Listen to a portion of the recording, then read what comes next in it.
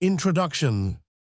Skepticism is as much the result of knowledge as knowledge is of skepticism. To be content with what we at present know is for the most part to shut our ears against conviction, since, from the very gradual character of our education, we must continually forget and emancipate ourselves from knowledge previously acquired. We must set aside old notions and embrace fresh ones. And as we learn, we must be daily unlearning something which it has cost us no small labor and anxiety to acquire. And this difficulty attaches itself more closely to an age in which progress has gained a strong ascendancy over prejudice, and in which persons and things are day by day finding their real level in lieu of their conventional value, the same principles which have swept away traditional abuses, and which are making rapid havoc among the revenues of sinecurists, and stripping the thin, tawdry veil from attractive superstitions, are working as actively in literature as in society. The credulity of one writer or the partiality of another finds as powerful a touchstone, and as wholesome a chastisement in the healthy skepticism of a temperate class of antagonists, as the dreams of conservatism or the impostures of pluralist sinecures in the church history and tradition, whether of ancient or comparatively recent times, are subjected to very different handling from that which the indulgence or credulity of former ages could allow. Mere statements are jealously watched, and the motives of the writer form as important an ingredient in the analysis of his history as the facts he records. Probability is a powerful and troublesome test, and it is by this troublesome standard that a large portion of historical evidence is sifted. Consistency is no less pertinacious and exacting in its demands. In brief, to write a history, we must know more than mere facts. Human nature viewed under an induction of extended experience is the best help to the criticism of human history. Historical characters can only be estimated by the standard which human experience, whether actual or traditionary, has furnished to form correct views of individuals. We must regard them as forming parts of a great whole, must measure them by their relation to the mass of beings by whom they are surrounded, and in contemplating the incidents in their lives or condition which tradition has handed down to us, we must rather consider the general bearing of the whole narrative than the respective probability of its details.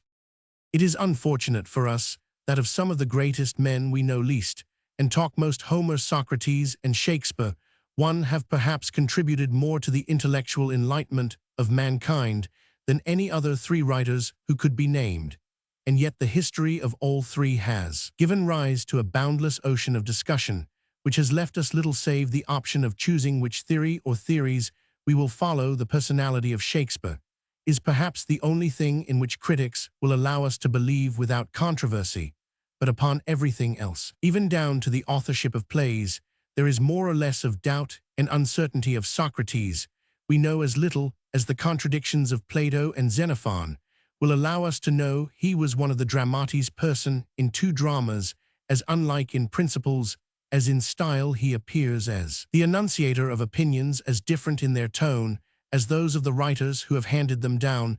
When we have read Plato or Xenophon, we think we know something of Socrates. When we have fairly read and examined both, we feel convinced that we are something worse than ignorant.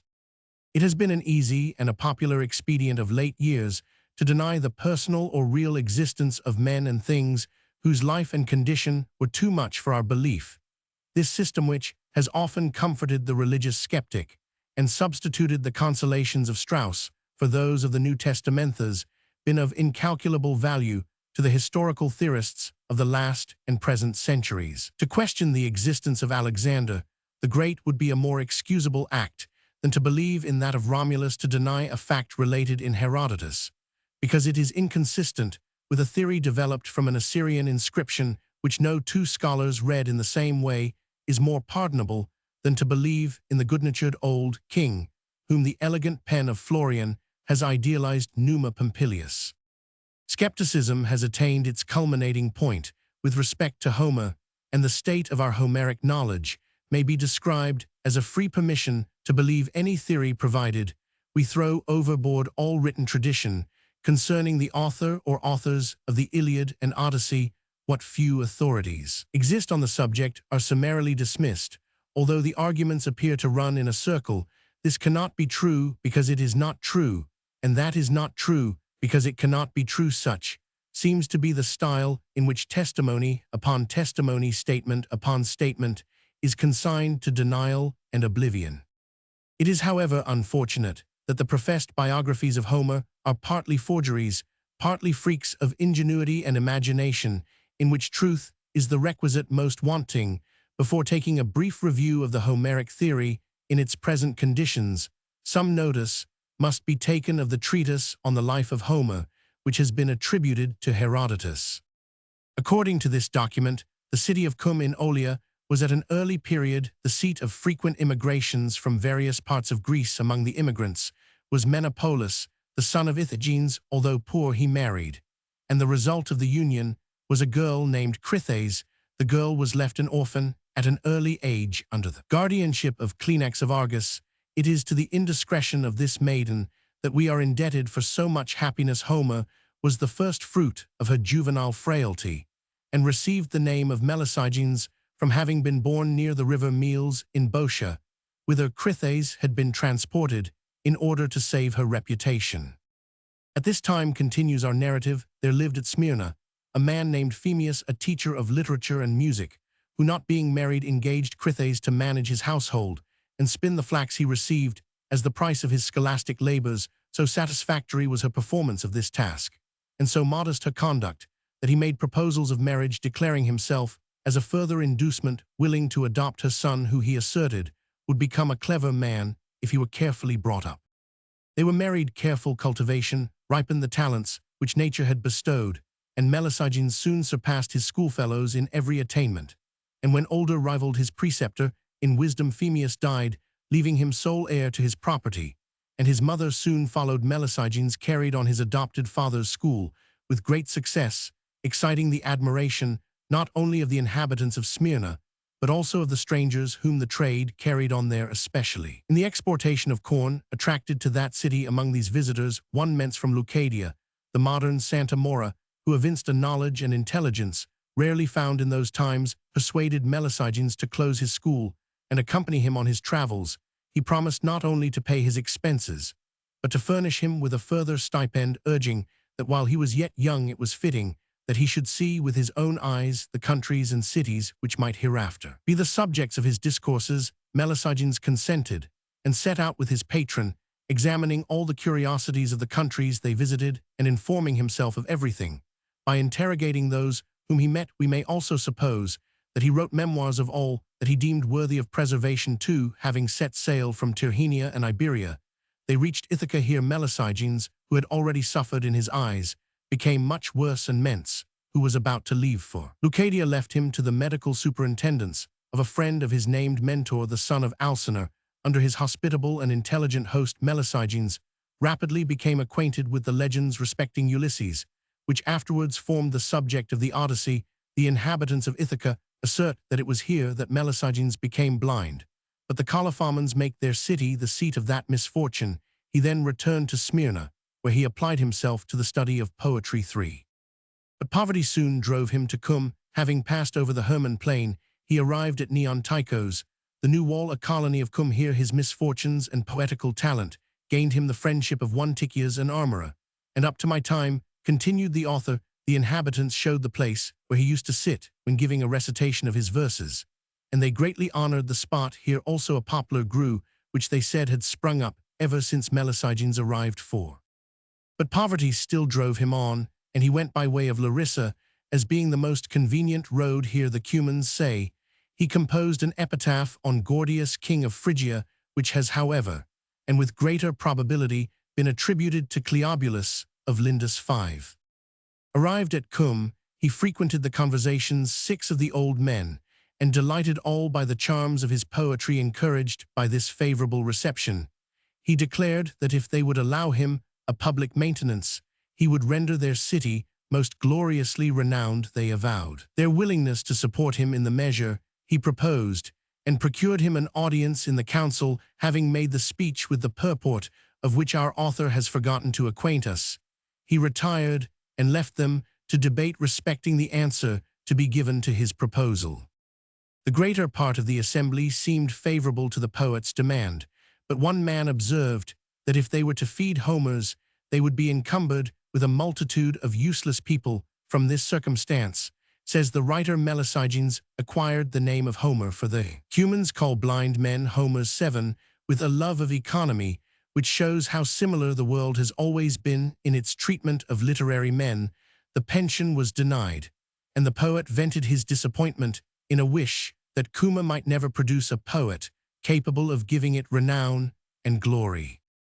At Phoca, Homer was destined to experience another literary distress. One, the Storides, who aimed at the reputation of poetical genius, kept Homer in his own house, and allowed him a pittance on condition of the verses of the poet passing in his name, having collected sufficient poetry to be profitable. The Storides, like some would-be literary publishers, neglected the man whose brains he had sucked and left him at his departure. Homer is said to have observed, "O the Storides, of the many things hidden from the knowledge of man, nothing is more unintelligible than the human heart." 8.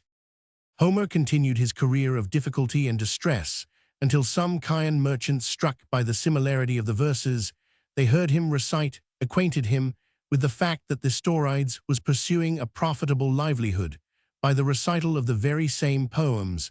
This at once determined him to set out for Chios. No vessel happened then to be setting sail thither, but he found one ready to start for Erythr, a town of Ionia, which faces that island, and he prevailed upon the seamen to allow him to accompany them. Having embarked, he invoked a favorable wind, and prayed that he might be able to expose the imposture of the Storides, who by his breach of hospitality had drawn down the wrath of Jove the hospitable. At Erythr, Homer fortunately met with a person who had known him in Phoca, by whose assistance he at length, after some difficulty, reached the little hamlet of Pythes. Here he met with an adventure which we will continue in the words of our author. Having set out from Pythes, Homer went on, attracted by the cries of some goats that were pasturing. The dogs barked on his approach, and he cried out Glaucus, for that was the name of the goatherd. Heard his voice, ran up quickly, called off his dogs, and drove them away from Homer. For some time he stood wondering how a blind man should have reached such a place alone, and what could be his design in coming.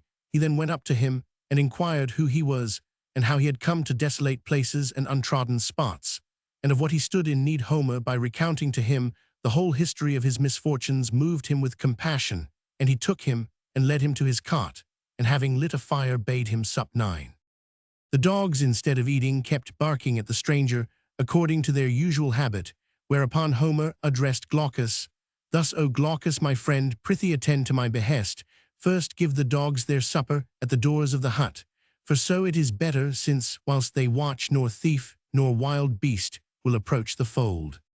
Glaucus was pleased with the advice, and marveled at its author. Having finished supper, they banqueted 10 afresh on conversation, Homer narrating his wanderings and telling of the cities he had visited. At length they retired to rest, but on the following morning Glaucus resolved to go to his master and acquaint him with his meeting with Homer. Having left the goats in charge of a fellowservant, he left Homer at home, promising to return quickly. Having arrived at Bolessus, place near the farm, and finding his mate, he told him the whole story respecting Homer and his journey. He paid little attention to what he said, and blamed Glaucus for his stupidity in taking in and feeding maimed and enfeebled persons. However, he bade him bring the stranger to him. Glaucus told Homer what had taken place, and bade him follow him, assuring him that good fortune would be the result. Conversations soon showed that the stranger was a man of much cleverness and general knowledge, and the Chian persuaded him to remain and to undertake the charge of his children 11. Besides the satisfaction of driving the impostor the Storides from the island, Homer enjoyed considerable success as a teacher in the town of Chios. He established a school where he taught the precepts of poetry. To this day, says Chandler 12, the most curious remaining is that which has been named without reason the School of Homer. It is on the coast, at some distance from the city northward, and appears to have been an open temple of Cybele formed on the top of a rock. The shape is oval, and in the center is the image of the goddess. The head and an arm wanting, she is represented as usual sitting. The chair has a lion carved on each side, and on the back the area is bounded by a low rim or seat, and about 5 yards over the whole is hewn out of the mountain, is rude, indistinct, and probably of the most remote antiquity. So successful was this school that Homer realized a considerable fortune. He married, and had two daughters, one of whom died single, the other married a Chian. The following passage betrays the same tendency to connect the personages of the poems with the history of the poet, which has already been mentioned. In his poetical compositions, Homer displays great gratitude towards Mentor of Ithaca, in the Odyssey, whose name he has inserted in his poem, as the companion of Ulysses 13 in return for the care taken of him when afflicted with blindness. He also testifies his gratitude to Phemius, who had given him both sustenance and instruction.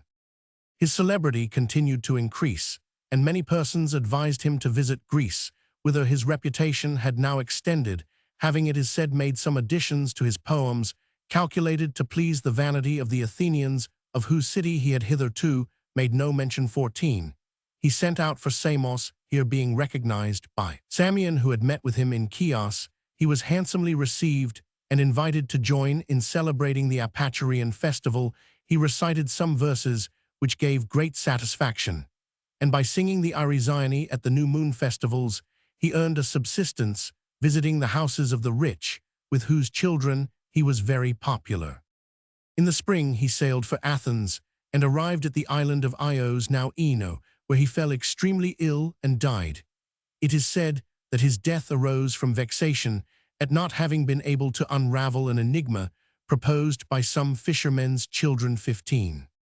Such is, in brief, the substance of the earliest life of Homer we possess, and so broad are the evidences of its historical worthlessness that it is scarcely necessary to point them out in detail.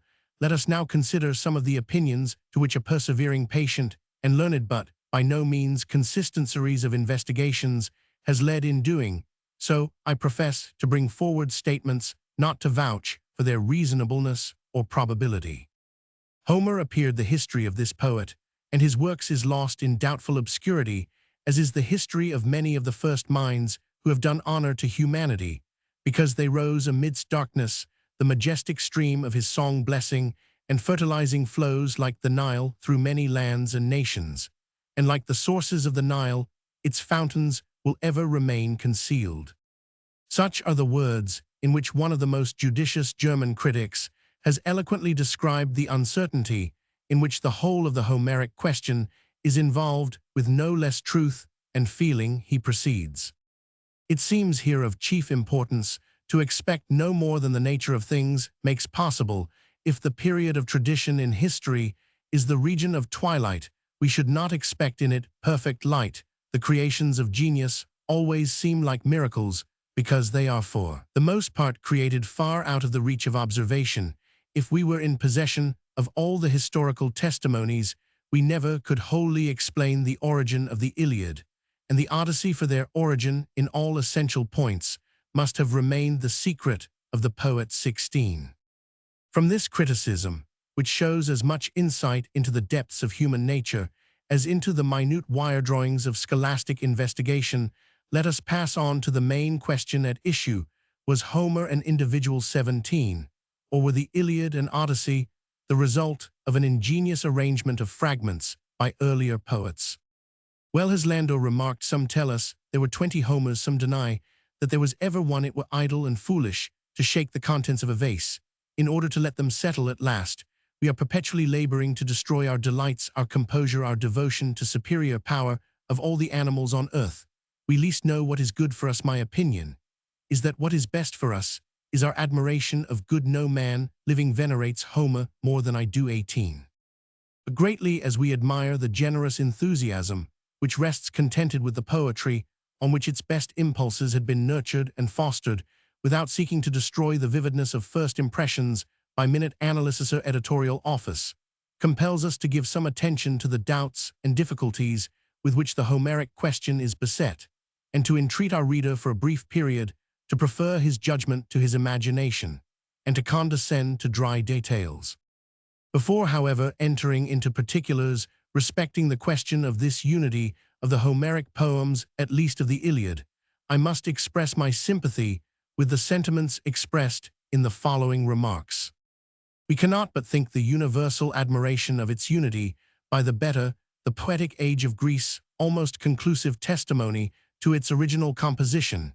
It was not till the age of the grammarians that its primitive integrity was called in question, nor is it injustice to assert that the minute and analytical spirit of a grammarian is not the best qualification for the profound, feeling the comprehensive conception of an harmonious whole. The most exquisite anatomist may be no judge of the symmetry of the human frame, and we would take the opinion of Chantry or Westmacott on the proportions and general beauty of a form, rather than that of Mr. Brodie or Sir Astley Cooper. There is some truth, though some malicious exaggeration, in the lines of Pope. The critic eye that microscope of wit sees hairs and pores, examines, bit by bit, how parts relate to parts, or they to whole. The body's harmony, the beaming soul, are things which Custer Berman Was shall see, when man's whole frame is obvious to a flea 19. Long was the time which elapsed before anyone dreamt of questioning the unity of the authorship of the Homeric poems.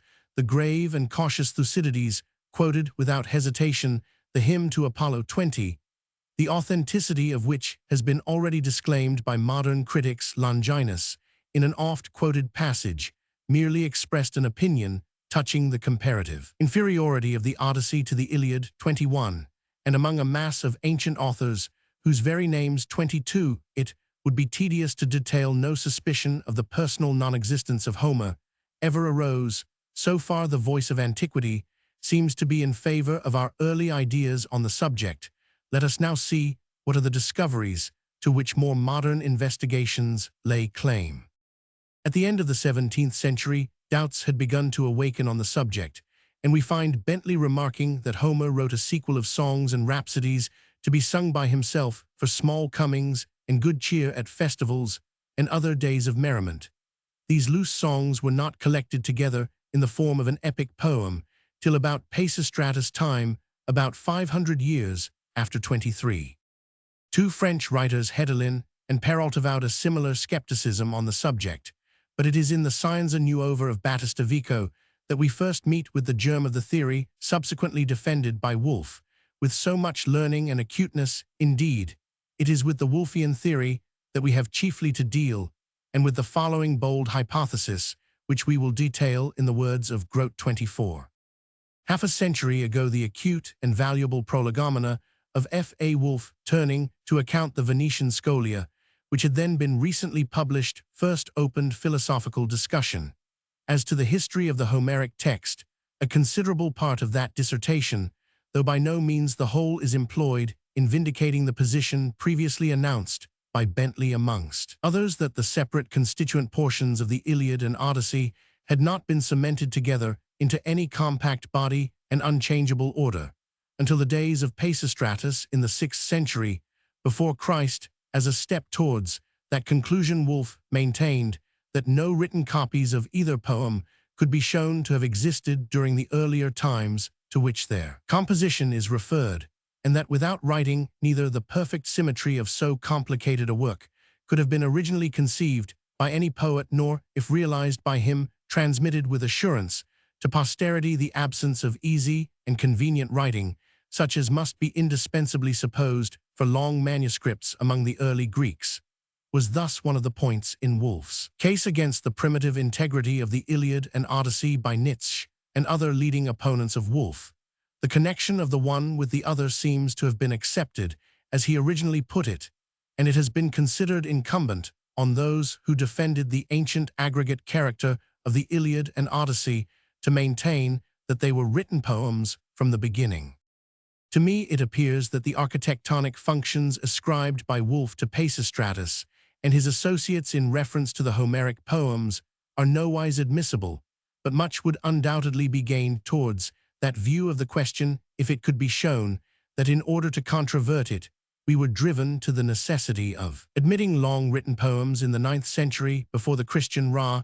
Few things, in my opinion, can be more improbable, and Mr. Payne Knight, opposed as he is to the Wolffian hypothesis, admits this no less than Wolff himself.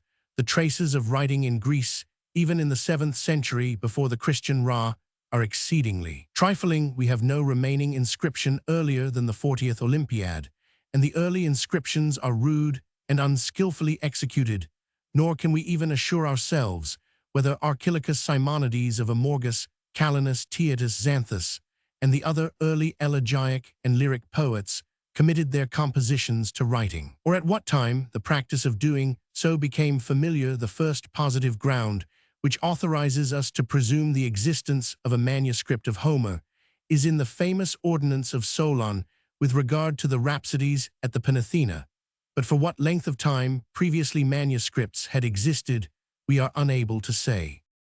Those who maintain the Homeric poems to have been written from the beginning rest their case not upon positive proofs, nor yet upon the existing habits of society. With regard to poetry, for they admit generally that the Iliad and Odyssey were not read, but recited and heard, but upon the supposed necessity that there must have been manuscripts to ensure the preservation of the poems, the unassisted memory of reciters being neither sufficient nor trustworthy.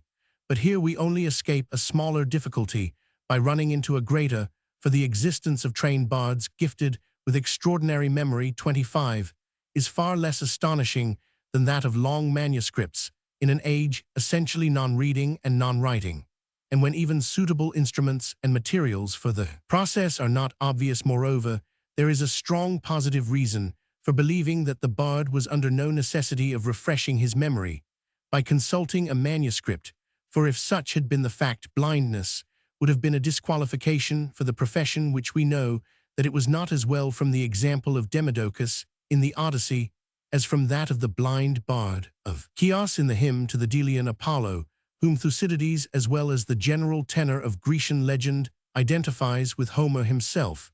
The author of that hymn, be he who he may, could never have described a blind man as attaining the utmost perfection in his art if he had been conscious that the memory of the bard was only maintained by constant reference to the manuscript in his chest.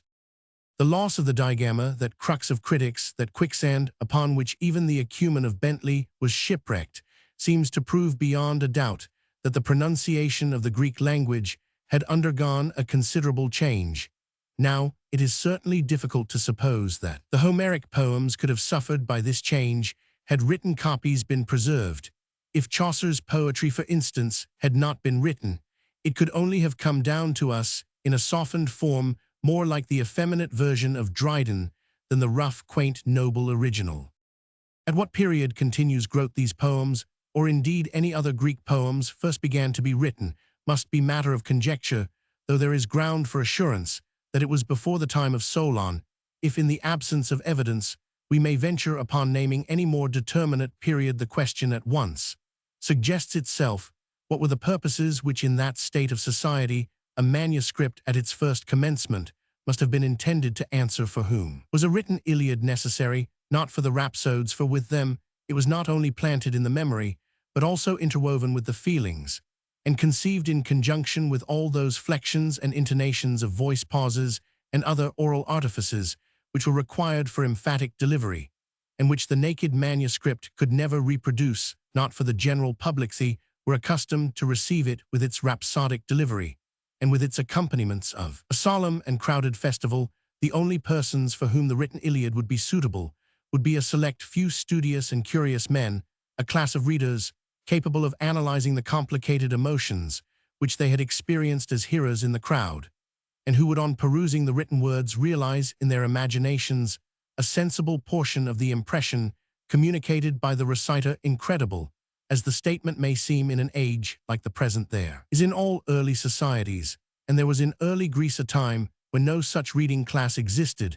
If we could discover at what time such a class first began to be formed, we should be able to make a guess at the time when the old epic poems were first committed to writing. Now the period which may with the greatest probability be fixed upon as having first witnessed the formation even of the narrowest reading class in Greece is the middle of the 7th century. Before the Christian Ra B. Roman 100 to B. Roman 100, the age of Terpender Calenus Archilochus Simonides of Amorgus Roman 100. I ground this supposition on the change then operated in the character and tendencies of Grecian poetry and music elegiac, and the iambic measures having been introduced as rivals to the primitive hexameter, and poetical compositions having been transferred from the epical past to the affairs of present and real life. Such a change was important at a time when poetry was the only known mode of publication, to use a modern phrase not altogether suitable, yet the nearest approaching to the sense, it argued a new way of looking at the old epical treasures of the people,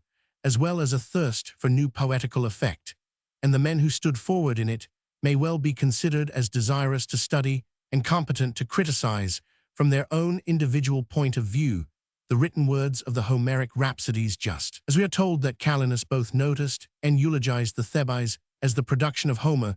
There seems therefore ground for conjecturing that for the use of this newly-formed and important, but very narrow class manuscripts of the Homeric poems and other old epics Thebais, and the Cypria as well as the Iliad and the Odyssey began to be compiled towards the middle of the 7th century B. Roman 100, and the opening of Egypt to Grecian commerce, which took place about the same period, would furnish increased facilities for obtaining the requisite papyrus to write upon a reading class, when once formed would doubtless slowly increase, and the number of manuscripts along with it, so that before the time of Solon 50 years afterwards, both readers and manuscripts, though still comparatively few, might have attained a certain recognized authority, and formed a tribunal of reference against the carelessness of individual rhapsodes. 26.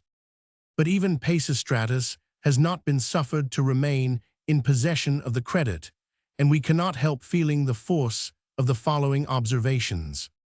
There are several incidental circumstances which in our opinion throw some suspicion over the whole history of the Pisistratid compilation, at least over the theory that the Iliad was cast into its present stately and harmonious form by the directions of the Athenian ruler, if the great poets who flourished at the bright period of Grecian song, of which, alas, we have inherited little more than the fame, and the faint echo if Stesichorus, Anacreon, and Simonides were employed in the noble task of compiling the Iliad and Odyssey, so much must have been done to arrange, to connect, to harmonize, that it is almost incredible that stronger marks of Athenian manufacture should not remain, whatever occasional anomalies may be detected, anomalies which no doubt arise out of our own ignorance of the language of the Homeric age. However, the irregular use of the digamma may have perplexed our Bentleys, to whom the name of Helen is said to have caused as much disquiet and distress as the fair one herself among the heroes of her age.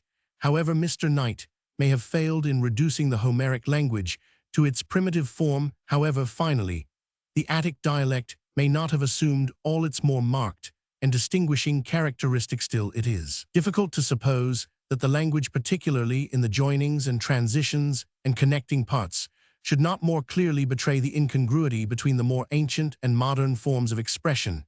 It is not quite in character with such a period to imitate an antique style in order to piece out an imperfect poem in the character of the original, as Sir Walter Scott has done in his continuation of Sir Tristram.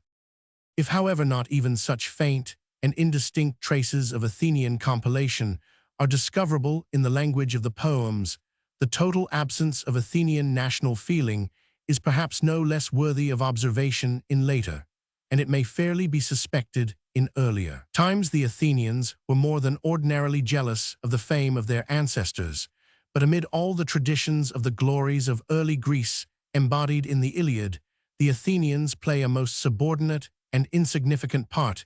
Even the few passages which relate to their ancestors Mr. Knight suspects to be interpolations.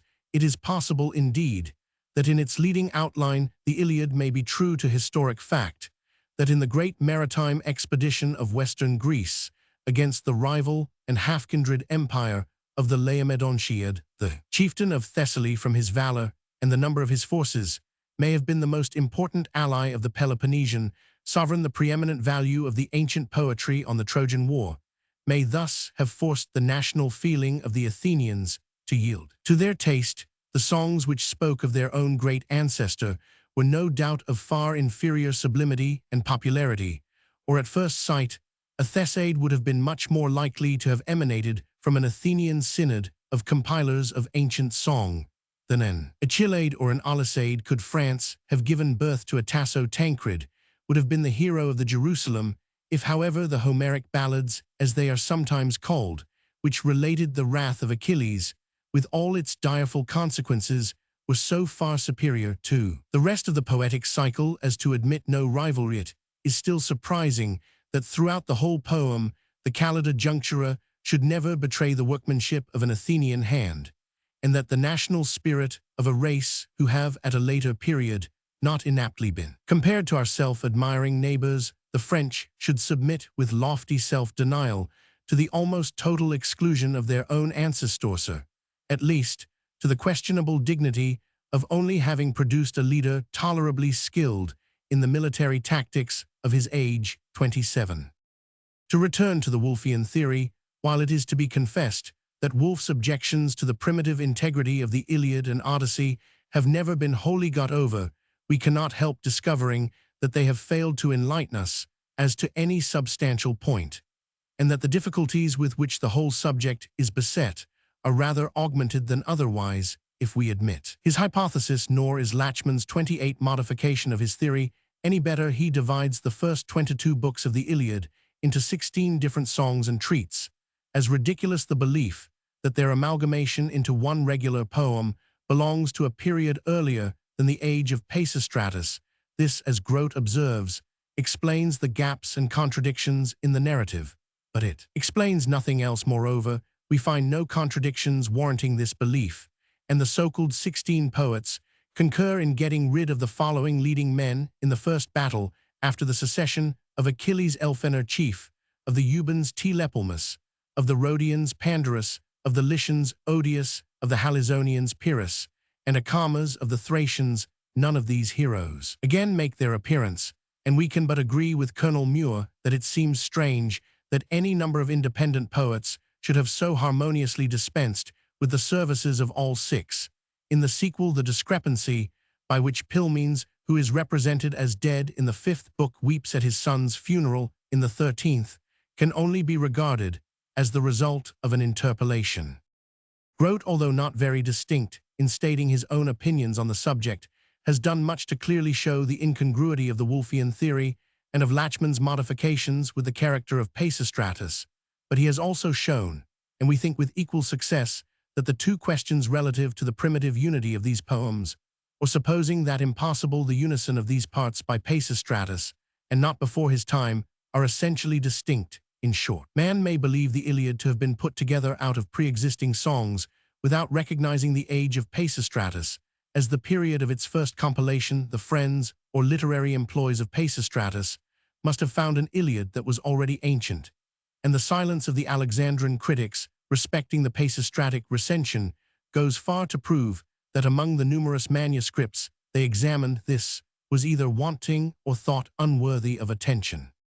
Moreover, he continues, the whole tenor of the poems themselves confirms what is here remarked. There is nothing either in the Iliad or Odyssey which savors of modernism, applying that term to the age of Pisistratus, nothing which brings to our view the alterations brought about by 2 centuries in the Greek language, the coined money, the habits of writing and reading, the despotisms and republican governments, the close military array, the improved construction of ships, the amphictyonic convocations, mutual frequentation of religious festivals, the Oriental and Egyptian veins of religion, Roman 100 familiar to the latter epic, these alterations Onomacritus and the other literary friends of Pisistratus could hardly have failed to notice even without design, had they then, for the first time, undertaken the task of piecing together many self-existent epics into one large aggregate. Everything in the 2 great Homeric poems, both in substance and in language, belongs to an age 2 or 3 centuries earlier than Pisistratus. Indeed, even the interpolations, or those passages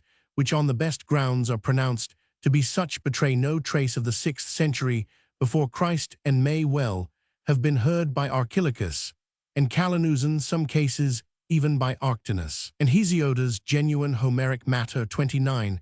As far as the evidences on the case, as well internal as external, enable us to judge, we seem warranted in believing that the Iliad and Odyssey were recited substantially as they now stand, always allowing for partial divergences of text and interpolations in 776 B. Roman 100, our first trustworthy mark of Grecian time, and this ancient date, let it be added, as it is the best authenticated fact, so it is also the most important attribute of the Homeric poems considered in reference to Grecian history, for they thus afford us an insight into the antihistorical character of the Greeks, enabling us to trace the subsequent forward march of the nation, and to seize instructive contrasts between their former and their later condition 30. On the whole, I am inclined to believe that the labors of Pisistratus were wholly of an editorial character, although I must confess that I can lay down nothing respecting the extent of his labors, at the same time so far from believing that the composition or primary arrangement of these poems in their present form was the work of Pisistratus. I am rather persuaded that the fine taste and elegant mind of that Athenian 31 would lead him to preserve an ancient and traditional order of the poems rather than to patch and reconstruct them according to a fanciful hypothesis. I will not repeat the many discussions respecting whether the poems were written or not, or whether the art of writing was known in the time of their reputed author. Suffice it to say that the more we read, the less satisfied we are upon either subject. I cannot, however, help thinking that the story which attributes the preservation of these poems to Lycurgus is little else than a version of the same story as that of Pisistratus, while its historical probability must be measured by that of many others relating to the Spartan Confucius. I will conclude this sketch of the Homeric theories with an attempt made by an ingenious friend to unite them into something like consistency. It is as follows. No doubt the common soldiers of that age had, like the common sailors of some 50 years ago, someone qualified to discourse in excellent music. Among them, many of these, like those of the Negroes in the United States, were extemporaneous and elusive to events passing around them. But what was passing around them?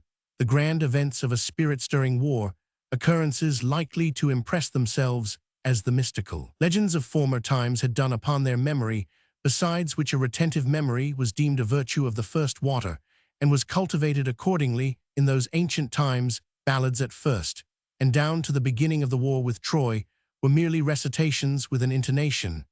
Then followed a species of recitative, probably with an intoned burden tune. Next followed, as it aided the memory considerably.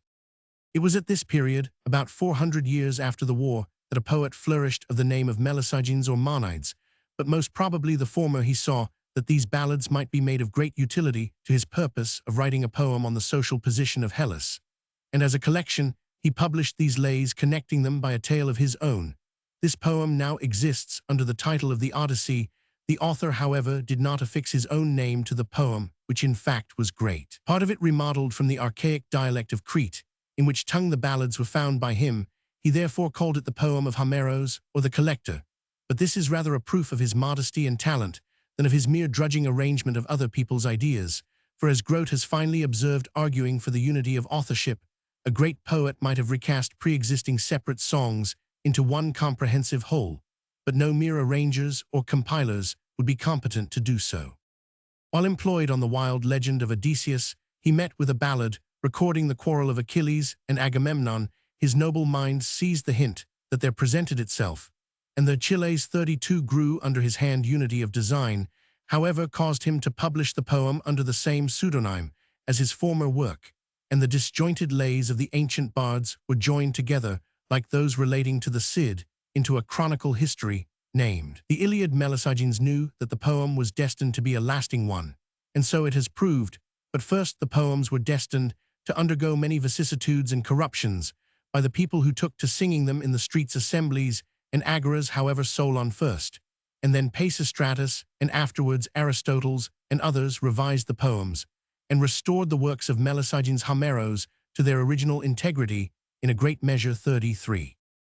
Having thus given some general notion of the strange theories which have developed themselves respecting this most interesting subject, I must still express my conviction as to the unity of the authorship of the Homeric poems, to deny that many corruptions and interpolations disfigure them, and that the intrusive hand of the poetasters may here and there have inflicted a wound more serious than the negligence of the copyist, would be an absurd and captious assumption.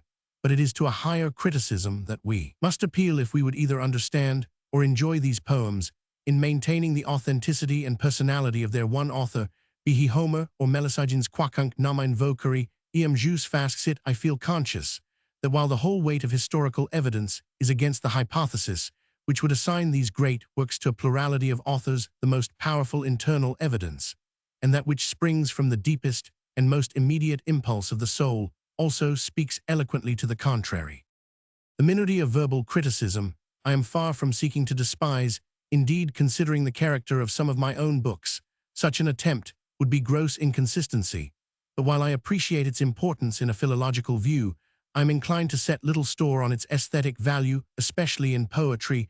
3 parts of the emendations made upon poets are mere alterations, some of which, had they been suggested to the author by his Maecenas or Africanus, he would probably have adopted moreover. Those who are most exact in laying down rules of verbal criticism and interpretation are often least competent to carry out their own precepts. Grammarians are not poets by profession, but maybe so per accidens. I do not at this moment remember 2 emendations on Homer calculated to substantially improve the poetry of a passage, although a mass of remarks from Herodotus down to Lowe have given us the history of 1,000-minute points, without which our Greek knowledge would be gloomy and jejune. But it is not on words only that mere grammarians, will exercise their elaborate and often tiresome ingenuity, binding down an heroic or dramatic poet to the block, upon which they have previously dissected his words and sentences. They proceed to use the axe and the pruning knife by wholesale and inconsistent in everything. But their wish to make out a case of unlawful affiliation, they cut out book after book, passage after passage, till the author is reduced to a collection of fragments, or till those who fancied they possessed the works of some great man find that they have been put off with a vile counterfeit got up at second hand. If we compare the theories of Knight Wolf Lachman and others, we shall feel better satisfied of the utter uncertainty of criticism than of the apocryphal position of Homer. One rejects what another considers the turning point of his theory. One cuts a supposed knot by expunging what another would explain by omitting something else. Nor is this morbid species of sagacity by any means to be looked upon as a literary novelty. Justus Lipsius, a scholar of no ordinary skill, seems to revel in the imaginary discovery that the tragedies attributed to Seneca are by 4 different authors. 34 Now, I will venture to assert that these tragedies are so uniform, not only in their borrowed phraseology with which writers like Boethius and Saxo Grammaticus were more charmed than ourselves in their freedom from real poetry, and last, but not least, in an ultra-refined and consistent abandonment of good taste, that few writers of the present day would question the capabilities of the same gentleman, be he Seneca or not, to produce not only these, but a great many more equally bad. With equal sagacity, Father Hardouin astonished the world with the startling announcement that the need of Virgil and the satires of Horace were literary deceptions. Now, without wishing to say one word of disrespect against the industry and learning, nay, the refined acuteness which scholars like Wolfe have bestowed upon this subject, I must express my fears that many of our modern Homeric theories will become matter for the surprise and entertainment, rather than the instruction of posterity. Nor can I help thinking that the literary history of more recent times will account for many points of difficulty in the transmission of the Iliad and Odyssey to a period so remote from that of their first creation. I have already expressed my belief that the labors of Pisistratus were of a purely editorial character, and there seems no more reason why corrupt and imperfect editions of Homer may not have been abroad in his day than that the poems of Valerius Flaccus and Tibullus should have given so much trouble to Poggio, Scaliger, and others.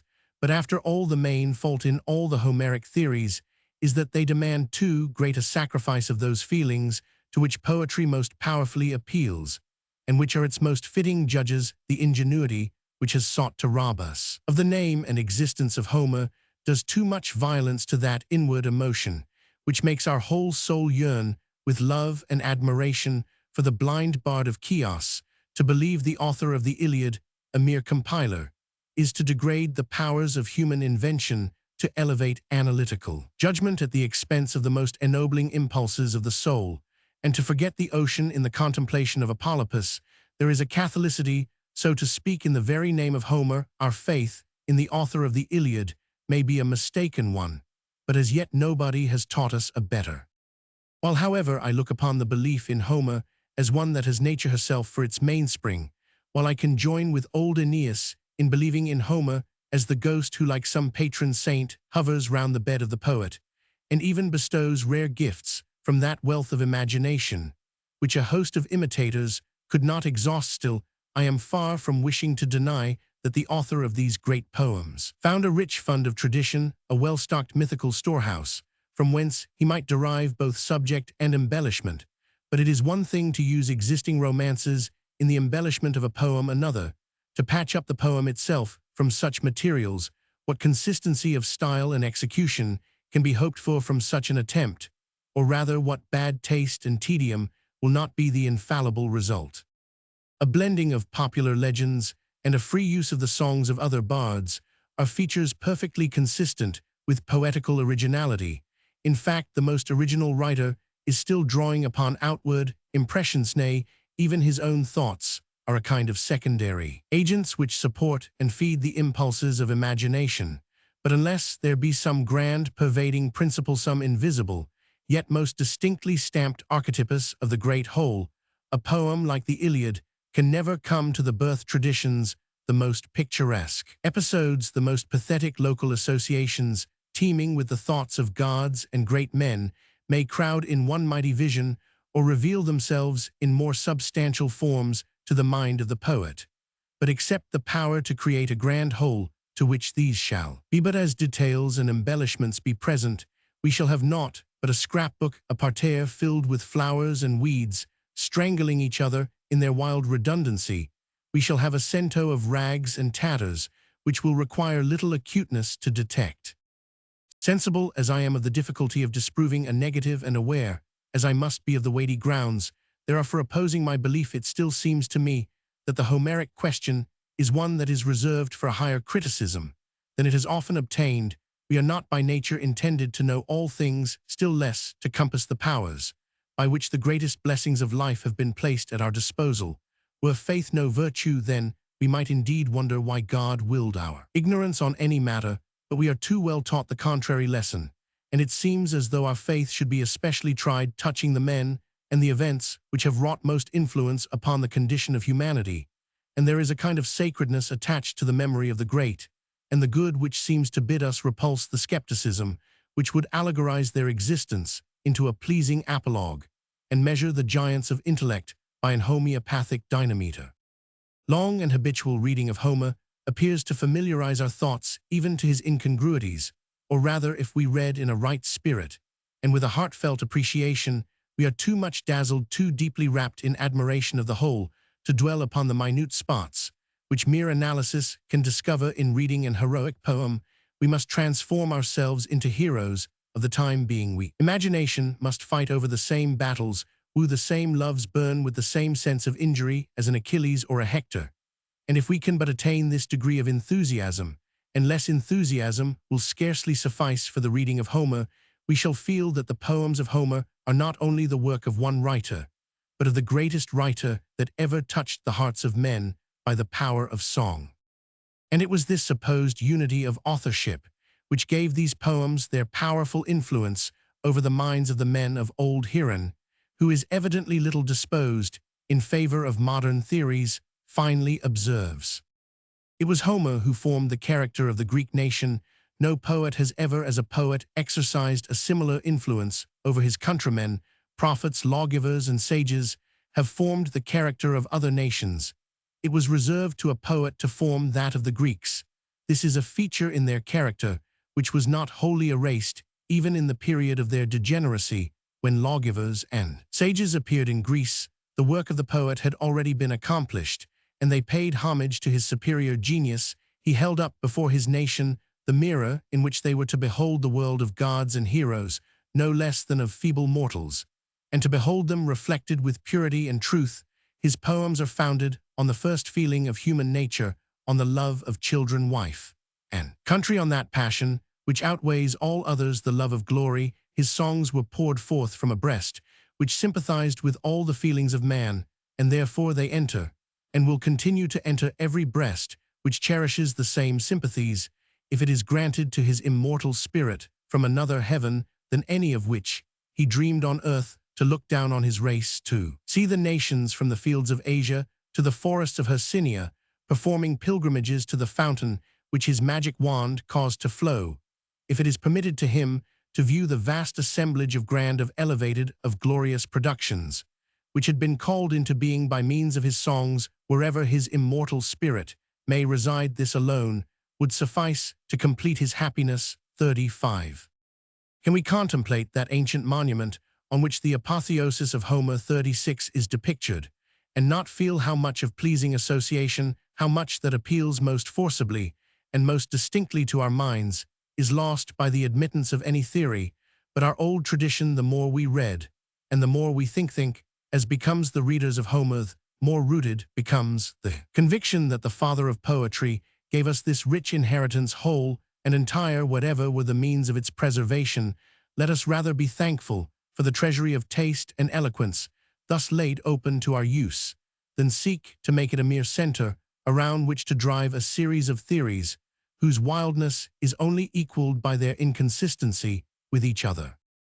As the hymns and some other poems usually ascribed to Homer are not included in Pope's translation, I will content myself with a brief account of the Battle of the Frogs and Mice from the pen of a writer who has done it full justice. 37.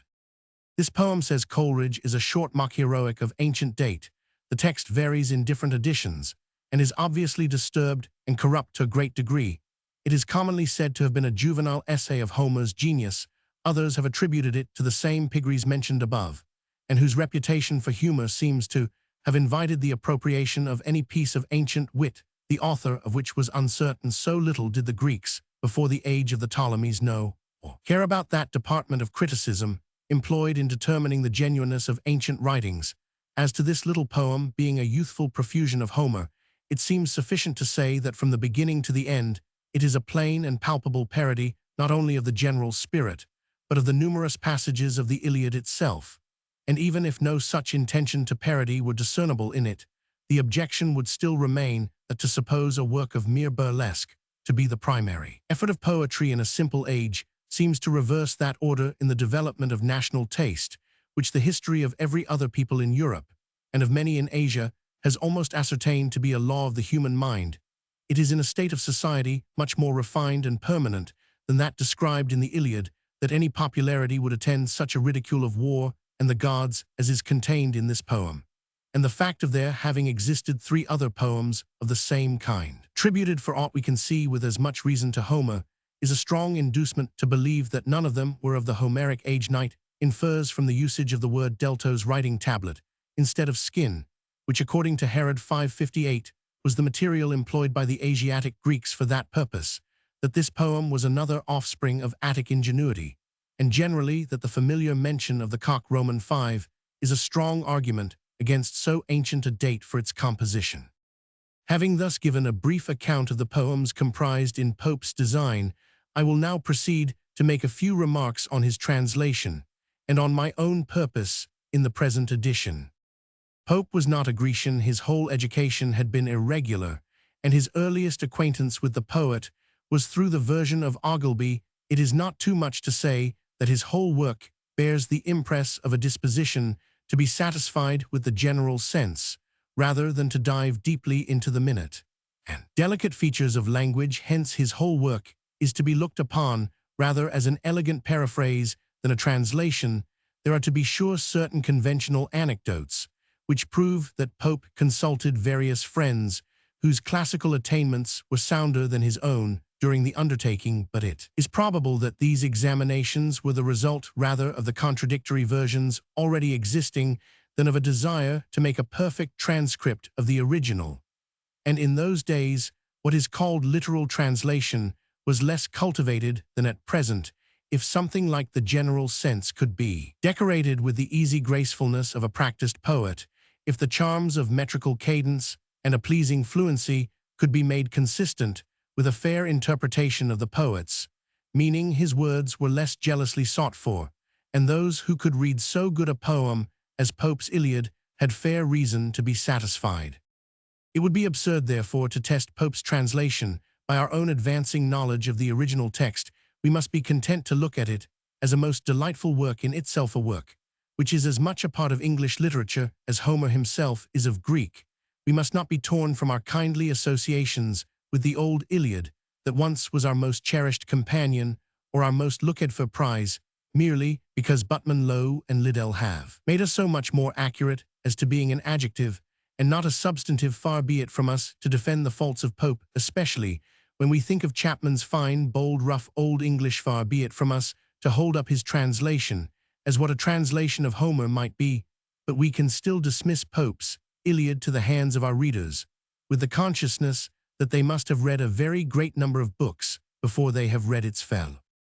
As to the notes accompanying the present volume, they are drawn up without pretension, and mainly with the view of helping the general reader, having some little time since translated all the works of Homer for another publisher.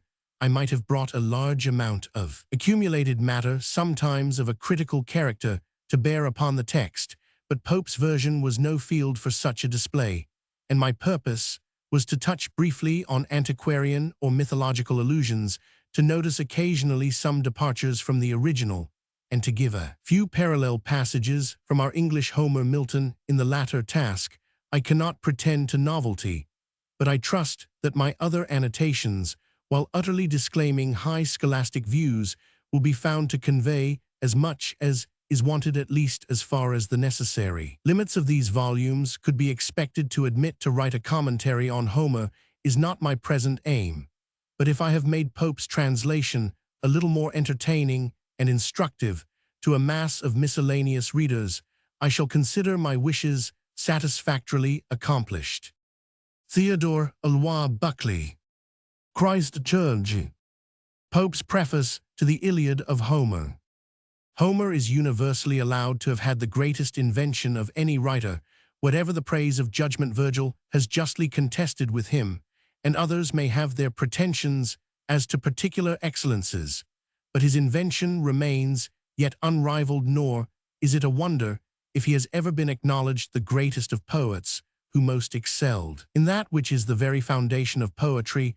It is the invention that in different degrees distinguishes all great geniuses, the utmost stretch of human study, learning, and industry, which masters everything besides, can never attain to this.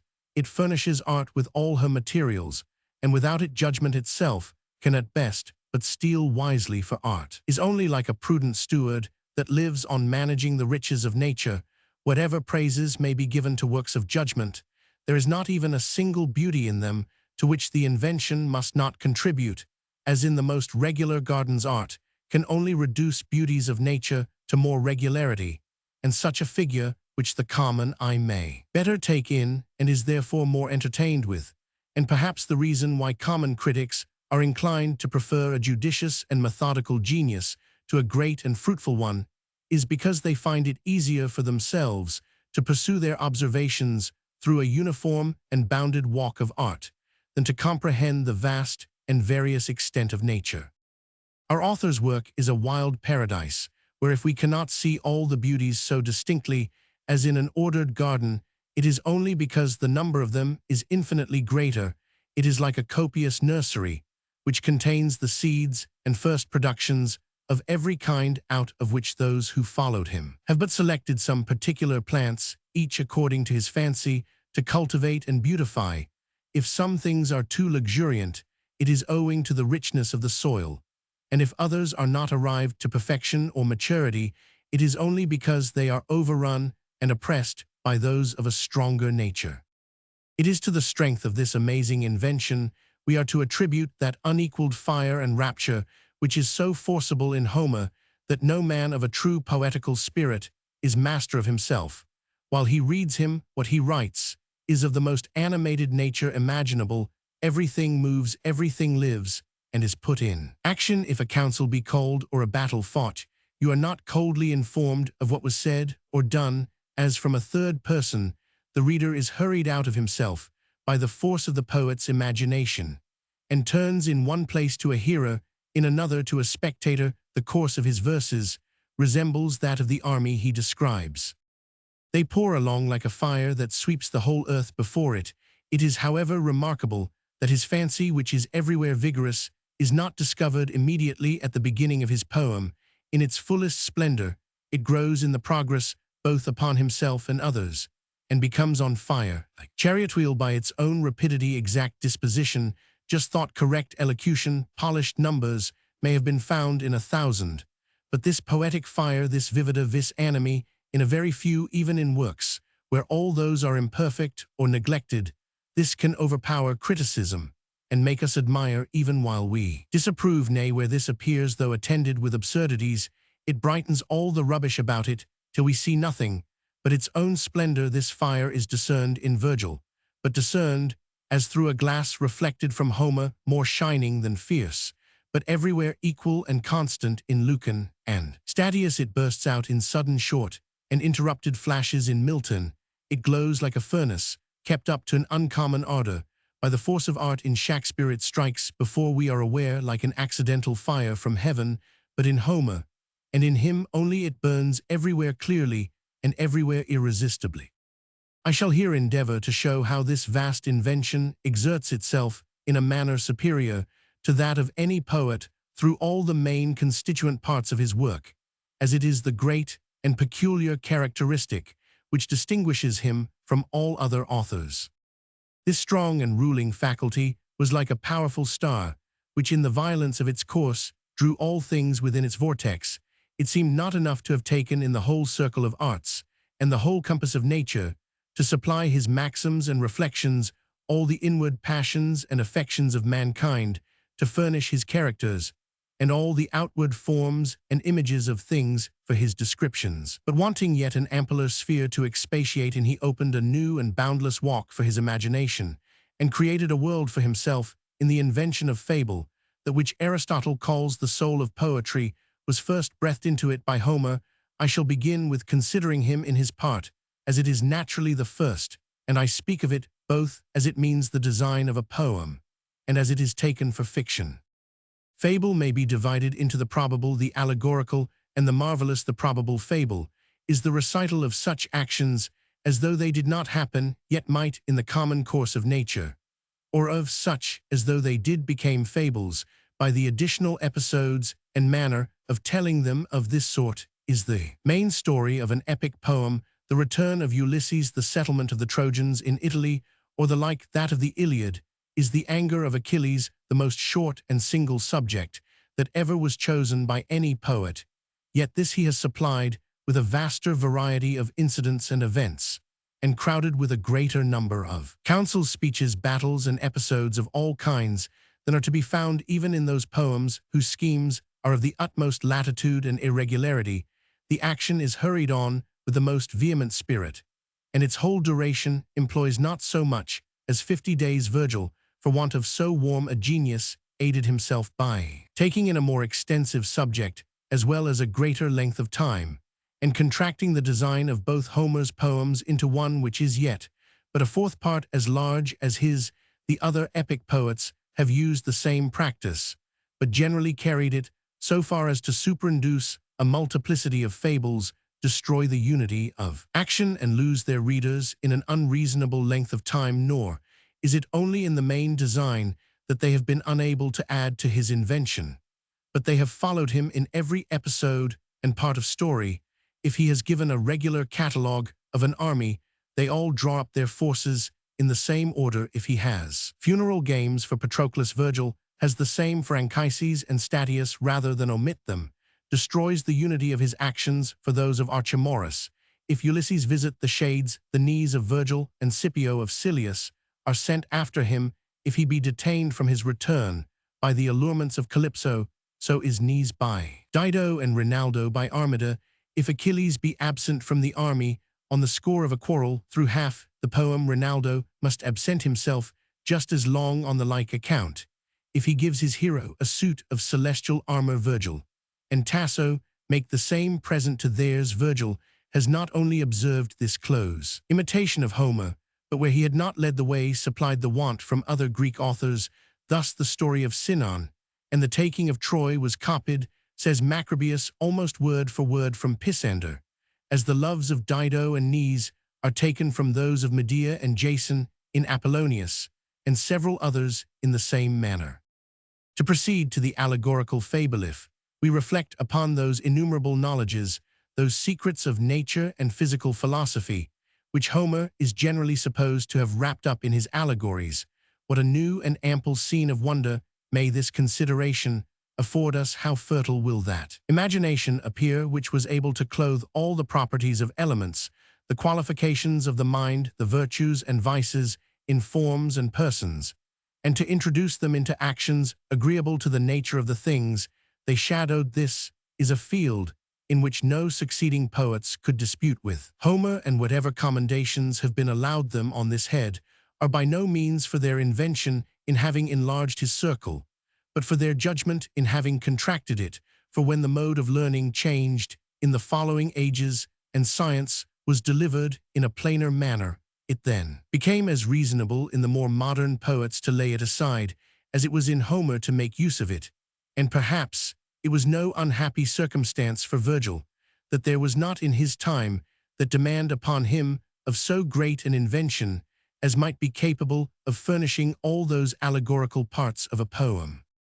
The marvelous fable includes whatever is supernatural, and especially the machines of the gods. If Homer was not the first who introduced the deities, as Herodotus imagines, into the religion of Greece, he seems the first who brought them into a system of machinery for poetry, and such a one as makes its greatest importance and dignity, for we find those authors who have been offended at the literal notion of the gods constantly laying their accusation against Homer as the chief support of it. But whatever cause there might be to blame his machines in a philosophical or religious view, they are so perfect in the poetic that mankind have been ever since contented to follow them. None have been able to enlarge the sphere of poetry beyond the limits he has set. Every attempt of this nature has proved unsuccessful, and after all the various changes of times and religions, his gods continue to this day the gods of poetry. We come now to the characters of his persons, and here we shall find no author has ever drawn so many with so visible and surprising a variety, or given us such lively and affecting impressions of them. Every one has something so singularly his own, that no painter could have distinguished them more by their features than the poet has by their manners. Nothing can be more exact than the distinctions he has observed in the different degrees of virtues and vices. The single quality of courage is wonderfully diversified in the several characters of the Iliad. That of Achilles is furious and intractable, that of Diomede forward, yet listening to advice and subject to command. That of Ajax is heavy and self-confiding, of Hector active and vigilant. The courage of Agamemnon is inspirited by love of empire and ambition. That of Menelaus mixed with softness and tenderness for his people. We find in Idomeneus a plain, direct soldier, in Sarpedon a gallant and generous one. Nor is this judicious and astonishing diversity to be found only in the principal quality, which constitutes the main of each character, but even in the under parts of it, to which he takes care to give a tincture of that principal one. For example, the main characters of Ulysses and Nestor consist in wisdom, and they are distinct in this, that the wisdom of one is artificial and various, of the other natural, open and regular. But they have besides characters of courage, and this quality also takes a different turn in each, from the difference of his prudence. For one in the war depends still upon caution, the other upon experience. It would be endless to produce instances of these kinds. The characters of Virgil are far from striking us in this open manner. They lie in a great degree hidden and undistinguished, and where they are marked most evidently affect us, not in proportion to those of Homer. His characters of valor are much alike. Even that of Turnus seems no way peculiar, but as it is in a superior degree, and we see nothing that differences the courage of Mnestheus from that of Sergestus Cloanthus, or the rest in like manner. It may be remarked of Statius' heroes, that an air of impetuosity runs through them. All the same horrid and savage courage appears in his Capaneus Tidius. Hippomedon Roman 100, they have a parity of character, which makes them seem brothers of one family. I believe, when the reader is led into this tract of reflection, if he will pursue it through the epic and tragic writers, he will be convinced how infinitely superior in this point the invention of Homer was to that of all others. The speeches are to be considered as they flow from the characters, being perfect or defective, as they agree or disagree with the manners of those who utter them. As there is more variety of characters in the Iliad, so there is of speeches, than in any other poem. Everything in it has manner, as Aristotle expresses it, that is, everything is acted or spoken. It is hardly credible in a work of such length how small a number of lines are employed in narration. In Virgil, the dramatic part is less in proportion to the narrative, and the speeches often consist of general reflections or thoughts, which might be equally just in any person's mouth upon the same occasion. As many of his persons have no apparent characters, so many of his speeches escape being applied and judged by the rule of propriety. We oftener think of the author himself when we read Virgil than when we are engaged in Homer, all which are the effects of a colder invention that interests us less in the action. Described Homer makes us hearers, and Virgil leaves us readers. If in the next place we take a view of the sentiments, the same presiding faculty is eminent in the sublimity and spirit of his thoughts. Longinus has given his opinion that it was in this part Homer principally excelled, what were alone sufficient to prove the grandeur and excellence of his sentiments in general, is that they have so remarkable a parity with those of the Scripture. Duport in his Nomologia Homerica has collected innumerable instances of this sort, and it is with justice an excellent modern writer allows that if Virgil has not so many thoughts that are low and vulgar, he has not so many that are sublime and noble, and that the Roman author seldom rises into very astonishing sentiments where he is not fired by the Iliad.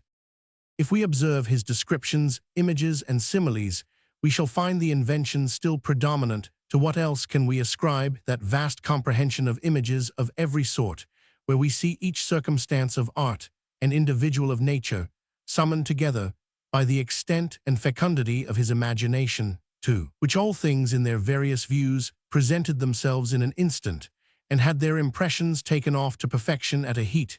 Nay, he not only gives us the full prospects of things, but several unexpected peculiarities and side views unobserved by any painter but Homer. Nothing is so surprising as the descriptions of his battles, which take up no less than half the Iliad, and are supplied with so vast a variety of incidents that no one bears a likeness to another, such different kinds of deaths, that no two heroes are wounded in the same manner, and such a profusion of noble ideas that every battle rises above the last in greatness, horror, and confusion. It is certain there is not near that number of images and descriptions in any epic poet, though every one has assisted himself with a great quantity out of him, and it is evident of Virgil especially that he has scarce any comparisons which are not drawn from his master. If we descend from hence to the expression, we see the bright imagination of Homer shining out in the most enlivened forms of it. We acknowledge him the father of poetical diction, the first who taught that language of the gods to men. His expression is like the coloring of some great masters, which discovers itself to be laid on boldly and executed with rapidity. It is indeed the strongest and most glowing imaginable, and touched with the greatest spirit. Aristotle had reason to say he was the only poet who had found out living words.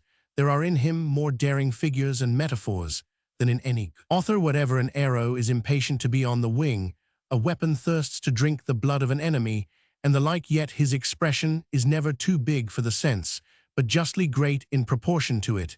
It is the sentiment that swells and fills out the diction, which rises with it and forms itself about it. For in the same degree that a thought is warmer, an expression will be brighter. As that is more strong, this will become more perspicuous, like glass in the furnace, which grows to a greater magnitude and refines to a greater clearness, only as the breath within is more powerful and the heat more intense.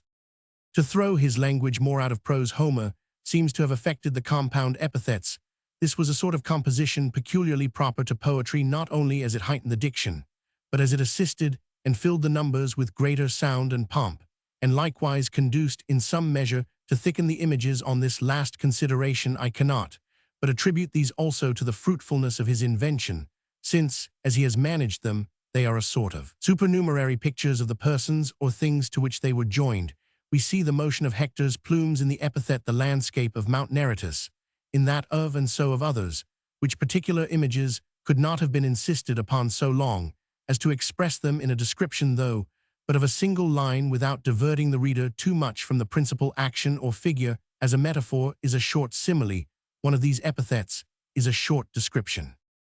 Lastly, if we consider his versification, we shall be sensible what a share of praise is due to his invention, in that also he was not satisfied with his language, as he found it settled in any one part of Greece, but searched through its different dialects. With this particular view to beautify and perfect his numbers, he considered these as they had a greater mixture of vowels or consonants, and accordingly employed them, as the verse required either a greater smoothness or strength. What he most affected was the Ionic, which has a peculiar sweetness from its never using contractions, and from its custom of resolving the diphthongs into two syllables so as to make the words open themselves with a more spreading and sonorous fluency. With this he mingled the Attic contractions, the broader Doric, and the feebler Aulic, which often rejects its aspirate or takes off its accent, and completed this variety by altering some letters with the license of poetry. Thus his measures, instead of being fetters to his sense, were always in readiness to run along with the warmth of his rapture, and even to give a further representation of his notions in the correspondence of their sounds to what they signified. Out of all these he has derived that harmony which makes us confess he had not only the richest head, but the finest ear in the world. This is so great a truth that whoever will but consult the tune of his verses, even without understanding them, with the same sort of diligence as we daily see practiced in the case of Italian operas, will find more sweetness, variety, and majesty of sound than in any other language of poetry. The beauty of his numbers is allowed by the critics to be copied, but faintly by Virgil himself, though they are so just as to ascribe it to the nature of the Latin tongue.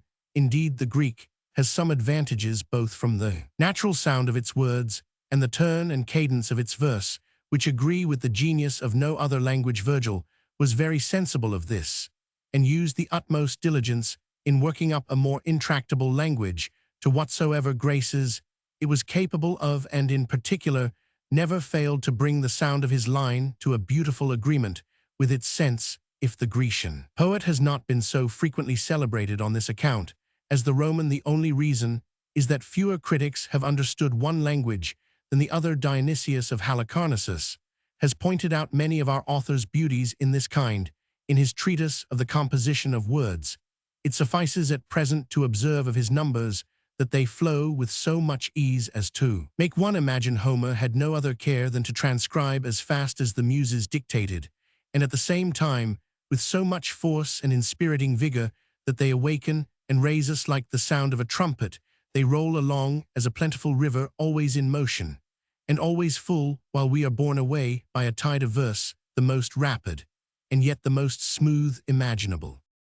Thus, on whatever side we contemplate Homer, what principally strikes us is his invention. It is that which forms the character of each part of his work, and accordingly we find it to have made his fable more extensive and copious than any other, his manners more lively and strongly marked, his speeches more affecting and transported, his sentiments more warm and sublime, his images and descriptions more full and animated, his expression more raised and daring, and his numbers more rapid and various. I hope, in what has been said of Virgil with regard to any of these heads, I have no way derogated from his character. Nothing is more absurd or endless than the common method of comparing eminent writers by an opposition of particular passages in them, and forming a judgment from thence of their merit. Upon the whole, we ought to have a certain knowledge of the principal character and distinguishing excellence of each. It is in that we are to consider him, and in proportion to his degree,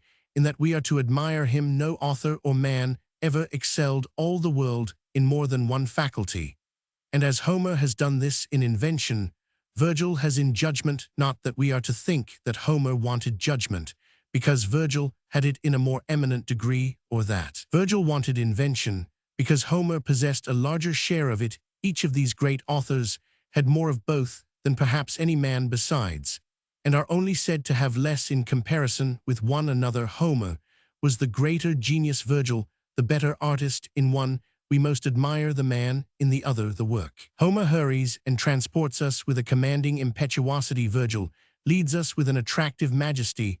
Homer scatters with a generous profusion. Virgil bestows with a careful magnificence. Homer, like the Nile, pours out his riches with a boundless overflow. Virgil, like a river in its banks, with a gentle and constant stream. When we behold their battles, methinks the two poets resemble the heroes they celebrate. Homer, boundless and resistless, as Achilles, bears all before him, and shines more and more as the tumult increases. Virgil, calmly daring like knees, appears undisturbed in the midst of the action, disposes all about him, and conquers with tranquility. And when we look upon their machines, Homer seems like his own Jupiter in his terrors, shaking Olympus, scattering the lightnings, and firing the heavens. Virgil, like the same power in his benevolence, counseling with the gods, laying plans for empires, and regularly ordering his whole creation. But after all, it is with great parts, as with great virtues, they naturally border on some imperfection, and it is often hard to distinguish exactly where the virtue ends or the fault begins. As prudence may sometimes sink to suspicion, so may a great judgment decline to coldness, and as magnanimity may run up to profusion or extravagance, so may a great invention to redundancy or wildness. If we look upon Homer in this view, we shall perceive the chief objections against him to proceed from so noble a cause as the excess of this faculty. Among these we may reckon some of his marvelous fictions, upon which so much criticism has been spent as surpassing all the bounds of probability. Perhaps it may be with great and superior souls, as with gigantic bodies, which exerting themselves with unusual strength, exceed what is commonly thought the due proportion of parts, to become miracles in the whole, and like the old heroes of that, make commit something near extravagance amidst a series of glorious and inimitable performances. Thus Homer has his speaking horses, and Virgil his myrtles distilling blood, where the latter has not so much as contrived the easy intervention of a deity to save the probability. It is owing to the same vast invention that his similes have been thought too exuberant and full of circumstances. The force of this faculty is seen in nothing more than in its inability to confine itself to that single circumstance upon which the comparison is grounded. It runs out into embellishments of additional images, which however are so managed as not to overpower the main one. His similes are like pictures where the principal figure has not only its proportion given agreeable to the original, but is also set off with occasional ornaments, and prospects the same will account for his manner of heaping a number of comparisons together in one breath, when his fancy suggested to him at once so many various and correspondent images. The reader will easily extend this observation to more objections of the same kind. If there are others which seem rather to charge him with a defect or narrowness of genius than an excess of it, those seeming defects will be found upon examination to proceed wholly from the nature of the times he lived in. Such are his grosser representations of the gods and the vicious and imperfect manners of his heroes. But I must here speak a word of the latter, as it is a point generally carried into extremes, both by the censurers and defenders of Homer. It must be a strange partiality to antiquity to think with Madame Dacier 38 that those times and manners are so much the more excellent as they are more contrary to ours, who can be so prejudiced in their favor as to magnify the felicity of those ages when a spirit of revenge and cruelty, joined with the practice of rapine and robbery, reigned through the world, when no mercy was shown. But for the sake of lucre, when the greatest princes were put to the sword, and their wives and daughters made slaves and concubines on the other side, I would not be so delicate as those modern critics who are shocked at the servile offices and mean employments in which we sometimes see the heroes of Homer engaged. There is a pleasure in taking a view of that simplicity, in opposition to the luxury of succeeding ages, in beholding monarchs, without their guards, princes tending their flocks, and princesses drawing water from the springs. When we read Homer, we ought to reflect that we are reading the most ancient author in the heathen world, and those who consider him in this light will double their pleasure in the perusal of him. Let them think they are growing acquainted with nations and people that are now no more, that they are stepping almost 3,000 years back into the remotest antiquity, and entertaining themselves with a clear and surprising vision of things nowhere else to be found, the only true mirror of that ancient world. By this means alone their greatest obstacles will vanish, and what usually creates their dislike will become a satisfaction. This consideration may further serve to answer for the constant use of the same epithets to his gods and heroes, such as the fardarting Phbus, the Bloid Pallas, the swift-footed Achilles, Roman 100, which some have censured as impertinent and tediously repeated. Those of the gods depended upon the powers and offices then believed to belong to them, and had contracted a weight and veneration from the rites and solemn devotions in which they were used. They were a sort of tributes with which it was a matter of religion to salute them on all occasions, and which it was an irreverence to omit as, for the epithets of great men mons boilo, is of opinion that they were in the nature of surnames, and repeated as such for the Greeks, having no names derived from their fathers, were obliged to add some other distinction of each person, either naming his parents expressly, or his place of birth, profession, or the like, as Alexander, the son of Philip Herodotus of Halicarnassus Diogenes, the Cynic Roman 100 Homer, therefore complying with the custom of his country, used such distinctive additions as better agreed with poetry, and indeed we have something parallel to these in modern times, such as the names of Harold Harefoot, Edmund Ironside, Edward Longshanks, Edward the Black Prince Roman 100. If yet this be thought to account better for the propriety than for the repetition, I shall add a further conjecture. Hesiod, dividing the world into its different ages, has placed a fourth age between the brazen and the iron, one of heroes, distinct from other men, a divine race who fought at Thebes and Troy, are called demigods, and live by the care of Jupiter in the islands of the blessed 39. Now among the divine honors which were paid them, they might have this also in common with the gods, not to be mentioned without the solemnity of an epithet, and such as might be acceptable to them, by celebrating their families' actions or qualities. What other cavils have been raised against Homer are such as hardly deserve a reply, but will yet be taken notice of, as they occur in the course of the work.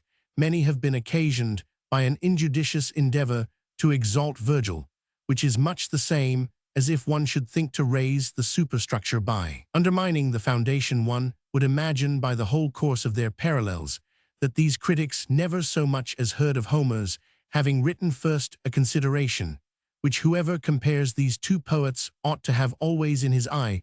Some accuse him for the same things which they overlook or praise in the other, as when they prefer the fable and moral of the knees to those of the Iliad for the same reasons which might set the Odyssey above the knees, as that the hero is a wiser man, and the action of the one more beneficial to his country than that of the other, or else they blame him for not doing what he never designed, as because Achilles is not as good and perfect a prince as Knees, when the very moral of his poem required a contrary character.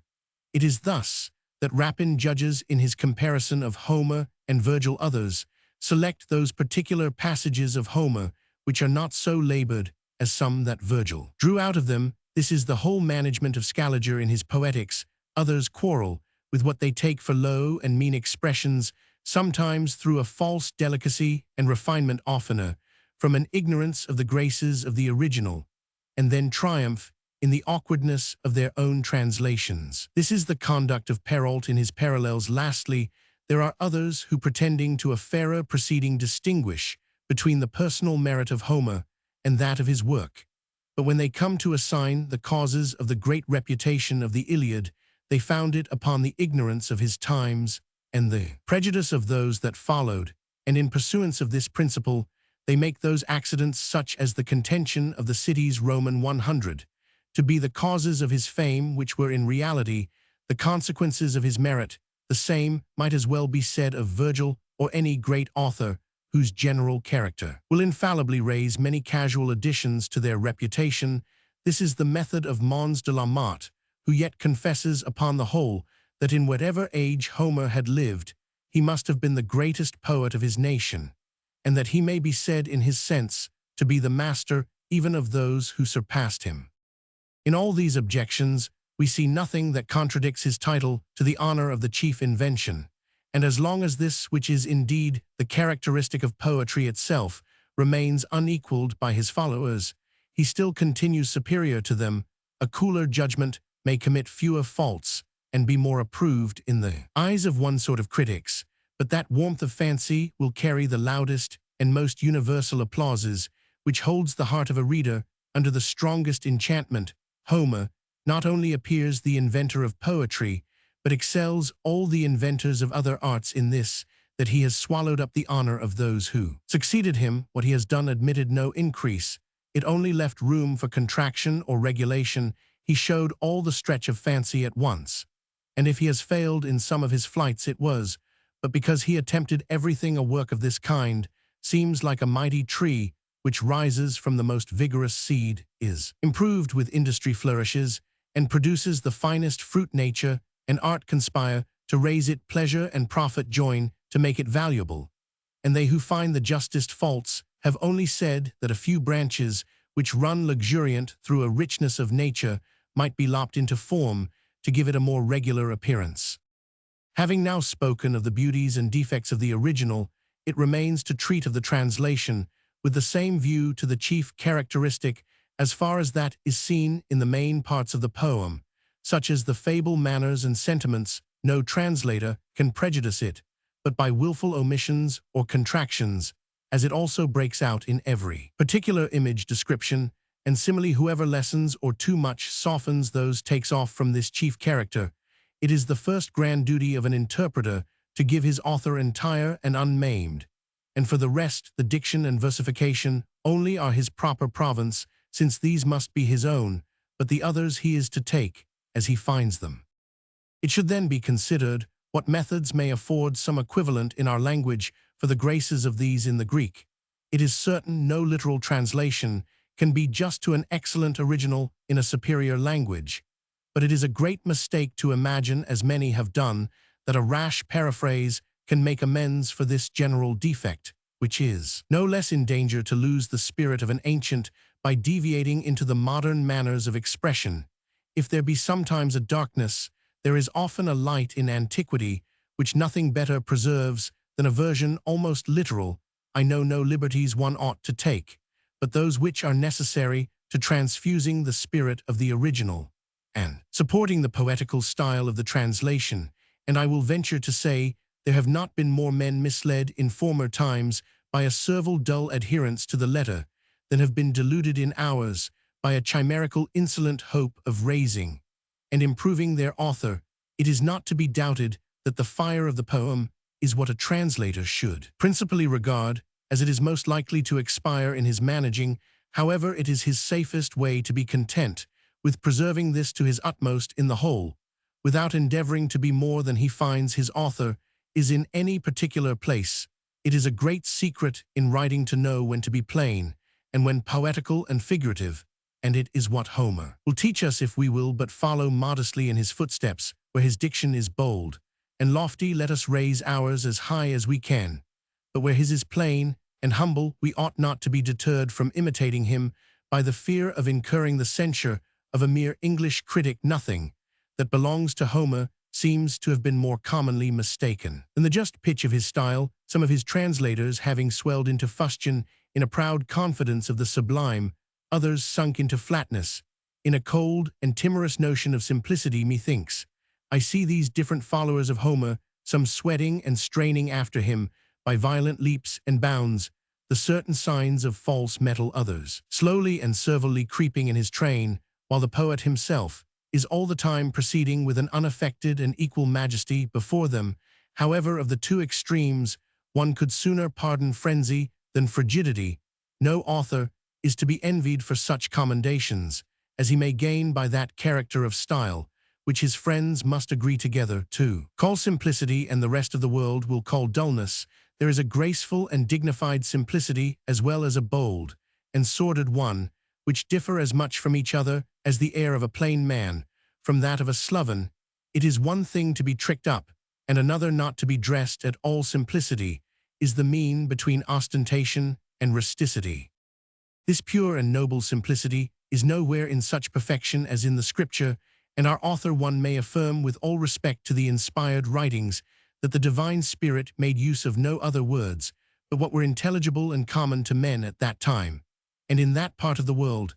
And as Homer is the author nearest to those, his style must of course bear a greater resemblance to the sacred books than that of any other writer. This consideration, together with what has been observed of the parody of some of his thoughts, may, methinks, induce a translator on the one hand to give in to several of those general phrases and manners of expression which have attained a veneration even in our language from being used in the Old Testament, as on the other to avoid those which have been appropriated to the divinity, and in a manner consigned to mystery and religion.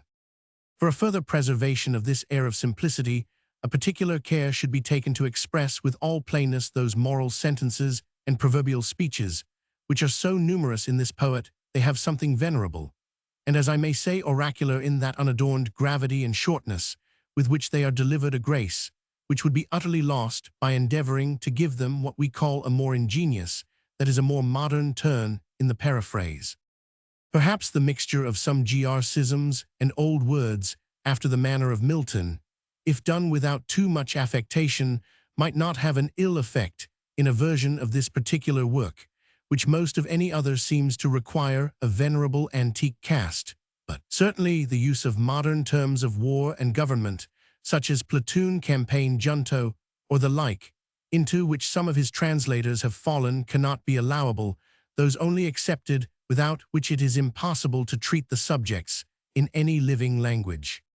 There are two peculiarities in Homer's diction, which are a sort of marks or moles, by which every common eye distinguishes him at first sight. Those who are not his greatest admirers look upon them as defects, and those who are seemed pleased with them as beauties. I speak of his compound epithets, and of his repetitions. Many of the former cannot be done literally into English without destroying the purity of our language. I believe such should be retained as slide easily of themselves into an English compound without violence to the ear, or to the received rules of composition, as well as those which have received a sanction from the authority of our best poets, and are become familiar through their use of them, such as the cloud-compelling Jove Roman 100. As for the rest, whenever any can be as fully and significantly expressed in a single word, as in a compounded one, the course to be taken is obvious.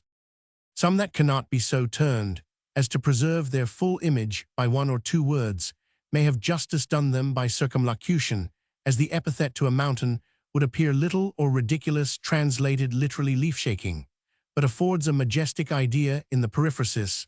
The lofty mountain shakes his waving woods. Others that admit of different significations may receive an advantage from a judicious variation according to the occasions on which they are introduced. For example, the epithet of Apollo or far-shooting is capable of two explications, one literal in respect of the darts and bow the ensigns of that god, the other allegorical with regard to the rays of the sun. Therefore, in such places where Apollo is represented as a god in person, I would use the former interpretation, and where the effects of the sun are described, I would make choice of the latter. Upon the whole, it will be necessary to avoid that perpetual repetition of the same epithets which we find in Homer, and which, though it might be accommodated, as has been already shown to the ear of those times, is by no means so to ours, but one may wait for opportunities of placing them where they derive an additional beauty from the occasions on which they are employed,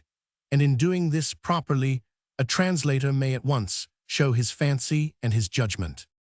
As for Homer's repetitions, we may divide them into three sorts: of whole narrations, and speeches of single sentences, and of one verse or hemistich. I hope it is not impossible to have such a regard to these as neither to lose so known a mark of the author on the one hand, nor to offend the reader too much on the other. The repetition is not ungraceful in those speeches where the dignity of the speaker renders it a sort of insolence to alter his words, as in the messages from gods to men, or from higher powers to inferiors in concerns of state, or where the ceremonial of religion seems to require it, in the solemn forms of prayers, oaths, or the like. In other cases, I believe the best rule is to be guided by the nearness or distance at which the repetitions are placed in the original. When they follow too close, one may vary the expression, but it is a question whether a professed translator be authorized to omit any. If they be tedious, the author is to answer for it.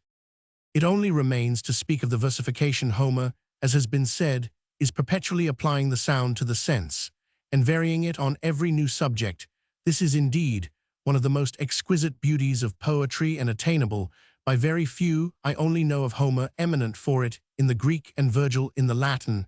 I am sensible is what may sometimes happen by chance when a writer is warm and fully possessed of his image. However, it may reasonably be believed they designed this, in whose verse it so manifestly appears in a superior degree to all others. Few readers have the ear to be judges of it, but those who have will see I have endeavored at this beauty. Upon the whole, I must confess myself utterly incapable of doing justice to Homer. I attempt him in no other hope, but that which one may entertain without much vanity, of giving a more tolerable copy of him than any entire translation in verse has yet done. We have only those of Chapman Hobbs, and Ogilby Chapman has taken the advantage of an immeasurable length of verse, notwithstanding which there is scarce any paraphrase more loose and rambling than his. He has frequent interpolations of 4 or 6 lines, and I remember one in the 13th book of the Odyssey, verse 312, where he has spun 20 verses out of 2. He is often mistaken in so bold a manner that one might think he deviated on purpose, if he did not in other places of his notes insist so much upon verbal trifles. He appears to have had a strong affectation of extracting new meanings out of his author, insomuch as to promise in his rhyming preface a poem of the mysteries he had revealed in Homer, and perhaps he endeavored to strain the obvious sense to this end. His expression is involved in fustian, a fault for which he was remarkable in his original writings, as in the tragedy of Bussy d Amboise Roman 100. In a word, the nature of the man may account for his whole performance, for he appears from his preface and remarks to have been of an arrogant turn and an enthusiast in poetry. His own boast of having finished half the Iliad in less than 15 weeks shows with what negligence his version was performed, but that which is to be allowed him, and which very much contributed to cover his defects, is a daring fiery spirit that animates his translation, which is something like what one might imagine Homer himself would have writ before he arrived at years of discretion.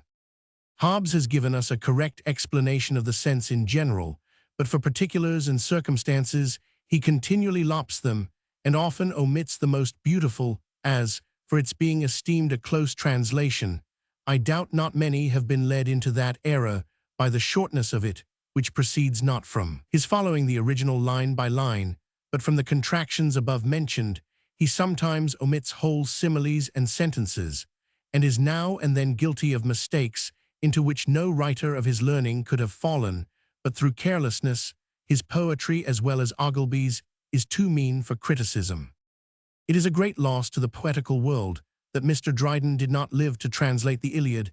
He has left us only the 1st book, and a small part of the 6th, in which if he has in some places not truly interpreted the sense, or preserved the antiquities, it ought to be excused on account of the haste he was obliged to write in. He seems to have had too much regard to Chapman, whose words he sometimes copies, and has unhappily followed him in passages where he wanders from the original. However, had he translated the whole work, I would no more have attempted Homer after him than Virgil. His version of whom, notwithstanding some human errors, is the most noble and spirited translation I know in any language. But the fate of great geniuses is like that of great ministers. Though they are confessedly the first in the commonwealth of letters, they must be envied and calumniated only for being at the head of it.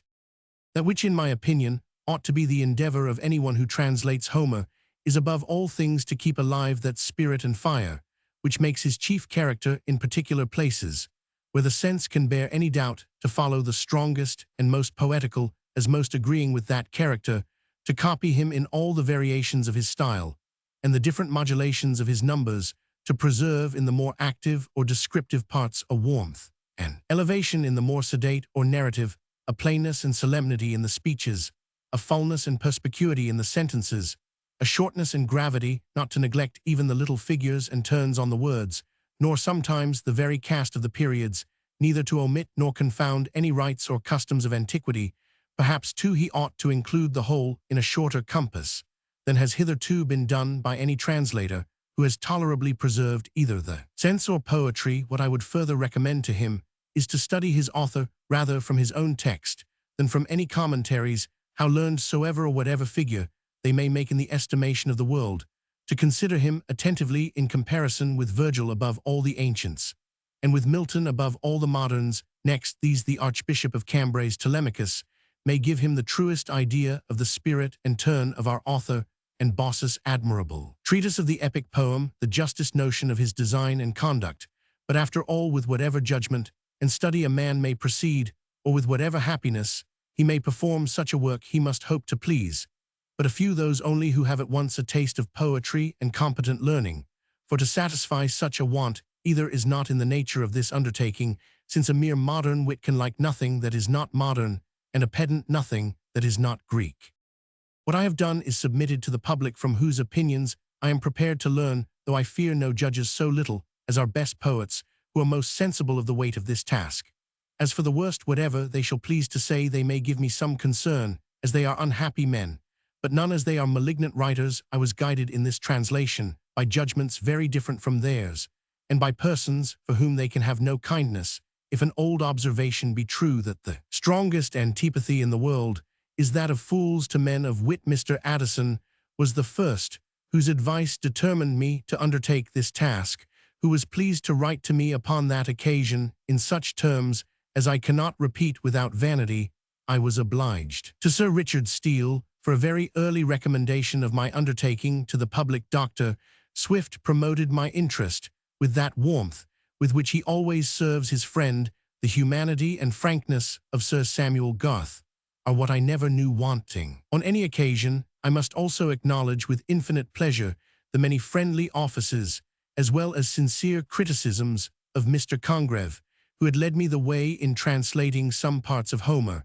I must add the names of Mr. Rowe and Dr. Parnell, though I shall take a further opportunity of doing justice to the last, whose good nature, to give it a great panegyric, is no less extensive than his learning. The favor of these gentlemen is not entirely undeserved by one who bears them so true an affection. But what can I say of the honor so many of the great have done me, while the first names of the age appear as my subscribers, and the most distinguished patrons and ornaments of learning, as my chief encouragers among these?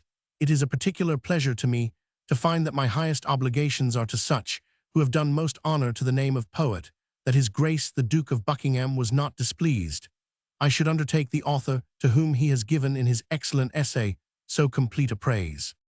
Read Homer once, and you can read no more. For all books else appear, so means so poor.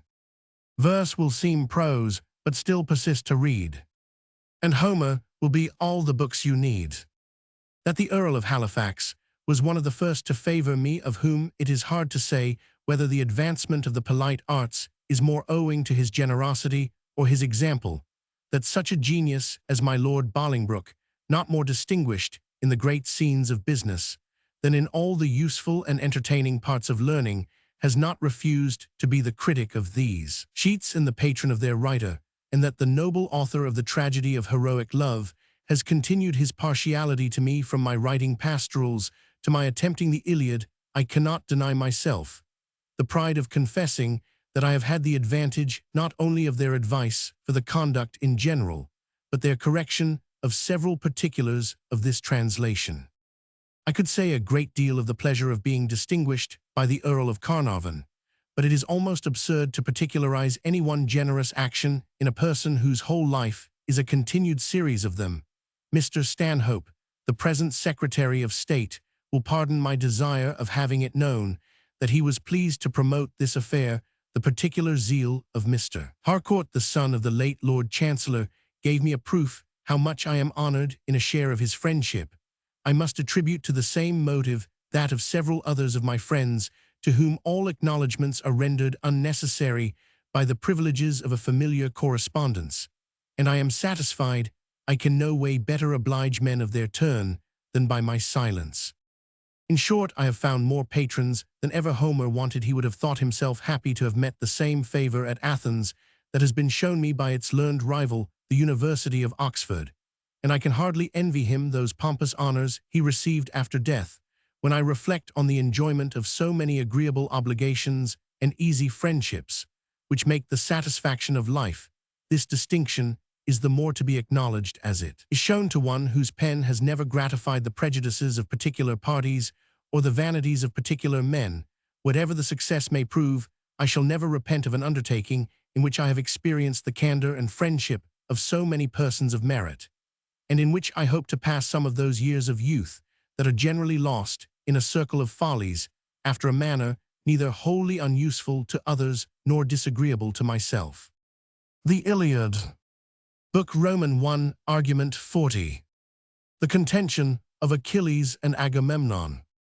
In the war of Troy, the Greeks, having sacked some of the neighboring towns and taken from thence two beautiful captives, Chryses and Briseis, allotted the first to Agamemnon, and the last to Achilles. Chryses, the father of Chryses and priest of Apollo, comes to the Grecian camp to ransom her, with which the action of the poem opens. In the 10th year of the siege, the priest, being refused and insolently dismissed by Agamemnon, entreats for vengeance from his god, who inflicts a pestilence on the Greeks. Achilles calls a council and encourages Chalcas to declare the cause of it, who attributes it to the refusal of Chryses.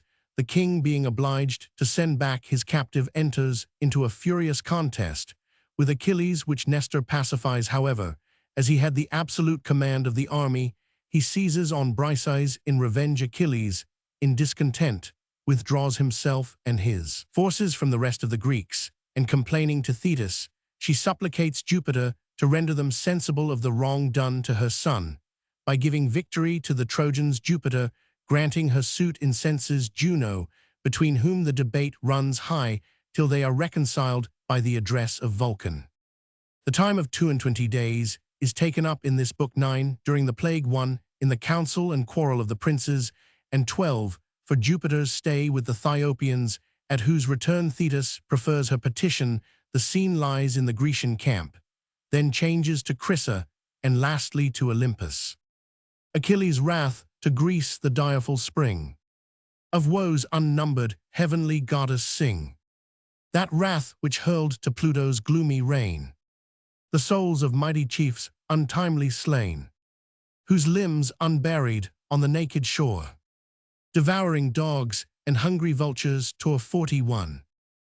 Since great Achilles and Atrides strove, such was the sovereign doom, and such the will of Jove. 42. Declare, O Muse, in what ill-fated hour. 43. Sprung the fierce strife, from what offended power? Latona's son, a dire contagion spread. 44. And heaped the camp with mountains of the dead. The king of men, his reverent priest, defied. 45. And for the king's offense, the people died. For Chryses sought, with costly gifts to gain, his captive daughter from the victor's chain. Suppliant the venerable father stands. Apollo's awful ensigns grace his hands. By these he begs, and lowly bending down, extends the scepter and the laurel crown. He sued to all but chief, implored for grace. The brother kings of Atreus' royal race. 46. Ye kings and warriors, may your vows be crowned, and Troy's proud walls lie level with the ground. May Jove restore you when your toils are o'er, safe to the pleasures of your native shore. But oh, relieve a wretched parent's pain, and give Chryses to these arms again.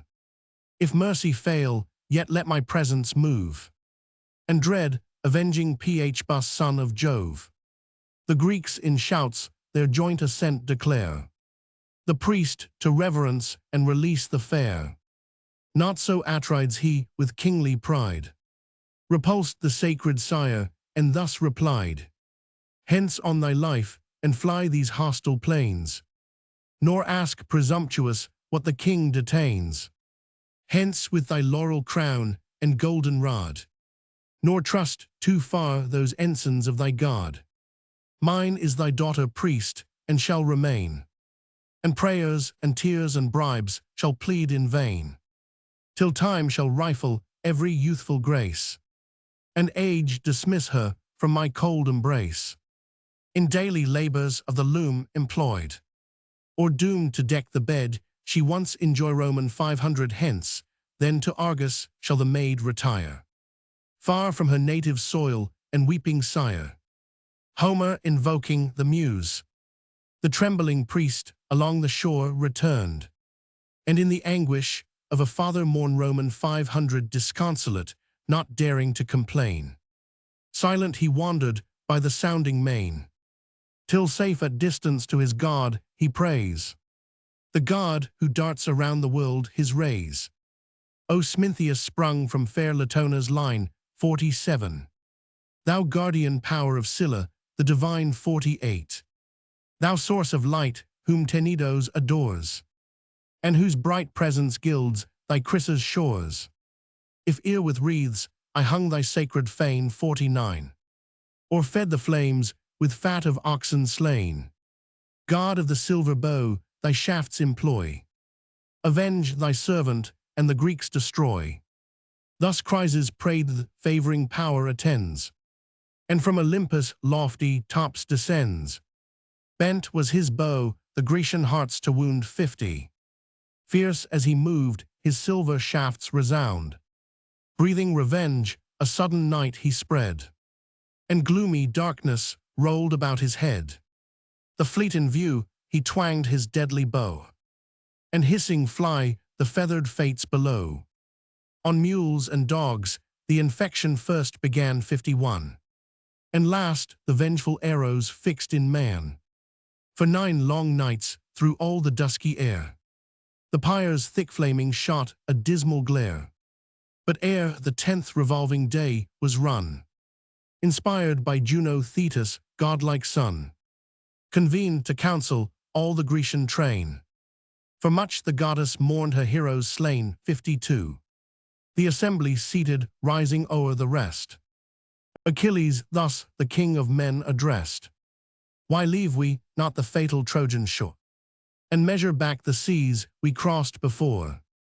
The plague destroying whom the sword would spare. 'Tis time to save the few remains of war. But let some prophet or some sacred sage explore the cause of great Apollo's rage, or learn the wasteful vengeance to remove by mystic dreams, for dreams descend from Jove. 53.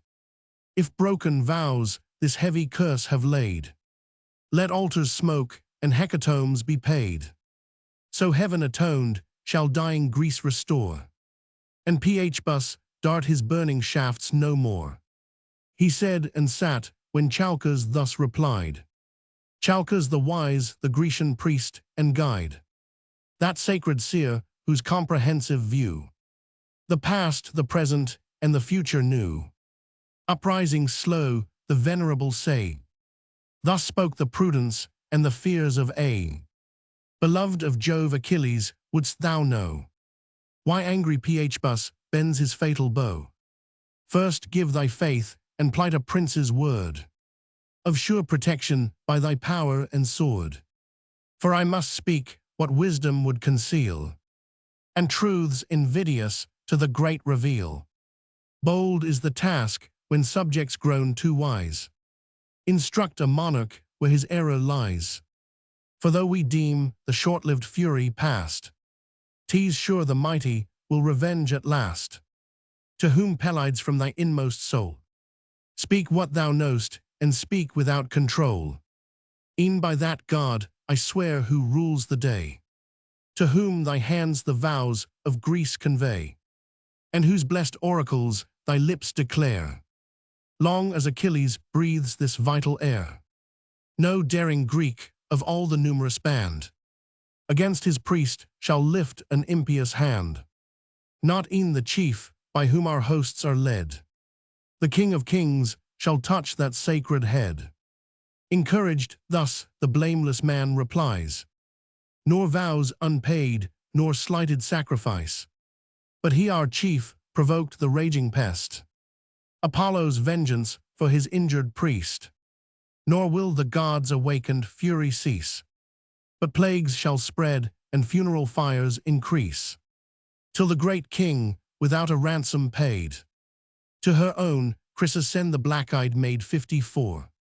Perhaps with added sacrifice and prayer, the priest may pardon and the god may spare."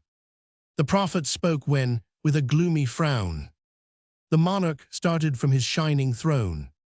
Black choler filled his breast that boiled with ire, and from his eyeballs flashed the living fire.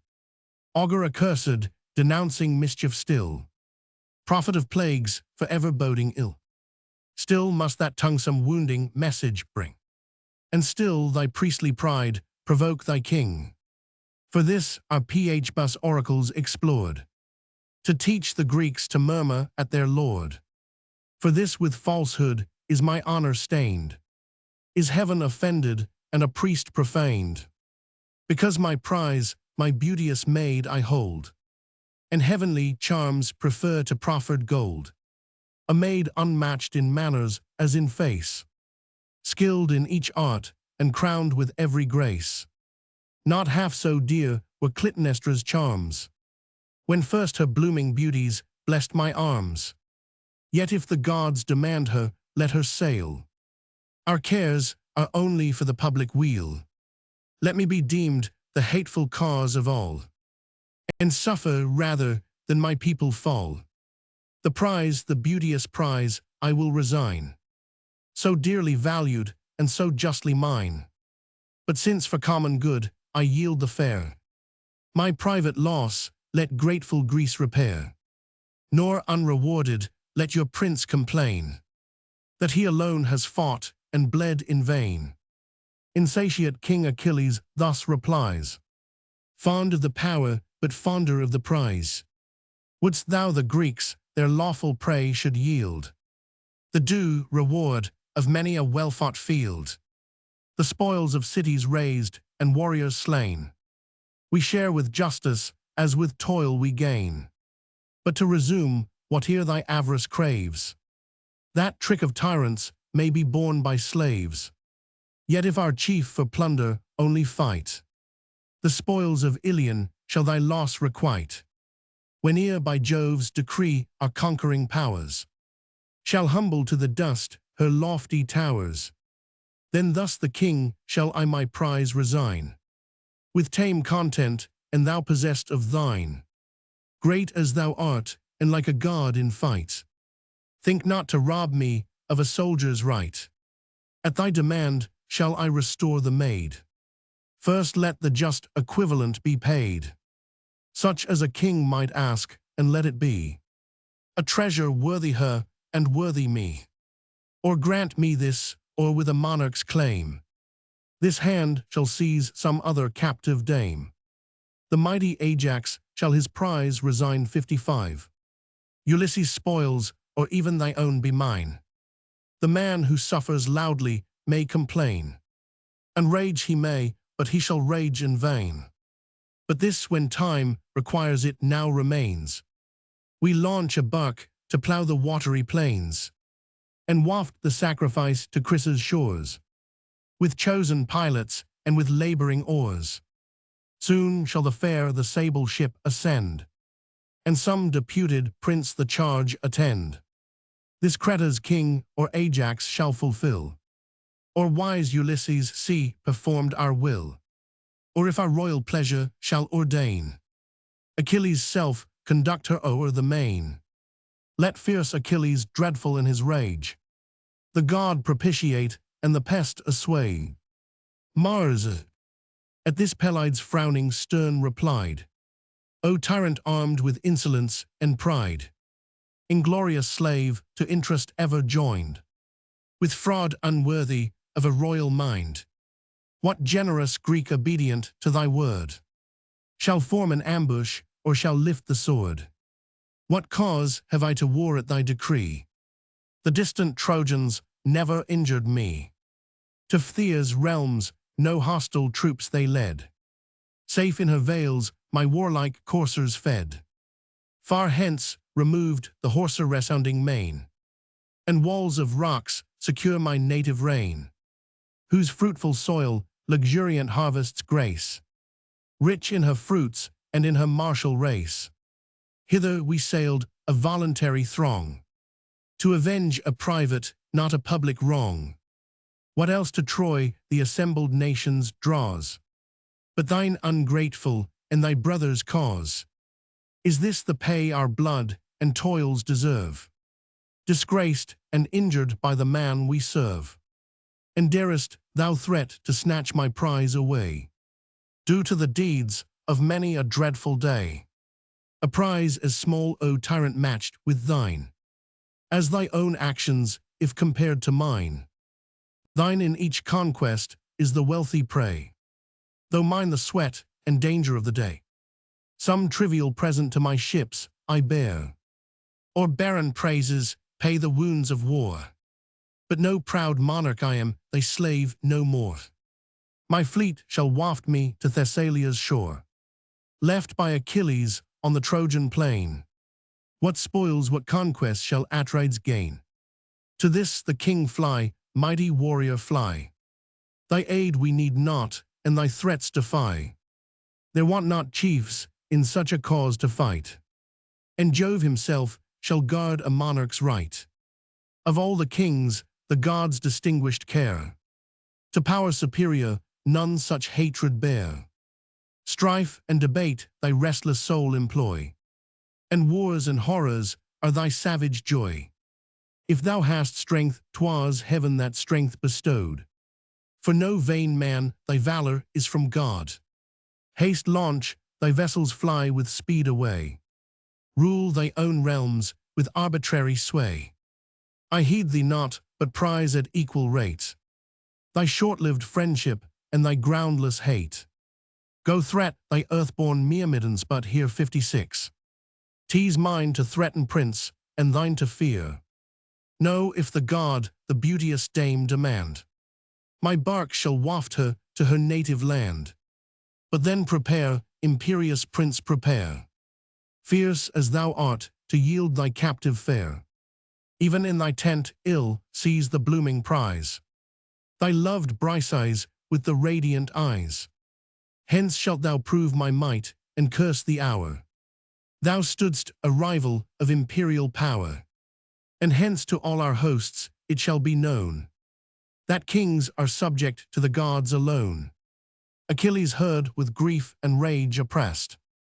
His heart swelled high and labored in his breast. Distracting thoughts by turns his bosom ruled, now fired by wrath and now by reason cooled. That prompts his hand to draw the deadly sword, force through the Greeks and pierce their haughty lord. This whispers soft his vengeance to control, and calm the rising tempest of his soul. Just as in anguish of suspense he stayed, while half unsheathed appeared the glittering blade 57. Minerva swift descended from above, sent by the sister and the wife of Jove. For both the princes claimed her equal care. Behind she stood, and by the golden hair Achilles seized to him alone confessed. A sable cloud concealed her from the rest. He sees, and sudden to the goddess cries, known by the flames that sparkle from her eyes. Minerva, repressing the fury of Achilles, descends Minerva in her guardian care, a heavenly witness of the wrongs I bear. From Atreus, son then, let those eyes that view the daring crime behold the vengeance too. Forbear, the progeny of Jove replies, to calm thy fury I forsake the skies. Let great Achilles, to the gods resigned, to reason yield the empire o'er his mind. By awful Juno this command is given, the king and you are both the care of heaven. The force of keen reproaches let him feel, but sheathe obedient thy revenging steel. For I pronounce and trust a heavenly power, thy injured honor has its fated hour, when the proud monarch shall thy arms implore, and bribe thy friendship with a boundless store. Then let revenge no longer bear the sway. Command thy passions, and the gods obey. To her Pelides with regardful ear, 'tis just, O goddess, I thy dictates hear. Hard as it is my vengeance I suppress. Those who revere the gods will bless. He said, observant of the blue-eyed maid. Then in the sheath returned the shining blade. The goddess swift to high Olympus flies, and joins the sacred senate of the skies. Nor yet the rage his boiling breast forsook, which thus redoubling on Atrides broke. O monster mixed of insolence and fear, thou dog in forehead, but in heart a deer, when wert thou known in ambushed fights to dare, or nobly face the horrid front of war? 'Tis ours the chance of fighting fields to try, thine to look on and bid the valiant die. So much 'tis safer through the camp to go, and rob a subject than despoil a foe. Scourge of thy people violent and base, sent in Jove's anger on a slavish race, who lost to sense of generous freedom past, are tamed to wrongser, this had been thy last. Now by this sacred scepter hear me swear, which never more shall leaves or blossoms bear, which severed from the trunk as I from thee, on the bare mountains left its parent tree. This scepter formed by tempered steel to prove, an ensign of the delegates of Jove, from whom the power of laws and justice springs, tremendous oath inviolate to kings. By this I swear when bleeding Greece again shall call Achilles, she shall call in vain. When flushed with slaughter Hector comes to spread the purpled shore with mountains of the dead, then shalt thou mourn the affront thy madness gave, forced to deplore when impotent to save, then rage in bitterness of soul to know. This act has made the bravest Greek thy foe. He spoke and furious hurled against the ground, his scepter starred with golden studs around. Then sternly silent sat with like disdain. The raging king returned his frowns again, to calm their passion with the words of age. Slow from his seat arose the Pylian sage, experienced Nestor in persuasion skilled. Words sweet as honey from his lips distilled 58. 2 generations now had passed away, wise by his rules and happy by his sway.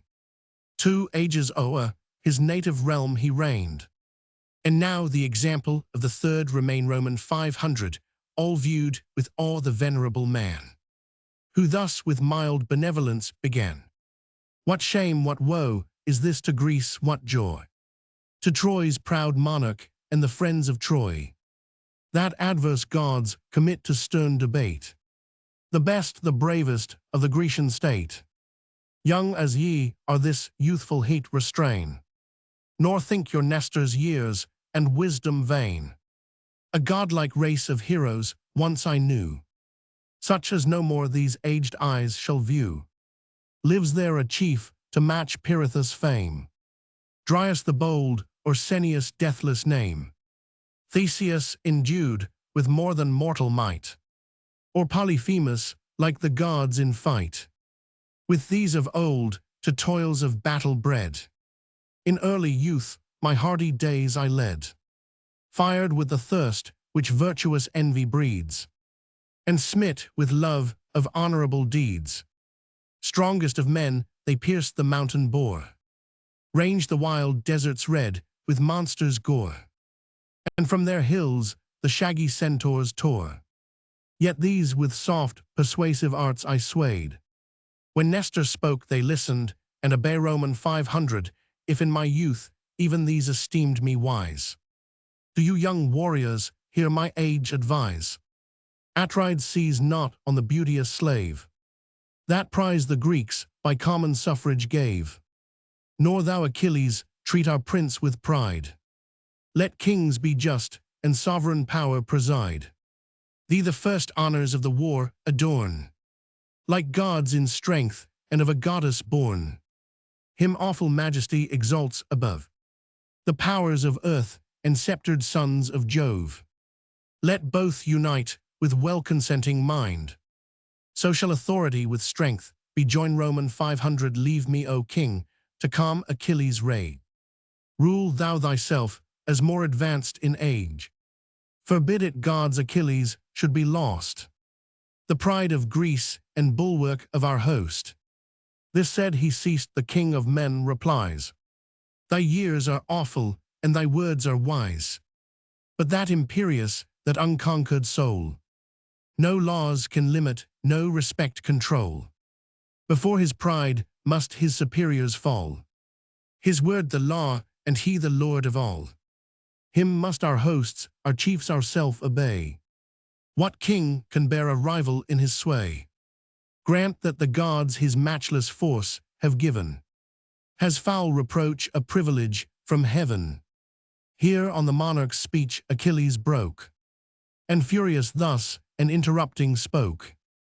Tyrant, I well deserved thy galling chain, to live thy slave, and still to serve in vain. Should I submit to each unjust decree? Command thy vassals, but command not me. Seize on Briseis, whom the Grecians doomed.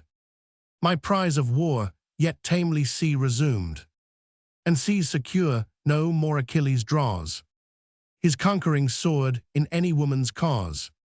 The gods command me to forgive the past, but let this first invasion be the last. For know thy blood, when next thou darest invade, shall stream in vengeance on my reeking blade. At this they ceased the stern debate, expired. The chiefs in sullen majesty retired. Achilles with Patroclus took his way, where near his tents his hollow vessels lay. Meantime Atrides launched with numerous oars a well-rigged ship for Chrysa's sacred shores. High on the deck was fair Chrysis placed, and sage Ulysses with the conduct graced. Safe in her sides the hecatomb they stowed, then swiftly sailing cut the liquid road. The host to expiate next the king prepares, with pure lustrations and with solemn prayers.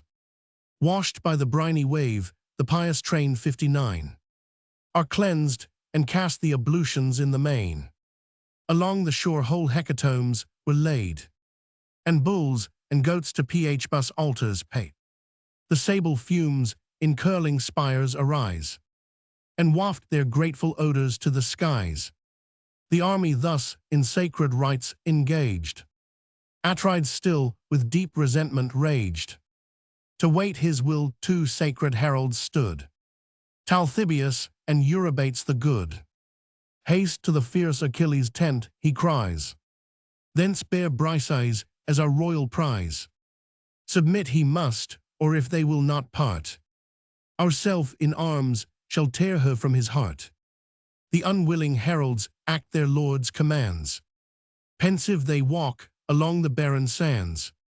Arrived the hero in his tent they find, with gloomy aspect on his arm reclined. At awful distance long they silent stand, loth to advance and speak their hard command. Decent confusion this the godlike man perceived, and thus with accent mild began. With leave and honor enter our abodes, ye sacred ministers of men and gods 60. I know your message, by constraint you came. Not you, but your imperious lord I blame. Patroclus haste, the fair Briseis bring. Conduct my captive to the haughty king. But witness heralds, and proclaim my vow. Witness to gods above, and men below. But first and loudest to your prince declare, that lawless tyrant whose commands you bear, unmoved as death Achilles shall remain, though prostrate Greece shall bleed at every vein. The raging chief in frantic passion lost, blind to himself and useless to his host, unskilled to judge the future by the past, in blood and slaughter shall repent at last. The departure of Briseis from the tent of Achilles, Patroclus now the unwilling beauty brought. She in soft sorrows and in pensive thought passed silent as the heralds held her hand, and oft looked back slow-moving o'er the strand. Not so his loss the fierce Achilles bore, but sad, retiring to the sounding shore. O'er the wild margin of the deep he hung, that kindred deep from whence his mother sprung 61. There bathed in tears of anger and disdain, thus loud lamented to the stormy main. O parent goddess, since in early bloom thy son must fall by too severe a doom, sure to so short a race of glory born, great Jove in justice should this span adorn. Honor and fame at least the thunderer owed, and ill he pays the promise of a god, if yon proud monarch thus thy son defies, obscures my glories and resumes my prize, far from the deep recesses of the main, where aged ocean holds his watery reign. The goddess mother heard the waves divide, and like a mist she rose above the tide, beheld him mourning on the naked shores, and thus the sorrows of his soul explores. Why grieves my son? Thy anguish let me share. Reveal the cause, and trust a parent's care.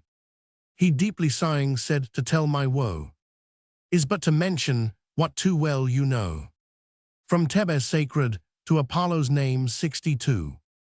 Aeacian's realm a conquering army came, with treasure loaded and triumphant spoils, whose just division crowned the soldiers' toils. But bright Chrysa's heavenly prize was led, by vote selected, to the general's bed. The priest of Phbus sought by gifts to gain his beauteous daughter from the victor's chain. The fleet he reached, and lowly bending down, held forth the scepter and the laurel crown, entreating all but chief implored for grace, the brother kings of Atreus' royal race. The generous Greeks their joint consent declare, the priest to reverence and release the fair. Not so Atrides he, with wonted pride, the sire insulted and his gifts denied. The insulted sire, his god's peculiar care, to Phbus prayed, and Phbus heard the prayer. A dreadful plague ensues, the avenging darts incessant fly and pierce the Grecian hearts. A prophet, then inspired by heaven, arose, and points the crime, and thence derives the woes. Myself the first, the assembled chiefs incline, to avert the vengeance of the power divine. Then rising in his wrath, the monarch stormed. Incensed he threatened, and his threats performed. The fair Chrysa's to her sire was sent, with offered gifts to make the god relent. But now he seized Chrysa's heavenly charms, and of my valor's prize defrauds my arms. Defrauds the votes of all the Grecian train 63. And service, faith, and justice plead in vain. But goddess, thou thy suppliant son attend, to high Olympus' shining court ascend. Urge all the ties to former service owed, and sue for vengeance to the thundering god. Oft hast thou triumphed in the glorious boast, that thou stoodst forth of all the ethereal host, when bold rebellion shook the realms above. The undaunted guard of cloud-compelling Jove, when the bright partner of his awful reign, the warlike maid and monarch of the mains, the traitor gods by mad ambition driven, durst threat with chains the omnipotence of heaven. Then called by thee the monster Titan came, whom gods Briareus men name. Through wondering skies enormous stalked along, not he that shakes the solid earth so strong. With giant pride at Jove's high throne he stands, and brandished round him all his 100 hands. The affrighted gods confessed their awful lord. They dropped the fetters, trembled, and adored 64. This goddess this to his remembrance call, embrace his knees at his tribunal fall, conjure him far to drive the Grecian train, to hurl them headlong to their fleet and main, to heap the shores with copious death and bring the Greeks to know the curse of such a king. Let Agamemnon lift his haughty head o'er all his wide dominion of the dead, and mourn in blood that ere he durst disgrace the boldest warrior of the Grecian race. Thetis calling Briareus to the assistance of Jupiter. Unhappy son fair Thetis thus replies, while tears celestial trickle from her eyes. Why have I borne thee with a mother's throes, to fates averse, and nursed for future woes 65? So short a space, the light of heaven to view, so short a space, and filled with sorrow too. O might a parent's careful wish prevail, far, far from Ilion should thy vessels sail, and thou from camps remote the danger shun, which now alas too nearly threats my son. Yet what I can to move thy suit ill go, to great Olympus crowned with fleecy snow. Meantime secure within thy ships from far, behold the field not mingle in the war. The sire of gods and all the ethereal train, on the warm limits of the farthest main, now mix with mortals nor disdain to grace the feasts of Thiopia's blameless race 66.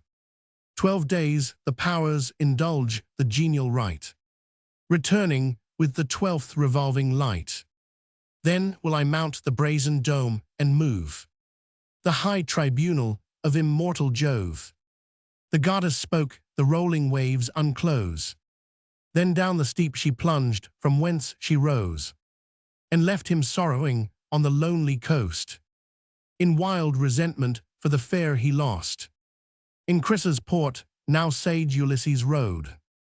Beneath the deck, the destined victims stowed. The sails they furled, they lashed the mast aside, and dropped their anchors, and the pinnace tied. Next on the shore, their hecatomb they land, Chrysa's last descending on the strand. Her thus returning from the furrowed main, Ulysses led to Phbus' sacred fane, where at his solemn altar, as the maid, he gave to Chryses, thus the hero said, "Hail, reverend priest, to Phbus' awful dome. A suppliant I from great Atrides come. Unransomed here receive the spotless fare. Accept the hecatomb the Greeks prepare. And may thy God, who scatters darts around, atone by sacrifice, desist to wound 67. At this the sire embraced the maid again, so sadly lost, so lately sought in vain. Then near the altar of the darting king, disposed in rank their hecatomb they bring. With water purify their hands, and take the sacred offering of the salted cake, while thus with arms devoutly raised in air, and solemn voice, the priest directs his prayer. God of the silver bow, thy ear incline, whose power encircles Scylla the divine, whose sacred eye thy Tenedos surveys, and gilds fair Chrysa with distinguished rays. If fired to vengeance at thy priest's request, thy direful darts inflict the raging pest.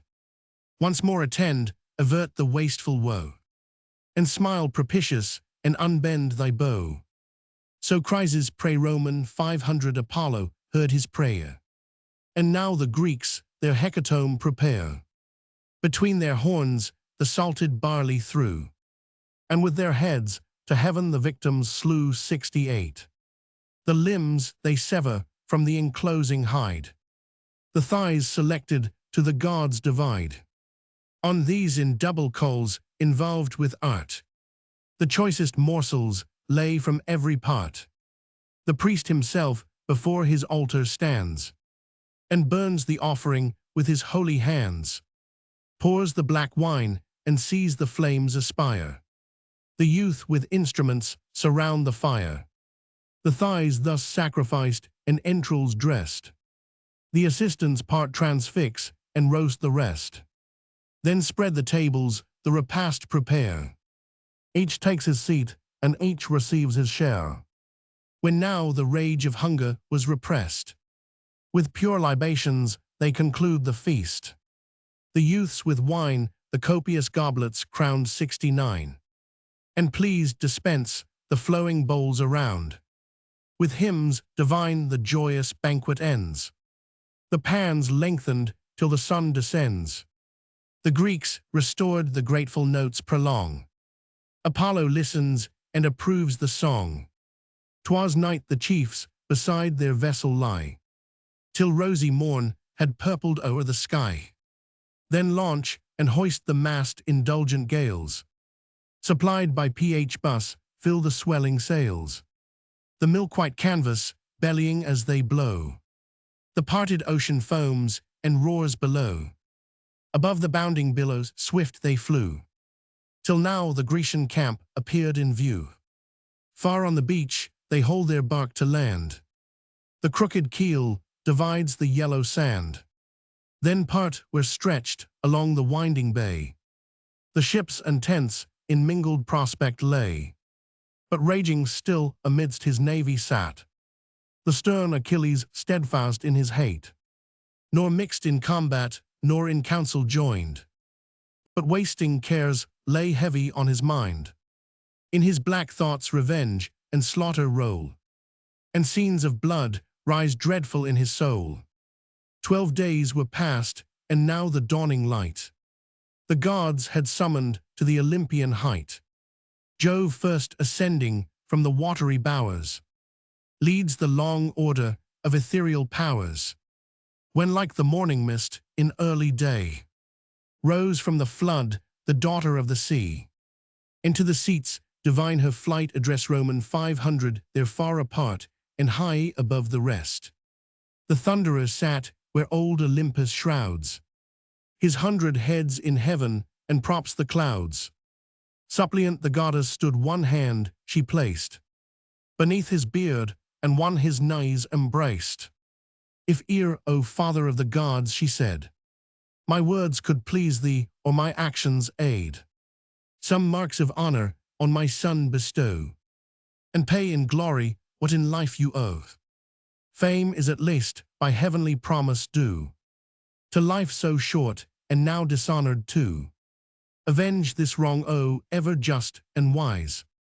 Let Greece be humbled and the Trojans rise, till the proud king and all the Achaean race shall heap with honors him they now disgrace.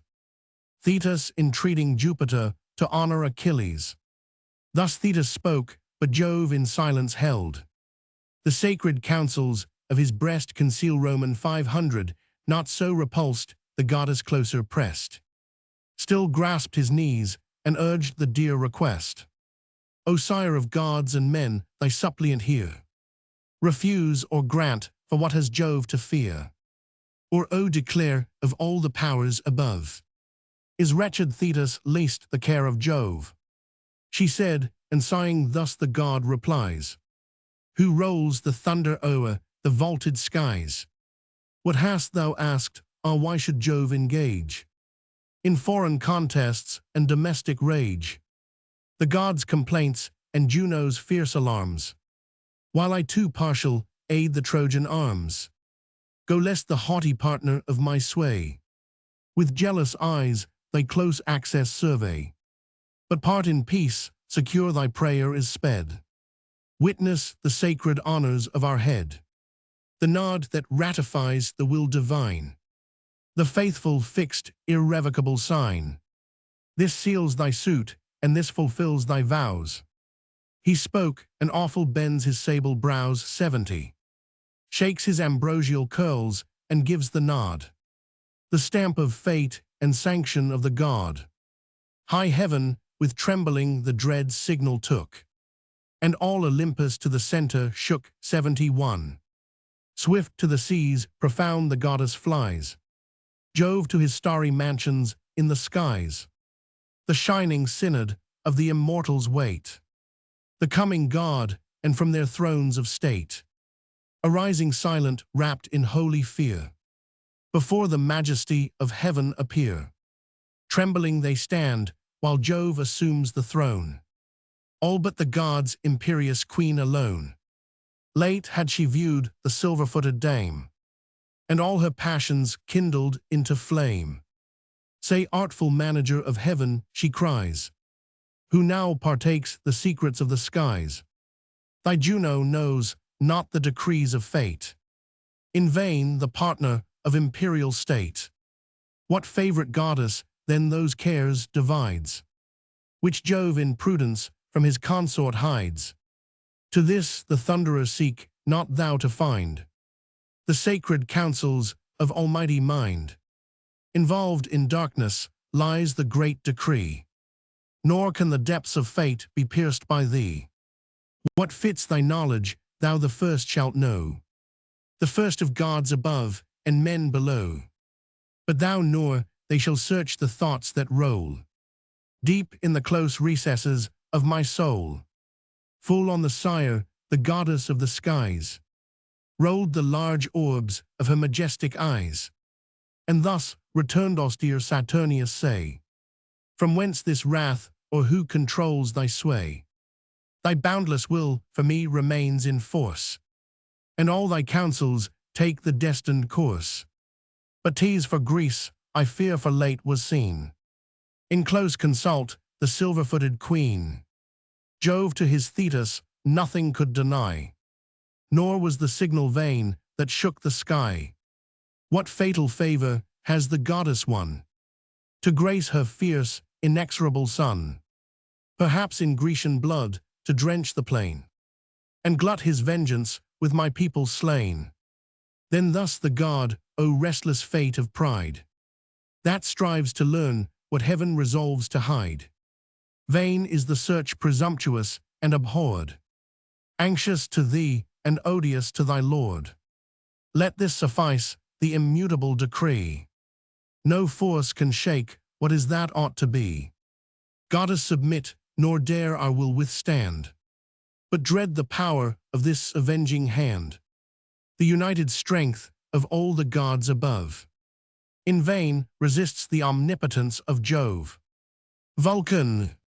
The thunderer spoke, nor durst the queen reply. A reverent horror silenced all the sky. The feast disturbed with sorrow Vulcan saw, his mother menaced and the gods in awe. Peace at his heart and pleasure his design. Thus interposed the architect divine. The wretched quarrels of the mortal state are far unworthy gods of your debate. Let men their days in senseless strife implore, we in eternal peace and constant joy.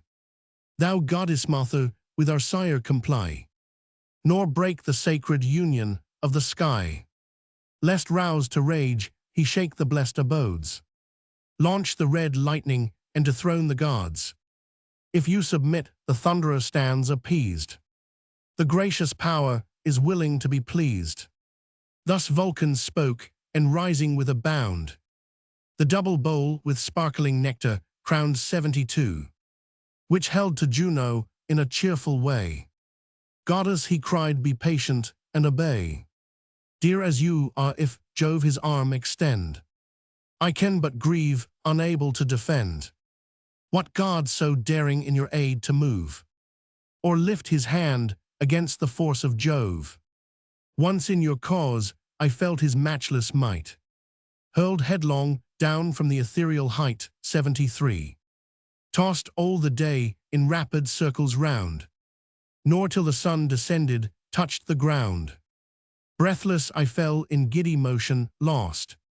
The Cynthians raised me on the Lemnian coast, 74. He said, and to her hands the goblet heaved, which with a smile the white-armed queen received. Then to the rest he filled, and in his turn, each to his lips applied the nectared urn. Vulcan with awkward grace his office plies, and unextinguished laughter shakes the skies.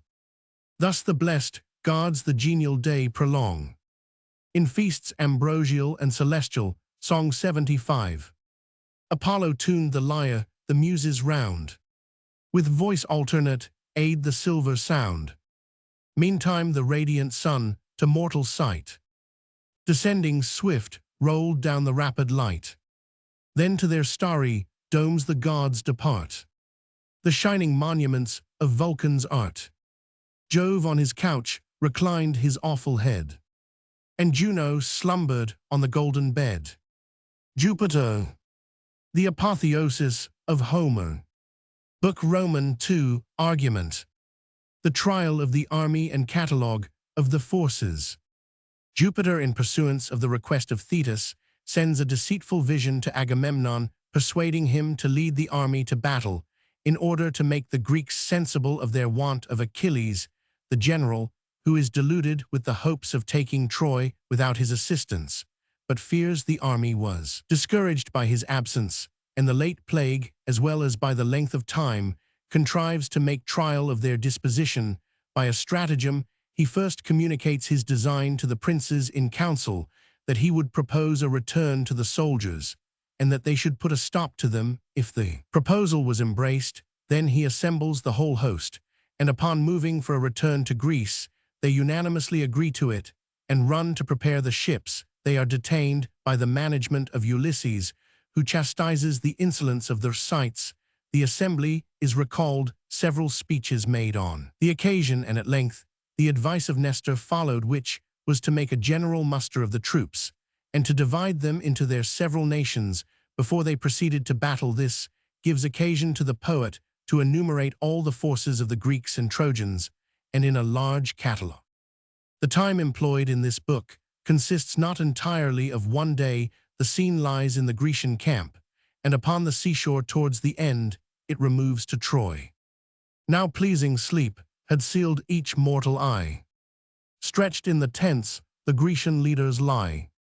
The immortals slumbered on their thrones above, all but the ever-wakeful eyes of Jove 76. To honor Thetis' son he bends his care, and plunged the Greeks in all the woes of war. Then bids an empty phantom rise to sight, and thus commands the vision of the night. Fly hence, deluding dream and light, as air 77. To Agamemnon's ample tent repair. Bid him in arms draw forth the embattled train. Lead all his Grecians to the dusty plain. Declare e'en now 'tis given him to destroy the lofty towers of wide-extended Troy. For now no more the gods with fate contend. At Juno's suit the heavenly factions end. Destruction hangs o'er yon devoted wall, and nodding Ilion waits the impending fall. Swift as the word, the vain illusion fled, descends and hovers o'er Atrides' head, clothed in the figure of the Pylian sage, renowned for wisdom and revered for age. Around his temples spreads his golden wing, and thus the flattering dream deceives the king. Jupiter sending the evil dream to Agamemnon. Canst thou with all a monarch's cares oppressed? O Atreus' son, canst thou indulge thy rest 78? Ill fits a chief who mighty nations guides, directs in council and in war presides, to whom its safety a whole people owes, to waste long nights in indolent repose 79. Monarch awake, 'tis Jove's command I bear. Thou and thy glory claim his heavenly care. In just array draw forth the embattled train. Lead all thy Grecians to the dusty plain. E'en now, O King Tase, given thee to destroy the lofty towers of wide-extended Troy. For now no more the gods with fate contend. At Juno's suit the heavenly factions end. Destruction hangs o'er yon devoted wall, and nodding Ilion waits the impending fall. Awake, but waking this advice approve, and trust the vision that descends from Jove. The phantom said, then vanished from his sight, resolves to err and mixes with the night. 1,000 schemes the monarch's mind employ. Elate in thought, he sacks untaken Troy. Vain as he was, and to the future blind, nor saw what Jove and secret fate designed. What mighty toils to either host remain, what scenes of grief and numbers of the slain. Eager he rises, and in fancy hears the voice celestial murmuring in his ears. First on his limbs a slender vest he drew, around him next the regal mantle threw. The embroidered sandals on his feet were tied, the starry falchion glittered at his side, and last his arm the massy scepter loads, unstained, immortal, and the gift of gods. Now rosy morn ascends the court of Jove, lifts up her light and opens day above. The king dispatched his heralds with commands to range the camp and summon all the bands. The gathering hosts the monarch's word obey, while to the fleet Atrides bends his way. In his black ship the Pylian prince he found. There calls a senate of the peers around. The assembly placed the king of men expressed, the councils laboring in his artful breast. Friends and confederates with attentive ear, receive my words and credit what you hear. Late as I slumbered in the shades of night, a dream divine appeared before my sight, whose visionary form like Nestor came, the same in habit and in mien the same 80. The heavenly phantom hovered o'er my head. And dost thou sleep, O Atreus' son, he said. Ill fits a chief who mighty nations guides, directs in council and in war presides, to whom its safety a whole people owes. To waste long nights in indolent repose. Monarch awake, tease Jove's command I bear.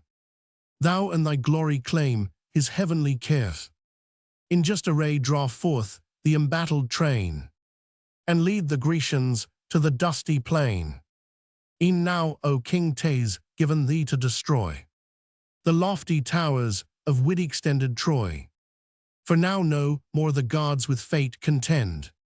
At Juno's suit the heavenly factions end. Destruction hangs o'er yon devoted wall, and nodding Ilion waits the impending fall. This here observant, and the gods obey.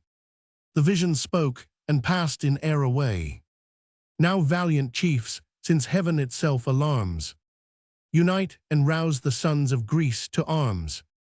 But first with caution try what yet they dare, worn with 9 years of unsuccessful war, to move the troops to measure back the main. Be mine and yours the province to detain. He spoke and sat when Nestor rising said, Nestor whom Pylos' sandy realms obeyed. Princes of Greece, your faithful ears incline, nor doubt the vision of the powers divine, sent by great Jove to him who rules the host. Forbid it, heaven this warning should be lost. Then let us haste, obey the gods' alarms, and join to rouse the sons of Greece to arms. Thus spoke the sage the kings without delay. Dissolve the council and their chief obey. The sceptred rulers lead the following host. Poured forth by thousands darkens all the coast. As from some rocky cleft the shepherd sees, clustering in heaps, on heaps the driving bees. Rolling and blackening swarms, succeeding swarms. With deeper murmurs and more hoarse alarms. Dusky they spread a close, embodied crowd. And o'er the vale descends the living cloud. 81. So from the tents and ships a lengthened train spreads all the beach and wide, o'ershades the plain. Along the region runs a deafening sound. Beneath their footsteps groans the trembling ground. Fame flies before the messenger of Jove, and shining soars and claps her wings above. 9 sacred heralds now proclaiming loud 82. The monarchs will suspend the listening crowd, soon as the throngs in order ranged appear, and fainter murmurs died upon the ear. The King of Kings his awful figure raised.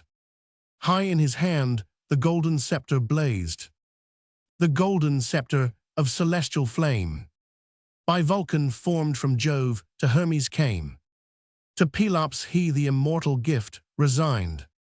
The immortal gift great Pelops left behind. In Atreus' hand, which not with Atreus ends. To rich Thyestes next the prize descends. And now the mark of Agamemnon's reign subjects all Argus and controls the main 83. On this bright scepter now the king reclined, and artful thus pronounced the speech designed. Ye sons of Mars, partake your leader's care. Heroes of Greece and brothers of the war. Of partial Jove with justice I complain, and heavenly oracles believed in vain. A safe return was promised to our toils, renowned triumphant and enriched with spoils. Now shameful flight alone can save the host. Our blood, our treasure, and our glory lost. So Jove decrees, resistless lord of all, at whose command whole empires rise or fall. He shakes the feeble props of human trust, and towns and armies humbles to the dust. What shame to Greece, a fruitful war to weigh! O lasting shame in every future age! Once great in arms, the common scorn we grow, repulsed and baffled by a feeble foe. So small their number that if wars were ceased, and Greece triumphant held a general feast, all ranked by tens whole decades when they dine, must want a Trojan slave to pour the wine 84. But other forces have our hopes o'erthrown, and Troy prevails by armies not her own. Now 9 long years of mighty Jove are run, since first the labors of this war begun. Our cordage torn, decayed our vessels lie, and scarce ensure the wretched power to fly. Haste then, for ever leave the Trojan wall. Our weeping wives, our tender children call.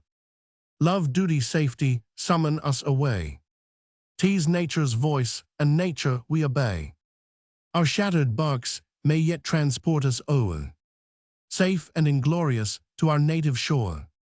Fly, Grecians, fly, your sails and oars employ, and dream no more of heaven-defended Troy.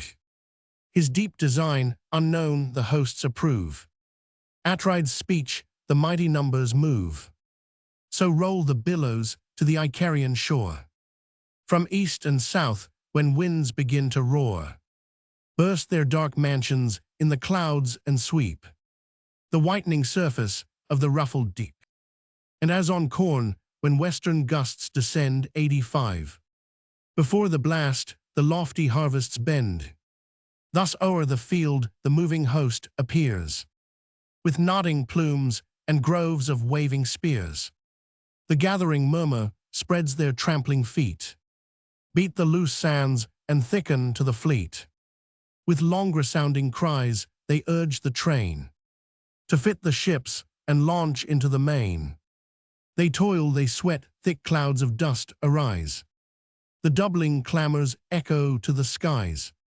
E'en then the Greeks had left the hostile plain, and fate decreed the fall of Troy in vain. But Jove's imperial queen their flight surveyed, and sighing thus bespoke the blue-eyed maid. Shall then the Grecians fly, O dire disgrace, and leave unpunished this perfidious race? Shall Troy, shall Priam, and the adulterous spouse, in peace enjoy the fruits of broken vows? And bravest chiefs, in Helen's quarrel slain, lie unrevenged on yon detested plain? No, let my Greeks, unmoved by vain alarms, once more refulgent shine in brazen arms. Haste, goddess, haste, the flying host detain, nor let one sail be hoisted on the main. Pallas obeys, and from Olympus' height, swift to the ships, precipitates her flight. Ulysses first in public cares she found, for prudent counsel like the gods renowned.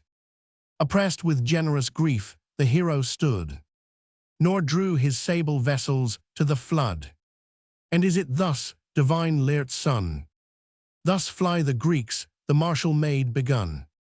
Thus to their country bear their own disgrace, and fame eternal leave to Priam's race. Shall beauteous Helen still remain unfreed? Still unrevenged, 1,000 heroes bleed. Haste, generous Ithacus, prevent the shame. Recall your armies, and your chiefs reclaim. Your own resistless eloquence employ, and to the immortals trust the fall of Troy. The voice divine confessed the warlike maid. Ulysses heard, nor uninspired obeyed. Then meeting first Atrides from his hand, received the imperial scepter of command.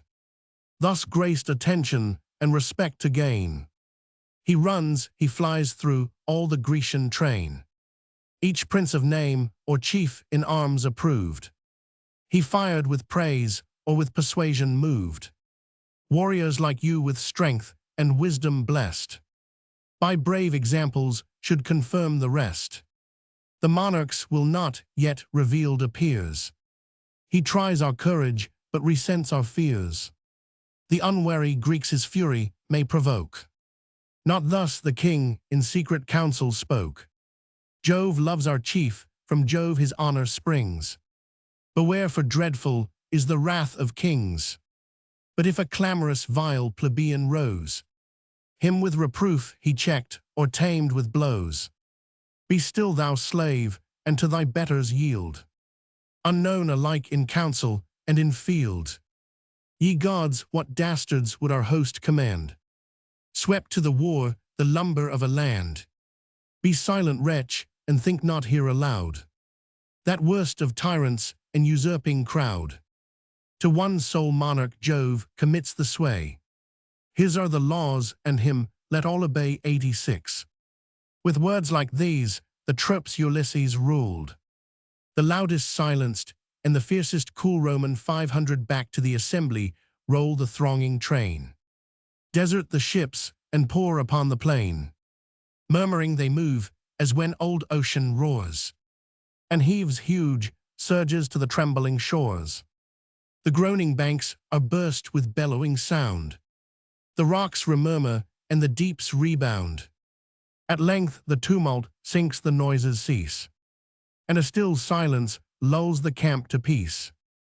The recites only clamored in the throng, loquacious, loud, and turbulent of tongue, awed by no shame, by no respect controlled, in scandal busy, in reproaches bold, with witty malice studious to defame, scorn all his joy, and laughter all his aim. But chief he gloried, with licentious style, to lash the great and monarchs to revile. His figure such as might his soul proclaim. One eye was blinking, and one leg was lame. His mountain shoulders half his breast o'erspread.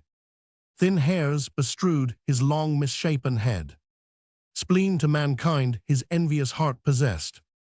And much he hated all, but most the best.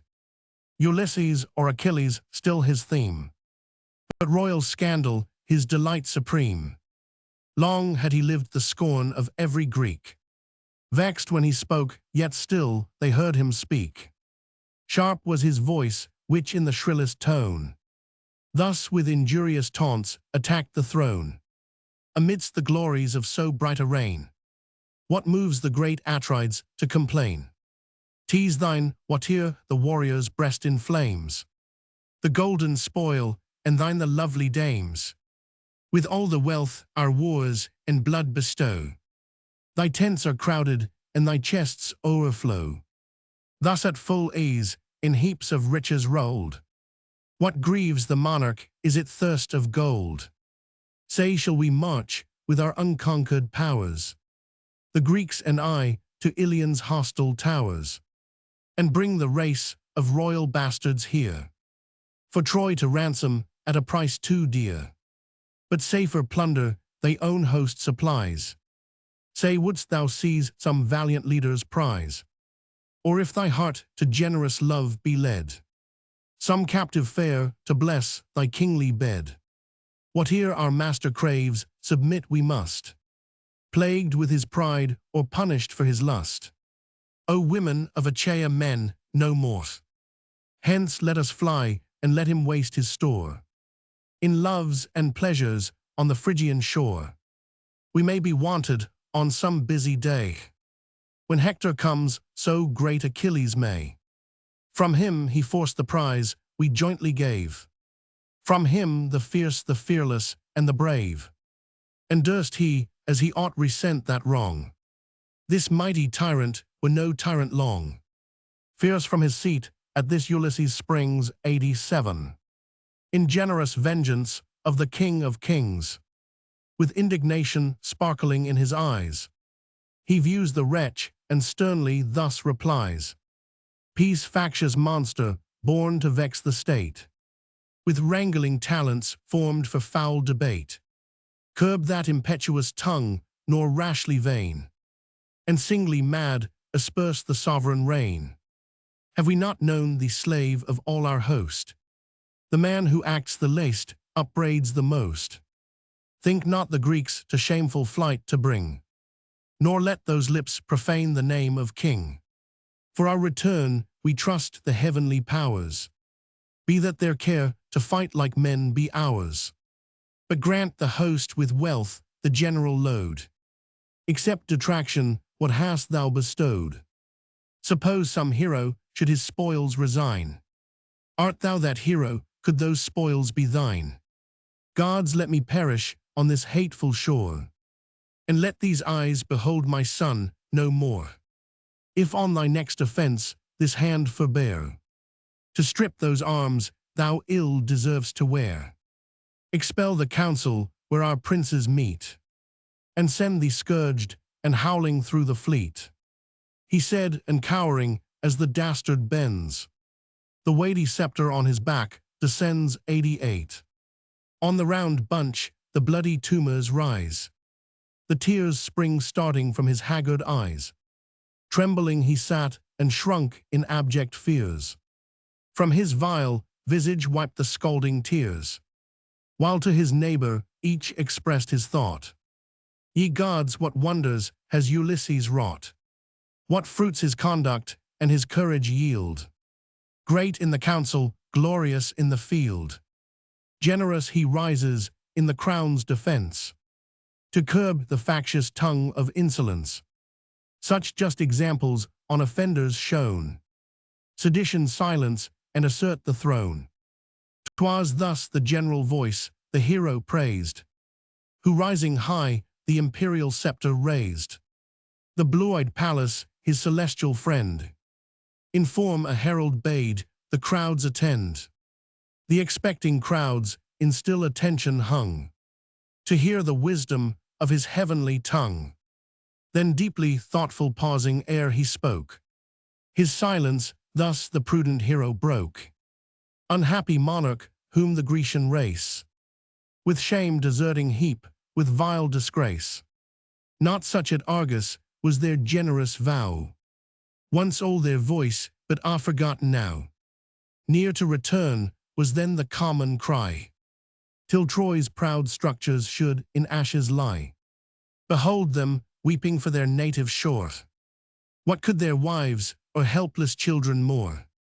What heart but melts to leave the tender train, and one short month endure the wintry main? Few legs removed, we wish our peaceful seat. When the ship tosses and the tempests beat, then well may this long stay provoke their tears, the tedious length of 9 revolving years. Not for their grief the Grecian host I blame, but vanquished, baffled, O eternal shame. Expect the time to Troy's destruction given, and try the faith of Chalcas and of heaven. What passed at Aulis Greece can witness bear 89, and all who live to breathe this Phrygian air. Beside a fountain's sacred brink we raised our verdant altars, and the victims blazed. 'Twas where the planetary spread its shades around. The altars heaved, and from the crumbling ground a mighty dragon shot of dire portent. From Jove himself the dreadful sign was sent. Straight to the tree his sanguine spires he rolled, and curled around in many a winding fold. The topmost branch a mother bird possessed. 8 callow infants filled the mossy nest.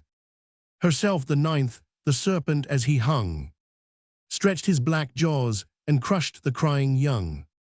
While hovering near with miserable moans, the drooping mother wailed her children gone. The mother last, as round the nest she flew, seized by the beating wing the monster slew. Nor long survived, to marble turned he stands, a lasting prodigy on Aulis sands. Such was the will of Jove, and hence we dare trust in his omen and support the war.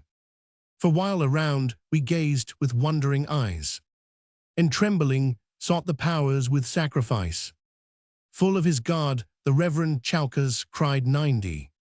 Ye Grecian warriors, lay your fears aside. This wondrous signal Jove himself displays, of long, long labors, but eternal praise. As many birds as by the snake were slain, so many years the toils of Greece remain.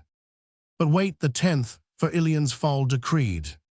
Thus spoke the prophet, thus the fates succeed.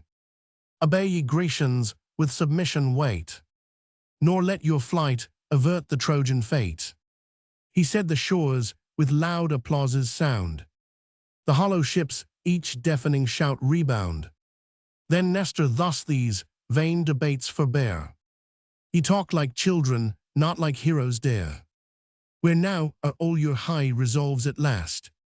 Your leagues concluded, your engagements past, vowed with libations and with victims then, now vanished like their smoke the faith of men. While useless words consume the unactive hours.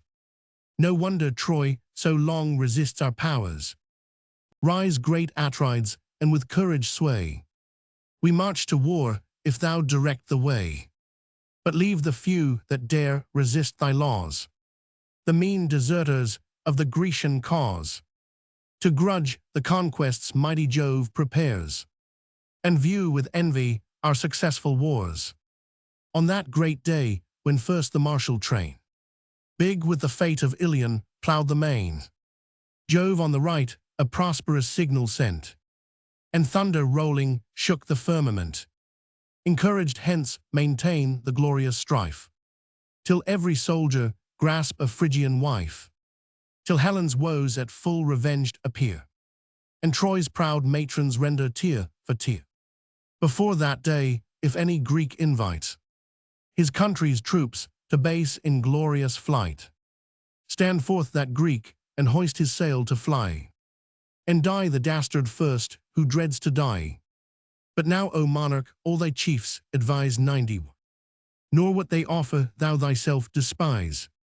Among those counsels let not mine be vain, in tribes and nations to divide thy train. His separate troops let every leader call, each strengthen each, and all encourage all. What chief or soldier of the numerous band, or bravely fights or ill obeys command? When thus distinct they war shall soon be known, and what the cause of Ilion not o'erthrown. If fate resists, or if our arms are slow, if gods above prevent, or men below, to him the king how much thy years excel, in arts of counsel and in speaking well. O would the gods in love to Greece decree but 10 such sages as they grant in thee. Such wisdom soon should Priam's force destroy, and soon should fall the haughty towers of Troy. But Jove forbids who plunges those he hates in fierce contention and in vain debates. Now great Achilles from our aid withdraws, by me provoked a captive made the cause. If ere as friends we join the Trojan wall, must shake and heavy will the vengeance fall. But now, ye warriors, take a short repast, and well refreshed to bloody conflict haste. His sharpened spear let every Grecian wield, and every Grecian fix his brazen shield. Let all excite the fiery steeds of war, and all for combat fit the rattling car. This day, this dreadful day, let each contend. No rest, no respite, till the shades descend, till darkness or till death shall cover all. Let the war bleed, and let the mighty falls, till bathed in sweat be every manly breast, with the huge shield each brawny arm depressed. Each aching nerve refuse the lance to throw, and each spent courser at the chariot blow. Who dares inglorious in his ships to stay? Who dares to tremble on this signal day? That wretch too mean to fall by martial power. The birds shall mangle, and the dogs devour. The monarch spoke, and straight a murmur rose, loud as the surges when the tempest blows, that dashed on broken rocks tumultuous roar, and foam and thunder on the stony shore. Straight to the tents the troops dispersing bend. The fires are kindled, and the smokes ascend. With hasty feasts they sacrifice and pray, to avert the dangers of the doubtful day. A steer of 5 years' age, large-limbed, and fed 92, to Jove's high altars Agamemnon led. There bade the noblest of the Grecian peers, and Nestor first, as most advanced in years. Next came Idomeneus 93, and Tydeus' son 94. Ajax the Less, and Ajax Telamon 95. Then wise Ulysses in his rank was placed, and Menelaus came unbid the last 96. The chiefs surround the destined beast, and take the sacred offering of the salted cake. When thus the king prefers his solemn prayer, O thou whose thunder rends the clouded air, who in the heaven of heavens hast fixed thy throne, supreme of gods unbounded and alone. Here and before the burning sun descends, before the night her gloomy veil extends. Low in the dust be laid yon hostile spires, be Priam's palace sunk in Grecian fires. In Hector's breast be plunged this shining sword, and slaughtered heroes groan around their lord. Thus prayed the chief his unavailing prayer. Great Jove refused and tossed in empty. The god averse, while yet the fumes arose, prepared new toils and doubled woes on woes. Their prayers performed the chiefs, the right pursue. The barley sprinkled and the victim slew. The limbs they sever from the enclosing hide. The thighs selected to the gods divide. On these in double coals involved with art, the choicest morsels lie from every part. From the cleft wood the crackling flames aspire, while the fat victims feed the sacred fire. The thighs thus sacrificed and entrails dressed, the assistants part transfix and roast the rest. Then spread the tables, the repast prepare. Each takes his seat, and each receives his share. Soon as the rage of hunger was suppressed, the generous Nestor thus the prince addressed Roman 500, now bid thy heralds sound the loud alarms, and call the squadrons sheathed in brazen arms. Now seize the occasion, now the troops survey, and lead to war when heaven directs the way. He said the monarch issued his commands. Straight the loud heralds call the gathering bands. The chiefs enclose their king, the hosts divide, in tribes and nations ranked on either side. High in the midst the blue-eyed virgin flies. From rank to rank she darts her ardent eyes. The dreadful gaze, Jove's immortal shield, blazed on her arm and lightened all the field. Round the vast orb 100 serpents rolled, formed the bright fringe and seemed to burn in gold. With this each Grecian's manly breast she warms, swells their bold hearts and strings their nervous arms. No more they sigh inglorious to return, but breathe revenge and for the combat burn. As on some mountain through the lofty grove, the crackling flames ascend and blaze above. The fires expanding as the winds arise, shoot their long beams and kindle half the skies. So from the polished arms and brazen shields, a gleamy splendor flashed along the fields, not less their number than the embodied cranes, or milk-white swans in Asia's watery plains, that o'er the windings of Castor's springs 97 stretch their long necks and clap their rustling wings. Now tower aloft and course in airy rounds. Now light with noise the field resounds. Thus numerous and confused extending wide, the legions crowd Scamander's flowery side 98. With rushing troops the plains are covered o'er, and thundering footsteps shake the sounding shore. Along the river's level meads they stand, thick as in spring the flowers adorn the land, or leaves the trees or thick as insects play. The wandering nation of a summer's day, that drawn by milky steams at evening hours, in gathered swarms surround the rural bowers. From pale to pale with busy murmur run the gilded legends glittering in the sun. So thronged, so close the Grecian squadrons stood, in radiant arms and thirst for Trojan blood. Each leader now his scattered force conjoins, in close array and forms the deepening lines. Not with more ease the skillful shepherd swain collects his flocks from thousands on the plain. The King of Kings, majestically tall, towers o'er his armies and outshines them all. Like some proud bull that round the pastures leads, his subject herds the monarch of the Medes. Great as the gods, the exalted chief was seen, his strength like Neptune, and like Mars his mien 99. Jove o'er his eyes celestial glories spread, and dawning conquest played around his head. Say virgins seated round the throne divine, all-knowing goddesses, immortal 100. Since earth's wide regions, heaven's unmeasured height, and hell's abyss hide nothing from your sight. We wretched mortals, lost in doubts below, but guess by rumor, and but boast we know. Oh, say what heroes, fired by thirst of fame, or urged by wrongs, to Troy's destruction came. To count them, all demands 1,000 tongues, a throat of brass in adamantine lungs. Daughters of Jove assist, inspired by you.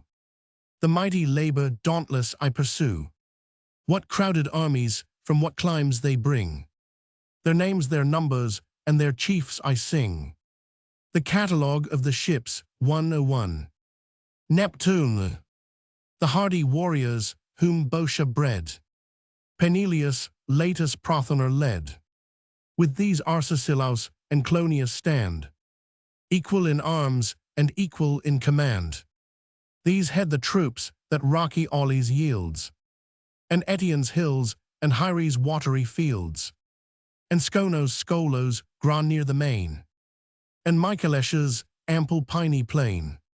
Those who in Petion or Alcyon dwell, or Herma where Apollo's prophet fell, Helion and Hyle which the springs o'erflow, and Median lofty and Ocalia low, or in the meads of Haliartus stray, or Thespia sacred to the god of day, Onchestus, Neptune's celebrated groves, Cop and Thisbe famed for silver doves, for flocks Erythroglyssa for the vine, Platia green and Nyssa the divine, and they whom Thebes' well-built walls enclose, where Mide Utresis Coron rose, and Arne rich with purple harvests crowned, and Anthedon Boeotia's utmost bound. Full 50 ships they send, and each conveys twice 60 warriors through the foaming seas 102. To these succeed Aspledon's martial train, who plough the spacious Orchomenian plain. 2 valiant brothers rule the undaunted throng, Islemen and Ascalaphus the strong, sons of Astyoch the heavenly fair, whose virgin charms subdued the god of war. In Actor's court, as she retired to rest, the strength of Mars the blushing maid compressed. Their troops in 30 sable vessels sweep, with equal oars the Horsa resounding deep. The Phocians next in 40 barks repair. Epistrophus and Schedius head the war, from those rich regions where Cephasus leads his silver current through the flowery meads. From Panopia Crissa the divine, where Anemoria's stately turrets shine, where Pytho Daulis cypresses stood, and fair Lille views the rising flood. These ranged in order on the floating tide. Close on the left, the bold Boeotians' side. Fierce Ajax led the Locrian squadrons on. Ajax, the less oilious valiant son, skilled to direct the flying dart aright, swift in pursuit and active in the fight. Him as their chief the chosen troops attend, which Bessarthronus and rich Sinos send, Opus Caliurus and Scarf's bands, and those who dwell where pleasing Augia stands, and where Bogrius floats the lowly lands, or in fair Tarf's sylvan seats reside. In 40 vessels cut the yielding tide. Euba next her martial sons prepares, and sends the brave Abants to the wars. Breathing revenge in arms, they take their way from Chalcis walls and strong Eretria, the Istaean fields for generous vines renowned, the fair Caristos and the Styrian ground, where Dios from her towers o'erlooks the plain, and high Cerinthus views the neighboring main. Down their broad shoulders falls a length of hair. Their hands dismiss not the long lance in air, but with protended spears in fighting fields, pierce the tough corslets and the brazen shields. Twice 20 ships transport the warlike bands, which bold Elfiner fierce in arms commands. Full 50 more from Athens stem the main, led by Menestheus through the liquid plain. Athens the fair, where great Erechtheus swayed, that owed his nurture to the blue-eyed maid. But from the teeming furrow took his births, the mighty offspring of the foodful earths. Him Pallas placed amidst her wealthy fane, adored with sacrifice and oxen slain, whereas the years revolve her altars blaze, and all the tribes resound the goddess praise. No chief like the Menestheus Greece could yield to martial armies in the dusty field, the extended wings of battle to display, or close the embodied host in firm array. Nestor alone, improved by length of days, for martial conduct bore an equal praise. With these appear the Salaminian bands, whom the gigantic Telamon commands. In 12 black ships to Troy they steer their course, and with the great Athenians join their force. Next move to war the generous Argive train, from high Tiarzine and Mazetta's plain, and fair Gina circled by the main, whom strong Tiryns lofty walls surround, and Epidora with viney harvests crowned, and where fair Asinon and Hermine show their cliffs above and ample bay below. These by the brave Euryalus were led, great Esthenelus and greater Diomede, but chief Tydides bore the sovereign sway. In 80 barks they plough the watery way. The proud Mycene arms her martial powers, Cleone Corinth with imperial towers 103. Fair Artheria Ornia's fruitful plain, and Gin and Adrastus ancient reign, and those who dwell along the sandy shore, and where Pellene yields her fleecy store, where Hellas and Hyperesia lie, and Gonos's spires salute the sky. Great Agamemnon rules the numerous band, 100 vessels in long order stand, and crowded nations wait his dread command. High on the deck the king of men appears, and his refulgent arms in triumph wears, proud of his host, unrivaled in his reign. In silent pomp he moves along the main. His brother follows, and to vengeance warms the hardy Spartans exercised in arms, Phares and Brygia's valiant troops, and those whom Lacedaemon's lofty hills enclose, or Messes' towers for silver doves renowned, Amycl La's Augea's happy ground, and those whom Tylo's low walls contain, and Helos on the margin of the main. These o'er the bending ocean Helen's cause, in 60 ships with Menelaus draws. Eager and loud from man to man he flies, revenge and fury flaming in his eyes, while vainly fond in fancy oft he hears the fair one's grief and sees her falling tears.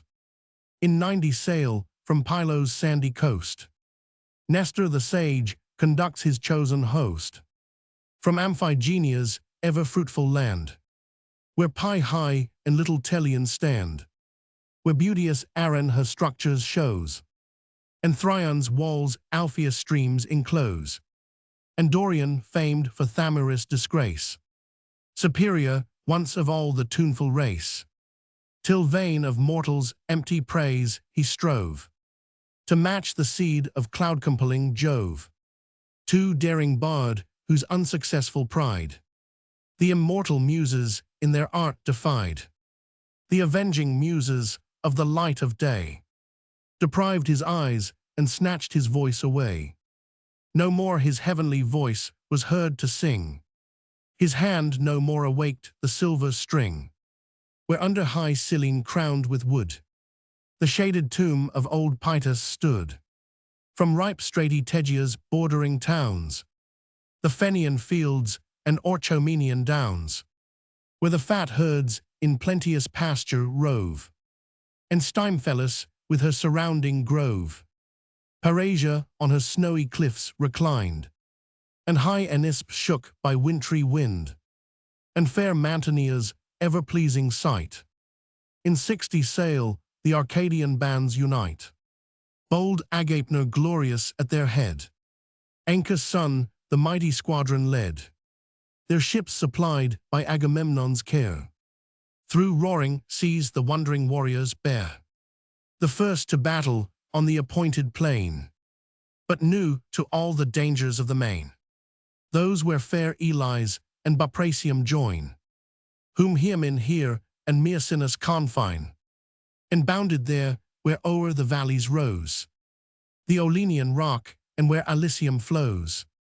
Beneath 4 chiefs a numerous army came, the strength and glory of the Epean name. In separate squadrons these their train divide, each leads 10 vessels through the yielding tide. One was Amphimachus, and Thalpius one, Eurytus this, and that Titus' son. Diores sprung from Amarynceus' line, and great Polyxenus of force divine. But those who view fair Achilles o'er the seas, from the blessed islands of the Echinades, in 40 vessels under Meges move, begot by Phyleus, the beloved of Jove. To strong Dulichium from his sire he fled, and thence to Troy his hardy warriors led. Ulysses followed through the watery road, a chief in wisdom equal to a god, with those whom Cephalenia's line enclosed, or till their fields along the coast opposed, or where fair Ithaca o'erlooks the floods, where high Neritos shakes his waving woods, where Gylippus' rugged sides are seen, Crasilia rocky, and Zacynthus green. These in 12 galleys with vermilion prores, beneath his conduct sought the Phrygian shores. Thoas came next, Andamon's valiant son, from Pleuron's walls and chalky Calydon, and rough Pylene and the Olenian steep, and Chalcis beaten by the rolling deep. He led the warriors from the Tolian shore, for now the sons of Neus were no more. The glories of the mighty race were fled, Neus himself and Meleager dead. To Thoas' care now trust the martial train, his 40 vessels follow through the main. Next 80 barks the Cretan king commands, of Knossos, Lyctus, and Gortina's bands, and those who dwell where Rhaetian's domes arise, or white Lycastus glitters to the skies, or where by Phtu's silver Jardan runs, Crete's 100 cities pour forth all her sons. These marched Idomeneus beneath thy care, and Mirion dreadful as the god of war. Telepomus, the son of Hercules, led 9 swift vessels through the foamy seas, from Rhodes with everlasting sunshine bright, Jalysus Lindus and Camarus white. His captive mother fierce Alcides bore, from Epher's walls and Sel's winding shore, where mighty towns in ruins spread the plain, and saw their blooming warriors early slain.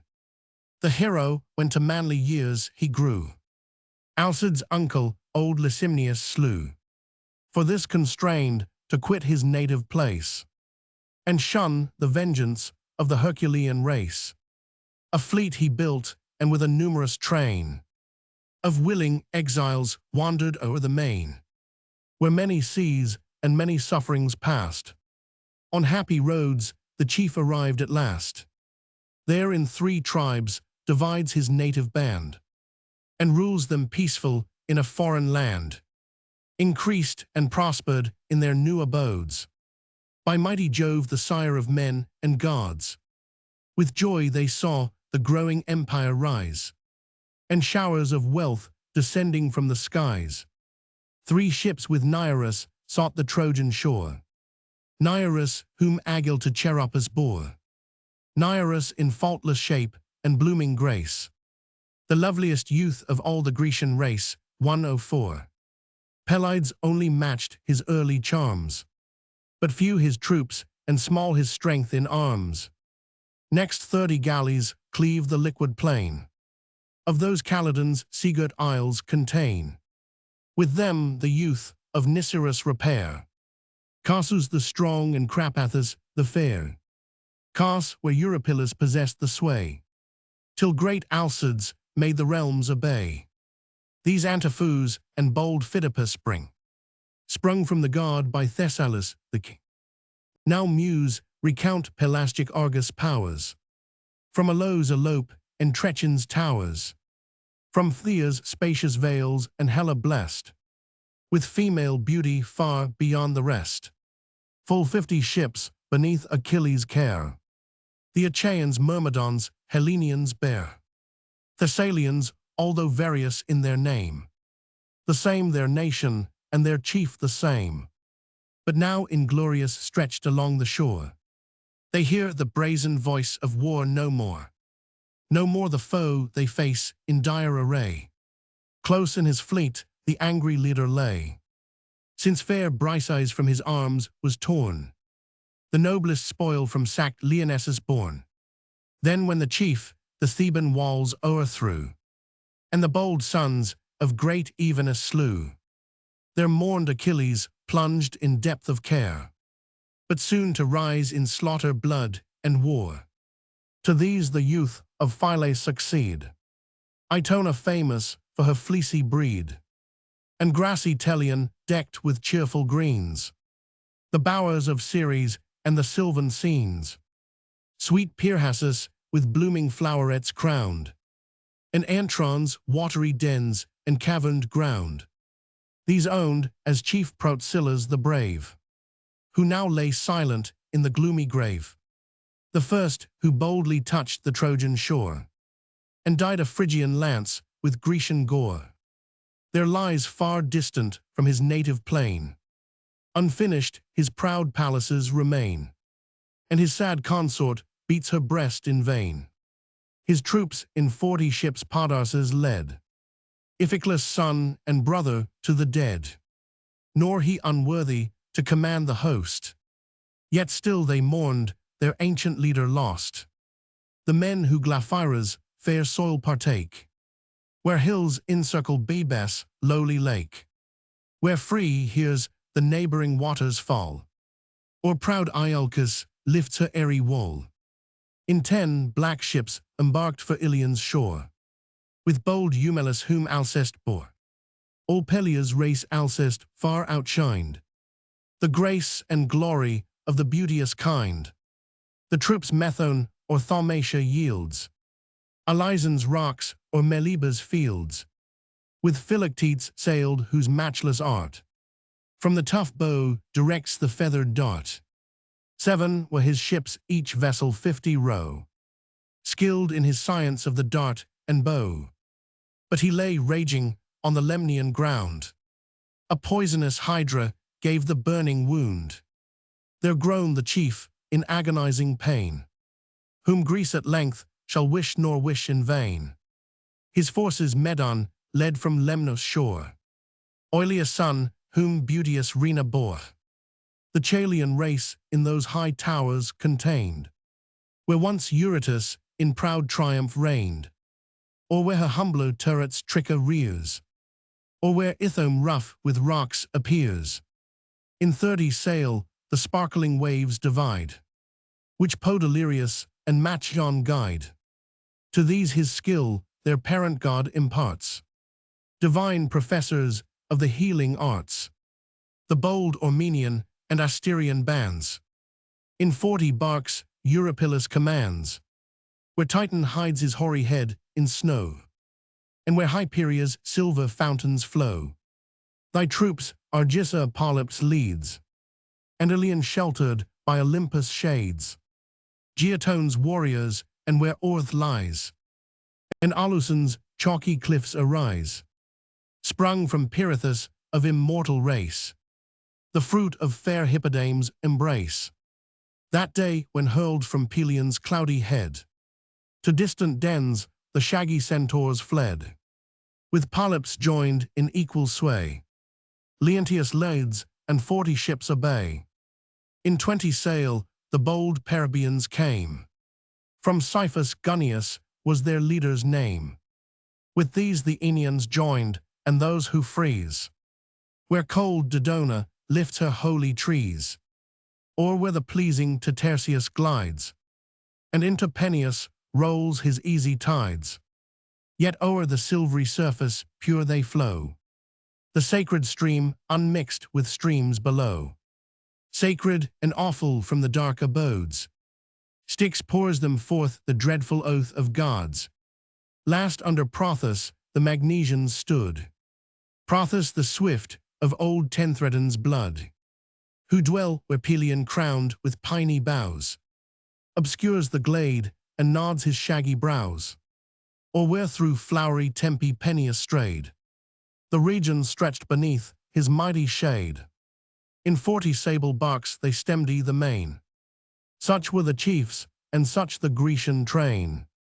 Say next, O Muse, of all Achaea breeds, who bravest fought or reined the noblest steeds.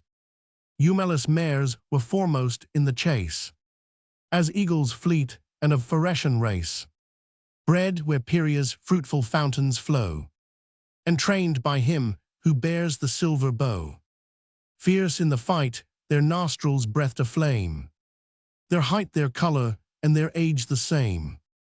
O'er fields of death they whirl the rapid car, and break the ranks and thunder through the war. Ajax in arms the first renown acquired, while stern Achilles in his wrath retired. His was the strength that mortal might exceeds, and his the unrivaled race of heavenly steeds. But Thetis' son now shines in arms no more, his troops neglected on the sandy shore. In empty air their sportive javelins throw, or whirl the disc, or bend an idle bow. Unstained with blood his covered chariots stand, the immortal coursers graze along the strand. But the brave chiefs the inglorious life deplored, and wandering o'er the camp required their lords. Now like a deluge covering all around, the shining armies sweep along the ground. Swift as a flood of fire when storms arise, floats the wild field and blazes to the skies. Earth groaned beneath them as when angry Jove hurls down the forky lightning from above, on Priam when he the thunder throws, and fires Typhus with redoubled blows. Where Typhon pressed beneath the burning load, still feels the fury of the avenging god. But various Iris Jove's commands to bear, speeds on the wings of winds through liquid air. In Priam's porch the Trojan chiefs she found, the old consulting and the youths around. Polite's shape the monarch's son she chose, who from Set's tomb observed the foes 105. High on the mound from whence in prospect lay the fields, the tents, the navy, and the bay. In this dissembled form she hastes to bring the unwelcome message to the Phrygian king. Cease to consult, the time for action calls. War, horrid war, approaches to your walls. Assembled armies oft have I beheld, but near till now such numbers charged a field, thick as autumnal leaves or driving sand. The moving squadrons blacken all the strand. Thou godlike Hector, all thy force employ. Assemble all the united bands of Troy. In just array, let every leader call. The foreign troops this day demands them all. The voice divine the mighty chief alarms. The council breaks, the warriors rush to arms. The gates unfolding pour forth all their train. Nations on nations fill the dusky plain. Men's steeds and chariots shake the trembling ground. The tumult thickens and the skies resound. Amidst the plain, in sight of Ilion stands, arising, mount the work of human hands. This for Myron's tomb the immortals know, though called Batia in the world below. Beneath their chiefs in martial order here, the auxiliar troops and Trojan hosts appear.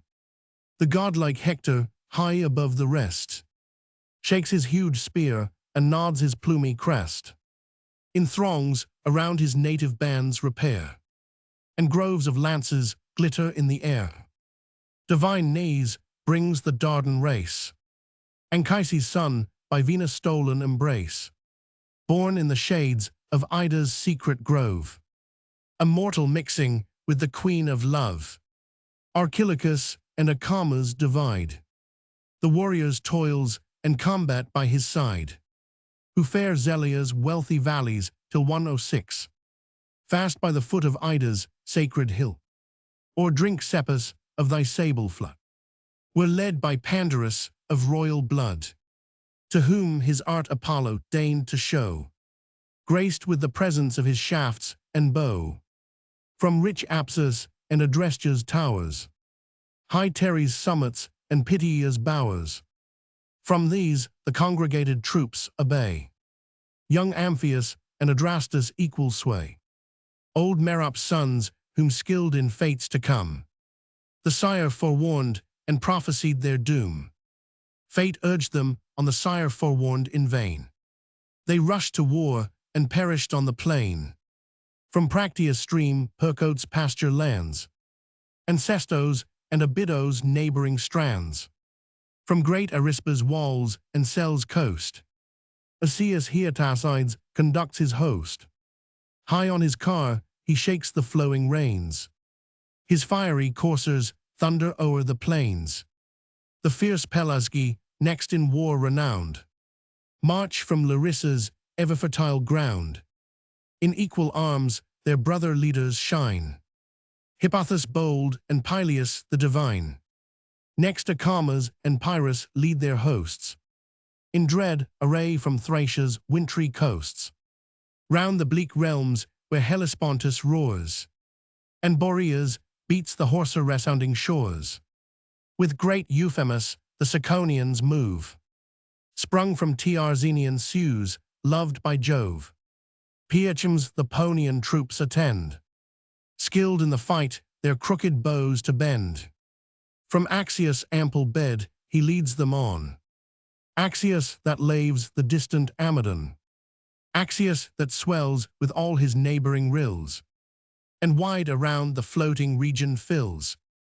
The Paphlagonians Pilmenes rules, where rich Henicia breeds her savage mules, where Erythinus' rising cliffs are seen, thy groves of box Cytorus evergreen, and where Gyalus and Cromna lie, and lofty Sesamus invades the sky, and where Parthenius, rolled through banks of flowers, reflects her bordering palaces and bowers. Here marched in arms the Halizonian band, whom Odius and Epistrophus command. From those far regions where the sun refines the ripening silver in Alybian mines, their mighty Chromes led the Mysian train, and augur Enomus inspired in vain. For stern Achilles lopped his sacred head, rolled down Scamander with the vulgar dead. Phorcys and brave Ascanius here unite, the Ascanian Phrygians eager for the fight, of those who round Monia's realms reside, or whom the vales in shades of Tmolus hide. Messals and Antiphus the charge partake, born on the banks of Gyges' silent lake. There from the fields where wild Mander flows, high Mycale and Latmo's shady brows, and proud Miletus came the Carian throngs, with mingled clamors and with barbarous tongues 107. Amphimachus and Nosts guide the train, Nosts the bold, Amphimachus the vain, who tricked with gold and glittering on his car, rode like a woman to the field of war. Fool that he was by fierce Achilles slain. The river swept him to the briny main. There whelmed with waves the gaudy warrior lies. The valiant victor seized the golden prize. The forces last in fair array succeed, which blameless Glaucus and Sarpedon lead. The warlike bands that distant Lycia yields, where gulfy Xanthus foams along the fields. Book Roman 3 Argument. The duel of Menelaus and Paris.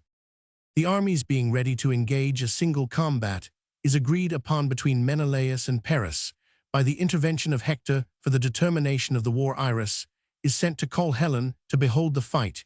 She leads her to the walls of Troy, where Priam sat with his counselors, observing the Grecian leaders on the plain below, to whom Helen gives an account of the chief of them. The kings on either part take the solemn oath for the conditions of the combat. The duel ensues, wherein Paris, being overcome, he is snatched away in a cloud by Venus and transported to his apartment. She then calls Helen from the walls and brings the lovers together. Agamemnon, on the part of the Grecians, demands the restoration of Helen and the performance of the articles. The 23rd day still continues throughout this book. The scene is sometimes in the fields before Troy and sometimes in Troy itself. Thus by their leaders care each martial band moves into ranks and stretches o'er the land. With shouts the Trojans, rushing from afar, proclaim their motions and provoke the war. So when inclement winters vex the plain, with piercing frosts or thick descending rain, to warmer seas the cranes embodied fly. 108. With noise and order through the midway sky, to pygmy nations wounds and death they bring, and all the war descends upon the wing. But silent breathing rage resolved and skilled. 109. By mutual aids to fix a doubtful field, swift march the Greeks, the rapid dust around, darkening arises from the labored ground. Thus from his flaggy wings, when Notus sheds a night of vapors round the mountain heads, swift gliding mists the dusky fields invade, to thieves more grateful than the midnight shade, while scarce the swains their feeding flocks survey, lost and confused amidst the thickened day. So wrapped in gathering dust the Grecian train, a moving cloud swept on and hid the plain. Now front to front the hostile armies stand, eager of fight and only wait command, when to the van before the sons of fame, whom Troy sent forth, the beauteous Paris came. In form a god, the panther's speckled hide flowed o'er his armor with an easy pride. His bended bow across his shoulders flung, his sword beside him negligently hung. Two pointed spears he shook with gallant grace, and dared the bravest of the Grecian race. As thus with glorious air and proud disdain, he boldly stalked the foremost on the plain. Him Menelaus loved, of Mars espies, with heart elated and with joyful eyes. So joys a lion if the branching deer or mountain goat his bulky prize appear. Eager he seizes and devours the slain, pressed by bold youths and baying dogs in vain. Thus fond of vengeance with a furious bound, in clanging arms he leaps upon the ground. From his high chariot him approaching near, the beauteous champion views with marks of fear. Smit with a conscious sense retires behind, and shuns the fate he well deserved to find. As when some shepherd from the rustling trees, 110, shot forth to view a scaly serpent sees. Trembling and pale, he starts with wild affright, and all confused precipitates his flight. So from the king the shining warrior flies, and plunged amid the thickest Trojans lies. As godlike Hector sees the prince retreat, he thus upbraids him with a generous heat. Unhappy Paris, 111, but to women brave, so fairly formed, and only to deceive. O hadst thou died when first thou saw'st the light, or died, at least, before thy nuptial rite, a better fate than vainly thus to boast, and fly the scandal of thy Trojan host. Gods, how the scornful Greeks exult to see their fears of danger undeceived in thee. Thy figure promised with a martial air, but ill thy soul supplies a form so fair. In former days, in all thy gallant pride, when thy tall ships triumphant stemmed the tide, when Greece beheld thy painted canvas flow, and crowds stood wondering at the passing show, say, was it thus, with such a baffled mien, you met the approaches of the Spartan queen. Thus from her realm conveyed the beauteous prize, and both her warlike lords outshined in Helen's eyes. This deed thy foes delight, thy own disgrace, thy father's grief and ruin of thy race. This deed recalls thee to the proffered fight, or hast thou injured whom thou durst not right? Soon to thy cost the field would make thee know. Thou keep'st the consort of a braver foe, thy graceful form instilling soft desire, thy curling tresses and thy silver lyre. Beauty and youth, in vain to these you trust, when youth and beauty shall be laid in dust. Troy yet may wake, and one avenging blow crush the dire author of his country's woe. His silence here with blushes Paris breaks. 'Tis just, my brother, what your anger speaks. But who like thee can boast a soul sedate, so firmly proof to all the shocks of fate? Thy force like steel a tempered hardness shows, still edged to wound and still untired with blows, like steel uplifted by some strenuous sway, with falling woods to strew the wasted plain. Thy gifts I praise, nor thou despise the charms with which a lover golden Venus arms. Soft moving speech and pleasing outward show, no wish can gain them, but the gods bestow. Yet wouldst thou have the proffered combat stand, the Greeks and Trojans seat on either hand. Then let a midway space our hosts divide, and on that stage of war the cause be tried. By Paris there the Spartan king be fought, for beauteous Helen and the wealth she brought. And who his rival can in arms subdue? His be the fair, and his the treasure too. Thus with a lasting league your toils may cease, and Troy possess her fertile fields in peace. Thus may the Greeks review their native shore, much famed for generous steeds, for beauty more. He said the challenge Hector heard with joy, then with his spear restrained the youth of Troy, held by the midst athwart and near the foe, advanced with steps majestically slow, while round his dauntless head the Grecians pour their stones and arrows in a mingled shower. Then thus the monarch great Atrides cried, "Forbear ye warriors, lay the darts aside. A parley Hector asks, a message bears. We know him by the various plume he wears. Awed by his high command the Greeks attend, the tumult silence and the fight suspend, while from the center Hector rolls his eyes on either host, and thus to both applies. Hear all ye Trojan, all ye Grecian bands, what Paris author of the war demands.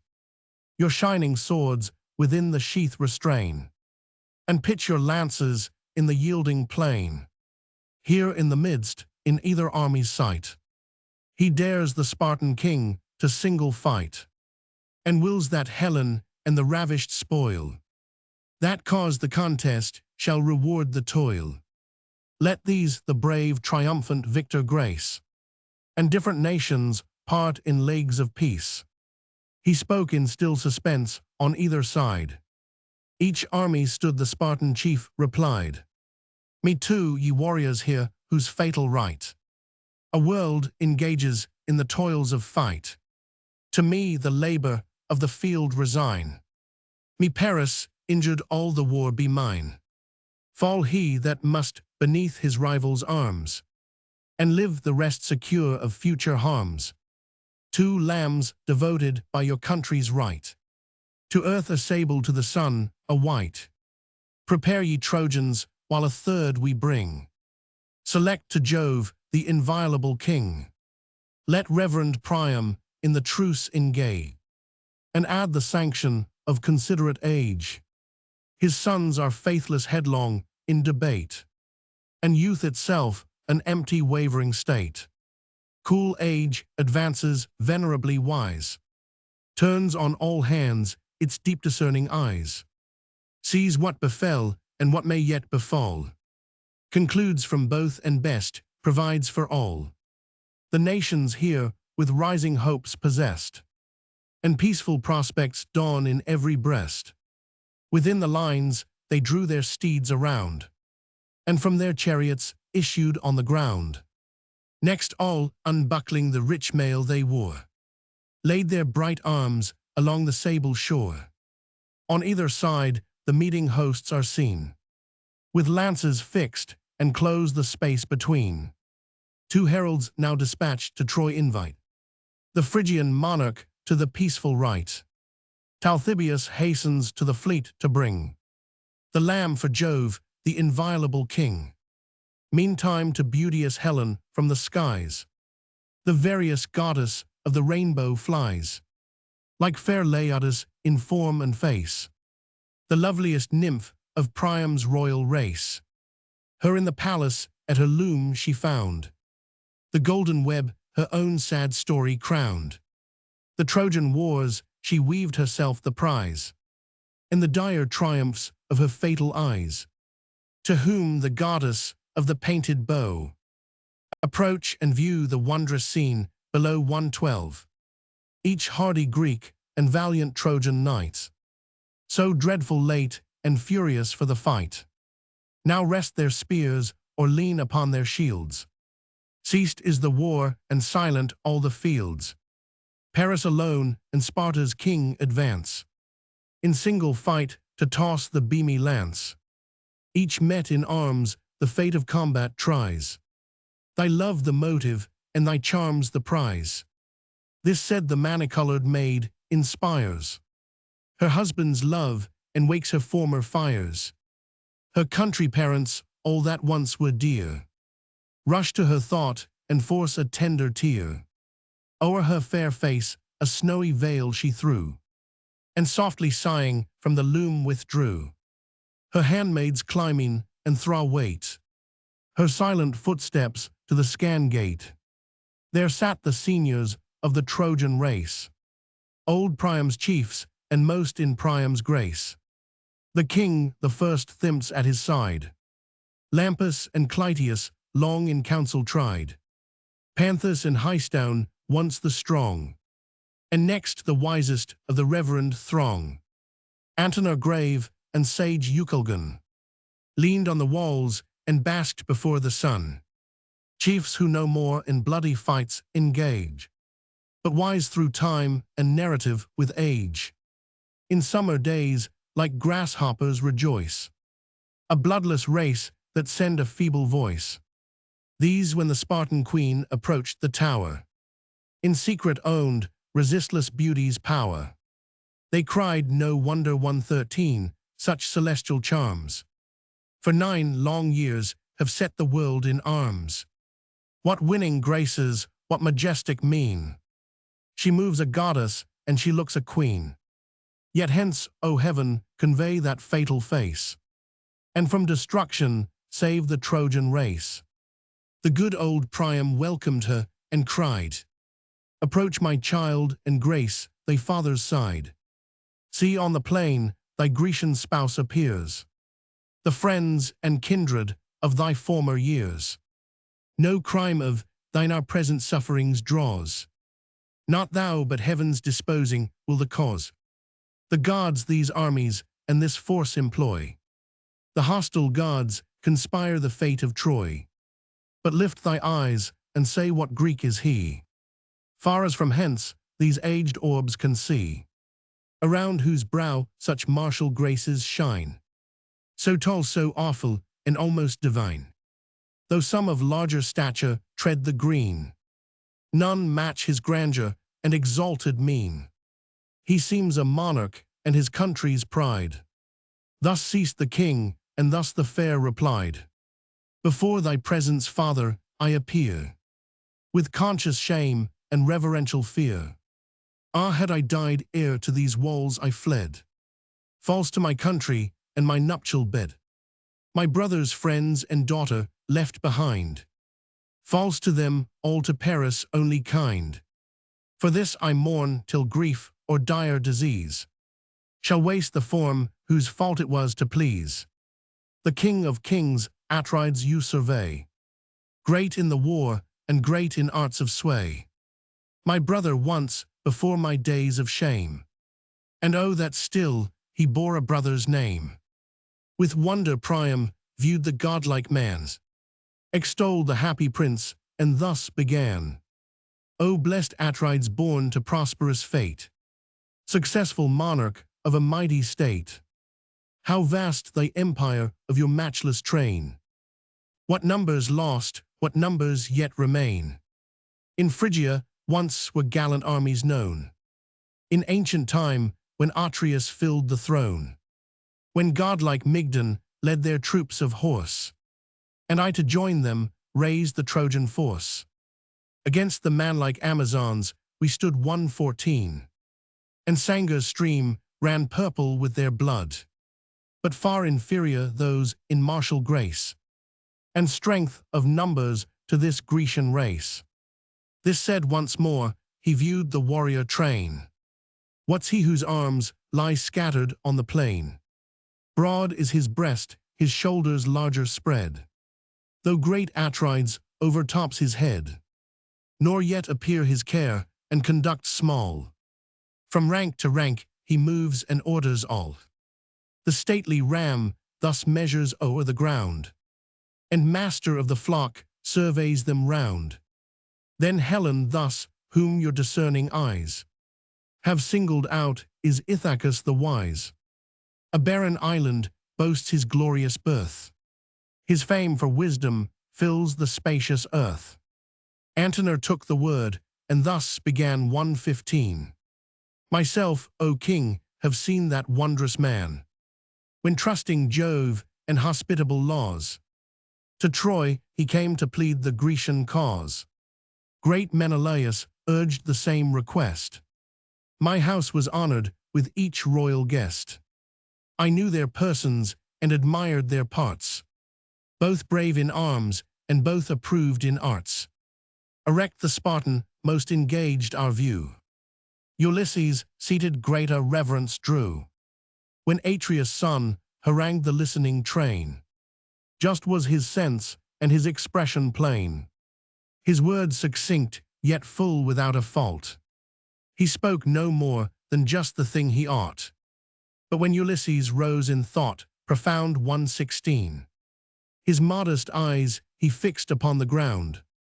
As one unskilled or dumb he seemed to stand, nor raised his head, nor stretched his sceptred hand. But when he speaks, what elocution flows!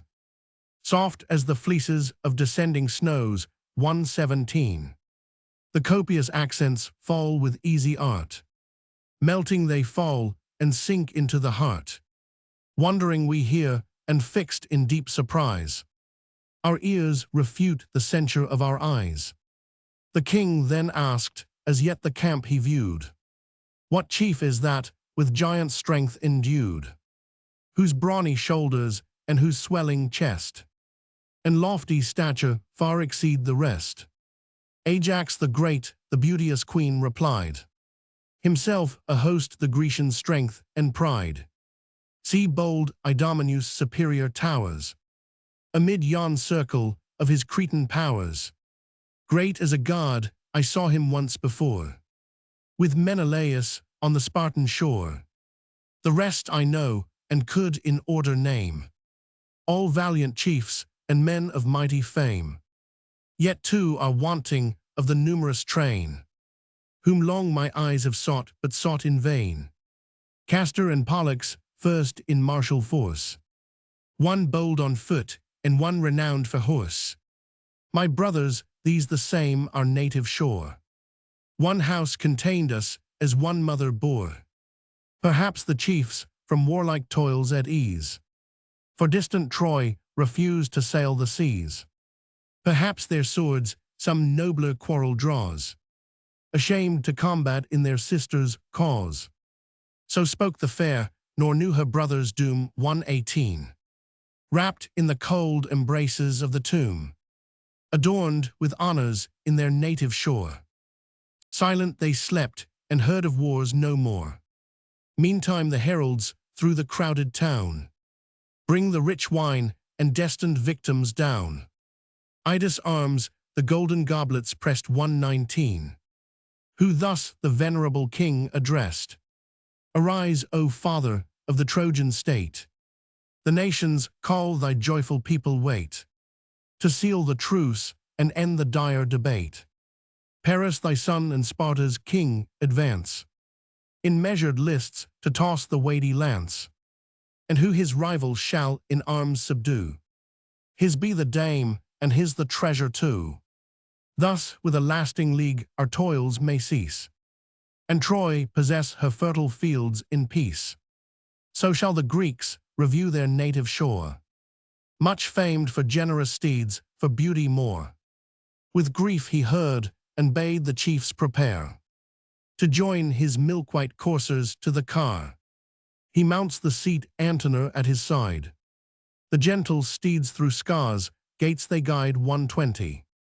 Next from the car, descending on the plain, amid the Grecian host and Trojan train, slow they proceed. The sage Ulysses then arose, and with him rose the king of men. On either side a sacred herald stands. The wine they mix, and on each monarch's hands pour the full urn. Then draws the Grecian lord, his cutlass sheathed beside his ponderous sword. From the slain victims crops the curling hair 121. The heralds part it, and the princes share. Then loudly thus, before the attentive bands, he calls the gods, and spreads his lifted hands. O first and greatest power, whom all obey, who high on Ida's holy mountain sway, eternal Jove, and you bright orb that roll from east to west, and view from pole to pole, thou Mother Earth, and all ye living floods, infernal furies, and Tartarian gods, who rule the dead and horrid woes prepare, for perjured kings, and all who falsely swear. Hear and be witness if by Paris slain, great Menelaus press the fatal plain. The dame and treasures let the Trojan keep, and Greece returning plough the watery deep. If by my brother's lance the Trojan bleed, be his the wealth and beauteous dame decreed. The appointed fine let Iliad justly pay, and every age record the signal day. This if the Phrygians shall refuse to yield, arms must revenge, and Mars decide the field. With that the chief the tender victims slew, and in the dust their bleeding bodies threw. The vital spirit issued at the wound, and left the members quivering on the ground. From the same urn they drink the mingled wine, and add libations to the powers divine. While thus their prayers united mount the sky, hear mighty Jove, and hear ye gods on high. And may their blood, who first the league confound, shed like this wine, disdain the thirsty ground. May all their consorts serve promiscuous lust, and all their lust be scattered as the dust. Thus either host their imprecations joined, which Jove refused, and mingled with the wind. The rites now finished, reverend Priam rose, and thus expressed a heart o'ercharged with woes. Ye Greeks and Trojans, let the chiefs engage, but spare the weakness of my feeble age. In yonder walls that object let me shun, nor view the danger of so dear a son. Whose arms shall conquer, and what prince shall fall? Heaven only knows, for heaven disposes all. This said the hoary king, no longer stayed, but on his car the slaughtered victims laid. Then seized the reins, his gentle steeds to guide, and drove to Troy, Antenor at his side. Bold Hector and Ulysses now dispose the lists of combat, and the ground enclose. Next to decide, by sacred lots prepare, who first shall launch his pointed spear in air. The people pray with elevated hands, and words like these are heard through all the bands. Immortal Jove, high heaven's superior lord, on lofty Ida's holy mount adored, woe involved us in this dire debate. O give that author of the war to fate, and shades eternal let division cease. and joyful nations join in leagues of peace. With eyes averted Hector hastes to turn the lots of fight and shakes the brazen urn. Then Paris leaped forth by fatal chance, ordained the first to whirl the weighty lance. Both armies sat the combat to survey. Beside each chief his azure armor lay, and round the lists the generous coursers neigh. The beauteous warrior now arrays for fight, in gilded arms magnificently bright. The purple cuishes clasp his thighs around, with flowers adorned, with silver buckles bound. Lycaon's corslet his fair body dressed, braced in and fitted to his softer breast. A radiant baldric o'er his shoulder tied sustained the sword that glittered at his side.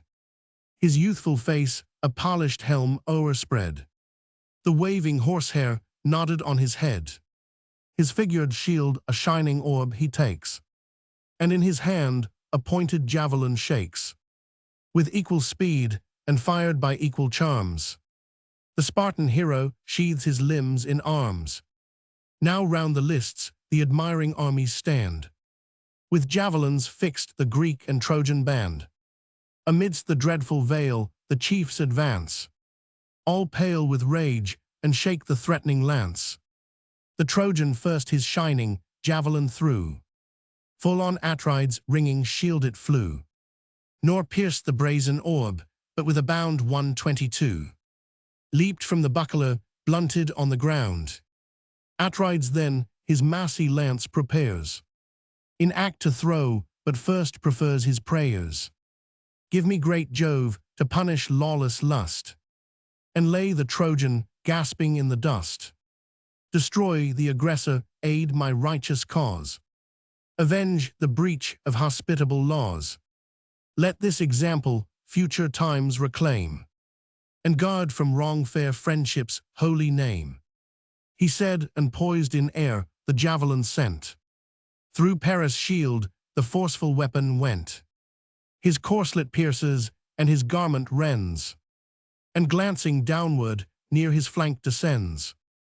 The wary Trojan, bending from the blow, eludes the death and disappoints his foe. But fierce Atrides waved his sword and strook. Full on his casque the crested helmet shook. The brittle steel, unfaithful to his hand, broke short, the fragments glittered on the sand. The raging warrior to the spacious skies raised his upbraiding voice and angry eyes. Then is it vain in Jove himself to trust? And is it thus the gods assist the just? When crimes provoke us, heaven success denies. The dart falls harmless, and the falchion flies. Furious he said, and towards the Grecian crew, seized by the crest, the unhappy warrior drew. Struggling he followed, while the embroidered thong that tied his helmet dragged the chief along. Then had his ruin crowned Atrides' joy. But Venus trembled for the Prince of Troy. Unseen she came and burst the golden band, and left an empty helmet in his hand. The casque enraged amidst the Greeks he threw. The Greeks with smiles the polished trophy view. Then as once more he lifts the deadly dart, in thirst of vengeance at his rival's heart. The Queen of Love her favored champion shrouds, for gods can all things in a veil of clouds. Raised from the field the panting youth she led, and gently laid him on the bridal bed. With pleasing sweets his fainting sense renews, and all the dome perfumes with heavenly dews. Meantime the brightest of the female kind, the matchless Helen o'er the walls reclined. To her beset with Trojan beauties came, in borrowed form the laughter-loving dame. She seemed an ancient maid well skilled to cull the snowy fleece and wind the twisted wool. The goddess softly shook her silken vest, that shed perfumes, and whispering thus addressed Venus disguised, inviting Helen to the chamber of Paris. Haste, happy nymph, for thee thy Paris calls. safe from the fight in yonder lofty walls. Fair as a god, with odors round him spread, he lies and waits thee on the well-known bed. Not like a warrior parted from the foe, but some gay dancer in the public show. She spoke, and Helen's secret soul was moved. She scorned the champion, but the man she loved. Fair Venus neck her eyes that sparkled fire, and breast revealed the queen of soft desire. 123. Struck with her presence, straight the lively red forsook her cheek, and trembling, thus she said, "Then is it still thy pleasure to deceive, and woman's frailty always to believe? Say, to new nations must I cross the main, or carry wars to some soft Asian plain? For whom must Helen break her second vow? What other Paris is thy darling now? Left to Atrides victor in the strife, an odious conquest and a captive wife. Hence let me sail, and if thy Paris bear my absence ill, let Venus ease his care, a handmaid goddess at his side to wait. Renounce the glories of thy heavenly state, be fixed for ever to the Trojan shore, his spouse or slave, and mount the skies no more. For me to lawless love no longer led, I scorn the coward and detest his bed. Else should I merit everlasting shame, and keen reproach from every Phrygian dame. Ill suits it now the joys of love to know, too deep my anguish, and too wild my woe. Venus presenting Helen to Paris. Then thus incensed the Paphian queen replies, "Obey the power from whom thy glories rise. Should Venus leave, the every charm must fly, fade from thy cheek, and languish in thy eye. Cease to provoke me, lest I make thee more the world's aversion than their love before. Now the bright prize for which mankind engage, then the sad victim of the public rage." At this the fairest of her sex obeyed, and veiled her blushes in a silken shade. Unseen and silent from the train she moves, led by the goddess of the smiles and loves. Arrived and entered at the palace gate, the maids officious round their mistress wait. Then all dispersing various tasks attend, the queen and goddess to the prince ascend. Full in her Paris sight the queen of love had placed the beauteous progeny of Jove. Whereas he viewed her charms, she turned away her glowing eyes, and thus began to say, "Is this the chief who lost a sense of shame? Late fled the field, and yet survives his fame. O hadst thou died beneath the righteous sword of that brave man whom once I called my lord. The boaster Paris oft desired the day with Sparta's king to meet in single fray. Go now once more, thy rivals' rage excite, provoke Atrides and renew the fight. Yet Helen bids thee stay, lest thou unskilled shouldst fall an easy conquest on the field."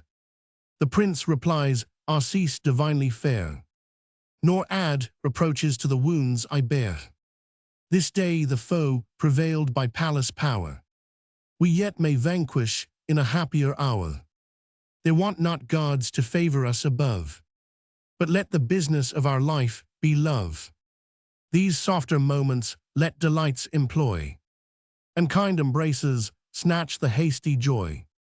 Not thus I loved thee when from Sparta's shore my forced, my willing, heavenly prize I bore. When first entranced in Cranny's isle I lay. 124. Mixed with thy soul, and all dissolved away." Thus having spoke, the enamored Phrygian boy rushed to the bed, impatient for the joy. Him Helen followed slow with bashful charms, and clasped the blooming hero in her arms. While these to love's delicious rapture yield, the stern Atrides rages round the field. So some fell lion, whom the woods obey, roars through the desert and demands his prey. Paris he seeks impatient to destroy, but seeks in vain along the troops of Troy. Even those had yielded to a foe so brave. The recreant warrior, hateful as the grave. Then speaking thus, the King of Kings arose. Ye Trojans, Dardans, all our generous foes, hear and attest from heaven, with conquest crowned. Our brothers' arms the just success have found. Be therefore now the Spartan wealth restored. Let Argive Helen own her lawful lord. The appointed fine let Ilion justly pay. And age to age record this signal day. He ceased his armies loud, applauses rise. And the long shout runs echoing through the skies. Venus. Map titled GRCI Antique. Book Roman 4 Argument. The breach of the truce and the first battle. The gods deliberate in council concerning the Trojan war. They agree upon the continuation of it, and Jupiter sends down Minerva to break the truce. She persuades Pandarus to aim an arrow at Menelaus, who is wounded, but cured by Machaon. In the meantime, some of the Trojan troops attack the Greeks. Agamemnon is distinguished in all the parts of a good general. He reviews the troops and exhorts the leaders, some by praises and others by reproof. Nestor is particularly celebrated for his military discipline. The battle joins, and great numbers are slain on both sides. The same day continues through this, as through the last book, as it does also through the two following, and almost to the end of the 7th book. The scene is wholly in the field before Troy. And now Olympus shining, gates unfold. The gods with Jove assume their thrones of gold. Immortal Hebe fresh, with bloom divine. The golden goblet crowns with purple wine, while the full bowls flow round the powers employ their careful eyes on long contended Troy, when Jove disposed to tempt Saturnia's spleen. Thus waked the fury of his partial queen. Two powers divine the son of Atreus aid, imperial Juno and the martial maid 125. But high in heaven they sit and gaze from far, the tame spectators of his deeds of war. Not thus fair Venus helps her favored knight. The queen of pleasures shares the toils of fight. Each danger wards, and constant in her care, saves in the moment of the last despair. Her act has rescued Paris' forfeit life, though great Atrides gain the glorious strife. Then say ye powers, what signal issue waits to crown this deed and finish all the fates? Shall heaven by peace the bleeding kingdoms spare, or rouse the furies and awake the war? Yet would the gods for human good provide. Atrides soon might gain his beauteous bride. Still Priam's walls in peaceful honors grow, and through his gates the crowding nations flow. Thus while he spoke the Queen of Heaven enraged, and Queen of War in close consult engaged. Apart they sit, their deep designs employ, and meditate the future woes of Troy. Though secret anger swelled Minerva's breast, the prudent goddess yet her wrath suppressed. But Juno, impotent of passion, broke her sullen silence, and with fury spoke. The council of the gods shall then, O tyrant of the ethereal reign, my schemes, my labors, and my hopes be vain. Have I for this shook Ilion with alarms, assembled nations, set two worlds in arms. To spread the war I flew from shore to shore. The immortal coursers scarce the labor bore. At length ripe vengeance o'er their heads impends. But Jove himself the faithless race defends. Loth as thou art to punish lawless lust, not all the gods are partial and unjust. The sire whose thunder shakes the cloudy skies sighs from his inmost soul, and thus replies, O lasting rancor, O insatiate hate, to Phrygia's monarch and the Phrygian state. What high offense has fired the wife of Jove? Can wretched mortals harm the powers above? That Troy and Troy's whole race thou wouldst confound, and yon fair structures level with the ground. Haste, leave the skies fulfill thy stern desire. Burst all her gates, and wrap her walls in fire. Let Priam blade, if yet you thirst for more. Bleed all his sons, and Ilion float with gore. To boundless vengeance, the wide realm be given, till vast destruction glut the Queen of Heaven. So let it be, and Jove his peace enjoy. 126. When heaven no longer hears the name of Troy, but should this arm prepare to wreak our hate on thy loved realms, whose guilt demands their fate, presume not thou the lifted bolt to stay. Remember Troy, and give the vengeance way. For know of all the numerous towns that rise beneath the rolling sun and starry skies, which gods have raised or earthborn men enjoy, none stands so dear to Jove as sacred Troy. No mortals merit more distinguished grace than godlike Priam or than Priam's race. Still to our name their hecatombs expire, and altars blaze with unextinguished fire. At this the goddess rolled her radiant eyes, then on the thunderer fixed them and replies, 3 towns are Juno's on the Grecian plains, more dear than all the extended earth contains.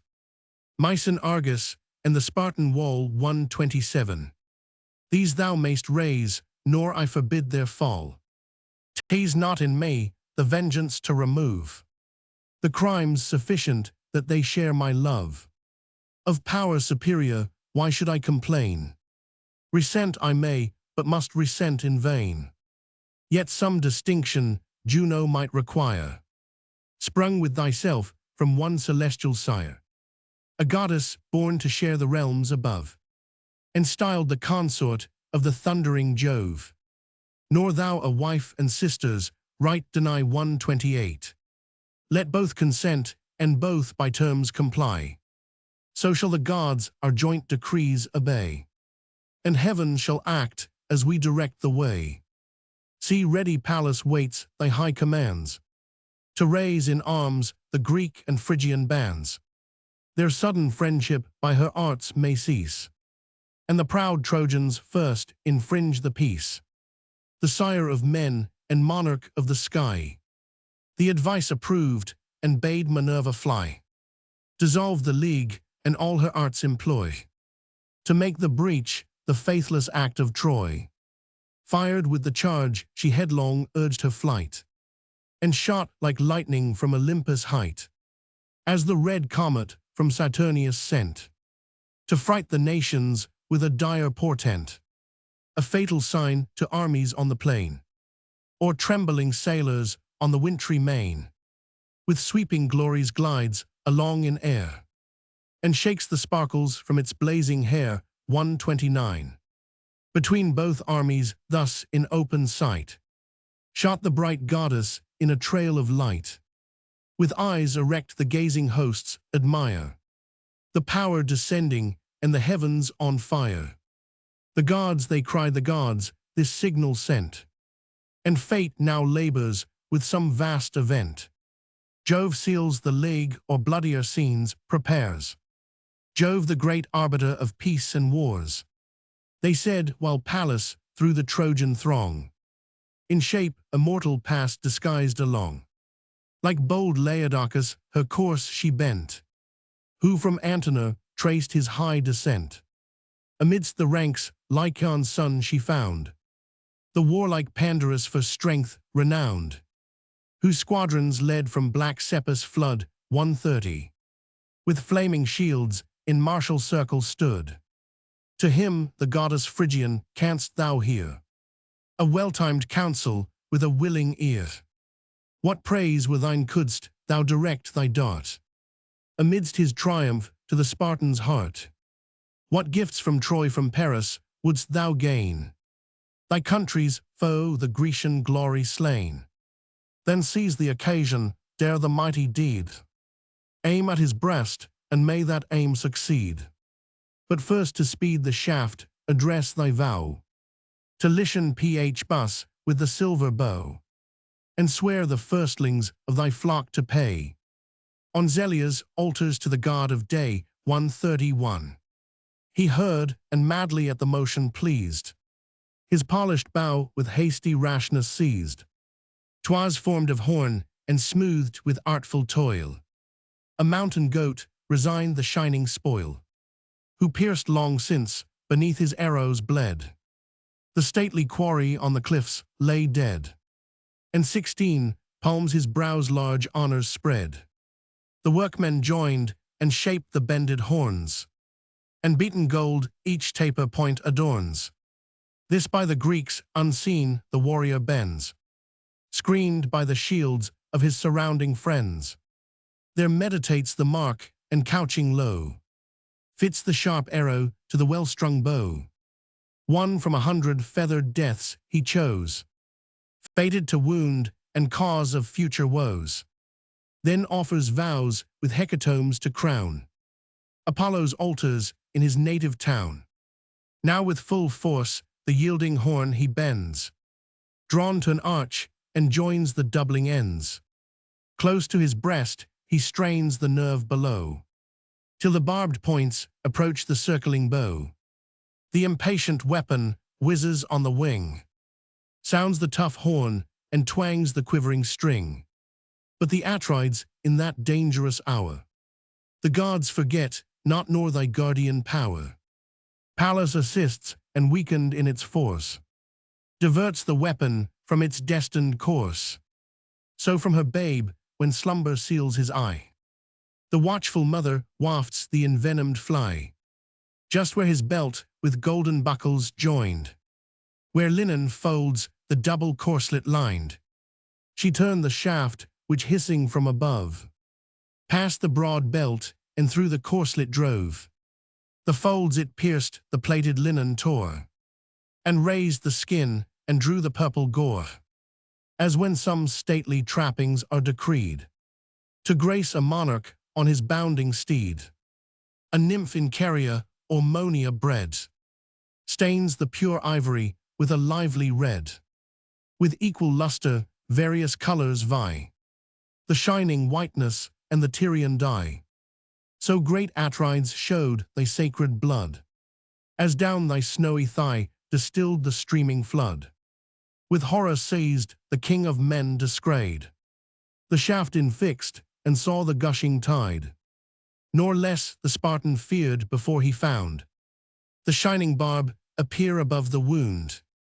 Then with a sigh that heaved his manly breast, the royal brother thus his grief expressed, and grasped his hand while all the Greeks around, with answering sighs, returned the plaintive sound. O dear as life, did I for this agree, the solemn truce, a fatal truce to thee. Wert thou exposed to all the hostile train, to fight for Greece and conquer, to be slain. The race of Trojans in thy ruin join, and faith is scorned by all the perjured line. Not thus our vows confirmed with wine and gore. Those hands we plighted, and those oaths we swore, shall all be vain when heaven's revenge is slow. Jove but prepares to strike the fiercer blow. The day shall come, that great avenging day, when Troy's proud glories in the dust shall lay, when Priam's powers and Priam's self shall fall, and one prodigious ruin swallow all. I see the god already from the pole bare his red arm and bid the thunder roll. I see the Eternal all his fury shed, and shake his gaze o'er their guilty head. Such mighty woes on perjured princes wait, but thou, alas, deservest a happier fate. Still must I mourn the period of thy days, and only mourn without my share of praise. Deprived of thee, the heartless Greeks no more shall dream of conquests on the hostile shore. Troy seized of Helen, and our glory lost. Thy bones shall moulder on a foreign coast, while some proud Trojan thus insulting cries, and spurns the dust where Menelaus lies. Such are the trophies Greece from Ilion brings, and such the conquest of her king of kings. Lo, his proud vessels scattered o'er the main, and unrevenged his mighty brother slain. O ere that dire disgrace shall blast my fame, o'erwhelm me earth and hide a monarch's shame. He set a leader's and a brother's fears. Possess his soul, which thus the Spartan cheers. Let not thy words the warmth of Greece abate. The feeble dart is guiltless of my fate. Stiff with the rich embroidered work around, my varied belt repelled the flying wound.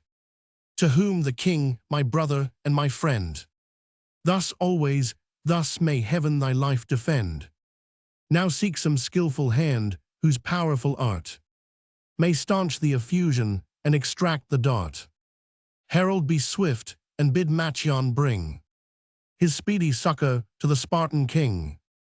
Pierced with a winged shaft the deed of Troy, the Grecians' sorrow and the Dardans' joy. With hasty zeal the swift Talthybius flies. Through the thick files he darts his searching eyes, and finds Machaon, where sublime he stands 132. In arms encircled with his native bands. Then thus Machaon to the king repair. His wounded brother claims thy timely care. Pierced by some Lycian or Dardanian bow. A grief to us, a triumph to the foe. The heavy tidings grieved the godlike man. Swift to his succor through the ranks he ran. The dauntless king, yet standing firm he found, and all the chiefs in deep concern around. Where to the steely point the reed was joined. The shaft he drew, but left the head behind. Straight the broad belt with gay embroidery graced. He loosed the corslet from his breast unbraced. Then sucked the blood, and sovereign balm infused 133. Which Charon gave, and Sculapius used. While round the prince the Greeks employ their care. The Trojans rush tumultuous to the war. Once more they glitter in refulgent arms. Once more the fields are filled with dire alarms. Nor had you seen the king of men appear, confused, unactive, or surprised with fear, but fond of glory with severe delight. His beating bosom claimed the rising fight. No longer with his warlike steeds he stayed, or pressed the car with polished brass inlaid, but left Eurymedon the reins to guide. The fiery coursers snorted at his side. On foot through all the martial ranks he moves, and these encourages and those reproves. Brave men, he cries to such who boldly dare urge their swift steeds to face the coming war. Your ancient valor on the foes approve. Jove is with Greece, and let us trust in Jove. 'Tis not for us, but guilty Troy to dread, whose crimes sit heavy on her perjured head. Her sons and matrons Greece shall lead in chains, and her dead warriors strew the mournful plains. Thus with new ardor he the brave inspires, or thus the fearful with reproaches fires. Shame to your country, scandal of your kind, born to the fate ye well deserve to find. Why stand ye gazing round the dreadful plain, prepared for flight, but doomed to fly in vain? Confused and panting, thus the hunted deer falls as he flies a victim to his fear. Still must ye wait the foes, and still retire, till yon tall vessels blaze with Trojan fire. Or trust ye Jove a valiant foe shall chase, to save a trembling, heartless, dastard race. This said he stalked with ample strides along, to Crete's brave monarch and his martial throng. High at their head he saw the chief appear, and bold Myrmians excite the rear. At this the king his generous joy expressed, and clasped the warrior to his armed breast. Divine Idomeneus, what thanks we owe, to worth like then what praise shall we bestow? To thee the foremost honors are decreed, first in the fight and every graceful deed. For this in banquets when the generous bowls restore our blood and raise the warriors' souls. Though all the rest with stated rules we bound, unmixed, unmeasured, are thy goblets crown Roman 500, be still thyself in arms a mighty name. Maintain thy honors and enlarge thy fame. To whom the Cretan thus his speech addressed: Secure of me, O king, exhort the rest. Fixed to thy side, in every toil I share, thy firm associate in the day of war. But let the signal be this moment given. To mix in fight is all I ask of heaven. The field shall prove how perjuries succeed, and chains or death avenge the impious deed. Charmed with this heat, the king his course pursues, and next the troops of either Ajax views. In one firm orb the bands were ranged around.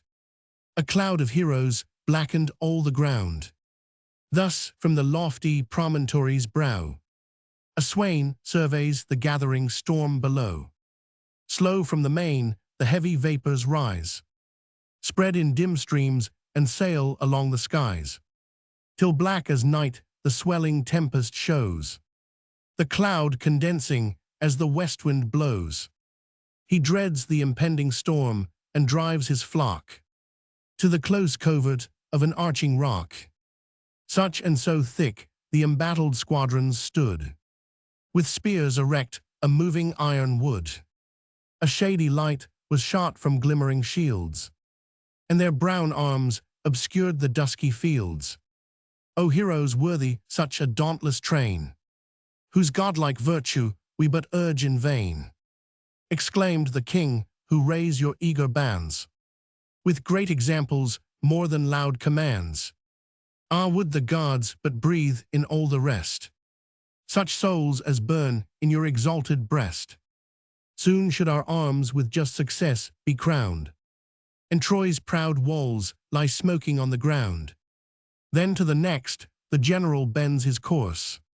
His heart exults and glories in his force. Their reverend Nestor ranks his Pylian bands, and with inspiring eloquence commands.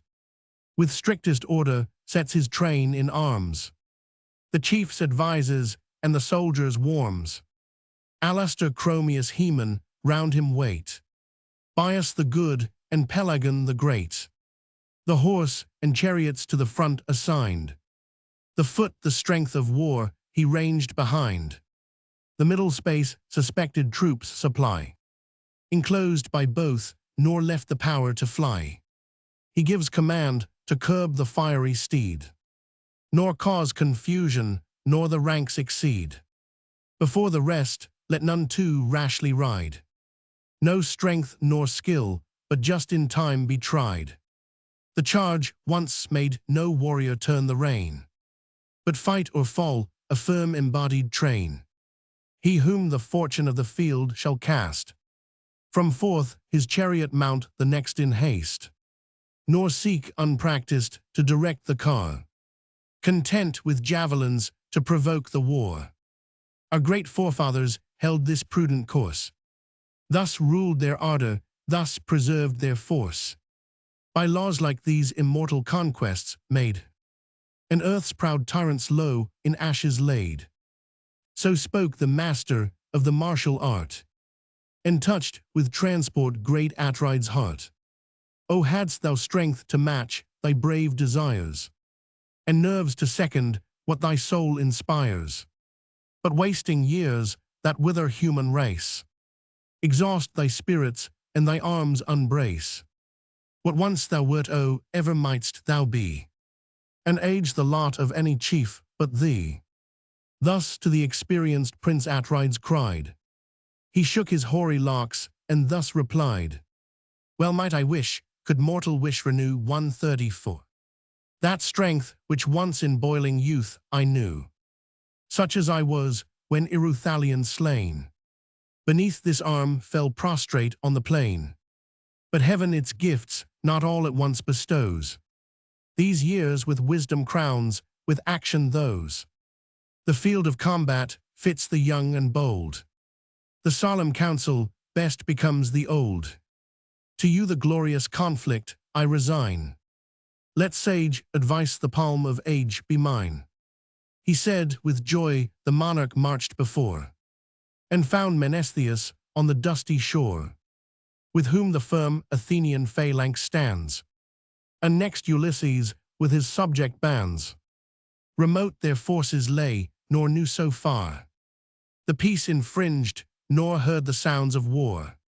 The tumult late begun, they stood intent to watch the motion dubious of the event. The king, who saw their squadrons, yet unmoved, with hasty ardor, thus the chiefs reproved. Can Peleus' son forget a warrior's part, and fears Ulysses, skilled in every art? Why stand you distant, and the rest expect to mix in combat which yourselves neglect? From you 'twas hoped among the first to dare the shock of armies and commence the war. For this your names are called before the rest, to share the pleasures of the genial feast. And can you chiefs, without a blush survey, whole troops before you laboring in the fray? Say, is it thus those honors you requite, the first in banquets, but the last in fight?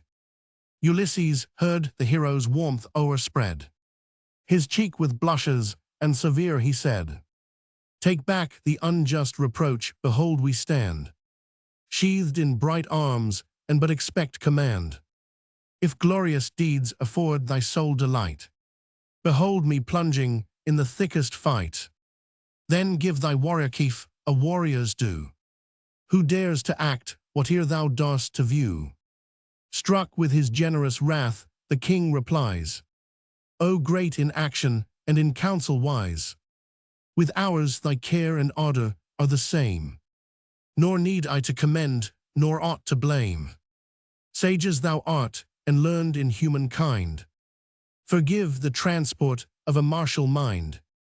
Haste to the fight secure of just amends. The gods that make shall keep the worthy friends." He said and passed where great Tydides lay, his steeds and chariots wedged in firm array. The warlike Esthenelus attends his side, 135. To whom with stern reproach the monarch cried, "O son of Tydeus, he whose strength could tame the bounding steed in arms, a mighty name, canst thou remote the mingling hosts descry, with hands unactive and a careless eye? Not thus thy sire the fierce encounter feared. Still first in front the matchless prince appeared. What glorious toils, what wonders they recite, who viewed him laboring through the ranks of fight. I saw him once when gathering martial powers. A peaceful guest, he sought Myson's towers. Armies he asked, and armies had been given. Not we denied, but Jove forbade from heaven. While dreadful comets, glaring from afar, forewarned the horrors of the Theban war, 136. Next sent by Greece, from where Asopus flows, a fearless envoy, he approached the foes. Thebes' hostile walls unguarded and alone.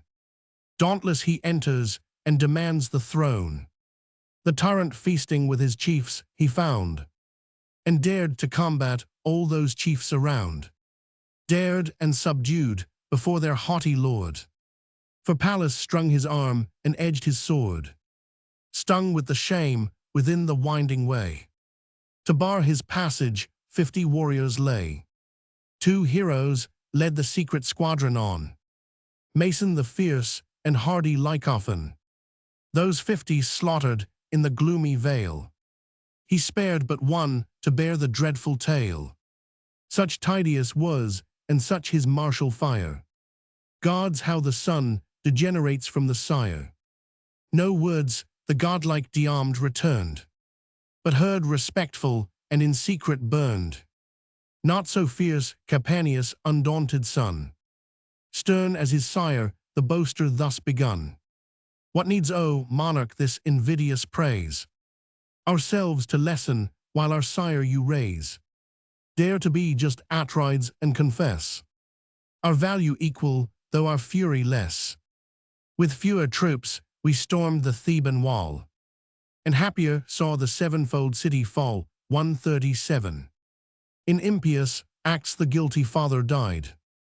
The sons subdued for heaven was on their side. Far more than heirs of all our parents' fame. Our glories darken their diminished name. To him Tydides thus my friend forbear. Suppress thy passion, and the king revere. His high concern may well excuse this rage, whose cause we follow, and whose war we wage. His the first praise, were Ilion's towers o'erthrown. And if we fail, the chief disgrace his own. Let him the Greeks to hardy toils excite, tease ours to labor in the glorious fight. He spoke and ardent on the trembling ground. Sprung from his car, his ringing arms resound. Dire was the clang, and dreadful from afar, of armed Tydides rushing to the war, as when the winds, ascending by degrees 138, first move the whitening surface of the seas. The billows float in order to the shore. The wave behind rolls on the wave before, till with the growing storm the deeps arise, foam o'er the rocks and thunder to the skies. So to the fight the thick battalions throng. Shields urged on shields, and men drove men along. Sedate and silent move the numerous bands. No sound, no whisper, but the chief's commands. Those only heard with awe the rest obey, as if some god had snatched their voice away. Not so the Trojans from their host ascends, a general shout that all the region rends, as when the fleecy flocks unnumbered stand in wealthy folds and wait the milker's hand. The hollow vales incessant bleating fills. The lambs reply from all the neighboring hills. Such clamors rose from various nations round. Mixed was the murmur and confused the sound. Each host now joins, and each a god inspires. These Mars incites, and those Minerva fires. Pale flight around, and dreadful terror reign. And discord raging bathes the purple plain.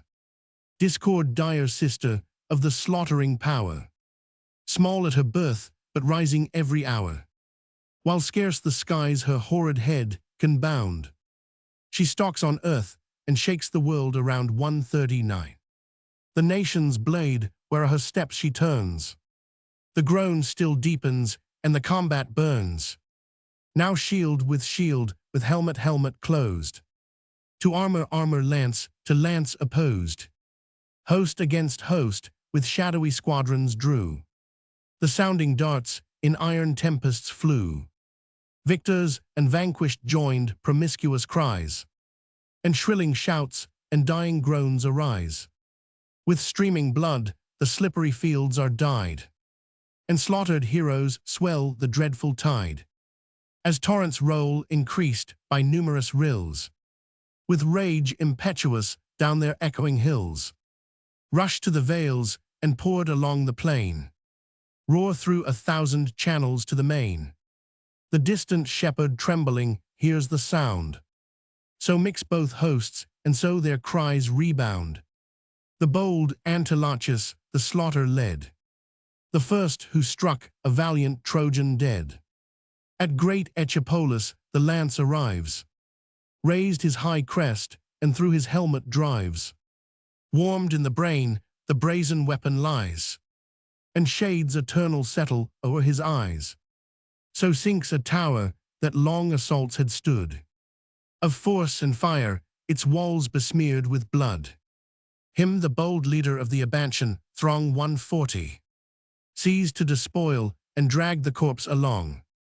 But while he strove to tug the inserted dart, Agenor's javelin reached the hero's heart. His flank unguarded by his ample shield, amidst the lance he falls and spurns the field. The nerves unbraced support his limbs no more. The soul comes floating in a tide of gore.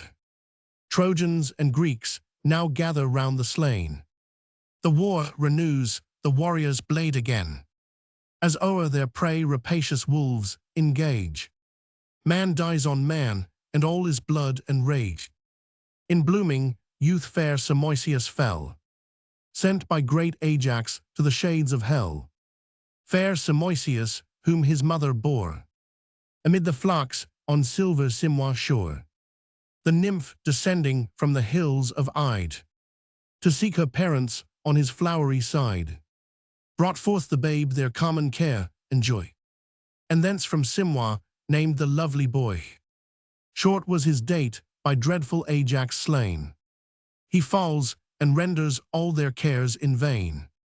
So falls a poplar that in watery ground, raised high the head, with stately branches crowned, felled by some artist with his shining steel, to shape the circle of the bending wheel. Cut down it lies tall, smooth, and largely spread, with all its beauteous honors on its head. There left a subject to the wind and rain, and scorched by suns it withers on the plain. Thus pierced by Ajax Simoisius lies, stretched on the shore, and thus neglected dies. At Ajax Antiphus his javelin threw, the pointed lance with erring fury flew, and Lucas, loved by wise Ulysses, slew. He drops the corpse of Simoisius slain, and sinks a breathless carcass on the plain. This saw Ulysses, and with grief enraged, strode where the foremost of the foes engaged. Armed with his spear, he meditates the wound, in act to throw, but cautious looked around. Struck at his sight, the Trojans backward drew, and trembling heard the javelin as it flew. A chief stood nigh who from Abydos came. Old Priam's son Demacune was his name. The weapon entered close above his ear. Cold through his temples glides the whizzing spear. 141. With piercing shrieks the youth resigns his breath. His eyeballs darken with the shades of death. Ponderous he falls, his clanging arms resound, and his broad buckler rings against the ground. Seized with affright, the boldest foes appear. E'en godlike Hector seems himself to fear. Slow he gave way, the rest tumultuous fled. The Greeks with shouts press on and spoil the dead. But Phbus now from Ilion's towering height shines forth revealed and animates the fight. Trojans, be bold and with force oppose. Your foaming steeds urge headlong on the foes. Nor are their bodies rocks, nor ribbed with steel. Your weapons enter, and your strokes they feel. Have ye forgot what seemed your dread before? The great, the fierce Achilles fights no more. Apollo thus, from Ilion's lofty towers, arrayed in terrors, roused the Trojan powers, while war's fierce goddess fires the Grecian foe, and shouts and thunders in the fields below. Then great Diores fell by doom divine. In vain his valor and illustrious line. A broken rock the force of Pyrrhus threw, who from cold news led the Thracian crew. 142. Full on his ankle dropped the ponderous stone, burst the strong nerves and crashed the solid bone. Supine he tumbles on the crimson sands, before his helpless friends and native bands, and spreads for aid his unavailing hands. The foe rushed furious as he pants for breath, and through his navel drove the pointed death. His gushing entrails smoked upon the ground, and the warm life came issuing from the wound. His lance bold Thoas at the conqueror sent. Deep in his breast, above the pap it went. Amid the lungs was fixed the winged wood, and quivering in his heaving bosom stood, till from the dying chief, approaching near, the Tolian warrior tugged his weighty spear. Then sudden waved his flaming falchion round, and gashed his belly with a ghastly wound. The corpse now breathless on the bloody plain. To spoil his arms the victor strove in vain. The Thracian bands against the victor pressed. A grove of lances glittered at his breast. Stern Thoas glaring with revengeful eyes, in sullen fury slowly quits the prize. Thus fell two heroes, one the pride of Thrace, and one the leader of the Eptian race. Death's sable shade at once o'ercast their eyes. In dust the vanquished and the victor lies. With copious slaughter all the fields are red. and heaped with growing mountains of the dead. Had some brave chief this martial scene beheld, by Pallas guarded through the dreadful field, might darts be bid to turn their points away, and swords around him innocently play. The war's whole art with wonder had he seen, and counted heroes where he counted men. So fought each host with thirst of glory fired, and crowds on crowds triumphantly expired. Map of the plain of Troy. Book Roman 5 Argument. The acts of Diomede. Diomede, assisted by Pallas, performs wonders in this day's battle. Pandarus wounds him with an arrow, but the goddess cures him, enables him to discern gods from mortals, and prohibits him from contending with any of the former excepting Venus. Nes joins Pandarus to oppose him. Pandarus is killed and Nes in great danger, but for the assistance of Venus, who, as she is removing her son from the fight, is wounded on the hand by Diomede. Apollo seconds her in his rescue, and at length carries off Nes to Troy, where he is healed in the temple of Pergamus. Mars rallies the Trojans and assists Hector to make a stand. In the meantime, Nes is restored to the field, and they overthrow several of the Greeks. Among the rest, Telepolemus is slain by Sarped and Juno, and Minerva descend to resist Mars. The latter incites Diomede to go against that god. He wounds him and sends him groaning to heaven. The first battle continues through this book. The scene is the same as in the former, but Pallas, now tie-dyed soul, inspires 143, fills with her force and warms with all her fires, above the Greeks his deathless fame to raise, and crown her hero with distinguished praise. High on his helm celestial lightnings play, his beamy shield emits a living ray. The unwearied blaze incessant streams supplies, like the red star that fires the autumnal skies. When fresh, he rears his radiant orb to sight, and bathed in ocean shoots a keener light. Such glories Pallas on the chief bestowed, such from his arms the fierce effulgence flowed. Onward she drives him furious to engage, where the fight burns and where the thickest rage. The sons of Dares first the combat sought, a wealthy priest but rich without a fault. In Vulcan's fane the fathers' days were led, the sons to toils of glorious battle bred. These singled from their troops the fight maintain, these from their steeds tie-dyed on the plain. Fierce for renown the brother chiefs draw near, and first bold Phegeus cast his sounding spear, which o'er the warrior's shoulder took its course, and spent in empty air its erring force. Not so Tydides flew thy lance in vain, but pierced his breast and stretched him on the plain. Seized with unusual fear, Idas fled, left the rich chariot and his brother dead. And had not Vulcan lent celestial aid, he too had sunk to death's eternal shade. But in a smoky cloud the god of fire preserved the son in pity to the sire. The steeds and chariot to the navy led, increased the spoils of gallant Diomede, struck with amaze and shame the Trojan crew, or slain or fled the sons of Dares' view. When by the blood-stained hand Minerva pressed, the god of battles and this speech addressed: stern power of war, by whom the mighty fall, who bathe in blood and shake the lofty wall. Let the brave chiefs their glorious toils divide, and whose the conquest mighty Jove decide, while we from interdicted fields retire, nor tempt the wrath of heaven's avenging sire. Her words allay the impetuous warrior's heat. The god of arms and martial made retreat, removed from fight on Xanthus' flowery bounds. They sat and listened to the dying sounds. Meantime the Greeks the Trojan race pursue, and some bold chieftain every leader slew. First Odius falls and bites the bloody sand, his death ennobled by Atrides' hand, as he to flight his wheeling car addressed. The speedy javelin drove from back to breast. In dust the mighty Halizonian lay, his arms resound, the spirit wings its way.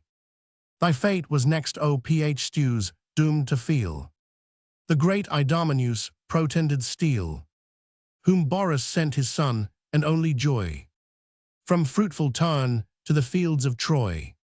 The Cretan javelin reached him from afar, and pierced his shoulder as he mounts his car. Back from the car he tumbles to the ground, and everlasting shades his eyes surround. Then died Scamandrius, expert in the chase, in woods and wilds to wound the savage race. Diana taught him all her sylvan arts, to bend the bow and aim unerring darts. But vainly here Diana's arts he tries. The fatal lance arrests him as he flies. From Menelaus' arm the weapon sent, through his broad back and heaving bosom went. Down sinks the warrior with a thundering sound. His brazen armor rings against the ground. Next artful Patroclus untimely fell. Bold Miriam sent him to the realms of hell. Thy father's skill, O Patroclus, was thine, the graceful fabric and the fair design.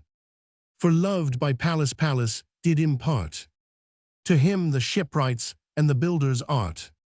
Beneath his hand the fleet of Paris rose, the fatal cause of all his country's woes. But he the mystic will of heaven unknown, nor saw his country's peril nor his own. The hapless artist, while confused he fled. The spear of Miriam mingled with the dead, through his right hip with forceful fury cast. Between the bladder and the bone it passed. Prone on his knees he falls with fruitless cries, and death in lasting slumber seals his eyes. From Meg's force the swift Pedaeus fled, Antenor's offspring from a foreign bed, whose generous spouse Athena, heavenly fair, nursed the young stranger with a mother's care. How vain those cares when Meg's in the rear. Full in his nape infixed the fatal spear. Swift through his crackling jaws the weapon glides, and the cold tongue and grinning teeth divides. Then died Hypsenor generous and divine, sprung from the brave Dolopian's mighty line, who near adored Scamander made abode, priest of the stream and honored as a god. On him amidst the flying numbers found, Eurypylus inflicts a deadly wound. On his broad shoulders fell the forceful brand, thence glancing downwards lopped his holy hand, which stained with sacred blood the blushing sand.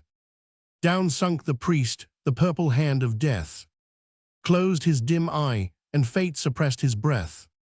Thus told the chiefs in different parts engaged. In every quarter fierce Tydides raged.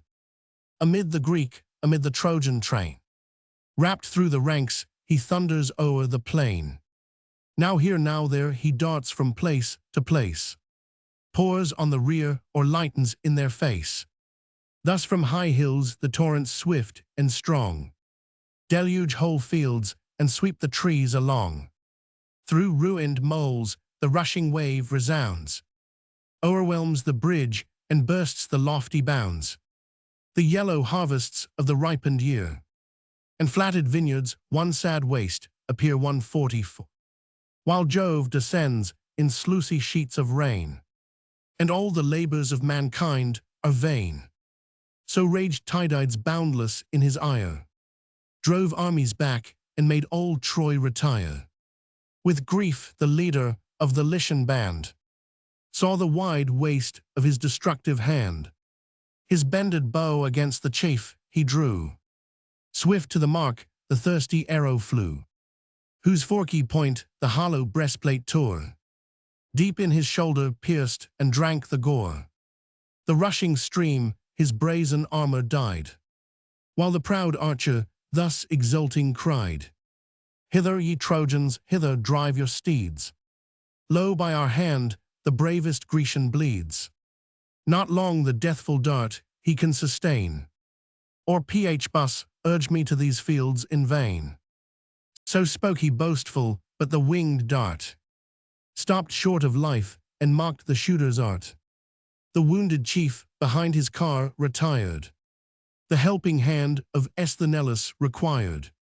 Swift from his seat, he leaped upon the ground, and tugged the weapon from the gushing wound. When thus the king his guardian power addressed, the purple current wandering o'er his vest, O progeny of Jove unconquered maid, if e'er my godlike sire deserved thy aid, if e'er I felt thee in the fighting field, now goddess, now thy sacred succor yield. O give my lance to reach the Trojan knight, whose arrow wounds the chief thou guard'st in fight, and lay the boaster grovelling on the shore, that vaunts these eyes shall view the light no more. Thus prayed Tydides, and Minerva heard. His nerves confirmed, his languid spirits cheered.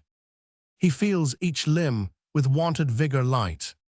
His beating bosom claimed the promised fight. Be bold, she cried, in every combat shine.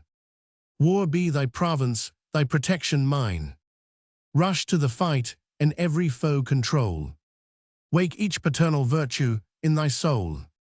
Strength swells thy boiling breast, infused by me, and all thy godlike father breathes in thee.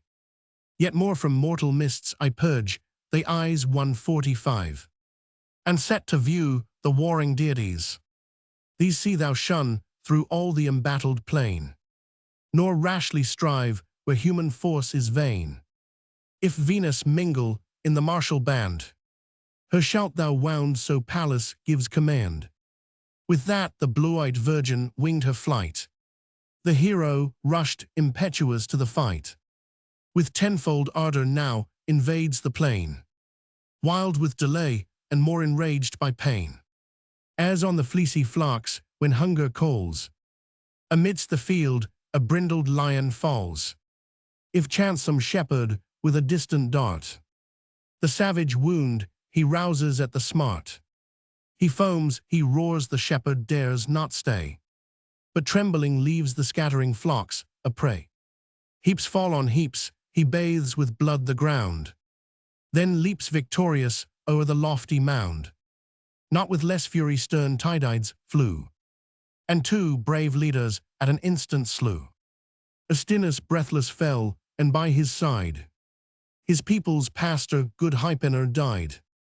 Astinus' breast the deadly lance receives, Hypaner's shoulder his broad falchion cleaves. Those slain he left, and sprung with noble rage, Abas and Polyidus to engage. Sons of Eurydamas, who wise and old could fate foresee and mystic dreams unfold. The youths returned not from the doubtful plain, and the sad father tried his arts in vain. No mystic dream could make their fates appear, though now determined by Tydides' spear. Young Xanthus next, and Thun felt his rage, the joy and hope of Phaenops' feeble age.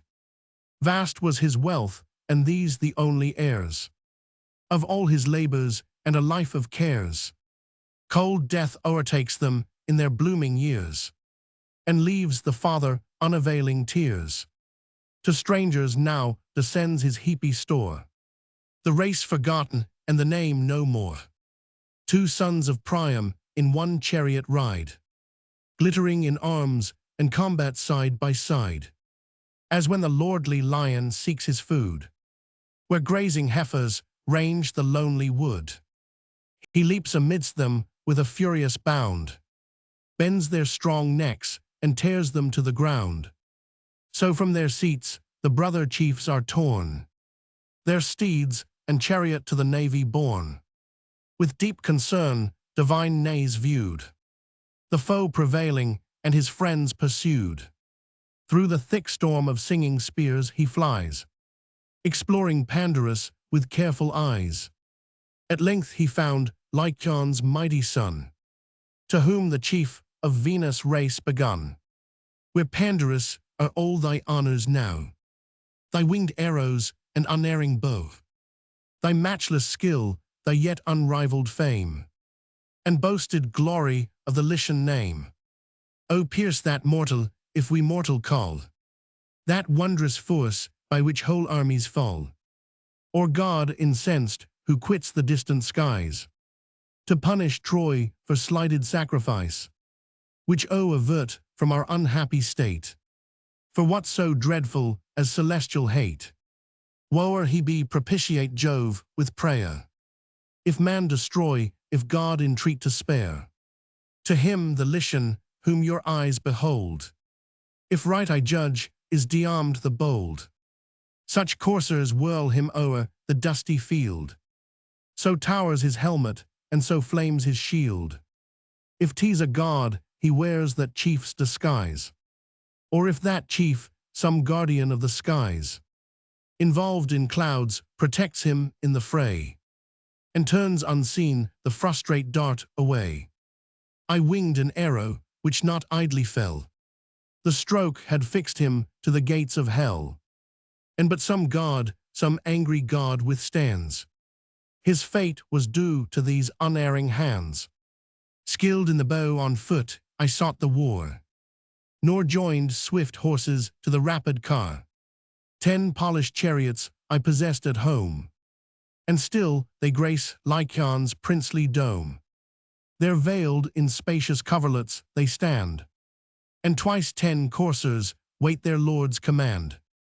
The good old warrior bade me trust to these, when first for Troy I sailed the sacred seas, in fields aloft the whirling car to guide, and through the ranks of death triumphant ride. But vain with youth, and yet to thrift inclined, I heard his counsels with unheedful mind, and thought the steeds, your large supplies unknown, might fail of forage in the straitened town.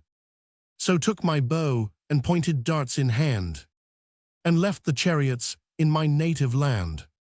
Too late, O friend, my rashness I deplore. These shafts, once fatal, carry death no more. Tydeus and Atreus' sons their points have found, and undissembled gore pursued the wound.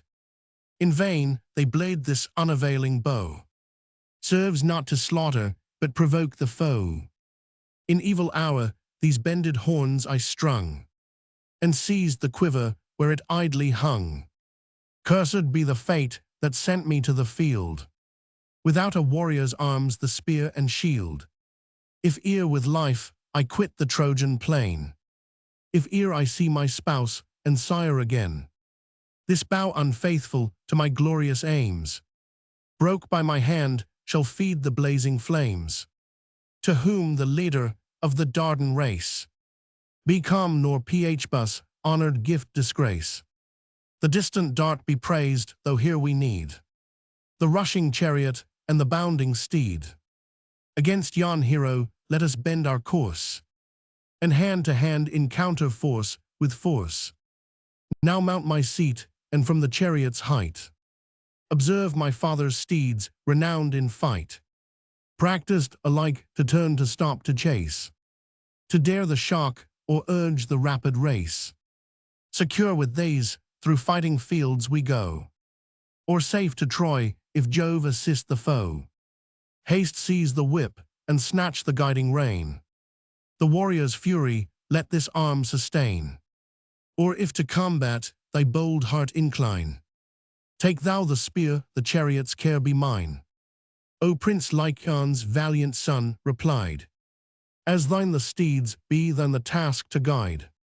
The horses practised to their lord's command shall bear the rein and answer to thy hand.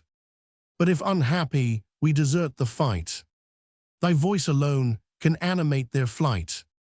Else shall our fates be numbered with the dead, and these the victor's prize in triumph led. Thine be the guidance, then with spear and shield. Myself will charge this terror of the field. And now both heroes mount the glittering car. The bounding coursers rush amidst the war. Their fierce approach bold Esthenellus espied, who thus alarmed to great Tydides cried, O friend, 2 chiefs of force immense I see. Dreadful they come, and bend their rage on thee. Lo, the brave heir of old Lycaon's line, and great nays sprung from race divine. Enough is given to fame ascend thy car, and save a life, the bulwark of our war. At this the hero cast a gloomy look, fixed on the chief with scorn, and thus he spoke. Me dost thou bid to shun the coming fight? Me wouldst thou move to base inglorious flight?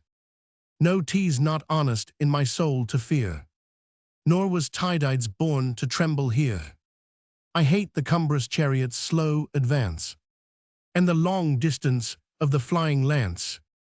But while my nerves are strong, my force entire, thus front the foe and emulate my sire.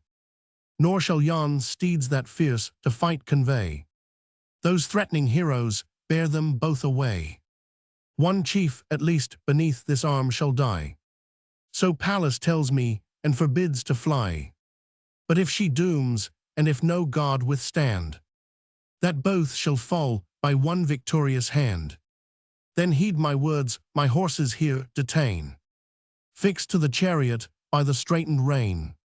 Swift Aeneas' empty seat proceed, and seize the coursers of ethereal breed, the race of those which once the thundering god 146 for ravished Ganymede on Tros bestowed, the best that e'er on earth's broad surface run, beneath the rising or the setting sun. Hence great Anchises stole a breed unknown by mortal mares from fierce Laomedon. For of this race his ample stalls contain, and two transport nays o'er the plain. These with a rich immortal prize our own, through the wide world should make our glory known. Thus while they spoke the foe came furious on, and stern Lycaon's warlike race begun. Prince thou art, met though late in vain assailed. The spear may enter where the arrow fail. Roman 500. He said, then shook the ponderous lance and flung on his broad shield the sounding weapon rung, pierced the tough orb, and in his cuirass hung. He bleeds the pride of Greece, the boaster cries, our triumph, now the mighty warrior lies. Mistaken vaunter, de-armed replied, thy dart has erred, and now my spear be tried. Escape not both, one headlong from his car, with hostile blood shall glut the god of war. He spoke, and rising hurled his forceful dart, which driven by Pallas pierced a vital part. Full in his face it entered, and betwixt the nose and eyeball the proud Lycian fixed, crashed all his jaws, and cleft the tongue within, till the bright point looked out beneath the chin. Headlong he falls, his helmet knocks the ground, earth groans beneath him, and his arms resound. The starting coursers tremble with affright. The soul indignant seeks the realms of night. To guard his slaughtered friend, knees flies, his spear extending where the carcass lies. Watchful he wheels, protects it every way, as the grim lion stalks around his prey. O'er the fallen trunk his ample shield displayed, he hides the hero with his mighty shade, and threats aloud the Greeks with longing eyes. Behold at distance, but forbear the prize. Then fierce Tydides stoops, and from the fields, heaved with vast force, a rocky fragment wields. Not two strong men the enormous weight could raise, such men as live in these degenerate days. 147. He swung it round, and gathering strength to throw, discharged the ponderous ruin at the foe, where to the hip the inserted thigh unites. Full on the bone the pointed marble lights, through both the tendons broke the rugged stone, and stripped the skin, and cracked the solid bone.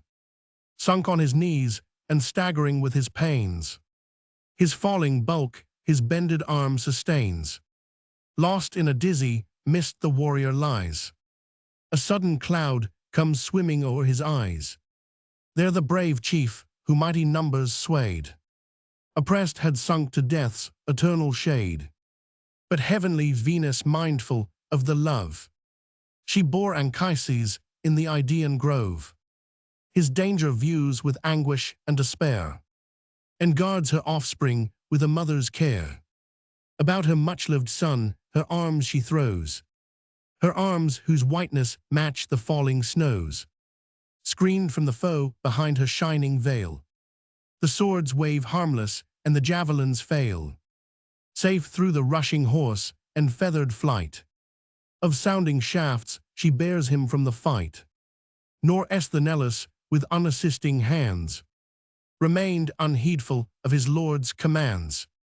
His panting steeds removed from out the war, he fixed with straitened traces to the car. Next rushing to the Dardan spoil detains the heavenly coursers with the flowing manes. These in proud triumph to the fleet conveyed.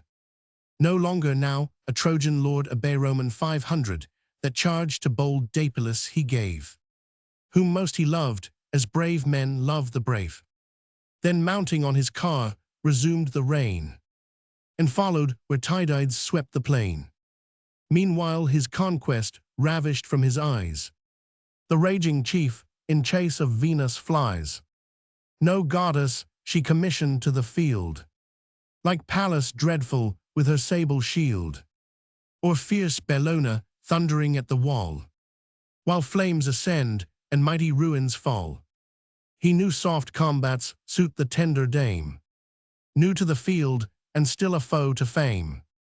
Through breaking ranks his furious course he bends, and at the goddess his broad lance extends. Through her bright veil the daring weapon drove, the ambrosial veil which all the graces wove. Her snowy hand the razing steel profaned, and the transparent skin with crimson stained. From the clear vein a stream immortal flowed, such stream as issues from a wounded god, 148. Pure emanation, uncorrupted flood, unlike our gross, diseased terrestrial blood. For not the bread of man their life sustains, nor wine's inflaming juice supplies their veins. With tender shrieks the goddess filled the place, and dropped her offspring from her weak embrace.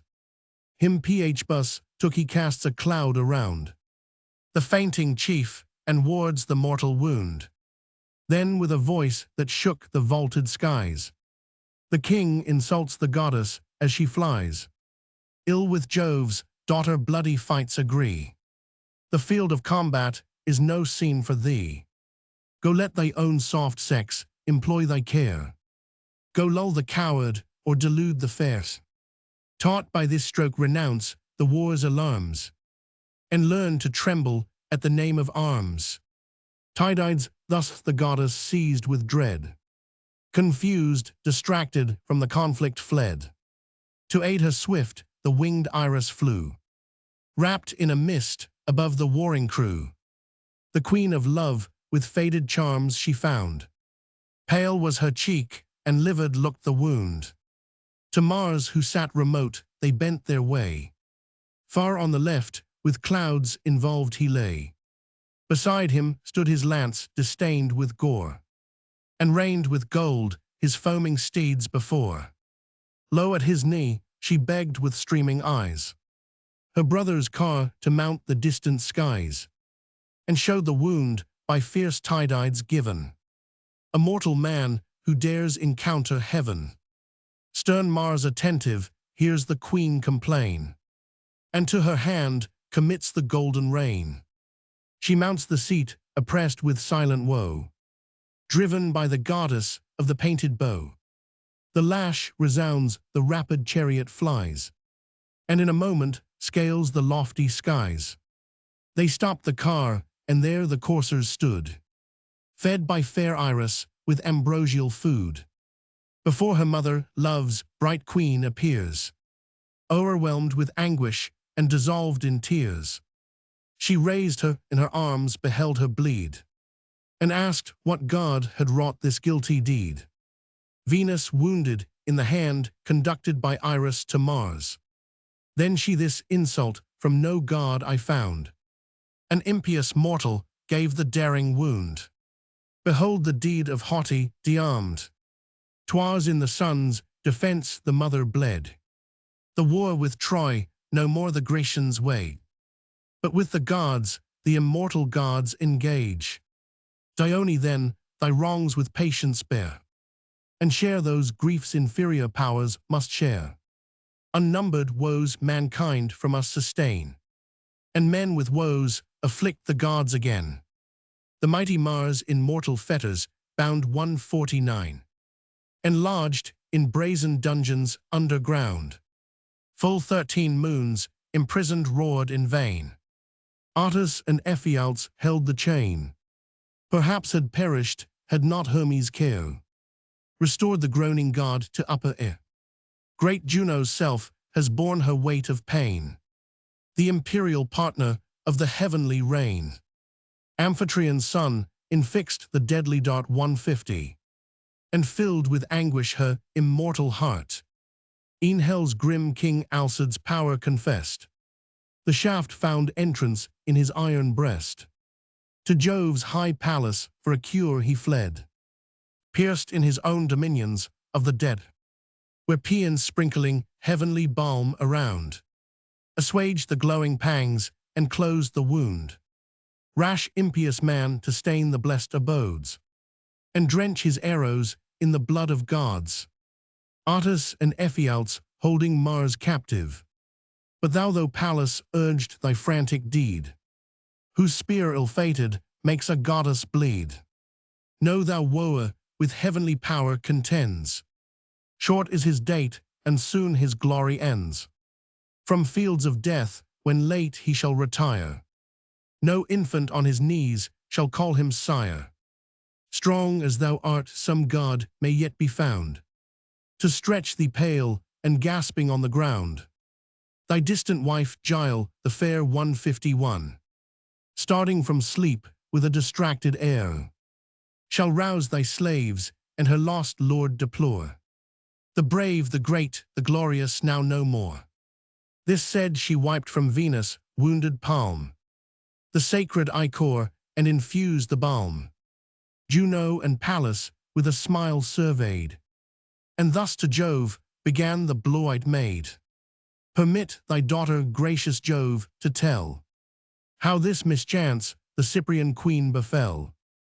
As late she tried with passion to inflame the tender bosom of a Grecian dame, allured the fair with moving thoughts of joy, to quit her country for some youth of Troy.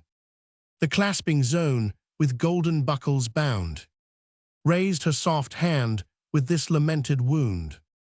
The sire of gods and men superior smiled, and calling Venus, thus addressed his child. Not these, O daughter, are thy proper cares. Thee milder arts befit, and softer wars. Sweet smiles are thine and kind, endearing charms. To Mars and Pallas leave the deeds of arms. Thus they in heaven, while on the plain below, the fierce Tydides charged his Dardan foe. Flushed with celestial blood, pursued his way, and fearless dared the threatening god of day. Already in his hopes he saw him killed, though screened behind Apollo's mighty shield. Thrice rushing furious at the chief, he struck. His blazing buckler thrice Apollo shook. He tried the fourth, when breaking from the cloud, a more than mortal voice was heard aloud. O son of Tydeus, cease, be wise, and see how vast the difference of the gods and thee. Distance immense between the powers that shine above, eternal, deathless, and divine. And mortal man, a wretch of humble birth, a short-lived reptile in the dust of earth. So spoke the god who darts celestial fires. He dreads his fury, and some steps retires. Then Phbus bore the chief of Venus' race to Troy's high fane and to his holy place. Latona there, and Phoebe healed the wound. With vigor armed him, and with glory crowned Roman 500, this done the patron of the silver bow. A phantom raised the same in shape and show.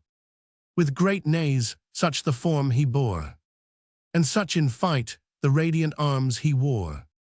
Around the spectre bloody wars are waged, and Greece and Troy with clashing shields engaged. Meantime on Ilion's tower Apollo stood, and calling Mars, thus urged the raging god. Stern power of arms, by whom the mighty fall, who bathest in blood, and shakest the embattled wall. Rise in thy wrath, to hell's abhorred abodes. Dispatch yon Greek, and vindicate the gods. First rosy Venus felt his brutal rage. Me next he charged, and dares all heaven engage. The wretch would brave high heaven's immortal sire, his triple thunder, and his bolts of fire. The god of battle issues on the plain, stirs all the ranks, and fires the Trojan train. In form like a Camas, the Thracian guide. Enraged to Troy's retiring chiefs, he cried, How long, ye sons of Priam, will ye fly?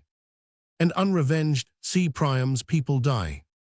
Still unresisted shall the foe destroy, and stretch the slaughter to the gates of Troy. Lo, brave knees sinks beneath his wound. Not godlike Hector, more in arms renowned.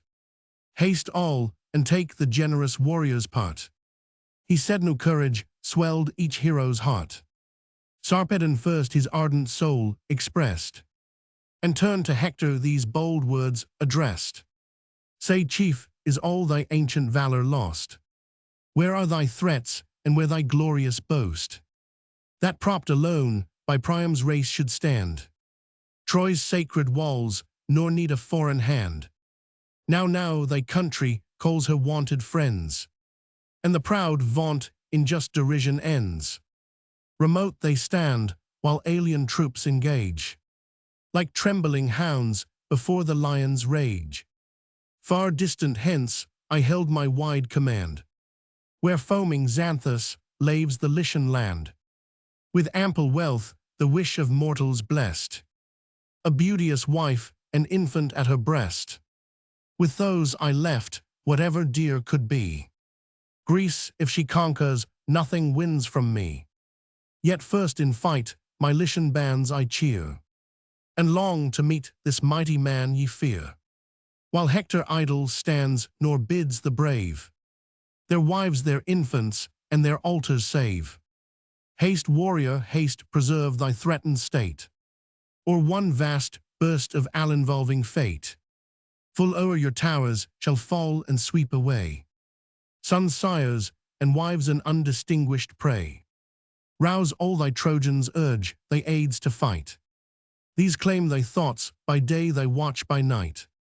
With force incessant the brave Greeks oppose. Such cares thy friends deserve, and such thy foes.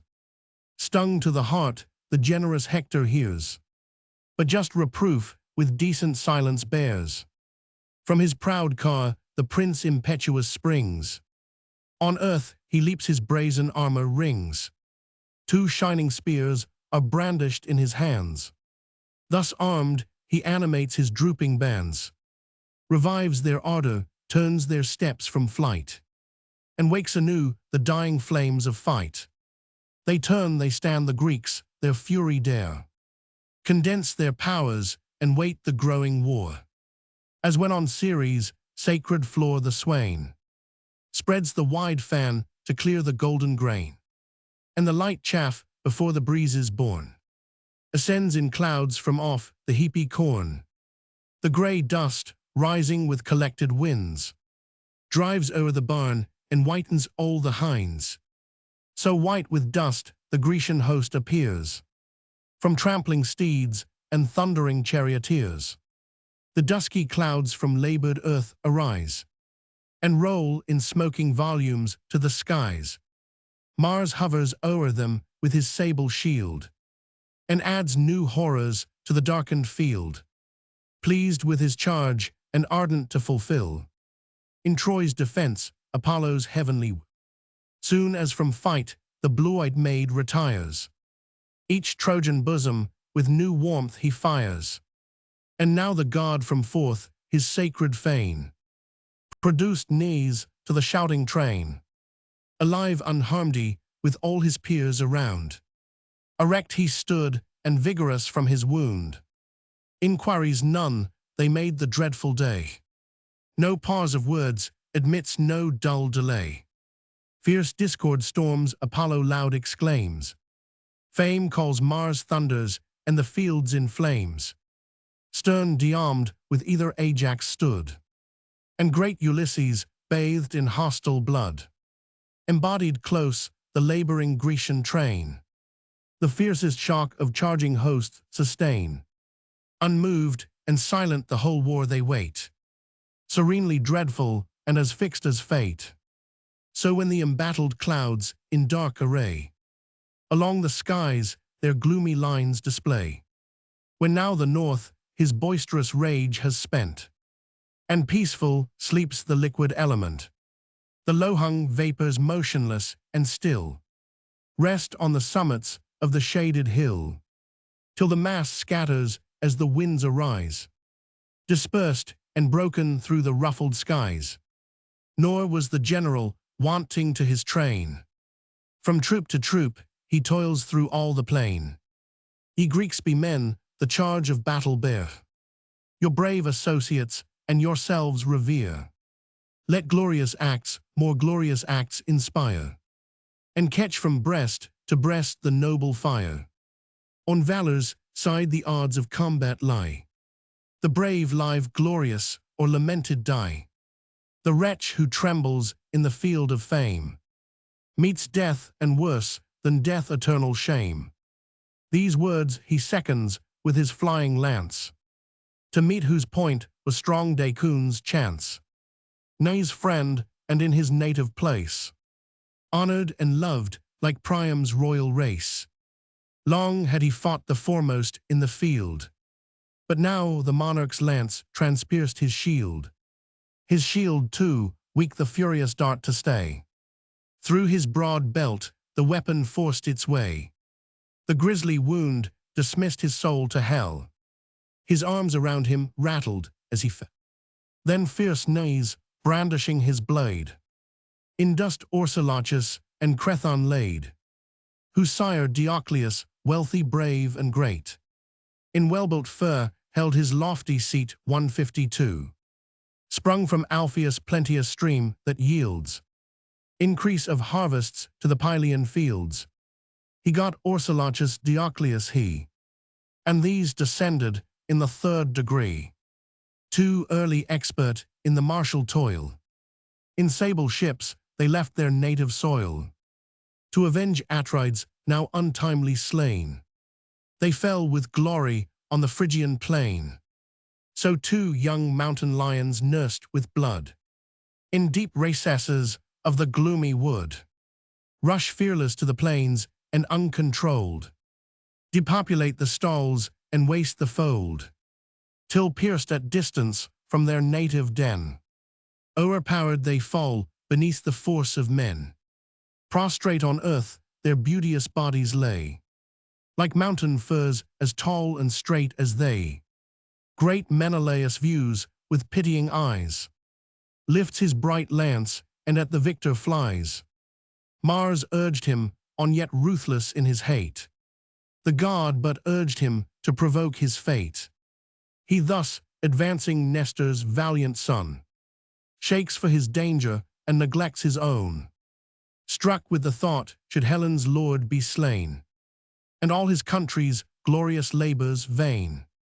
Already met the threatening heroes stand. The spears already tremble in their hand. In rushed Antilochus his aid to bring, and fall or conquer by the Spartan king. These seen, the Dardan backward turned his course, brave as he was, and shunned unequal force. The breathless bodies to the Greeks they drew, then mix in combat and their toils renew. First Pilmenes great in battle bled, who sheathed in brass the Paphlagonians led. Atrides marked him where sublime he stood. Fixed in his throat the javelin drank his blood. The faithful Mydon, as he turned from fight, his flying coursers sunk to endless night.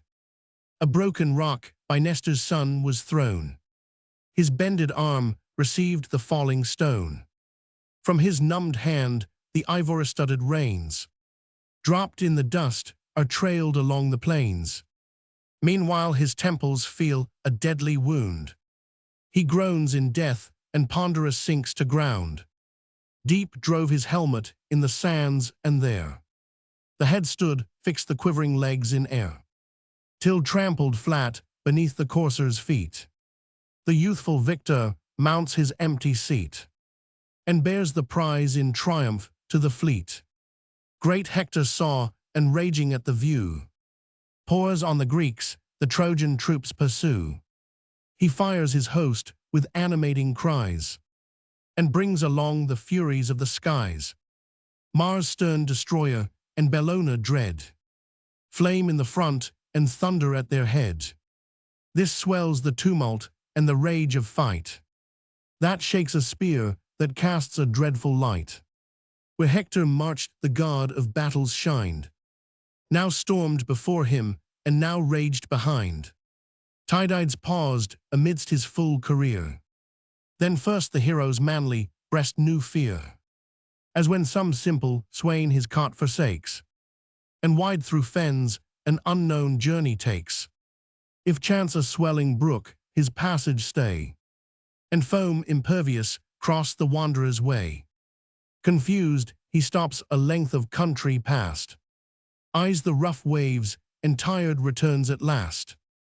Amazed no less the great Tydides stands. He stayed, and turning, thus addressed his bands. No wonder, Greeks, that all to Hector yield. Secure of favoring gods, he takes the field. His strokes they second, and avert our spears. Behold, where Mars in mortal arms appears. Retire then, warriors, but sedate and slow. Retire, but with your faces to the foe. Trust not too much your unavailing might. Tease not with Troy, but with the gods ye fight. Now near the Greeks the black battalions drew, and first two leaders valiant Hector slew. His force Anchialus and Nesthus found, in every art of glorious war renowned. In the same car the chiefs to combat ride, and fought united, and united died. Struck at the sight, the mighty Ajax glows, with thirst of vengeance, and assaults the foes. His massy spear with matchless fury sent, through Amphius' belt and heaving belly went. Amphius Apsa's happy soil possessed, with herds abounding, and with treasure blessed. But fate resistless from his country led the chief to perish at his people's head. Shook with his fall, his brazen armor rung, and fierce to seize it, conquering Ajax sprung. Around his head an iron tempest reigned, a wood of spears his ample shield sustained. Beneath 1 foot the yet warm corpse he pressed, and drew his javelin from the bleeding breast. He could no more the showering darts denied, to spoil his glittering arms and plumy pride. Now foes on foes came pouring on the fields, with bristling lances and compacted shields, till in the steely circle straightened round, forced he gives way, and sternly quits the ground. While thus they strive, Tlepolemus, the great 153, urged by the force of unresisted fate, burns with desire Sarpedon's strength to prove. Alcide's offspring meets the son of Jove. Sheathed in bright arms each adverse chief came on, Jove's great descendant and his greater son. Prepared for combat ere the lance he tossed, the daring Rhodian vents his haughty boast. What brings this Lycian counsellor so far, to tremble at our arms, not mix in war? Know thy vain self, nor let their flattery move, who style thee son of cloud-compelling Jove. How far unlike those chiefs of race divine! How vast the difference of their deeds and thine!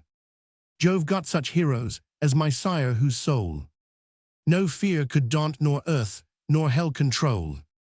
Troy felt his arm, and yon proud rampart stand, raised on the ruins of his vengeful hand. With 6 small ships, and but a slender train, he left the town, a wide deserted plain. But what art thou, who deedless look'st around? While unrevenged, thy Lycians bite the ground. Small aid to Troy thy feeble force can be. But wert thou greater, thou must yield to me. Pierced by my spear to endless darkness go. I make this present to the shades below.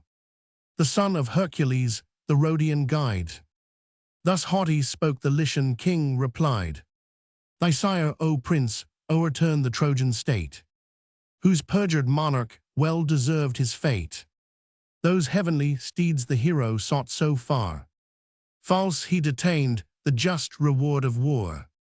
Nor so content the generous chief defied, with base reproaches and unmanly pride.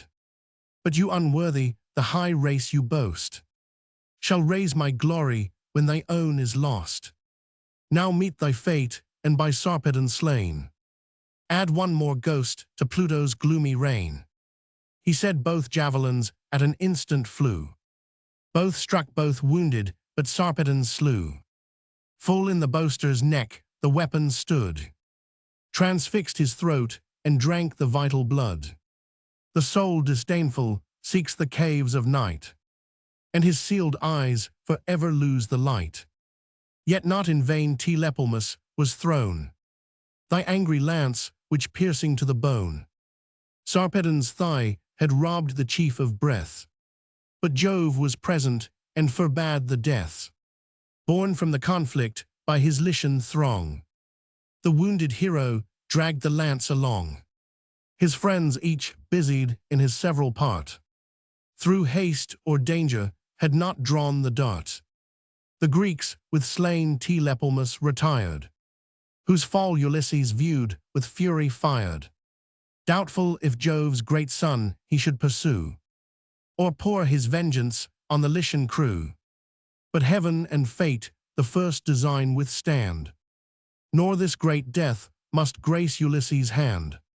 Minerva drives him on the Lycian train. Alastor Cronius Halius strewed the plain. Alcindor Prytanes Nomen fell, 154. And numbers more his sword had sent to hell. But Hector saw and furious at the sight, rushed terrible amidst the ranks of fight. With joy Sarpedon viewed the wished relief, and faint lamenting thus implored the chief. O suffer not the foe to bear away my helpless corpse and unassisted prey. If I unblessed must see my son no more, my much-loved consort and my native shore, yet let me die in Ilion's sacred wall. Troy, in whose cause I fell, shall mourn my fall. He said, nor Hector to the chief replies, but shakes his plume and fierce to combat flies. Swift as a whirlwind drives the scattering foes, and dyes the ground with purple as he goes. Beneath a beech Jove's consecrated shade, his mournful friends divine Sarpedon laid. Brave Pelagon, his favorite chief, was nigh, who wrenched the javelin from his sinewy thigh. The fainting soul stood ready winged for flight, and o'er his eyeballs swam the shades of night. But Boreas, rising fresh with gentle breath, recalled his spirit from the gates of death.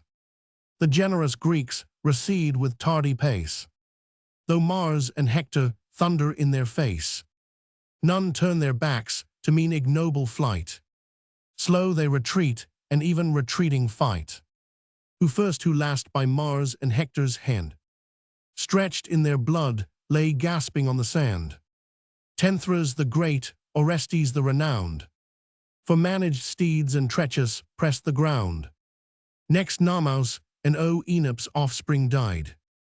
Orspius last fell groaning at their side. Orspius in his painted mitre gay, in fat Boeotia held his wealthy sway. Where lakes surround low Hyle's watery plain, a prince and people studious of their gain. The carnage Juno from the skies surveyed, and touched with grief bespoke the blue-eyed maid.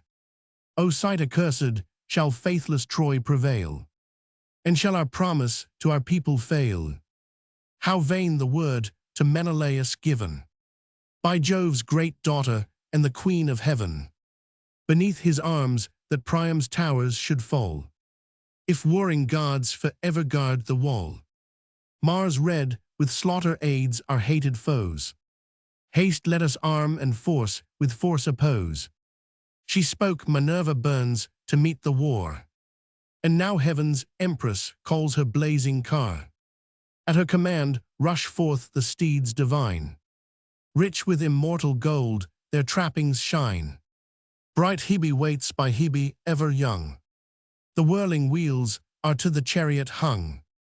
On the bright axle turns the bidden wheel. Of sounding brass, the polished axle steel. 8 brazen spokes in radiant order flame.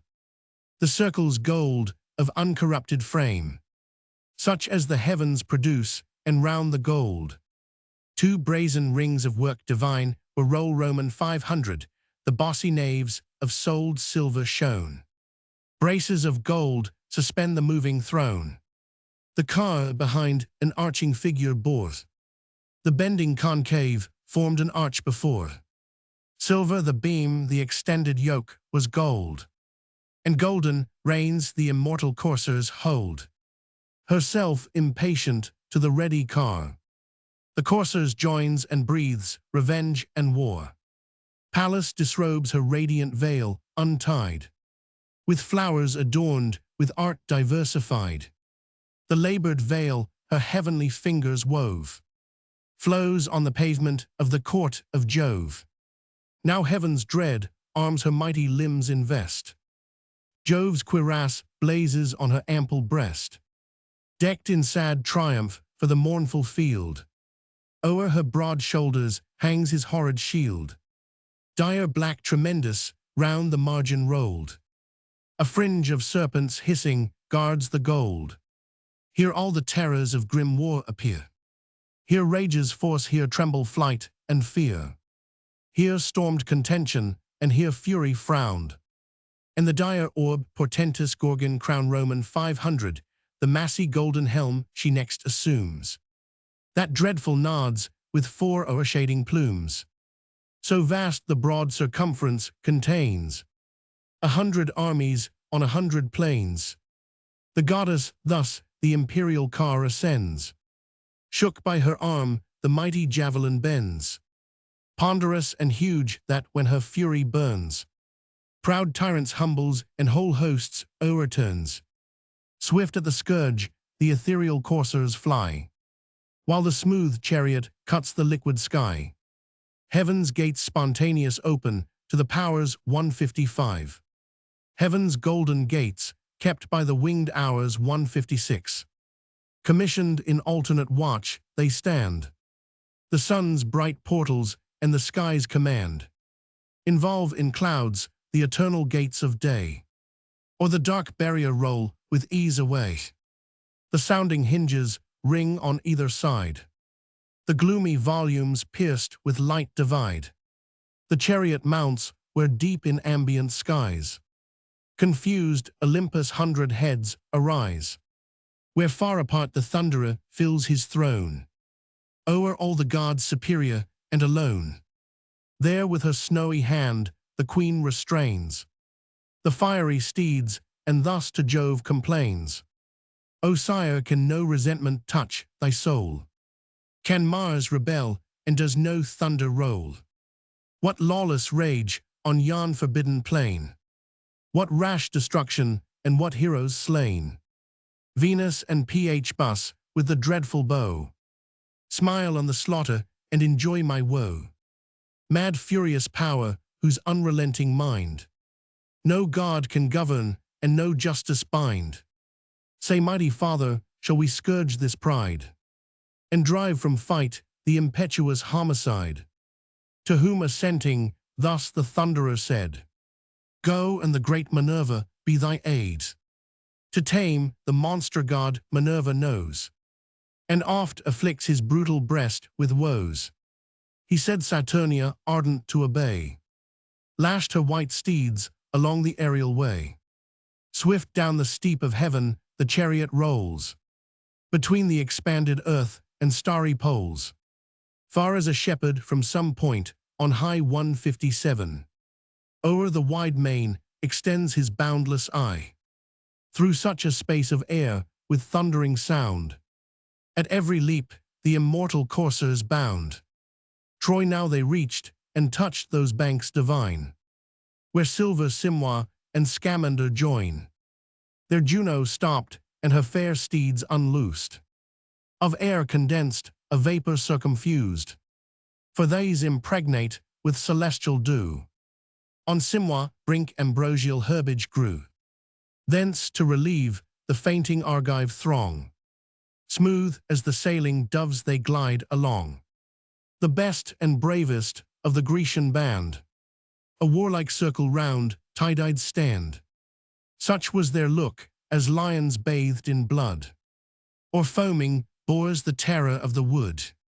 Heaven's empress mingles with the mortal crowd, and shouts in Stentor's sounding voice aloud. Stentor the strong endued with brazen lungs 158, whose throats surpassed the force of 50 tongues. Inglorious Argives to your race a shame, and only men in figure and in name. Once from the walls your timorous foes engaged, while fierce in war divine Achilles raged. Now issuing fearless, they possess the plain. Now win the shores, and scarce the seas remain. Her speech new fury to their hearts conveyed, while near Tydides stood the Athenian maid. The king beside his panting steeds she found, o'erspent with toil, reposing on the ground. To cool his glowing wound, he sat apart, the wound inflicted by the Lycian dart. Large drops of sweat from all his limbs descend. Beneath his ponderous shield, his sinews bend, whose ample belt that o'er his shoulder lay. He eased and washed the clotted gore away. The goddess, leaning o'er the bending yoke, beside his coursers, thus her silence broke. Degenerate prince, and not of Tydeus kind, whose little body lodged a mighty mind.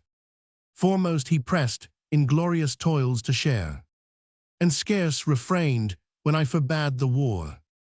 Alone unguarded, once he dared to go, and feast encircled by the Theban foe. There braved and vanquished many a hardy knight. Such nerves I gave him, and such force in fight. Thou too, no less hast been my constant care. Thy hands I armed, and sent thee forth to war. But thee or fear deters, or sloth detains. No drop of old thy father warms thy veins. The chief thus answered mild immortal maid, I own thy presence and confess thy aid. Not fear, thou know'st, withholds me from the plains, nor sloth hath seized me, but thy word restrains. From warring gods thou badst me turn my spear, and Venus only found resistance here. Hence, goddess heedful of thy high commands, loth I gave way, and warned our Argive bands. For Mars the homicide these eyes beheld, with slaughter red and raging round the field. Then thus Minerva brave Tydides, here, not Mars himself, nor aught immortal fear. Full on the god impel thy foaming horse. Pallas commands, and Pallas lends thee force. Rash, furious, blind from these to those he flies, and every side of wavering combat tries. Large promise makes, and breaks the promise made. Now gives the Grecians, now the Trojans aid. 159. She said, and to the steeds approaching near, drew from his seat the martial charioteer. The vigorous power the trembling car ascends, fierce for revenge, and de-armed attends. The groaning axle bent beneath the load. So great a hero, and so great a god. She snatched the reins she lashed with all her force, and full on Mars impelled the foaming horse.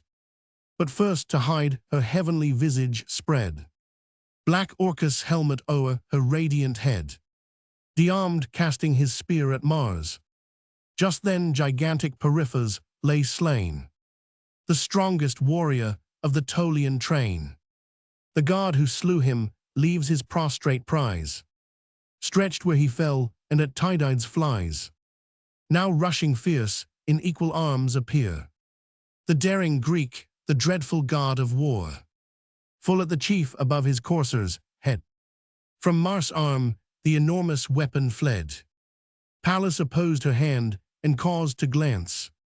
Far from the car, the strong immortal lance. Then through the force of Tydeus' warlike son. The javelin hissed, the goddess urged it on. With a broad cincture, girt his armor round. It pierced the god, his groin received the wound. From the rent skin, the warrior tugs again. The smoking steel, Mars bellows with the pain. Loud as the roar encountering armies yield. When shouting millions shake the thundering field. Both armies start, and trembling gaze around. And earth and heaven rebellow to the sound. As vapors blown by Auster's sultry breath. Pregnant with plagues and shedding seeds of death. Beneath the rage of burning Sirius rise. Choke the parched earth and blacken all the skies. In such a cloud, the god from combat driven. High o'er the dusky whirlwind scales the heaven. Wild with his pain, he sought the bright abodes. There sullen sat beneath the sire of gods. Showed the celestial blood, and with a groan. Thus poured his plaints before the immortal throne. Can Jove supine flagitious facts survey? And brook the furies of this daring day? For mortal men, celestial powers engage. And gods on gods exert eternal rage. From thee, O Father, all these ills we bear. And thy fell daughter with the shield and spear. Thou gavest that fury to the realms of light. Pernicious wild, regardless of the right.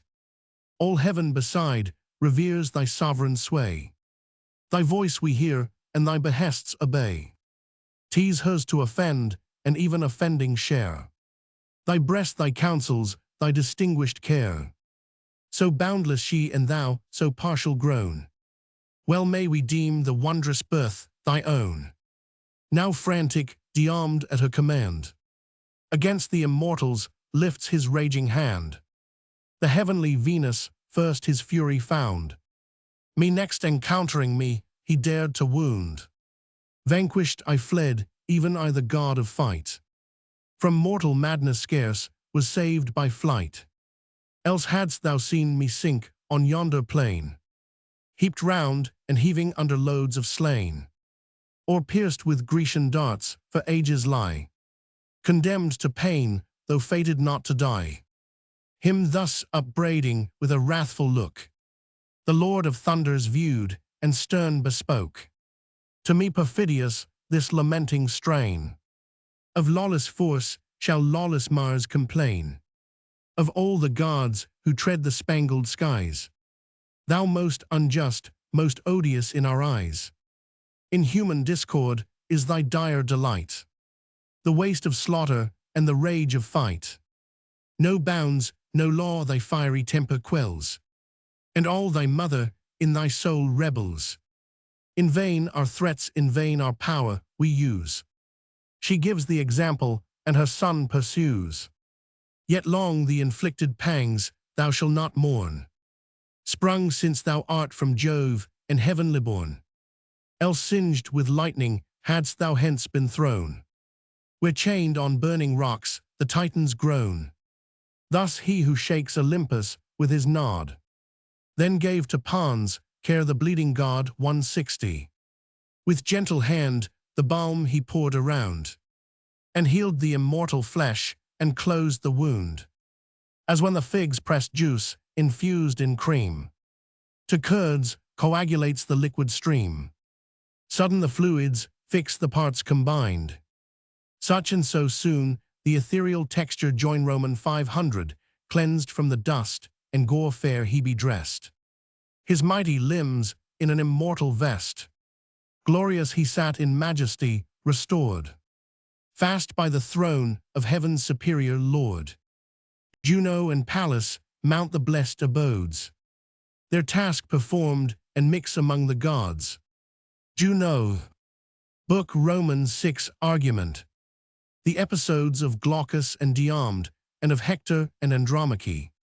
The gods having left the field, the Grecians prevail. Helenus, the chief augur of Troy, commands Hector to return to the city in order to appoint a solemn procession of the queen and the Trojan matrons to the temple of Minerva to entreat her to remove Diomed from the fight, the battle relaxing during the absence of Hector. Glaucus and Diomed have an interview between the two armies, where, coming to the knowledge of the friendship and hospitality passed between their ancestors, they make exchange of their arms. Hector, having performed the orders of Helenus, prevails upon Paris to return to the battle, and taking a tender leave of his wife Andromache, hastens again to the field. The scene is first in the field of battle between the rivers Simois and Scamander, and then changes to Troy. Now heaven forsakes the fight, the immortals yield to human force and human skill the field. Dark showers of javelins fly from foes to foes. Now here, now there the tide of combat flows, while Troy's famed streams that bound the deathful plain on either side run purple to the main. Great Ajax first to conquest led the way, broke the thick ranks and turned the doubtful day. The Thracian Acamas his falchion found, and hewed the enormous giant to the ground. His thundering arm a deadly stroke impressed, with a black horsehair nodded o'er his crest.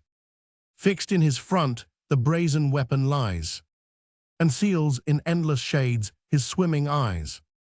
Next Teuthra's son disdained the sands with blood, Axylus hospitable, rich, and good. In fair Arisp's walls his native place, 161. He held his seat a friend to human race. Fast by the road his ever-open door obliged the wealthy and relieved the poor. To stern Tydides now he falls a prey, no friend to guard him in the dreadful day.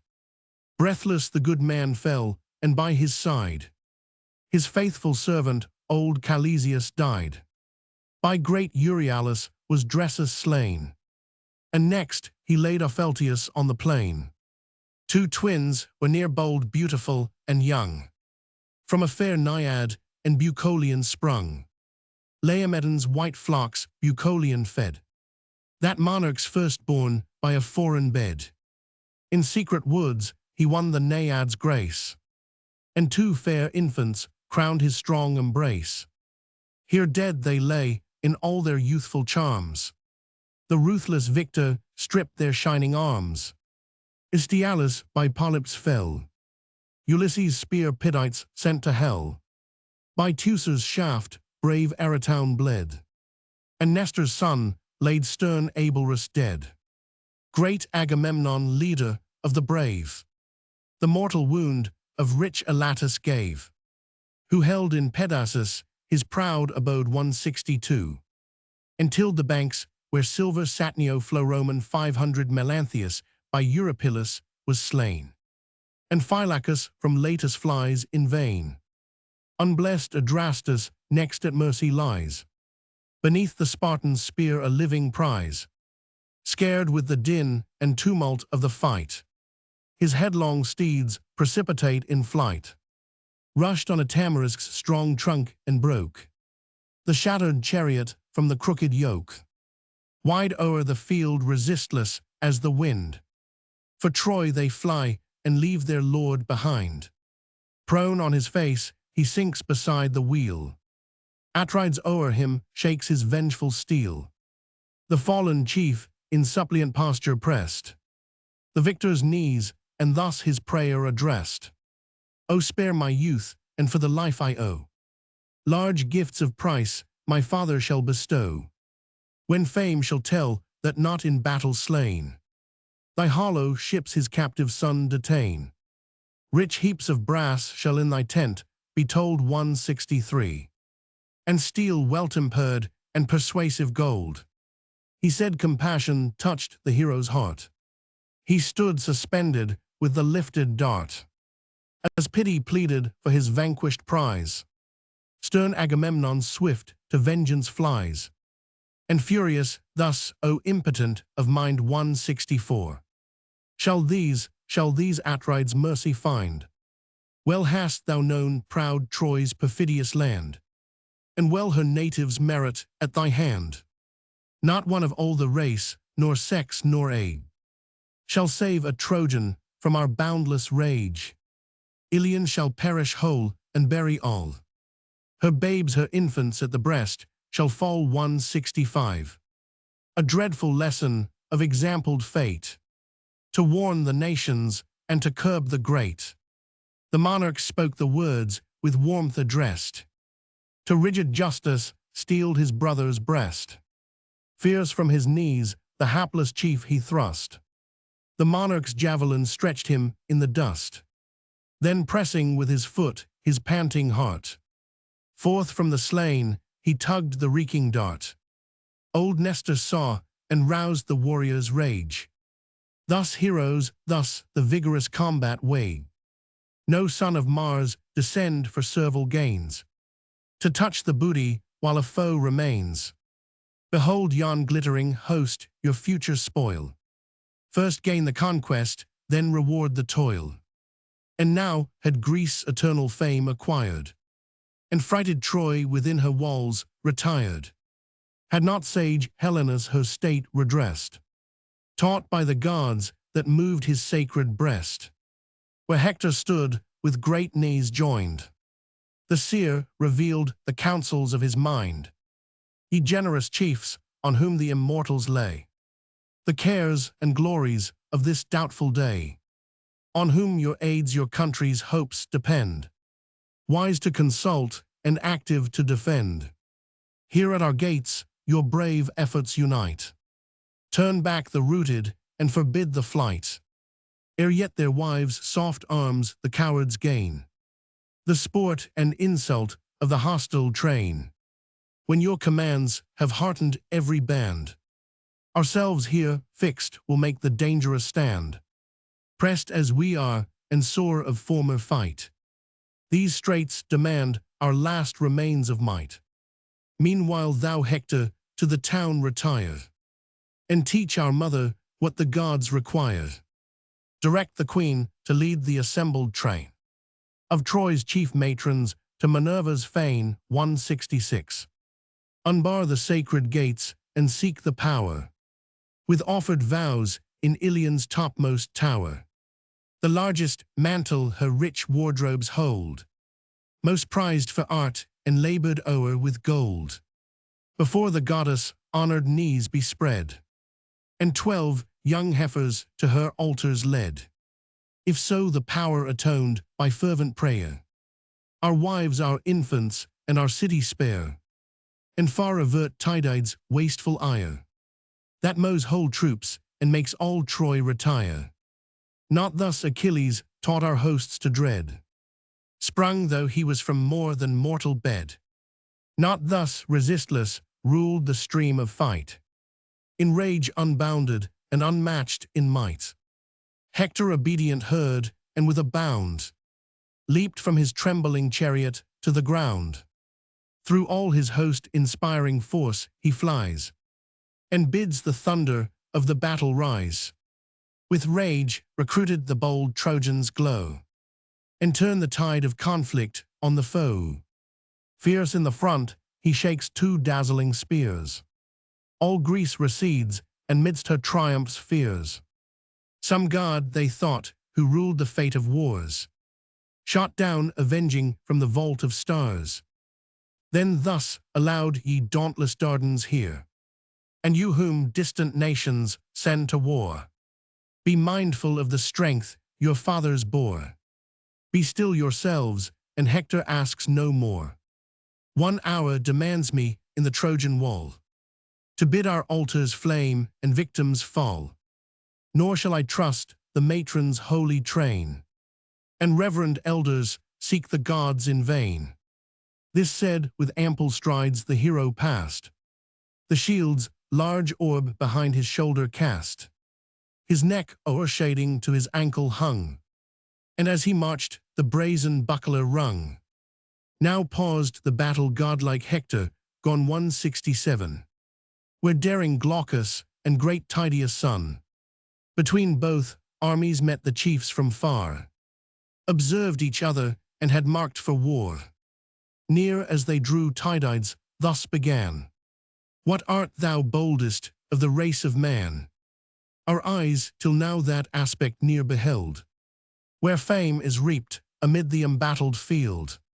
Yet far before the troops thou darst appear, and meet a lance the fiercest heroes fear. Unhappy they, and born of luckless sires, who tempt our fury when Minerva fires. But if from heaven celestial thou descend, know with immortals we no more contend. Not long Lycurgus viewed the golden light, that daring man who mixed with gods in fight. Bacchus and Bacchus' votaries he drove, with brandished steel from Nyssa's sacred grove. Their consecrated spears lay scattered round, with curling vines and twisted ivy bound, while Bacchus headlong sought the briny flood, and Thetis' arms received the trembling god. Nor failed the crime the immortals' wrath to move, the immortals blessed with endless ease above, deprived of sight by their avenging doom. Cheerless he breathed and wandered in the gloom, then sunk unpitied to the dire abodes, a wretch accursed and hated by the gods. I brave not heaven, but if the fruits of earth's sustain thy life, and human be thy birth. Bold as thou art, too prodigal of breath, approach and enter the dark gates of death. What or from whence I am, or who my sire? Replied the chief, can Tydeus' son inquire. Like leaves on trees, the race of man is found, now green in youth, now withering on the ground. Another race the following spring supplies. They fall successive, and successive rise. So generations in their course decay. So flourish these when those are passed away. But if thou still persist to search my birth, then hear a tale that fills the spacious earth. A city stands on Argus' utmost bound, Argus the fair for warlike steeds renowned, Aeolian Sisyphus with wisdom blessed, in ancient time the happy wall possessed. Then called Ephyr Glaucus was his son, great Glaucus father of Bellerophon, who o'er the sons of men in beauty shined, loved for that valor which preserves mankind. Then mighty Pretus Argus' scepter swayed, whose hard commands Bellerophon obey. Roman 500, with direful jealousy the monarch raged, and the brave prince in numerous toils engaged. For him Antea burned with lawless flame, and strove to tempt him from the paths of fame. In vain she tempted the relentless youth, endued with wisdom, sacred fear, and truth. Fired at his scorn, the queen to Pretus fled, and begged revenge for her insulted bed.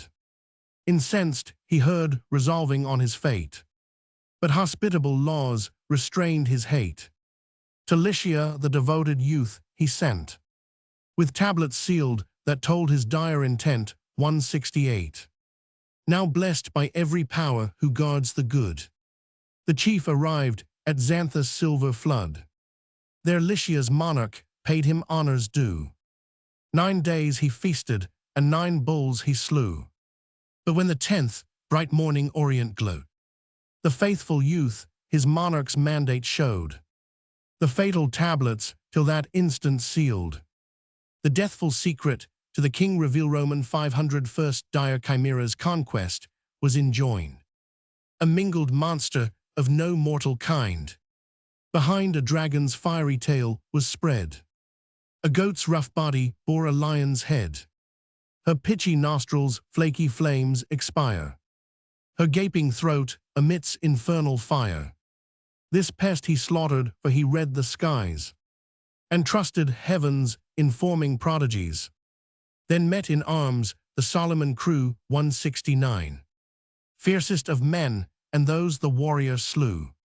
Next the bold Amazon's whole force defied, and conquered still, for heaven was on his side. Nor ended here his toils, his Lycian foes. At his return, a treacherous ambush rose. With levelled spears along the winding shore, there fell they breathless, and returned no more. At length the monarch, with repentant grief, confessed the gods and god-ascended chief. His daughter gave the stranger to detain, with half the honors of his ample reign. The Lycians grant a chosen space of ground, with woods, with vineyards, and with harvests crown Roman 500, there long the chief his happy lot possessed, with 2 brave sons and 1 fair daughter blessed. Fair e'en in heavenly eyes her fruitful love, crowned with Sarpedon's birth the embrace of Jove. But when at last, distracted in his mind, forsook by heaven, forsaking humankind, wide o'er the Ilian field he chose to stray, a long, forlorn, uncomfortable way, 170. Woes heaped on woes consumed his wasted heart. His beauteous daughter fell by Phoebe's dart. His eldest born by raging Mars was slain in combat on the Solymian plain. Hippolytus survived, from him I came, the honored author of my birth and name. By his decree I sought the Trojan town, by his instructions learned to win renown, to stand the first in worth as in command, to add new honors to my native land, before my eyes my mighty sires to place, and emulate the glories of our race. He spoke, and transport filled Tydide's heart. In earth the generous warrior fixed his dart.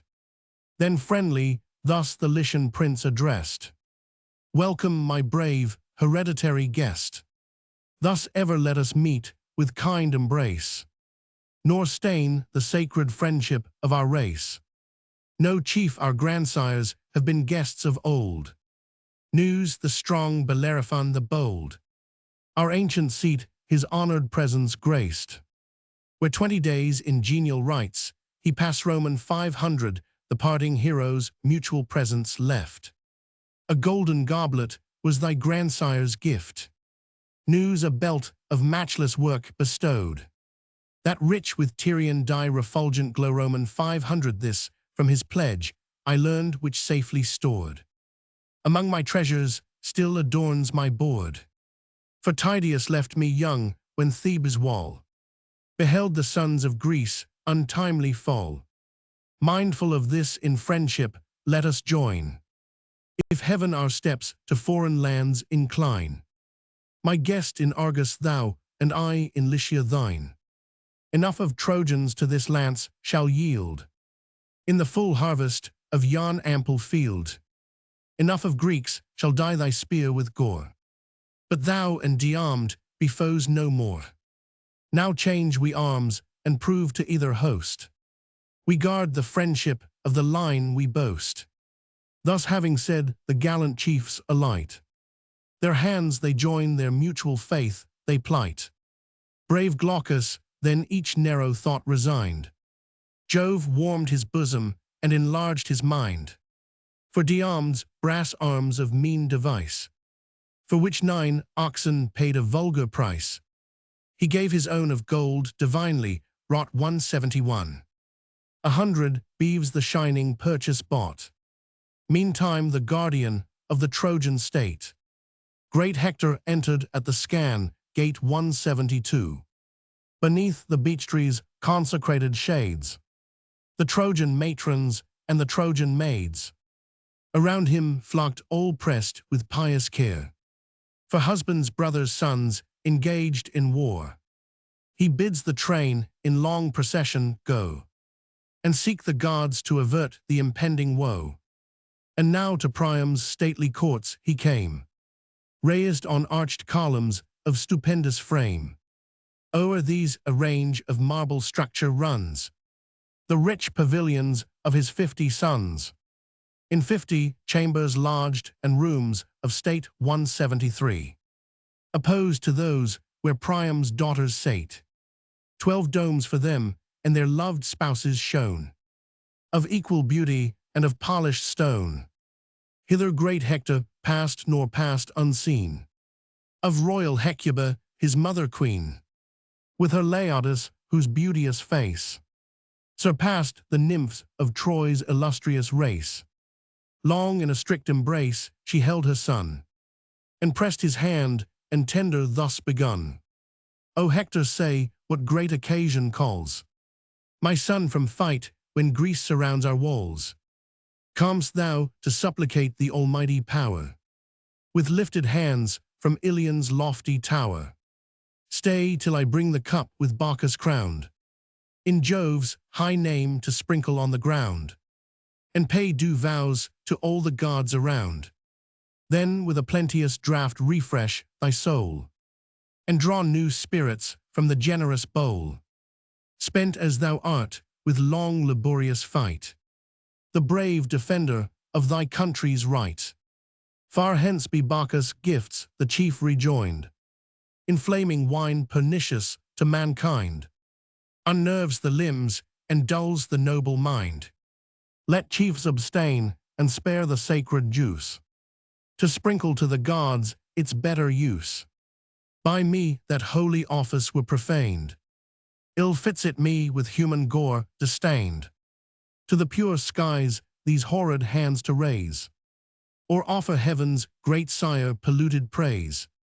You with your matrons go a spotless train, and burn rich odors in Minerva's fane. The largest mantle your full wardrobes hold, most prized for art and labored o'er with gold. Before the goddess honored knees be spread, and 12 young heifers to her altar led. So may the power atoned by fervent prayer, our wives, our infants, and our city spare, and far avert Tydides' wasteful ire, who mows whole troops and makes all Troy retire. Be this, O mother, your religious care. I go to rouse soft Paris to the war, if yet not lost to all the sense of shame. The recreant warrior hear the voice of fame. O would kind earth the hateful wretch embrace, that pest of Troy, that ruin of our race. 174. Deep to the dark abyss might he descend, Troy yet should flourish, and my sorrows end. This herd she gave command, and summoned came each noble matron and illustrious dame. The Phrygian queen to her rich wardrobe went, where treasured odors breathed a costly scent. There lay the vestures of no vulgar art, Sidonian maids embroidered every part, whom from soft Sidon youthful Paris bore, with Helen touching on the Tyrian shore. Here as the queen revolved with careful eyes the various textures and the various dyes, she chose a veil that shone superior far, and glowed refulgent as the morning star. Herself with this the long procession leads, the train majestically slow proceeds. Soon as to Ilion's topmost tower they come, and awful reach the high Palladian dome. Antenor's consort fair Thena waits, as palace priestess, and unbars the gates. With hands uplifted and imploring eyes, they fill the dome with supplicating cries. The priestess then the shining veil displays, placed on Minerva's knees, and thus she prays. O awful goddess, ever dreadful maid, Troy's strong defense, unconquered palace aid. Break thou Tydides' spear, and let him fall prone on the dust before the Trojan wall. So 12 young heifers guiltless of the yoke shall fill thy temple with a grateful smoke. But thou atoned by penitence and prayer, ourselves, our infants, and our city spare.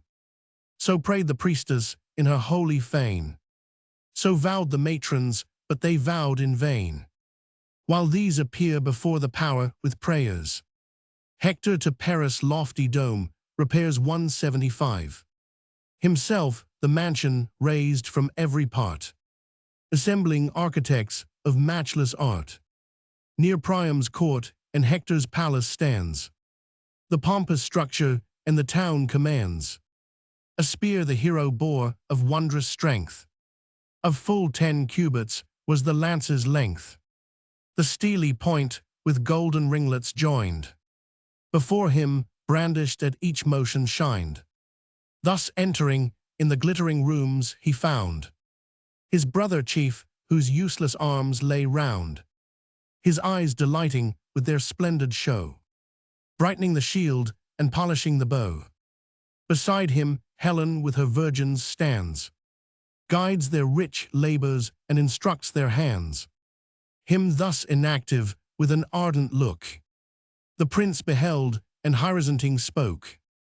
Thy hate to Troy, is this the time to show? O wretch ill-fated, and thy country's foe! Paris and Greece against us both conspire, thy close resentment and their vengeful ire. For the great Iliad's guardian heroes fall, till heaps of dead alone defend her wall. For thee the soldier blades the matron mourns, and wasteful war in all its fury burns. Ungrateful man deserves not this thy care, our troops to hearten and our toils to share. Rise, or behold the conquering flames ascend, and all the Phrygian glories at an end. Brother Thais, just replied the beauteous youth, thy free remonstrance proves thy worth and truth. Yet charge my absence less, O generous chief, on hate to Troy than conscious shame and grief. Here hid from human eyes thy brother sate, and mourned in secret his and Iliad's fate. 'Tis now enough, now glory spreads her charms, and beauteous Helen calls her chief to arms. Conquest, today my happier sword may bless. 'Tis man's to fight, but heaven's to give success. But while I arm, contain thy ardent mind, or go and Paris shall not lag behind. Hector chiding Paris, he said, nor answered Priam's warlike son, when Helen thus with lowly grace begun. O generous brother, if the guilty dame that caused these woes deserve a sister's name, would heaven ere all these dreadful deeds were done, the day that showed me to the golden sun, had seen my death, why did not whirlwinds bear the fatal infant to the fowls of air? Why sunk I not beneath the whelming tide, and midst the roarings of the waters died? Heaven filled up all my ills, and I accursed bore all and Paris of those ills the worst. Helen at least a braver spouse might claim, warmed with some virtue, some regard of fame. Now tired with toils, thy fainting limbs recline, with toils sustained for Paris' sake and mine. The gods have linked our miserable doom, our present woe and infamy to come. Wide shall it spread and last through ages long, example sad and theme of future song. The chief replied this time forbids to rest. The Trojan bands by hostile fury pressed, demand their Hector and his arm requires. The combat urges and my soul's on fire. Urge thou thy knight to march where glory calls, and timely join me ere I leave the walls, ere yet I mingle in the direful fray. My wife, my infant claim a moment's stay. This day, perhaps the last that sees me here, demands a parting word, a tender tear. This day some god, who hates our Trojan land, may vanquish Hector by a Grecian hand. He said and passed with sad presaging heart, to seek his spouse, his soul's far dearer part. At home he sought her, but he sought in vain. She with one maid of all her menial train had hence retired, and with her second joy, the young Astyanax, the hope of Troy. Pensive she stood on Iliad's towery height, beheld the war, and sickened at the sight.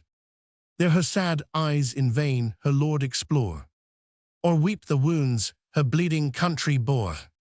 But he who found not whom his soul desired, whose virtue charmed him as her beauty fired, stood in the gates and asked what way she bent, her parting step, if to the fane she went, where late the morning matrons made resort, or sought her sisters in the Trojan court. Not to the court, replied the attendant train, nor mixed with matrons to Minerva's fane. To Ilion's steepy tower she bent her way, to mark the fortunes of the doubtful day. Troy fled, she heard before the Grecian sword. She heard and trembled for her absent lord. Distracted with surprise, she seemed to fly, fear on her cheek and sorrow in her eye. The nurse attended with her infant boy, the young Astyanax, the hope of Troy. Hector this heard, returned without delay. Swift through the town, he trod his former way, through streets of palaces and walks of state, and met the mourner at the scan gate. With haste to meet him sprung the joyful fair, his blameless wife Aetion's wealthy heir. Cilician Thebe great Aetion swayed, and Hippoplacus wide extended shade. The nurse stood near, in whose embraces pressed, his only hope hung smiling at her breast, whom each soft charm and early grace adorn, fair as the newborn star that gilds the morn. To this loved infant Hector gave the name Scamandrius, from Scamander's honored stream. Astyanax the Trojans called the boy, from his great father the defense of Troy. Silent the warrior smiled, and pleased resigned to tender passions all his mighty mind. His beauteous princess cast a mournful look, hung on his hand, and then dejected spoke. Her bosom labored with a boding sigh, and the big tear stood trembling in her eye. The meeting of Hector and Andromache. Too daring prince, whither dost thou run? Too forgetful of thy wife and son? And think'st thou not how wretched we shall be? A widow, I a helpless orphan he. For sure such courage length of life denies, and thou must fall thy virtue's sacrifice. Greece in her single heroes strove in vain. Now hosts oppose thee, and thou must be slain. O grant me, gods, ere Hector meets his doom, all I can ask of heaven, an early tomb. So shall my days in one sad tenor run, and end with sorrows as they first begun. No parent now remains my griefs to share, no father's aid, no mother's tender care. The fierce Achilles wrapped our walls in fire, laid Thebe waste, and slew my warlike sire. His fate compassion in the victor bred. Stern as he was, he yet revered the dead. His radiant arms preserved from hostile spoil, and laid him decent on the funeral pile. Then raised a mountain where his bones were burned. The mountain nymphs the rural tomb adorned. Jove's sylvan daughters bade their elms bestow a barren shade, and in his honor grow. By the same arm my 7 brave brothers fell. In one sad day beheld the gates of hell, while the fat herds and snowy flocks they fed. Amid their fields the hapless heroes bled. My mother lived to wear the victor's bands, the queen of Hippoplacia's sylvan lands. Redeemed too late, she scarce beheld again her pleasing empire and her native plain, when oppressed by life-consuming woe, she fell a victim to Diana's bow. Yet while my Hector still survives, I see my father, mother, brethren, all in thee. Alas, my parents, brothers, kindred, all once more will perish if my Hector fall. Thy wife, thy infant, in thy danger share. O prove a husband's and a father's care. That quarter most the skillful Greeks annoy, where yon wild fig trees join the wall of Troy. Thou from this tower defend the important post. There Agamemnon points his dreadful host, that past Tydides Ajax strived to gain, and there the vengeful Spartan fires his train. Thrice our bold foes the fierce attack have given, or led by hopes, or dictated from heaven. Let others in the field their arms employ, but stay my Hector here, and guard his Troy. The chief replied, that post shall be my care. Not that alone, but all the works of war. How would the sons of Troy in arms renowned, and Troy's proud dames whose garments sweep the ground, attaint the lustre of my former name. Should Hector basely quit the field of fame? My early youth was bred to martial pains. My soul impels me to the embattled plains. Let me be foremost to defend the throne, and guard my father's glories and my own. Yet come it will the day decreed by fates.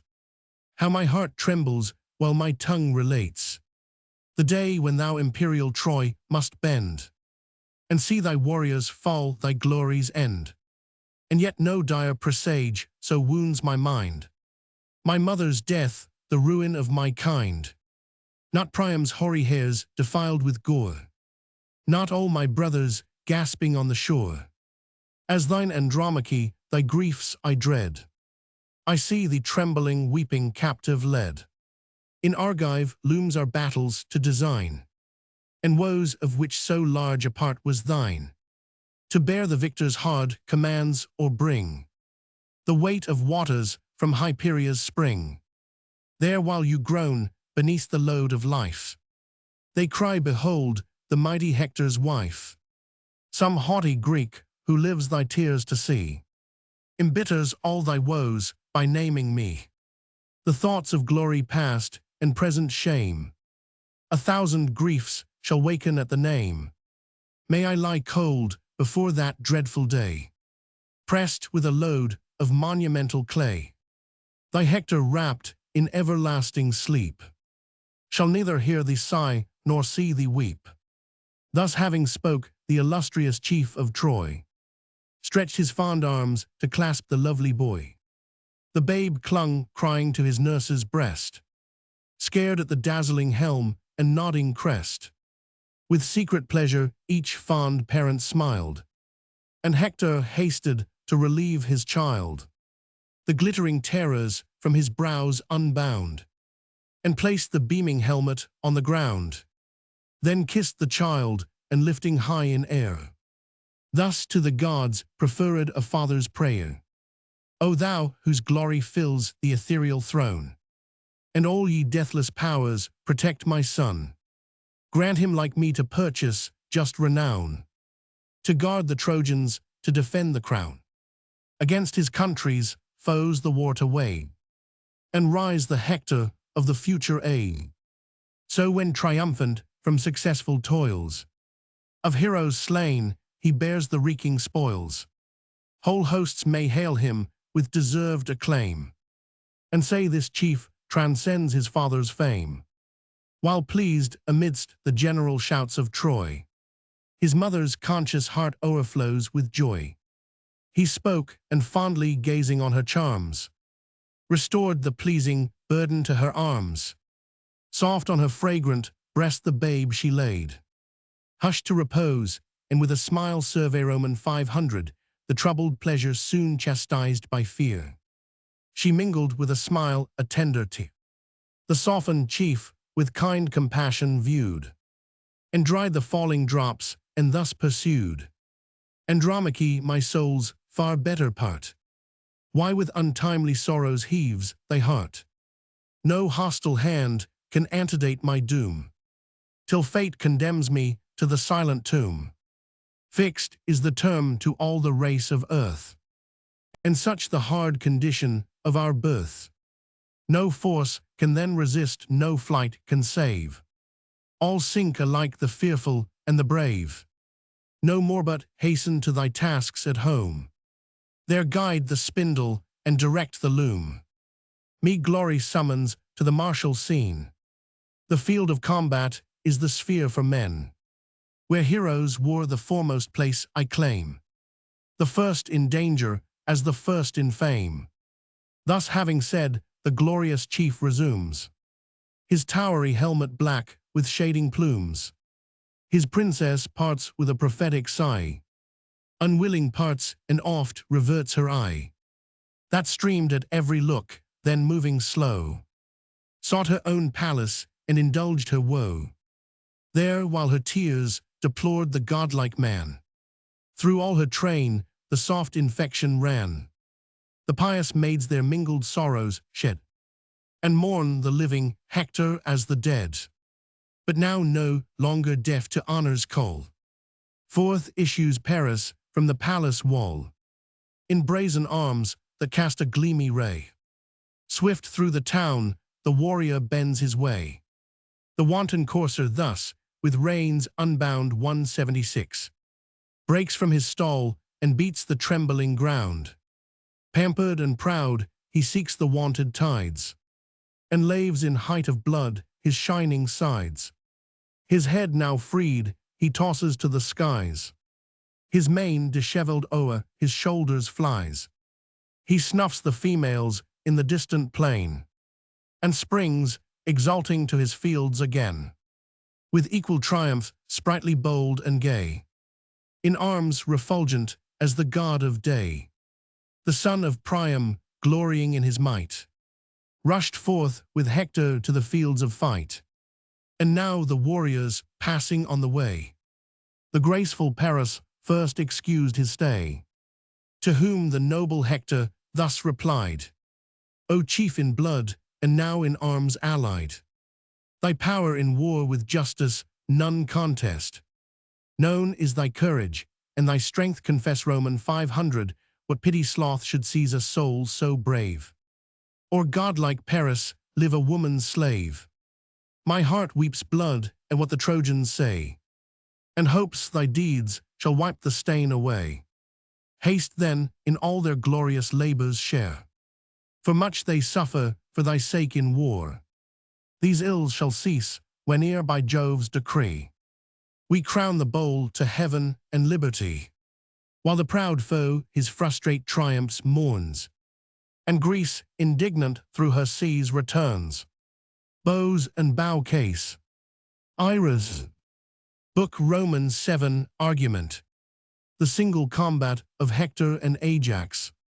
The battle renewing with double ardor upon the return of Hector. Minerva is under apprehensions for the Greeks. Apollo, seeing her descend from Olympus, joins her near the Scan Gate. They agree to put off the general engagement for that day, and incite Hector to challenge the Greeks to a single combat. 9 of the princes accepting the challenge, the lot is cast, and falls upon Ajax. These heroes, after several attacks, are parted by the night. The Trojans, calling a council, Antenor purposes the delivery of Helen to the Greeks, to which Paris will not consent, but offers to restore them her riches. Priam sends a herald to make this offer, and to demand a truce for burning the dead, the last of which only is agreed to by Agamemnon. When the funerals are performed, the Greeks, pursuant to the advice of Nestor, erect a fortification to protect their fleet and camp, flanked with towers and defended by a ditch and palisades. Neptune testifies his jealousy at this work, but is pacified by a promise from Jupiter. Both armies pass the night in feasting, but Jupiter disheartens the Trojans with thunder and other signs of his wrath. The 23rd day ends with the duel of Hector and Ajax. The next day, the truce is agreed. Another is taken up in the funeral rites of the slain, and one more in building the fortification before the ships, so that somewhat about 3 days is employed in this book. The scene lies wholly in the field. So spoke the guardian of the Trojan state, then rushed impetuous through the Scan Gate. Him Paris followed to the dire alarms, both breathing slaughter, both resolved in arms, as when to sailors laboring through the main, that long have heaved the weary oar in vain. Jove bids at length the expected gales arise. The gales blow grateful, and the vessel flies. So welcome these to Troy's desiring train. The bands are cheered, the war awakes again. Bold Paris, first the work of death begun, on great Menestheus, Arethu's son, sprung from the fair Philomeda's embrace. The pleasing Arne was his native place. Then sunk Ionius to the shades below. Beneath his steely casque 177, he felt the blow, full on his neck from Hector's weighty hand, and rolled with limbs relaxed along the land. By Glaucus' spear the bold Iphinus bleeds, fixed in the shoulder as he mounts his steeds. Headlong he tumbles, his slack nerves unbound, drop the cold, useless members on the ground. when now Minerva saw her Argives slain. From vast Olympus to the gleaming plain, fierce she descends, Apollo marked her flight, nor shot less swift from Ilion's towery height. Radiant they met beneath the beechen shade, when thus Apollo to the blue-eyed maid, "What cause, O daughter of almighty Jove, thus wings thy progress from the realms above? Once more impetuous dost thou bend thy way, to give to Greece the long divided day. Too much has Troy already felt thy hate. Now breathe thy rage, and hush the stern debate. This day the business of the field suspend. War soon shall kindle, and great Ilion bend, since vengeful goddesses confederate join, to raise her walls, though built by hands divine. To whom the progeny of Jove replies, I left for this the council of the skies. But who shall bid conflicting hosts forbear? What art shall calm the furious sons of war? To her the god great Hector's soul incite, to dare the boldest Greek to single fight, till Greece provoked from all her numbers show a warrior worthy to be Hector's foe. At this agreed, the heavenly powers withdrew. Sage Helenus their secret counsels knew. Hector inspired he sought to him addressed, thus told the dictates of his sacred breast. O son of Priam, let thy faithful ear receive my words, thy friend and brother hear. Go forth persuasive, and a while engage the warring nations to suspend their rage. Then dare the boldest of the hostile train to mortal combat on the listed plain. For not this day shall end thy glorious date. The gods have spoke it, and their voice is fate. He said the warrior heard the word with joy. Then with his spear restrained the youth of Troy, held by the midst athwart on either hand. The squadrons part, the expecting Trojans stand. Great Agamemnon bids the Greeks forbear. They breathe and hush the tumult of the war.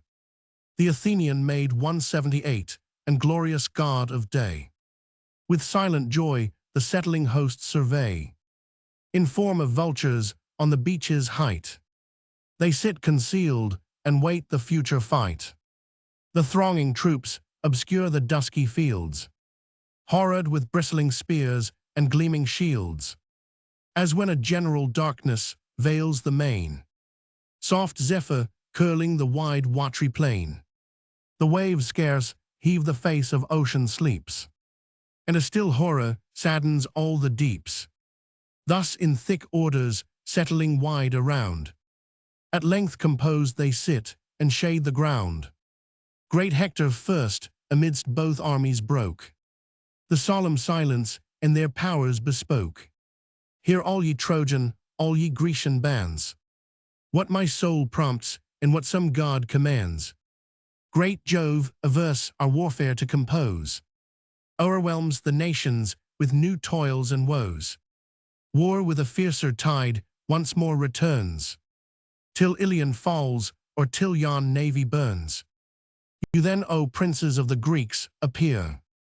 Tease Hector speaks and calls the gods to hear. From all your troops select the boldest knight, and him the boldest Hector dares to fight. Here if I fall by chance of battle slain, be his my spoil, and his these arms remain. But let my body to my friends returned, by Trojan hands and Trojan flames be burn Roman 500, and if Apollo, in whose aid I trust, shall stretch your daring champion in the dust, if mine the glory to despoil the foe, on Phbus temple ill his arms bestow, the breathless carcass to your navy sent, Greece on the shore shall raise a monument, which when some future mariner surveys, washed by broad Hellespont's resounding seas, thus shall he say, a valiant Greek lies there, by Hector slain, the mighty man of war. The stone shall tell your vanquished hero's name, and distant ages learn the victor's fame. This fierce defiance Greece astonished heard. Blushed to refuse, and to accept it fear Roman 500 stern Menelaus first the silence broke. And inly groaning, thus opprobrious spoke. Women of Greece, O scandal of your race, whose coward souls your manly form disgrace. How great the shame, when every age shall know, that not a Grecian met this noble foe. Go then resolved to earth, from whence ye grew, a heartless, spiritless, inglorious crew. Be what ye seem, unanimated clay. Myself will dare the danger of the day. 'Tis man's bold task the generous strife to try, but in the hands of God is victory. These words scarce spoke, with generous ardor pressed. His manly limbs in azure arms he dressed Roman 500, that day Atrides a superior hand had stretched thee breathless on the hostile strand. But all at once, thy fury to compose, the kings of Greece, an awful band arose. Even he their chief, great Agamemnon, pressed thy daring hand, and this advice addressed.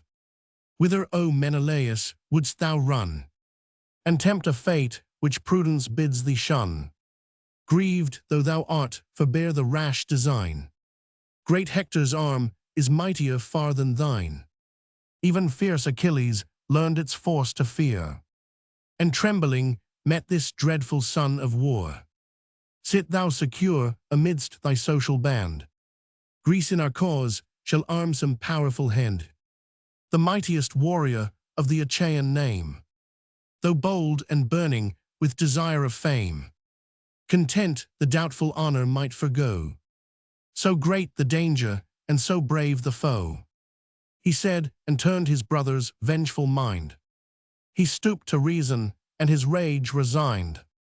No longer bent to rush on certain harms. His joyful friends unbrace his azure arms.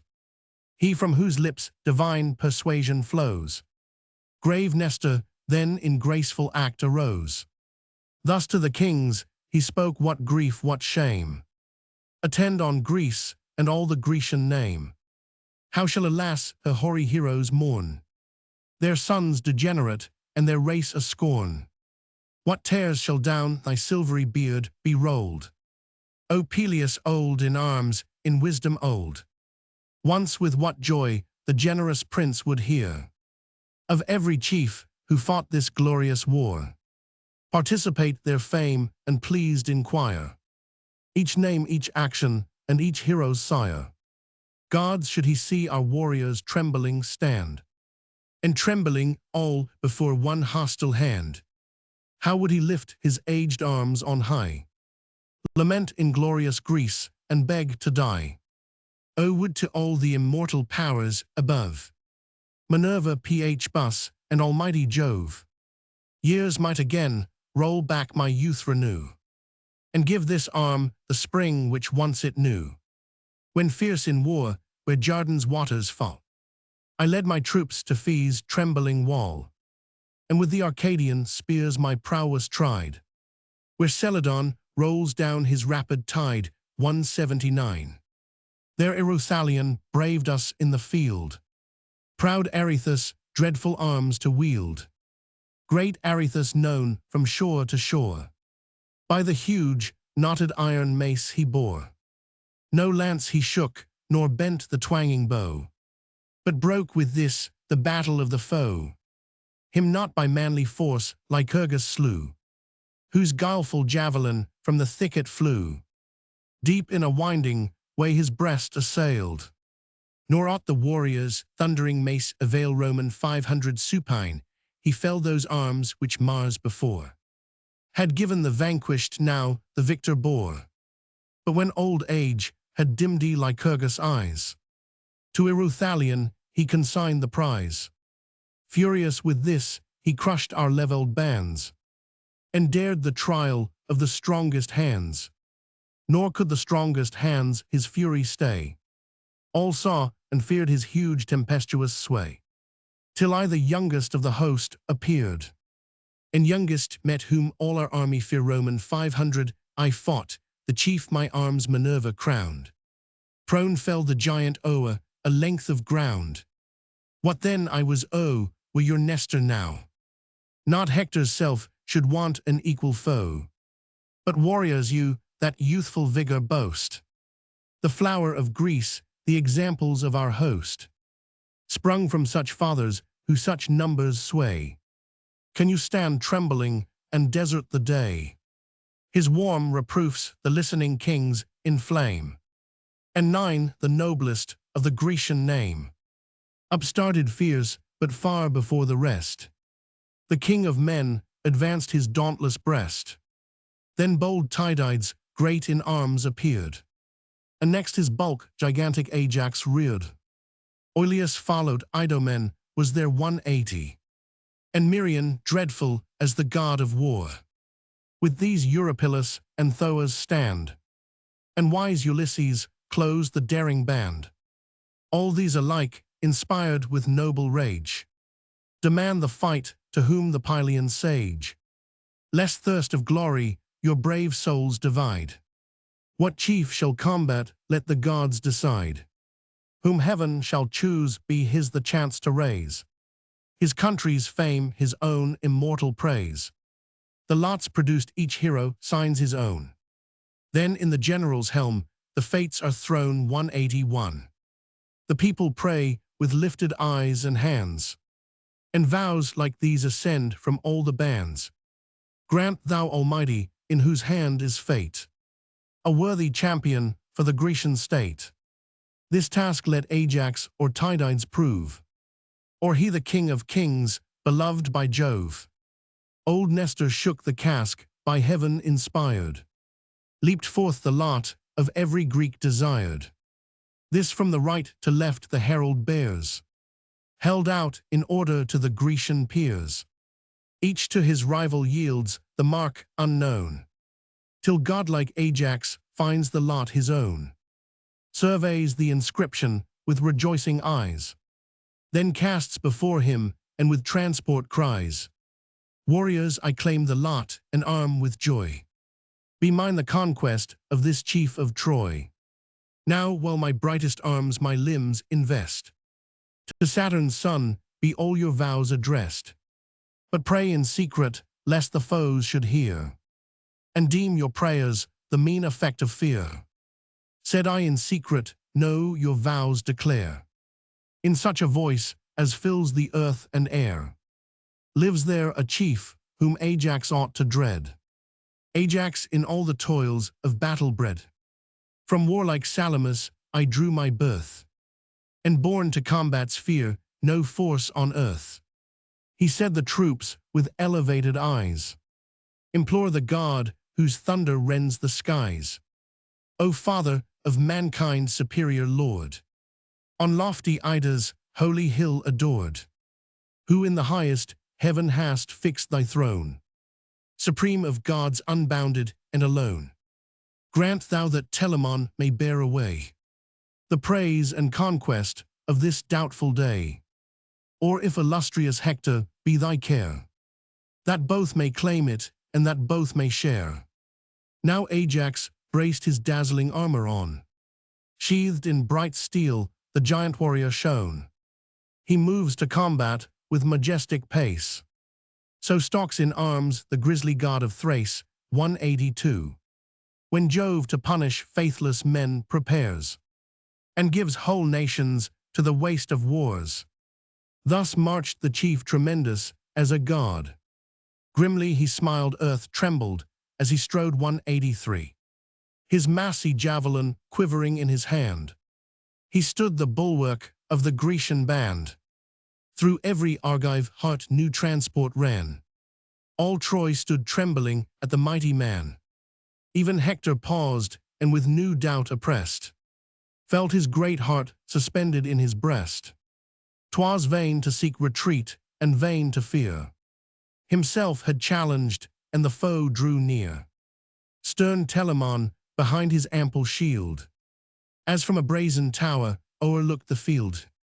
Huge was its orb, with 7 thick folds o'ercast, of tough bullhides of solid brass the last, the work of Titius, who in Hyle dwelled, and in all arts of armory excelled.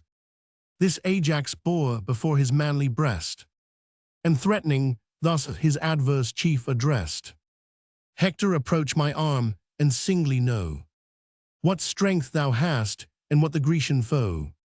Achilles shuns the fight, yet some there are, not void of soul, and not unskilled in war. Let him unactive on the sea-beat shore indulge his wrath, and aid our arms no more. Whole troops of heroes Greece has yet to boast, and sends thee one, a sample of her host. Such as I am, I come to prove thy might. No more sudden, and begin the fight. O son of Telamon, thy country's pride. To Ajax thus the Trojan prince replied, Me as a boy or woman wouldst thou fright, new to the field, and trembling at the fight. Thou meet'st a chief deserving of thy arms, to combat born and bred amidst alarms. I know to shift my ground, remount the car, turn charge, and answer every call of war. To right to left the dexterous lance I wield, and bear thick battle on my sounding shield. But open be our fight, and bold each blow. I steal no conquest from a noble foe. He said, and rising high above the field, whirled the long lance against the sevenfold shield. Full on the brass, descending from above, through 6 bull-hides the furious weapon drove, till in the 7th it fixed Roman 500, then Ajax threw. Through Hector's shield the forceful javelin flew. His corslet enters, and his garment rends, and glancing downwards, near his flank descends. The wary Trojan shrinks, and bending low, beneath his buckler disappoints the blow. From their board shields the chiefs their javelins drew, then close impetuous, and the charge renew. Fierce as the Mountainlions bathed in blood, or foaming bores the terror of the wood. At Ajax Hector his long lance extends, the blunted point against the buckler bends. But Ajax, watchful as his foe drew near, drove through the Trojan targe the knotty spear. It reached his neck with matchless strength impelled, spouts the black gore, and dims his shining shield. Yet ceased not Hector thus, but stooping down, in his strong hand upheaved a flinty stone. Black craggy vast to this his force he bends, full on the brazen boss the stone descends. The hollow brass resounded with the shock. Then Ajax seized the fragment of a rock, applied each nerve, and swinging round on high, with force tempestuous let the ruin fly. The huge stone thundering through his buckler broke. His slackened knees received the numbing stroke. Great Hector falls, extended on the field, his bulk supporting on the shattered shield. Nor wanted heavenly aid Apollo's might, confirmed his sinews, and restored to fight. And now both heroes their broad falchions drew, in flaming circles round their heads they flew. But then by herald's voice the word was given, the sacred ministers of earth and heaven, divine Talthybius, whom the Greeks employ, and sage Idas on the part of Troy. Between the swords their peaceful scepters reared, and first Idas' awful voice was heard.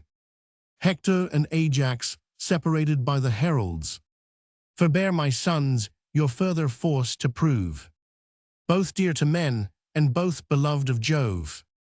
To either host your matchless worth is known, each sounds your praise, and war is all your own. But now the night extends her awful shade.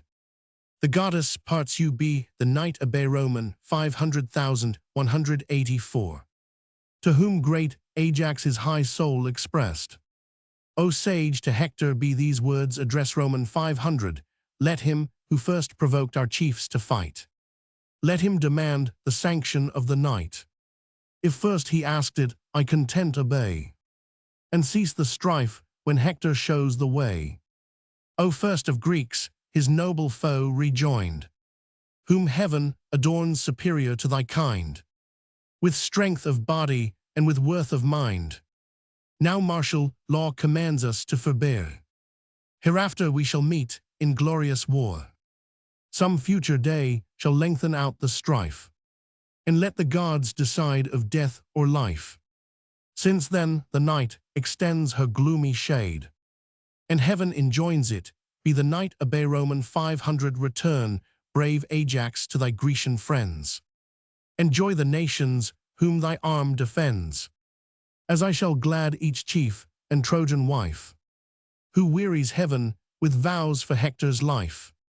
But let us, on this memorable day, exchange some gift that Greece and Troy may say. Not hate, but glory made these chiefs contend, and each brave foe was in his soul a friend. With that a sword, with stars of silver graced, the baldric studded and the sheath enchased. He gave the Greek, the generous Greek bestowed, a radiant belt that rich with purple glow. Roman 500, then with majestic grace they quit the play. This seeks the Grecian that the Phrygian train. The Trojan bands, returning Hector wait, and hail with joy the champion of their state. Escaped great Ajax, they survey him round, alive, unarmed, and vigorous from his wound. To Troy's high gates the godlike man they bear, their present triumph as their late despair. But Ajax, glorying in his hardy deed, the well-armed Greeks to Agamemnon lead. A steer for sacrifice the king designed, of full 5 years and of the nobler kind. The victim falls, they strip the smoking hide, the beast they quarter and the joints divide. Then spread the tables, the repast prepare. Each takes his seat and each receives his share. The king himself an honorary sign before great Ajax placed the mighty chine 185. When now the rage of hunger was removed, Nestor in each persuasive art approved, the sage whose counsels long had swayed the rest. In words like these his prudent thought expressed: how dear, O kings, this fatal day has cost! What Greeks are perished, what a people lost! What tides of blood have drenched Scamander's shore! What crowds of heroes sunk to rise no more! Then hear me, chief, nor let the morrow's light awake thy squadrons to new toils of fight. Some space at least permit the war to breathe, while we to flames our slaughtered friends bequeath. From the red field their scattered bodies bear, and nigh the fleet a funeral structure rear, so decent urns their snowy bones may keep, and pious children o'er their ashes weep. Here where on one promiscuous pile they blazed, high o'er them all a general tomb be raised. Next to secure our camp and naval powers, raise an embattled wall with lofty towers. From space to space be ample gates around, for passing chariots and a trench profound. So Greece to combat shall in safety go, nor fear the fierce incursions of the foe. 'Twas thus the sage his wholesome counsel moved, the sceptred kings of Greece his words approved. Meanwhile convened at Priam's palace gate, the Trojan peers in nightly council sate, a senate void of order as of choice. Their hearts were fearful and confused their voice. Antenor rising thus demands their ear: Ye Trojans, Dardans, and Auxiliars, hear. 'Tis heaven the counsel of my breast inspires, and I but move what every god requires. Let Sparta's treasures be this hour restored, and Argive Helen own her ancient lord. The ties of faith the sworn alliance broke, our impious battles the just gods provoke. As this advice ye practice or reject, so hope success or dread the dire effect. The senior spoke, and sate to whom replied the graceful husband of the Spartan bride: Cold counsels, Trojan, may become thy years, but sound ungrateful in a warrior's ears. Old man, if void of fallacy or art, thy words express the purpose of thy heart. Thou in thy time more sound advice hast given. But wisdom has its date assigned by heaven. Then hear me, princes of the Trojan name. Their treasures ill restore, but not the dame. My treasures too for peace I will resign. But be this bright possession ever mine. 'Twas then the growing discord to compose. Slow from his seat the reverend Priam rose. His godlike aspect deep attention drew. He paused, and these pacific words ensue. Ye Trojans, Dardans, and auxiliar bands, now take refreshment as the hour demands. Guard well the walls, relieve the watch of night, till the new sun restores the cheerful light. Then shall our herald to the Atrides sent, before their ships proclaim my son's intent. Next let a truce be asked that Troy may burn her slaughtered heroes and their bones inurn. That done, once more the fate of war be tried, and whose the conquest mighty Jove decide. The monarch spoke, the warriors snatched with haste, each at his post in arms a short repast. Soon as the rosy morn had waked the day, to the black ships Idas bent his way. There to the sons of Mars in council found. He raised his voice, the host stood listening round. Ye sons of Atreus, and ye Greeks give ear. The words of Troy, and Troy's great monarch hear. Pleased may ye hear, so heaven succeed my prayers. What Paris, author of the war, declares, the spoils and treasures he to Ilion bore. Oh, had he perished ere they touched our shore. He proffers injured Greece with large increase of added Trojan wealth to buy the peace. But to restore the beauteous bride again, this Greece demands, and Troy requests in vain. Next, O ye chiefs, we ask a truce to burn our slaughtered heroes and their bones inurn. That done, once more the fate of war be tried, and whose the conquest mighty Jove decide. The Greeks gave ear, but none the silence broke. At length Tydides rose and rising spoke. O take not friends defrauded of your fame, their proffered wealth, nor even the Spartan dame. Let conquest make them ours, fate shakes their wall, and Troy already totters to her fall. The admiring chiefs, and all the Grecian name, with general shouts returned him loud acclaim. Then thus the King of Kings rejects the peace. Herald, in him thou hearst the voice of Greece. For what remains, let funeral flames be fed. With heroes' core I war not with the dead. Go search your slaughtered chiefs on yonder plain, and gratify the manes of the slain. Be witness Jove, whose thunder rolls on high. He said, and reared his scepter to the sky, to sacred Troy, where all her princes lay. To wait the event, the herald bent his way. He came, and standing in the midst, explained. The peace rejected, but the truce obtained. Roman 500 straight to their several cares the Trojans move. Some search the plains, some fell the sounding grove. Nor less the Greeks, descending on the shore, hewed the green forests, and the bodies bore. And now from forth the chambers of the main, to shed his sacred light on earth again, arose the golden chariot of the day, and tipped the mountains with a purple ray. In mingled throngs the Greek and Trojan train, through heaps of carnage searched the mournful plain.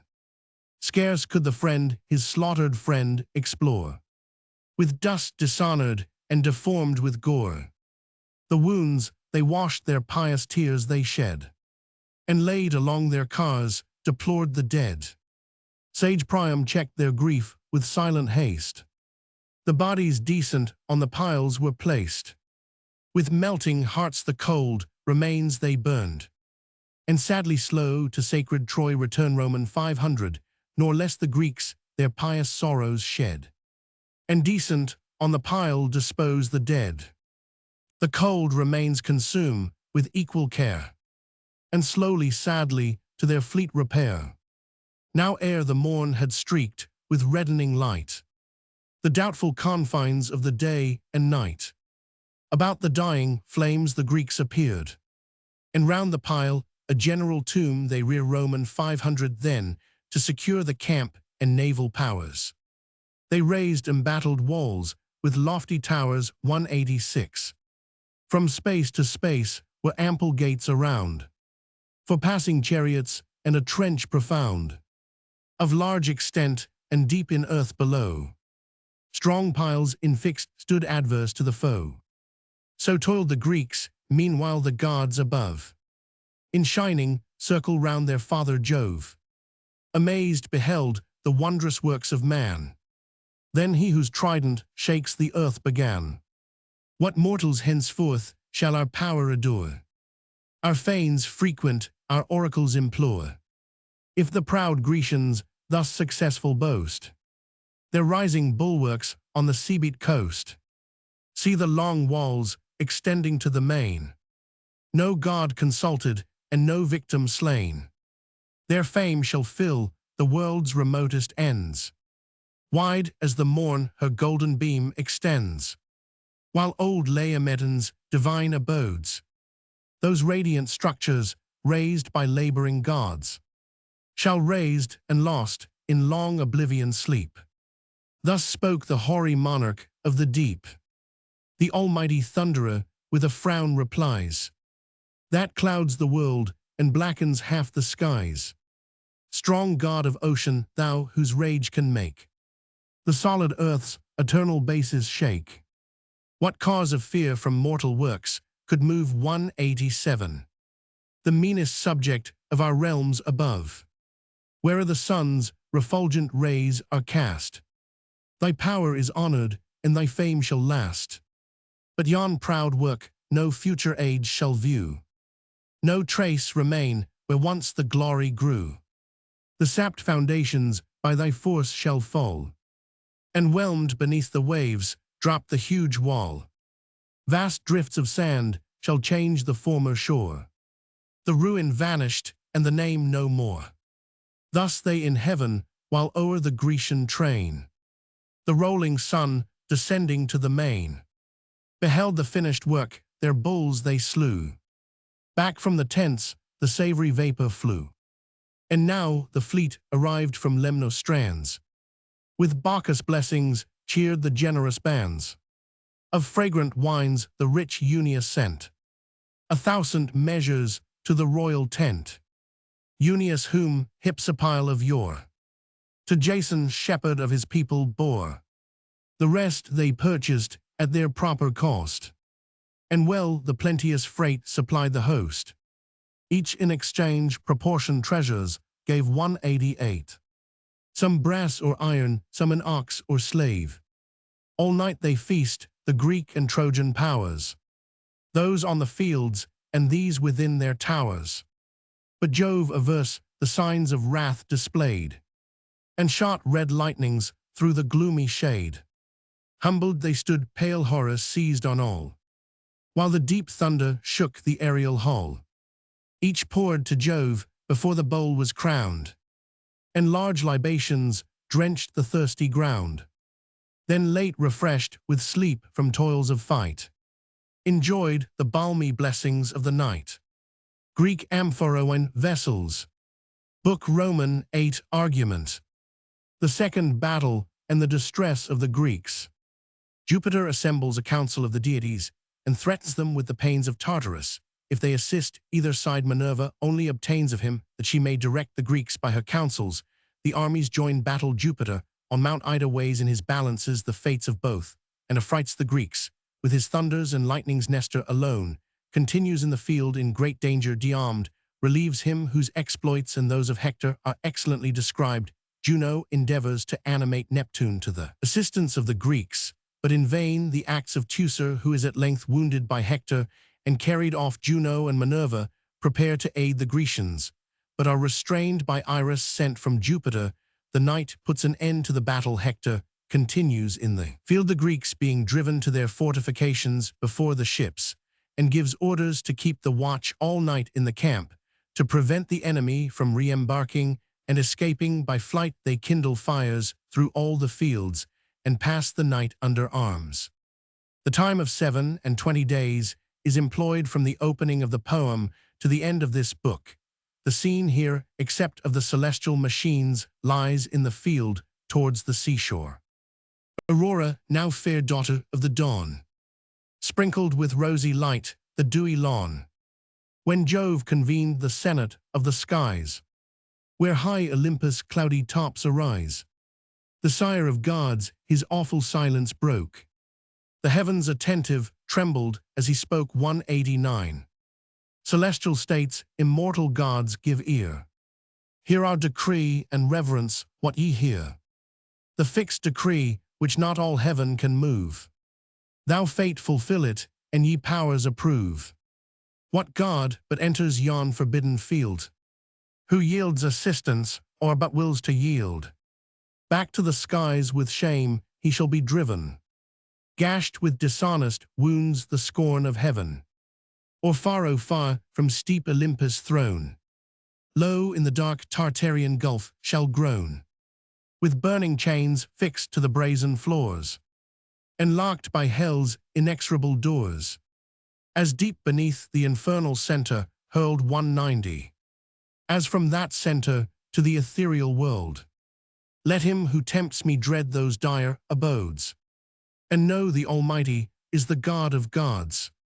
League all your forces, then ye powers above.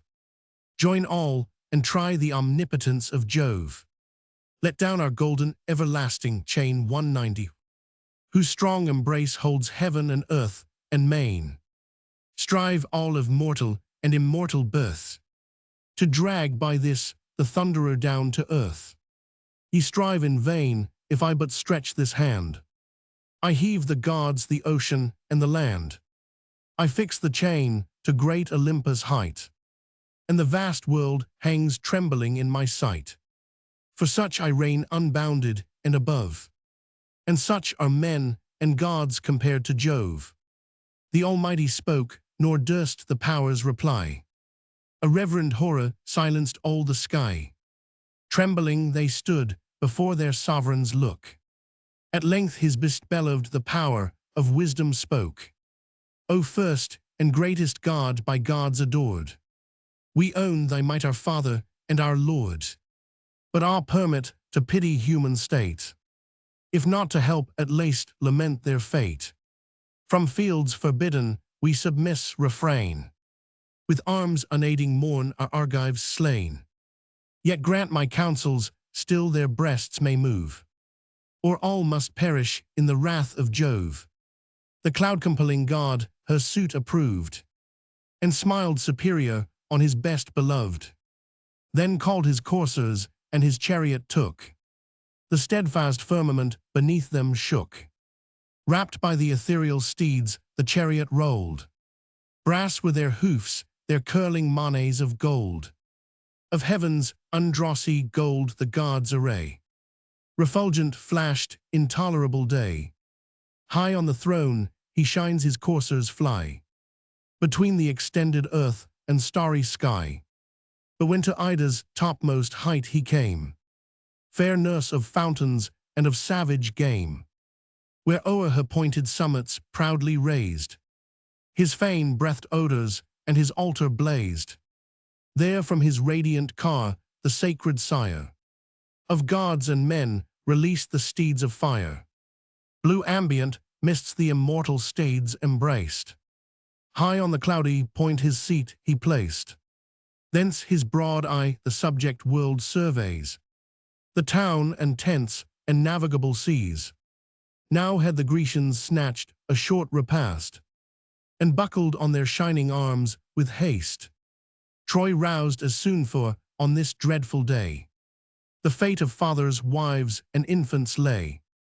The gates unfolding pour forth all their train. Squadrons on squadrons cloud the dusky plain. Men's steeds and chariots shake the trembling ground. The tumult thickens and the skies resound. And now with shouts the shocking armies closed. To lances, lances, shields, to shields opposed. Host against host with shadowy legends drew. The sounding darts in iron tempests flew. Victors and vanquished join promiscuous cries. Triumphant shouts and dying groans arise. With streaming blood, the slippery fields are dyed, and slaughtered heroes swell the dreadful tide. Long as the morning beams, increasing bright, o'er heaven's clear azure spread the sacred light. Commutual death the fate of war confounds, each adverse battle gored with equal wounds. But when the sun the height of heaven ascends, the sire of gods his golden scales suspends 192. With equal hand in these explored the fate of Greece and Troy, and poised the mighty weight.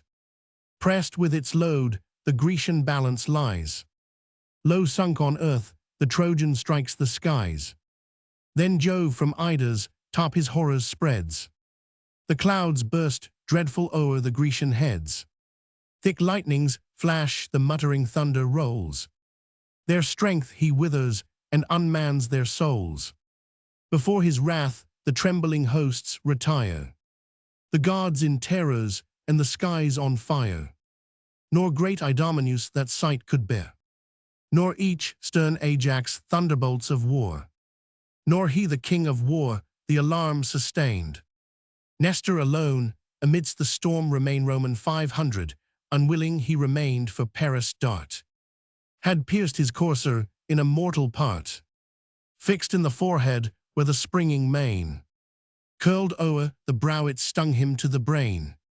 Mad with his anguish, he begins to rear, paw with his hoofs aloft, and lash the air. Scarce had his falchion cut the reins and freed the encumbered chariot from the dying steed, when dreadful Hector, thundering through the war, poured to the tumult on his whirling car. That day had stretched beneath his matchless hand the hoary monarch of the Pylian band. But de-armed beheld from forth the crowd. He rushed, and on Ulysses called aloud. Whither, oh whither, does Ulysses run? O flight, unworthy great Laert's son! Mixed with the vulgar shall thy fate be found. Pierced in the back, a vile dishonest wound. O turn, and save from Hector's direful rage the glory of the Greeks, the Pylian sage. His fruitless words are lost unheard in air. Ulysses seeks the ships and shelters there. But bold Tydides to the rescue goes, a single warrior midst a host of foes. Before the coursers, with a sudden spring, he leaped, and anxious thus bespoke the king. Great perils, father, wait the unequal fight. These younger champions will oppress thy might. Thy veins no more with ancient vigor glow. Weak is thy servant, and thy coursers slow. Then haste ascend my seat, and from the car observe the steeds of Tros, renowned in war, practiced alike to turn, to stop, to chase, to dare the fight, or urge the rapid race. These late obeyed Nai's guiding rein. Leave thou thy chariot to our faithful train. With these against yon Trojans will we go, nor shall great Hector want an equal foe. Fierce as he is, even he may learn to fear the thirsty fury of my flying spear. Thus said the chief, and Nestor, skilled in war, approves his counsel and ascends the car. The steeds he left their trusty servants hold, Eurymedon and Esthenelus the bold. The reverend charioteer directs the course, and strains his aged arm to lash the horse.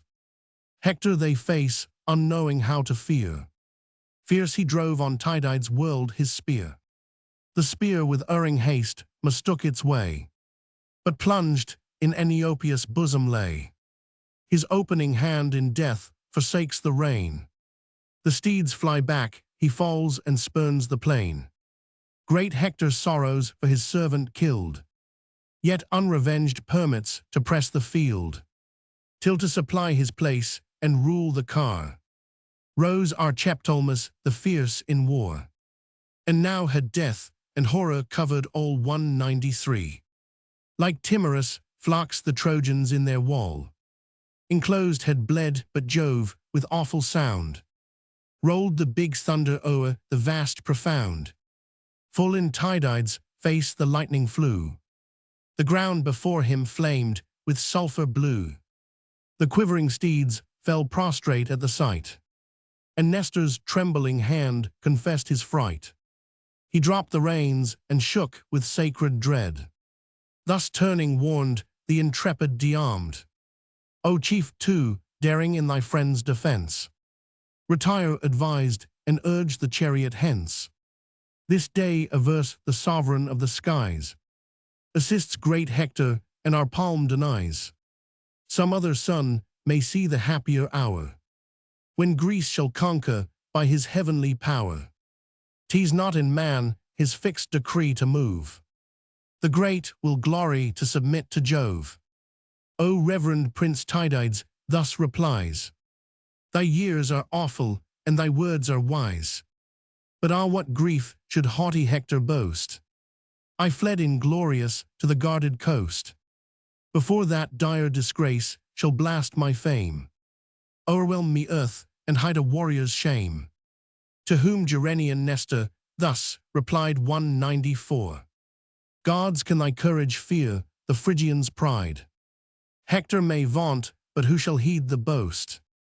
Not those who felt thy arm the Dardan host, nor Troy yet bleeding in her heroes lost. Not even a Phrygian dame who dreads the sword that laid in dust her loved, lamented lord. He said, and hasty o'er the gasping throng drives the swift steeds the chariot smokes along.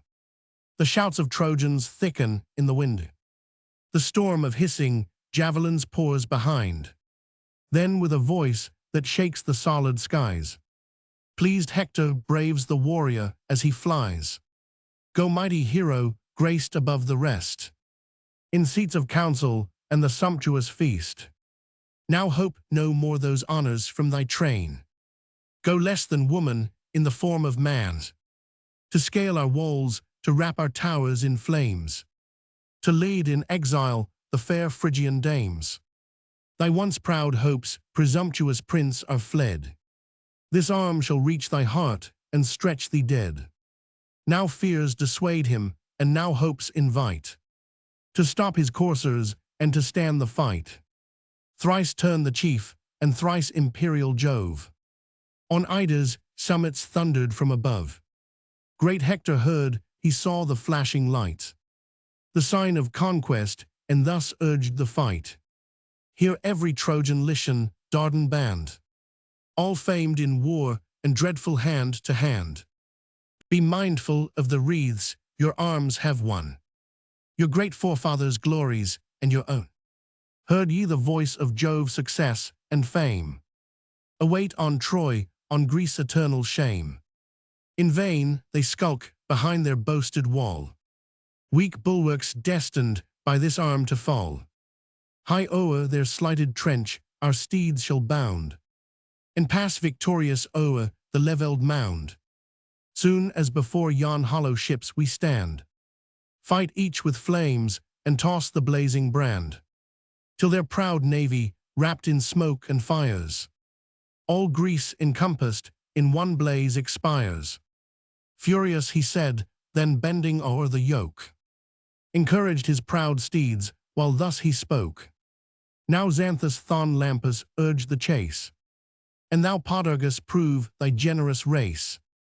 Be fleet, be fearless, this important day, and all your masters well-spent care repay. For this high-fed, in plenteous stalls ye stand, served with pure wheat, and by a princess' hand. For this my spouse of great Aetion's line, so oft has steeped the strengthening grain in wine. Now swift pursue, now thunder uncontrolled. Give me to seize rich Nestor's shield of gold. From Tydeus' shoulders strip the costly load. Vulcanian arms, the labor of a god. These if we gain, then, victory, ye powers. This night, this glorious night, the fleet is ours. That heard deep anguish stung Saturnia's soul. She shook her throne that shook the starry pole. And thus to Neptune thou, whose force can make the steadfast earth from her foundations shake. Seest thou the Greeks by fates unjust oppressed, nor swells thy heart in that immortal breast. Yet Ge Hellas, thy power obey 195, and gifts unceasing on thine altars lay. Would all the deities of Greece combine, in vain the gloomy thunderer might repine. Sole should he sit with scarce a god to friend, and see his Trojans to the shades descend. Such be the scene from his Idaean bower, ungrateful prospect to the sullen power. Neptune with wrath rejects the rash design. What rage, what madness, furious queen, is thine? I war not with the highest all above. Submit and tremble at the hand of Jove. Now godlike Hector, to whose matchless might Jove gave the glory of the destined fight. Squadrons on squadrons drives and fills the fields with close-ranged chariots and with thickened shields, where the deep trench in length extended lay. Compacted troops stand wedged in firm array. A dreadful front, they shake the brands and threat. With long-destroying flames the hostile fleet, the king of men, by Juno's self-inspired, toiled through the tents and all his army fired. Swift as he moved, he lifted in his hand his purple robe, bright ensign of command. High on the midmost bark the king appeared. There from Ulysses' deck his voice was heard. To Ajax and Achilles reached the sound, whose distant ships the guarded navy bound. O Argives, shame of human race, he cried. The hollow vessels to his voice replied. Where now are all your glorious boasts of yore? Your hasty triumphs on the Lemnian shore? Each fearless hero dares 100 foes, while the feast lasts and while the goblet flows. But who to meet one martial man is found, when the fight rages and the flames surround? O mighty Jove, O sire of the distressed, was ever king like me oppressed? With power immense, with justice armed in vain, my glory ravished and my people slain. To thee my vows were breathed from every shore. What altar smoked not with our victims' gore? With fat of bulls I fed the constant flame, and asked destruction to the Trojan name. Now, gracious God, far humbler our demand. Give these at least to 'scape from Hector's hand, and save the relics of the Grecian land. Thus prayed the king, and heaven's great Father heard his vows in bitterness of soul preferred. The wrath appeased by happy signs declares, and gives the people to their monarch's prayers. His eagle, sacred bird of heaven, he sent. A fawn his talons trust, divine portent.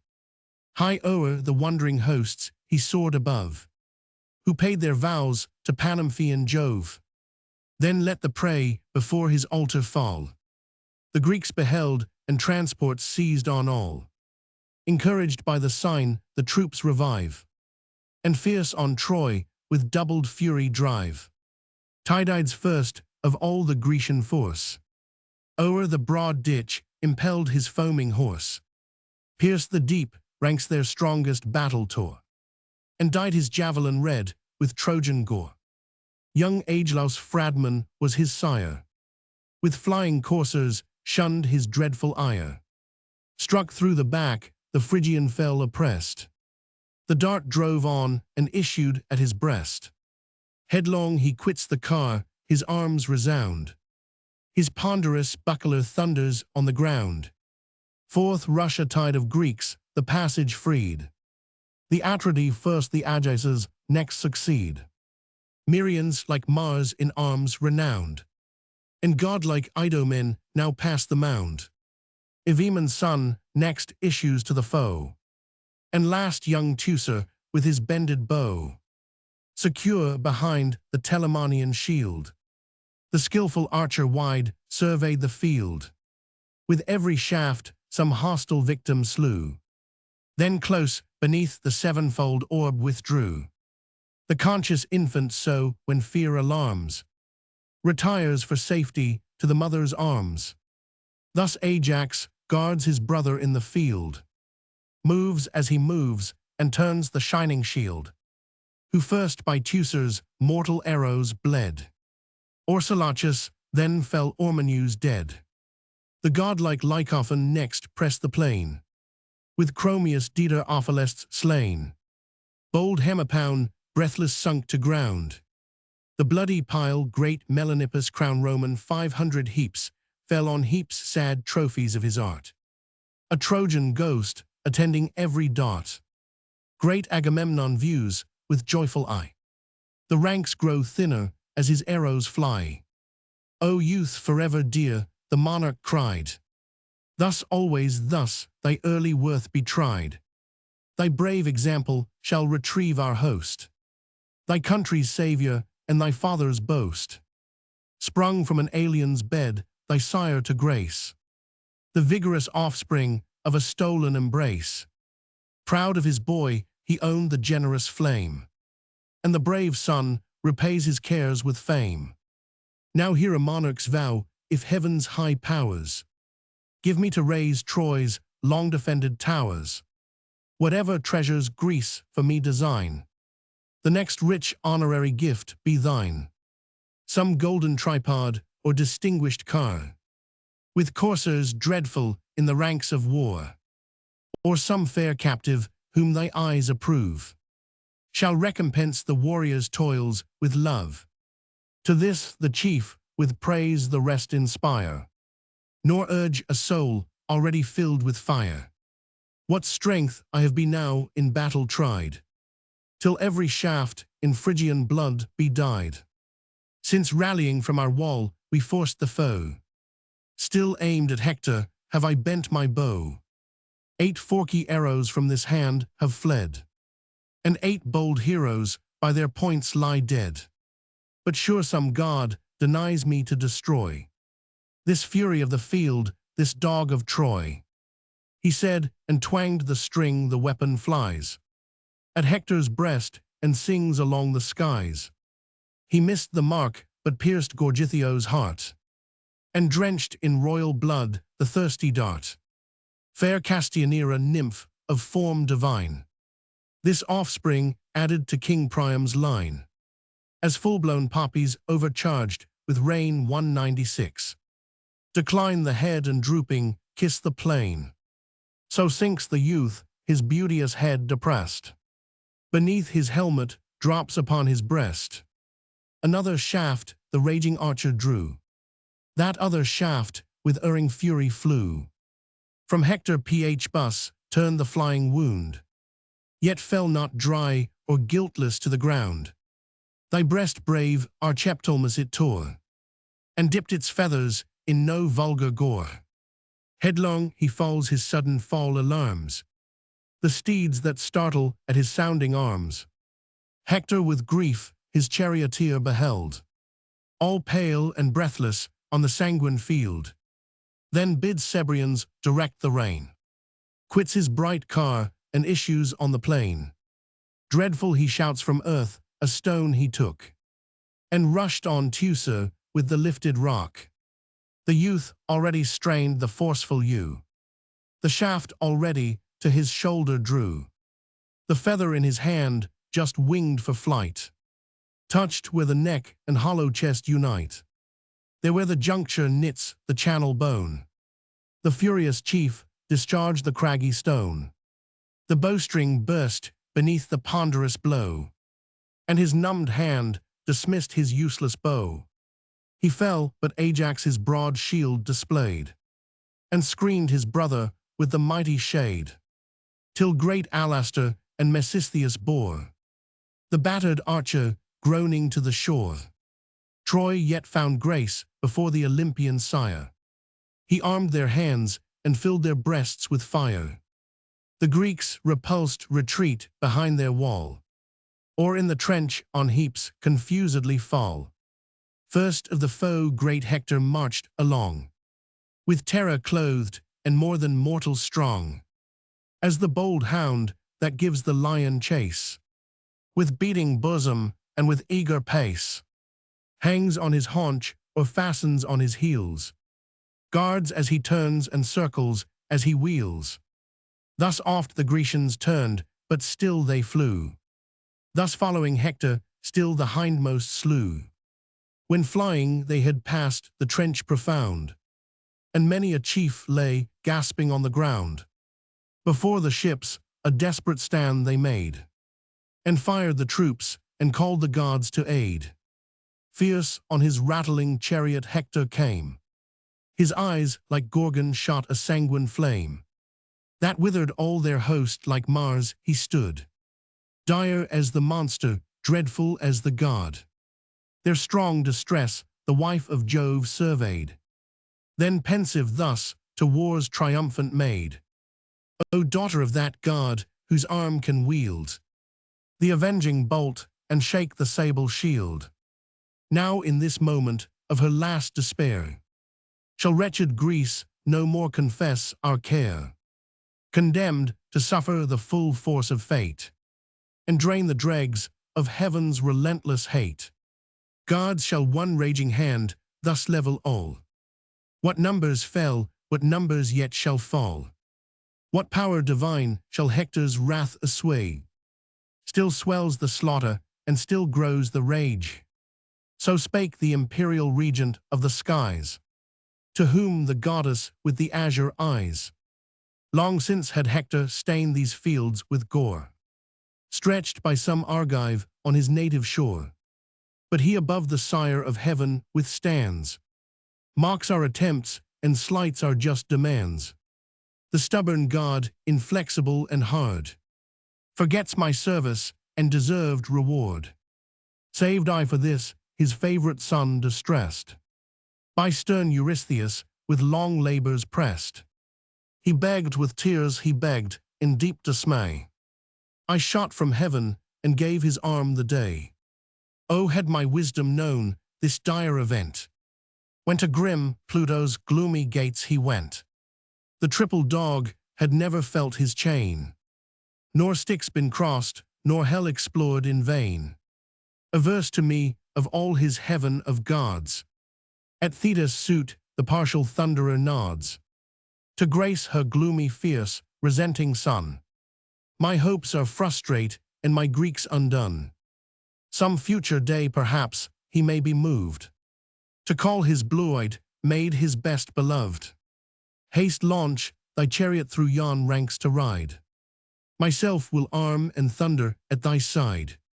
Then goddess say, shall Hector glory then, that terror of the Greeks, that man of men, when Juno's self and Pallas shall appear, all dreadful in the crimson walks of war. What mighty Trojan then, on yonder shore, expiring pale and terrible no more, shall feast the fowls and glut the dogs with gore. She ceased, and Juno reined the steeds with care, heaven's awful empress Saturn's other heir. Pallas meanwhile her various veil unbound, with flowers adorned with art immortal crowned. The radiant robe her sacred fingers wove, floats in rich waves and spreads the court of Jove. Her father's arms her mighty limbs invest, his cuirass blazes on her ample breast. The vigorous power the trembling car ascends, shook by her arm the massy javelin bends. Huge ponderous strong that, when her fury burns, proud tyrants humbles and whole hosts o'erturns. Saturnia lends the lash the coursers fly, smooth glides the chariot through the liquid sky. Heaven's gates spontaneous open to the powers, heaven's golden gates kept by the winged hours. Commissioned in alternate watch they stand, the sun's bright portals and the sky's command. Close or unfold the eternal gates of day, bar heaven with clouds or roll those clouds away. The sounding hinges ring the clouds divide, prone down the steep of heaven their course they guide. But Jove incensed from Ida's top survey, and thus enjoined the many-colored maid.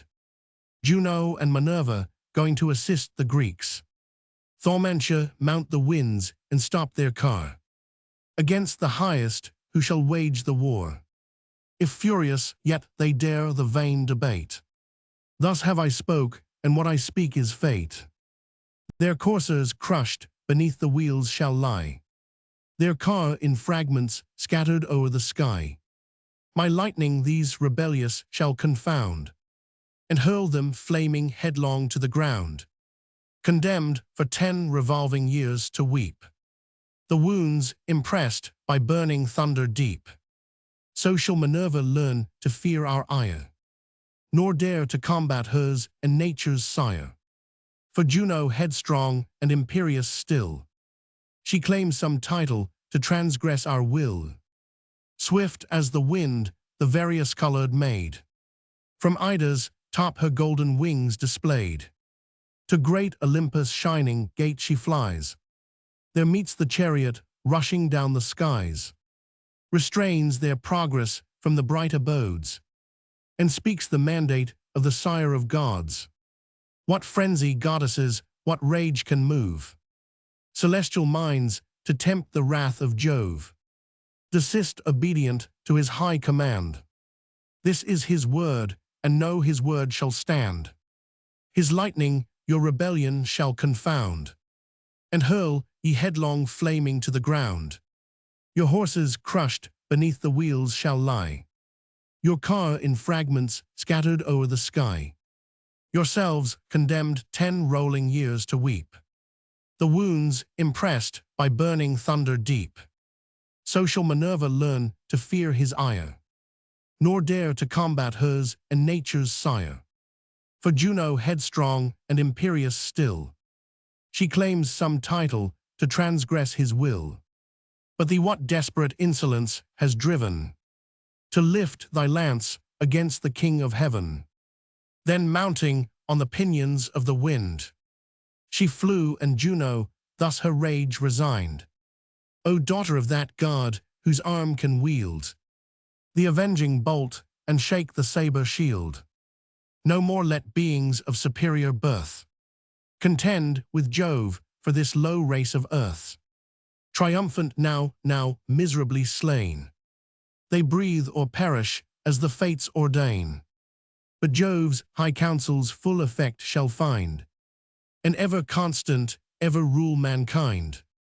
She spoke, and backward turned her steeds of light, adorned with manes of gold and heavenly bright. The hours unloosed them panting as they stood, and heaped their mangers with ambrosial food. Their tide they rest in high celestial stalls, the chariot propped against the crystal walls. The pensive goddesses, abashed controlled, mix with the gods and fill their seats of gold. The hours taking the horses from Juno's car, and now the thunderer meditates his flight from Ida's summits to the Olympian height. Swifter than thought the wheels instinctive fly, flame through the vast of air and reach the sky. 'Twas Neptune's charge his coursers to unbrace, and fix the car on its immortal base. There stood the chariot beaming forth its rays, till with a snowy veil he screened the blaze. He whose all-conscious eyes the world behold, the eternal thunderer, sat enthroned in gold. High heaven the footstool of his feet he makes, and wide beneath him all Olympus shakes. Trembling afar the offending powers appeared. Confused and silent for his frown they fear Roman 500. He saw their soul, and thus his word imparts. Pallas and Juno say, why heave your hearts? Soon was your battle o'er, proud Troy retired before your face, and in your wrath expired. But no woe almighty power withstand. Unmatched our force, unconquered is our hand. Who shall the sovereign of the skies control? Not all the gods that crown the starry pole. Your hearts shall tremble if our arms we take, and each immortal nerve with horror shake. For thus I speak, and what I speak shall stand. What power soe'er provokes our lifted hand, on this our hill no more shall hold his place. Cut off and exiled from the ethereal race, Juno and Pallas grieving here the doom, but feast their souls on Ilion's woes to come. Though secret anger swelled Minerva's breast, the prudent goddess yet her wrath repressed. But Juno, impotent of rage, replies, "What hast thou said, O tyrant of the skies? Strength and omnipotence invest thy throne. 'Tis thine to punish ours, to grieve alone. For Greece we grieve abandoned by her fate, to drink the dregs of thy unmeasured hate.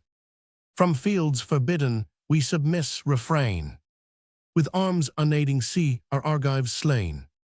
Yet grant our counsels still their breasts may move, lest all should perish in the rage of Jove." The goddess thus, and thus the god replies, who swells the clouds and blackens all the skies.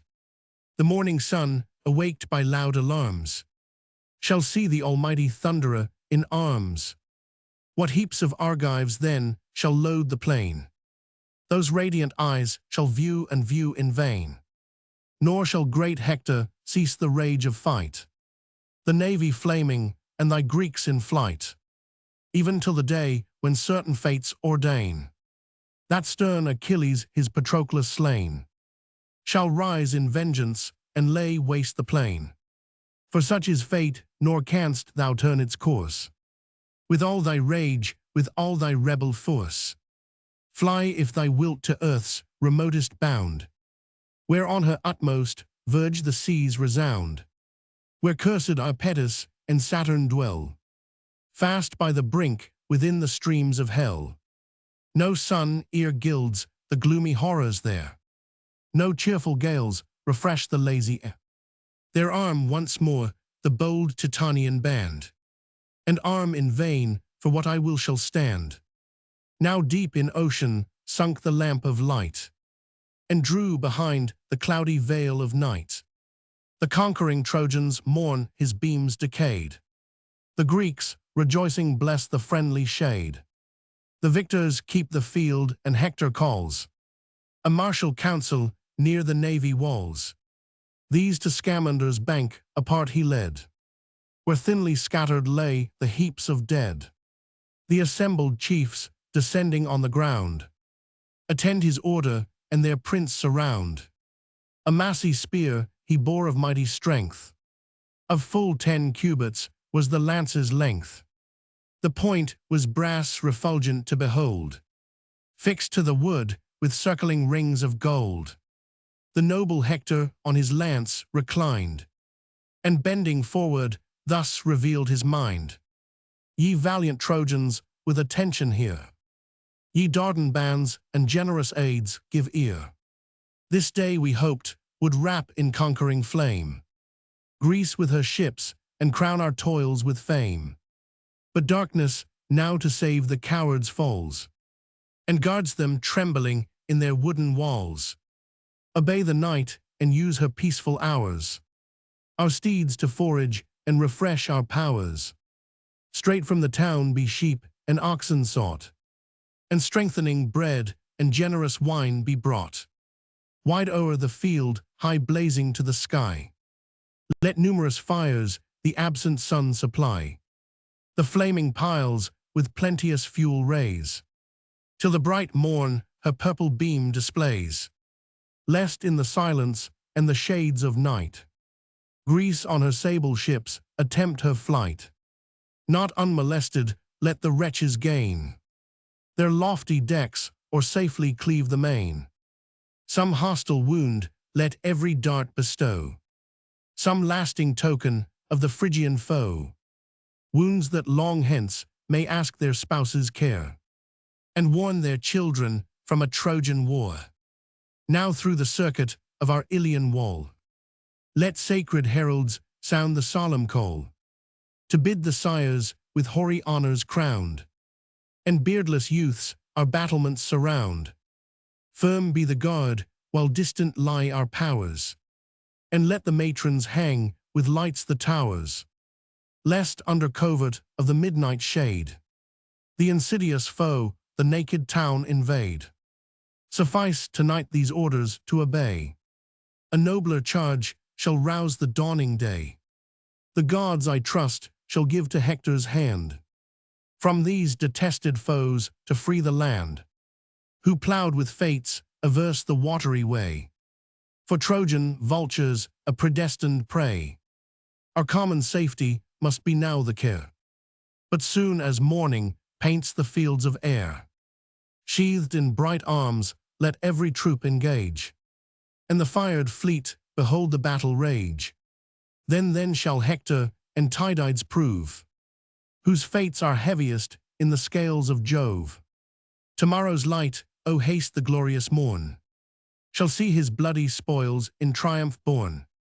With this keen javelin shall his breast be gored, and prostrate heroes bleed around their lord. Certain as this, O, might my days endure, from age inglorious and black death secure, so might my life and glory know no bound, like Pallas worshipped, like the sun renowned. As the next dawn the last they shall enjoy, shall crush the Greeks and end the woes of Troy. The leader spoke from all his host around. Shouts of applause along the shores resound. Each from the yoke the smoking steeds untied, and fixed their headstalls to his chariot side. Fat sheep and oxen from the town are led, with generous wine and all-sustaining bread. Full hecatombs lay burning on the shore. The winds to heaven the curling vapors bore. Ungrateful offering to the immortal powers, 197, whose wrath hung heavy o'er the Trojan towers. Nor Priam nor his sons obtained their grace. Proud Troy they hated and her guilty race. The troops exulting sat in order round, and beaming fires illumined all the ground, as when the moon, refulgent lamp of night, 198, o'er heaven's pure azure spreads her sacred light, when not a breath disturbs the deep serene, and not a cloud o'ercasts the solemn scene. Around her throne the vivid planets roll, and stars unnumbered gild the glowing pole. O'er the dark trees a yellower verdure shed, and tip with silver every mountain's head. Then shine the vales, the rocks in prospect rise. A flood of glory bursts from all the skies. The conscious swains rejoicing in the sight, eye the blue vault and bless the useful light. So many flames before proud Ilion blaze, and lighten glimmering Xanthus with their rays. The long reflections of the distant fires gleam on the walls and tremble on the spires. 1,000 piles the dusky horrors gild, and shoot a shady lustre o'er the field. Full 50 guards each flaming pile attend, whose umbered arms by fits thick flashes send. Loud neigh the coursers o'er their heaps of corn, and ardent warriors wait the rising morn. The shield of Achilles. Book Roman 9, Argument. The embassy to Achilles. Agamemnon, after the last day's defeat, proposes to the Greeks to quit the siege and return to their country de-armed, opposes this, and Nestor seconds him, praising his wisdom and resolution. He orders the guard to be strengthened, and a council summoned to deliberate what measures are to be followed. In this emergency, Agamemnon pursues this advice, and Nestor further prevails upon him to send ambassadors to Achilles in order to move him to a reconciliation. Ulysses and Ajax are made choice of, who are accompanied by old Patroclus. They make each of them very moving and pressing speeches, but are rejected with roughness by Achilles, who notwithstanding retains Patroclus in his tent. The ambassadors return unsuccessfully to the camp, and the troops betake themselves to sleep. This book and the next following take up the space of one night, which is the 27th from the beginning of the poem. The scene lies on the seashore, the station of the Grecian ships. Thus joyful Troy maintained the watch of night, while fear-pale comrade of inglorious flight, 119, and heaven-bred horror on the Grecian part, sat on each face and saddened every heart, as from its cloudy dungeon issuing forth, a double tempest of the west and north swells o'er the sea from Thracia's frozen shore, heaps waves on waves, and bids the Gene roar. This way, and that the boiling deeps are tossed. Such various passions urged the troubled host. Great Agamemnon grieved above the rest. Superior sorrows swelled his royal breast. Himself his orders to the heralds bears, to bid to council all the Grecian peers. But bid in whispers, these surround their chief. In solemn sadness and majestic grief. The king amidst the mournful circle rose. Down his wan cheek a briny torrent flows. So silent fountains from a rock's tall head. In sable streams soft trickling waters shed. With more than vulgar grief he stood oppressed. Words mixed with sighs thus bursting from his breast. Ye sons of Greece, partake your leader's care. Fellows in arms and princes of the war. Of partial Jove too, justly we complain. And heavenly oracles believed in vain. A safe return was promised to our toils. With conquest honored and enriched with spoils. Now shameful flight alone can save the host. Our wealth, our people, and our glory lost. So Jove decrees, almighty Lord of all. Jove at whose nod whole empires rise or fall. Who shakes the feeble props of human trust. And towers and armies humbles to the dust. Haste then forever quit these fatal fields. Haste to the joys our native country yields. Spread all your canvas, all your oars employ. Nor hope the fall of heaven-defended Troy. He said deep silence held the Grecian band. Silent unmoved, in dire dismay they stand. A pensive scene, till Tydeus' warlike son rolled on the king his eyes, and thus begun. When kings advise us to renounce our fame, first let him speak who first has suffered shame. If I oppose thee, prince, thy wrath withhold. The laws of counsel bid my tongue be bold. Thou first, and thou alone in fields of fight, durst brand my courage and defame my might. Nor from a friend the unkind reproach appeared. The Greeks stood witness, all our army heard. The gods, O chief, from whom our honors spring. The gods have made thee but by halves a king. They gave thee scepters and a wide command. They gave dominion o'er the seas and land. The noblest power that might the world control. They gave thee note a brave and virtuous soul. Is this a general's voice that would suggest fears like his own to every Grecian breast? Confiding in our want of worth he stands. And if we fly, tease what our king commands.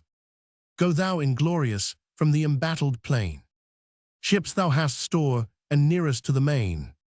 A noble care the Grecians shall employ. To combat, conquer, and extirpate Troy. Here Greece shall stay, or if all Greece retire. Myself shall stay till Troy or I expire. Myself and Esthenellus will fight for fame. God bade us fight, and 'twas with God we came. He ceased the Greeks' loud acclamations raise. And voice to voice resounds Tydides' praise. Wise Nestor then his reverend figure reared. He spoke the host, in still attention heard 200. O truly great, in whom the gods have joined such strength of body with such force of mind. In conduct as in courage you excel. Still first to act what you advise so well. These wholesome counsels which thy wisdom moves, applauding Greece with common voice approves. Kings thou canst blame a bold but prudent youth, and blame even kings with praise, because with truth. And yet those years that since thy birth have run would hardly style thee Nestor's youngest son. Then let me add what yet remains behind, a thought unfinished in that generous mind. Age bids me speak, nor shall the advice I bring distaste the people or offend the king. Cursed is the man, and void of law and right. Unworthy property, unworthy light. Unfit for public rule or private cares. That wretch, that monster, who delights in war. whose lust is murder and whose horrid joy, to tear his country and his kind destroy. This night refresh and fortify thy train. Between the trench and wall let guards remain. Be that the duty of the young and bold. But thou, O king, to counsel call the old. Great is thy sway and weighty are thy cares. Thy high commands must spirit all our wars. With Thracian wines recruit thy honored guests. For happy counsels flow from sober feasts. Wise weighty counsels aid a state distressed. And such a monarch as can choose the best. See what a blaze from hostile tents aspires. How near our fleet approach the Trojan fires. Who can unmoved behold the dreadful light? What eye beholds them and can close tonight? This dreadful interval determines all. Tomorrow Troy must flame or Greece must fall. Thus spoke the hoary sage, the rest obey. Swift through the gates, the guards direct their way. His son was first to pass the lofty mound. The generous Thrasymed in arms renowned. Next him Ascalaphus' islemen stood. The double offspring of the warrior god. Dapyrus of Pharis, Merion join. And Lycumd of Creon's noble line. 7 were the leaders of the knightly bands. And each bold chief 100 spears commands. The fires they light to short repasts they fall. Some line the trench, and others man the wall. The king of men on public councils bent. Convened the princes in his ample tent. Each seized a portion of the kingly feast, but stayed his hand when thirst and hunger ceased. Then Nestor spoke for wisdom long approved, and slowly rising, thus the council moved. Monarch of nations, whose superior sway, assembled states and lords of earth obey. The laws and scepters to thy hand are given, and millions own the care of thee and heaven.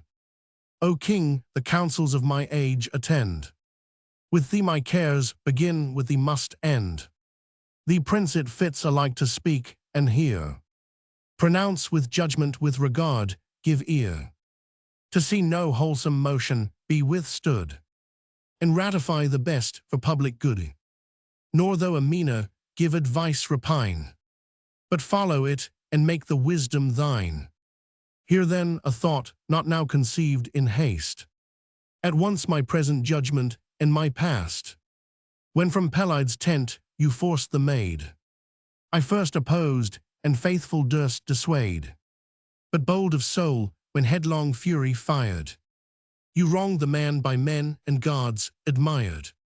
Now seek some means his fatal wrath to end, with prayers to move him or with gifts to bend. To whom the king with justice hast thou shown a prince's faults, and I with reason own. That happy man whom Jove still honors most is more than armies and himself a host. Blessed in his love this wondrous hero stands. Heaven fights his war and humbles all our bands. Fain would my heart, which erred through frantic rage, the wrathful chief and angry gods assuage. If gifts immense his mighty soul can bow to, O one, hear all ye Greeks and witness what I vow. 10 weighty talents of the purest gold, and twice 10 vases of refulgent mold. 7 sacred tripods whose unsullied frame yet knows no office nor has felt the flame. 12 steeds unmatched in fleetness and in force, and still victorious in the dusty course. Rich with a man whose ample stores exceed the prizes purchased by their winged speed. 7 lovely captives of the Lesbian line, skilled in each art unmatched in form divine. The same I chose for more than vulgar charms, when Lesbos sank beneath the hero's arms. All these to buy his friendship shall be paid, and joined with these the long contested maid. With all her charms Briseis I resign, and solemn swear those charms were never mine. Untouched she stayed, uninjured she removes pure from my arms, and guiltless of my love's 202. These instant shall be his, and if the powers give to our arms proud Ilion's hostile towers, then shall he store when Greece the spoil divides, with gold and brass his loaded navy's sides, besides full 20 nymphs of Trojan race, with copious love shall crown his warm embrace, such as himself will choose who yield to none, or yield to Helen's heavenly charms alone. Yet hear me further when our wars are o'er. If safe we land on Argus' fruitful shore, there shall he live, my son, our honors share, and with Orestes' self divide my care. Yet more 3 daughters in my court are bred, and each well worthy of a royal bed. Laodice and Iphigenia fair 203, and bright Chrysothemis with golden hair. Her let him choose whom most his eyes approve. I ask no presents, no reward for love. Myself will give the dower so vast a store, as never father gave a child before. 7 ample cities shall confess his sway, Hymenope and Fur him obey. Cardamyle with ample turrets crowned, and sacred Pedasus for vines renowned. P fair the pastures Hera yields, and rich Anthea with her flowery fields 204. The whole extent to Pylos' sandy plain, along the verdant margin of the mains, their heifers graze and laboring oxen. Bold are the men and generous is the soil. There shall he reign with power and justice crowned, and rule the tributary realms around. All this I give his vengeance to control, and sure all this may move his mighty soul. Pluto, the grisly god who never spares, who feels no mercy and who hears no prayers, lives dark and dreadful in deep hell's abodes, and mortals hate him as the worst of gods. Great though he be, it fits him to obey, since more than his my years and more my sway. Pluto, the monarch, thus the reverend Nestor then, great Agamemnon, glorious king of men. Such are thy offers as a prince may take, and such as fits a generous king to make. Let chosen delegates this hour be sent. Myself will name them to Pelides' tent.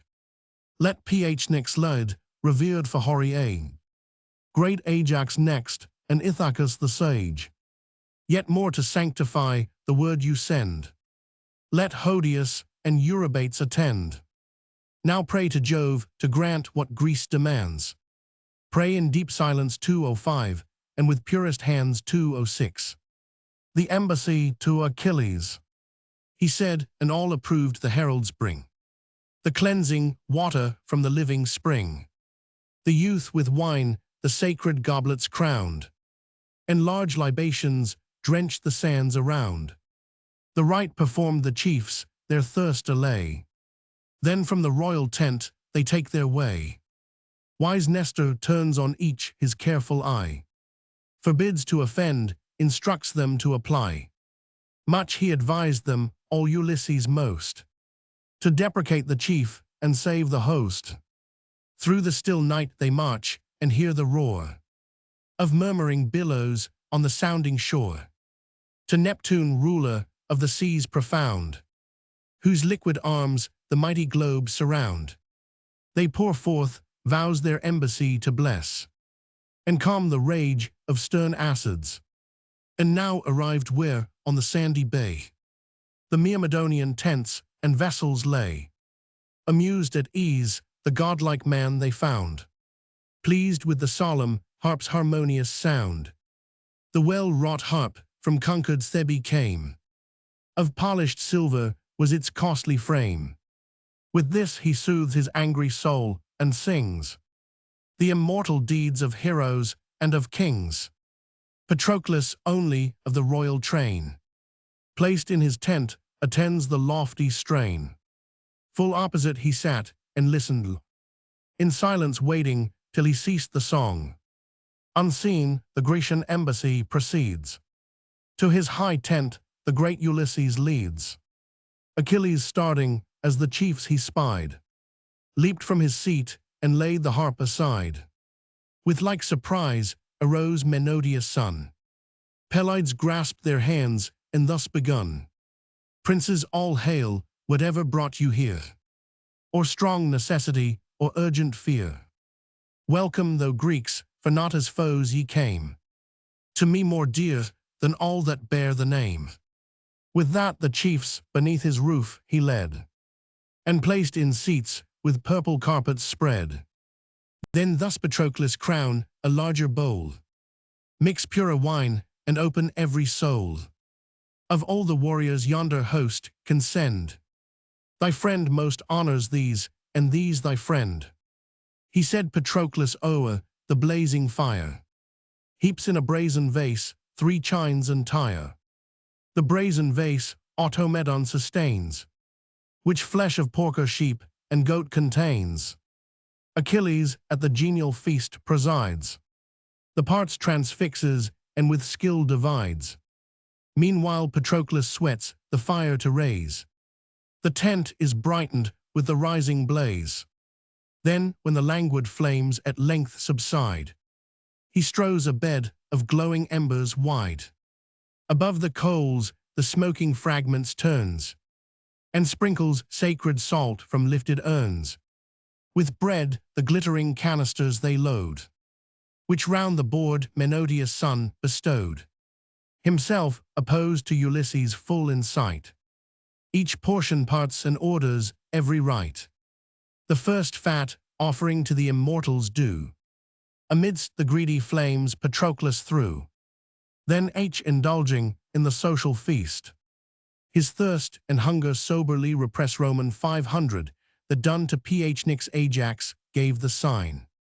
Not unperceived Ulysses, crowned with wine, the foaming bowl an instant thus began, his speech addressing to the godlike man.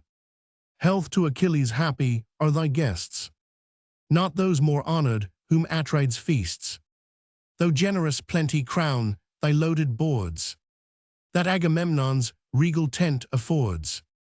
But greater cares sit heavy on our souls, nor eased by banquets or by flowing bowls. What scenes of slaughter in yon fields appear! The dead we mourn, and for the living fear.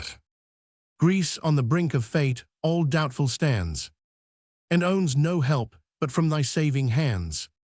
Troy and her aids for ready vengeance call, their threatening tents already shade our wall.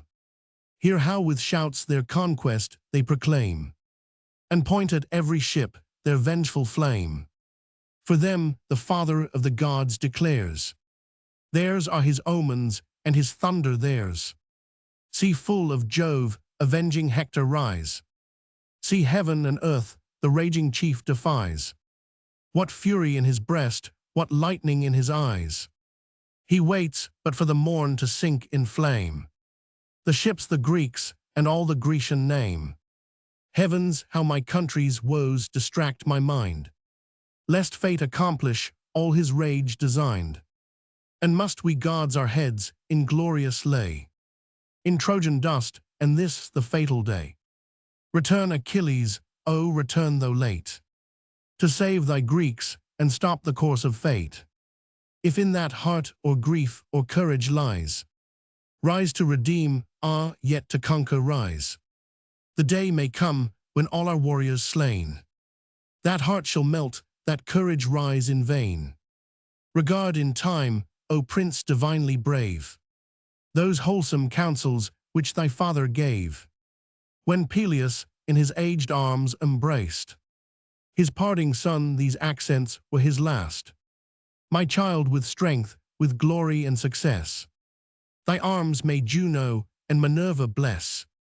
Trust that to heaven, but thou thy cares engage, to calm thy passions and subdue thy rage. From gentler manners let thy glory grow, and shun contention, the sure source of woe. That young and old may in thy praise combine, the virtues of humanity be thine. This no despised advice thy father gave. Check thy anger and be truly brave. if thou wilt yield to great Atrides' prayers. Gifts worthy thee his royal hand prepares. If not, but hear me, while I number o'ers.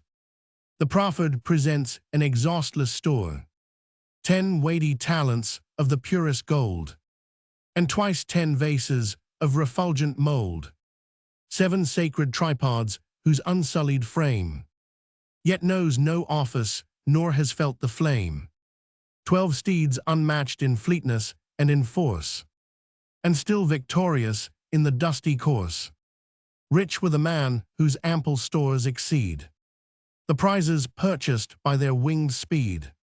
7 lovely captives of the lesbian line, skilled in each art, unmatched in form divine. The same he chose for more than vulgar charms, when Lesbos sank beneath thy conquering arms. All these to buy thy friendship shall be paid, and joined with these the long-contested maid. With all her charms Briseis hell resign, and solemn swear those charms were only thine. Untouched she stayed, uninjured she removes, pure from his arms and guiltless of his loves.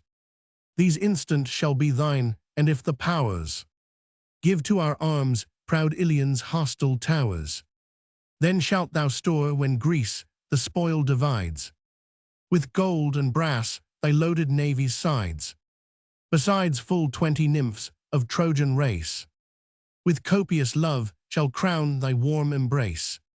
Such as thyself shall choose who yield to none, or yield to Helen's heavenly charms alone.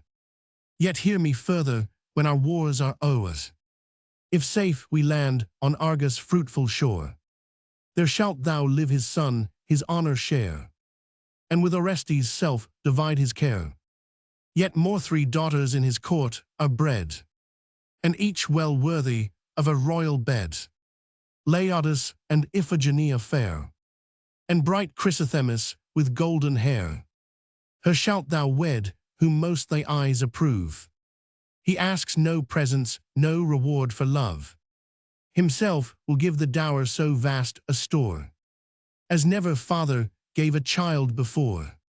7 ample cities shall confess thy sway, the Anope and Fur the obey. Cardamile with ample turrets crowned, and sacred Pedasus for vines renowned. Pay fair the pastures Hera yields, and rich Anthea with her flowery fields. The whole extent to Pylos' sandy plain, along the verdant margin of the mains. Their heifers graze, and laboring oxen toil. Bold are the men, and generous is the soil. There shalt thou reign with power and justice crowned, and rule the tributary realms around. Such are the proffers which this day we bring, such the repentance of a suppliant king. But if all this relentless thou disdain, if honor and if interest plead in vain, yet some redress to suppliant Greece afford, and be amongst her guardian gods adored. If no regard thy suffering country claim, hear thy own glory and the voice of fame. For now that chief, whose unresisted ire made nations tremble and whole hosts retire, proud Hector now the unequal fight demands, and only triumphs to deserve thy hands. Then thus the goddess-born Ulysses hear a faithful speech that knows nor art nor fear. What in my secret soul is understood, my tongue shall utter, and my deeds make good. Let Greece then know my purpose I retain, nor with new treaties vex my pace in vain. Who dares think one thing and another tell? My heart detests him as the gates of hell. Then thus, in short, my fixed resolves attend, which nor Atrides nor his Greeks can bend. Long toils, long perils in their cause I bore, but now the unfruitful glories charm no more. Fight or not fight alike, reward we claim. The wretch and hero find their prize the same. Alike regretted in the dust he lies, who yields ignobly or who bravely dies. Of all my dangers, all my glorious pains, A life of labors, lo what fruit remains, as the bold bird her helpless young attends. From danger guards them, and from want defends. In search of prey, she wings the spacious air, and with the untasted food supplies her care. For thankless Greece, such hardships have I braved, her wives, her infants, by my labors saved. Long sleepless nights, in heavy arms I stood, and sweat laborious days in dust and blood. I sacked 12 ample cities on the main 207, and 12 lay smoking on the Trojan plain. Then at Atrides haughty feet were laid the wealth I gathered and the spoils I made. Your mighty monarch these in peace possessed. Some few, my soldiers, had himself the rest. Some present too, to every prince was paid, and every prince enjoys the gift he made. I only must refund of all his train. See what preeminence our merits gain. My spoil alone his greedy soul delights. My spouse alone must bless his lustful nights. The woman let him as he may enjoy. But what's the quarrel then of Greece to Troy? What to these shores the assembled nations draws? What calls for vengeance but a woman's cause? Our fair endowments and a beauteous face, beloved by none but those of Atreus' race. The wife whom choice and passion doth approve, sure every wise and worthy man will love. Nor did my fair one less distinction claim. Slave as she was my soul, adored the dame. Wronged in my love, all proffers I disdain. Deceived for once, I trust not kings again. Ye have my answer, what remains to do? Your king Ulysses may consult with you. What needs he the defense this arm can make? Has he not walls no human force can shake? Has he not fenced his guarded navy round, with piles, with ramparts, and a trench profound? And will not these, the wonders he has done, repel the rage of Priam's single son? There was a time 'twas, when for Greece I fought, when Hector's prowess no such wonders wrought. He kept the verge of Troy, nor dared to wait Achilles' fury at the Scan gate. He tried it once, and scarce was saved by fate. But now those ancient enmities are o'er. Tomorrow we the favoring gods implore. Then shall you see our parting vessels crowned, and hear with oars the Hellespont resound. The third day hence shall Pythia greet our sails 208. If mighty Neptune send propitious gales, Pythia to her Achilles shall restore the wealth he left for this detested shore. Thither the spoils of this long war shall pass, the ruddy gold, the steel, and shining brass. My beauteous captives thither ill convey, and all that rests of my unravished prey. One only valued gift your tyrant gave, and that resumed the fair Leonetian slave. Then tell him loud, that all the Greeks may hear, and learn to scorn the wretch they basely fear. For armed in impudence, mankind he braves, and meditates new cheats on all his slaves. Though shameless as he is to face these eyes, is what he dares, not if he dares he dies. Tell him all terms, all commerce I decline, nor share his counsel, nor his battle join. For once deceived was his, but twice were mine. Nollet the stupid prince, whom Jove deprives of sense and justice, run where frenzy drives. His gifts are hateful kings of such a kind, stand but as slaves before a noble mind. Not though he proffered all himself possessed, and all his rapine could from others wrest. Not all the golden tides of wealth that crown the man-I-poppled Orchomenian town 209. Not all proud Thebes' unrivaled walls contain the world's great empress on the Egyptian plain, that spreads her conquests o'er 1,000 states, and pours her heroes through 100 gates, 200 horsemen and 200 cars, from each wide portal issuing to the war's 210. though bribes were heaped on bribes, in number more than dust in fields or sands along the shore. Should all these offers for my friendship call, 'tis he that offers, and I scorn them all. Atrides' daughter never shall be led, an ill-matched consort to Achilles' bed. Like golden Venus, though she charmed the heart, and vied with Pallas in the works of art, some greater Greek let those high nuptials grace. I hate alliance with a tyrant's race. If heaven restore me to my realms with life, the reverend Peleus shall elect my wife. Thessalian nymphs there are of form divine, and kings that sue to mix their blood with mine. Blessed in kind, love my years shall glide away, content with just hereditary sway. They're deaf for ever to the martial strife. Enjoy the dear prerogative of life. Life is not to be bought with heaps of gold. Not all Apollo's Pythian treasures hold, or Troy once held in peace and pride of sway, can bribe the poor possession of a day. Lost herds and treasures we by arms regain, and steeds unrivaled on the dusty plain. But from our lips the vital spirit fled, returns no more to wake the silent dead. My fates long since by Thetis were disclosed, and each alternate life or fame proposed. Here if I stay before the Trojan town, short is my date, but deathless my renown. If I return, I quit immortal praise, for years on years and long-extended days. Convinced though late, I find my fond mistake, and warn the Greeks the wiser choice to make. To quit these shores, their native seats enjoy, nor hope the fall of heaven-defended Troy. Jove's arm displayed asserts her from the skies. Her hearts are strengthened, and her glories rise. Go then to Greece, report our fixed design.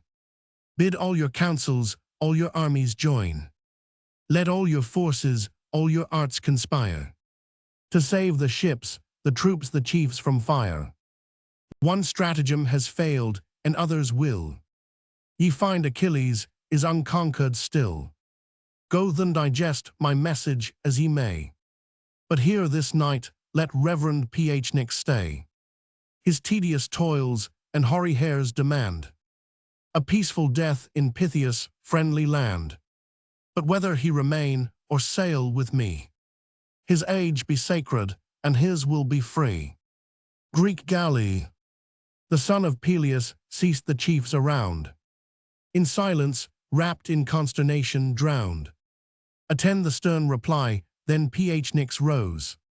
Down his white beard a stream of sorrow flows, and while the fate of suffering Greece he mourned, with accent weak, these tender words return Roman 500. Proserpine, divine Achilles, wilt thou then retire, and leave our hosts in blood, our fleets on fire? If wrath so dreadful fill thy ruthless mind, how shall thy friend, thy Patroclus, stay behind? The royal Peleus, when from Pythia's coast, he sent thee early to the Achaean host.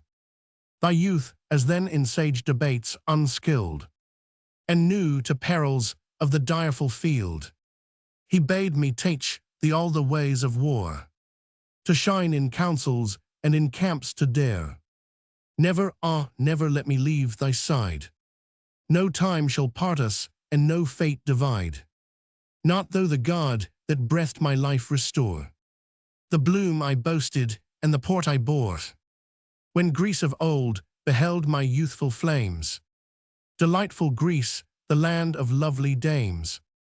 My father faithless to my mother's arms, old as he was adored a stranger's charms. I tried what youth could do at her desire, to win the damsel and prevent my sire. My sire with curses loads my hated head, and cries, ye furies, barren be his bed. Infernal Jove, the vengeful fiends below, and ruthless Proserpine confirmed his vow. Despair and grief distract my laboring mind. Gods, what a crime my impious heart designed. I thought but some kind God that thought suppressed, to plunge the poniard in my father's breast. Then meditate my flight, my friends, in vain. With prayers entreat me, and with force detain. On fat of rams, black bulls, and brawny swine, they daily feast with draughts of fragrant wine. Strong guards they placed, and watched 9 nights entire. The roofs and porches flamed with constant fire. The 10th I forced the gates unseen of all, and favored by the night o'erleaped the wall. My travels thence through spacious Greece extend. In Thea's court at last my labors end. Your sire received me as his son caressed. With gifts enriched, and with possessions bless Roman 500, the strong Dolopians thenceforth own my reign. And all the coast that runs along the main, by love to thee his bounties I repaid, and early wisdom to thy soul conveyed. Great as thou art my lessons made thee brave. A child I took thee, but a hero gave. Thy infant breast a like affection showed. Still in my arms an ever-pleasing load. Or at my knee by Phynics wouldst thou stand. No food was grateful, but from Phynics' hand too, 11. I pass my watchings o'er thy helpless years. The tender labors, the compliant cares.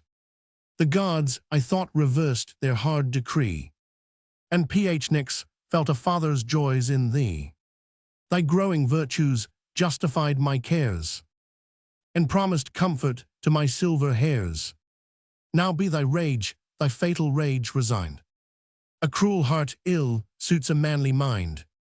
The gods, the only great and only wise, are moved by offerings, vows, and sacrifice. Offending man, their high compassion wins, and daily prayers atone for daily sins. Prayers are Jove's daughters of celestial race. Lame are their feet, and wrinkled is their face. With humble mien, and with dejected eyes, constant they follow where injustice flies. Injustice swift, erect, and unconfined, sweeps the wide earth and tramples o'er mankind, while prayers to heal her wrongs move slow behind. Who hears these daughters of Almighty Jove? For him they mediate to the throne above.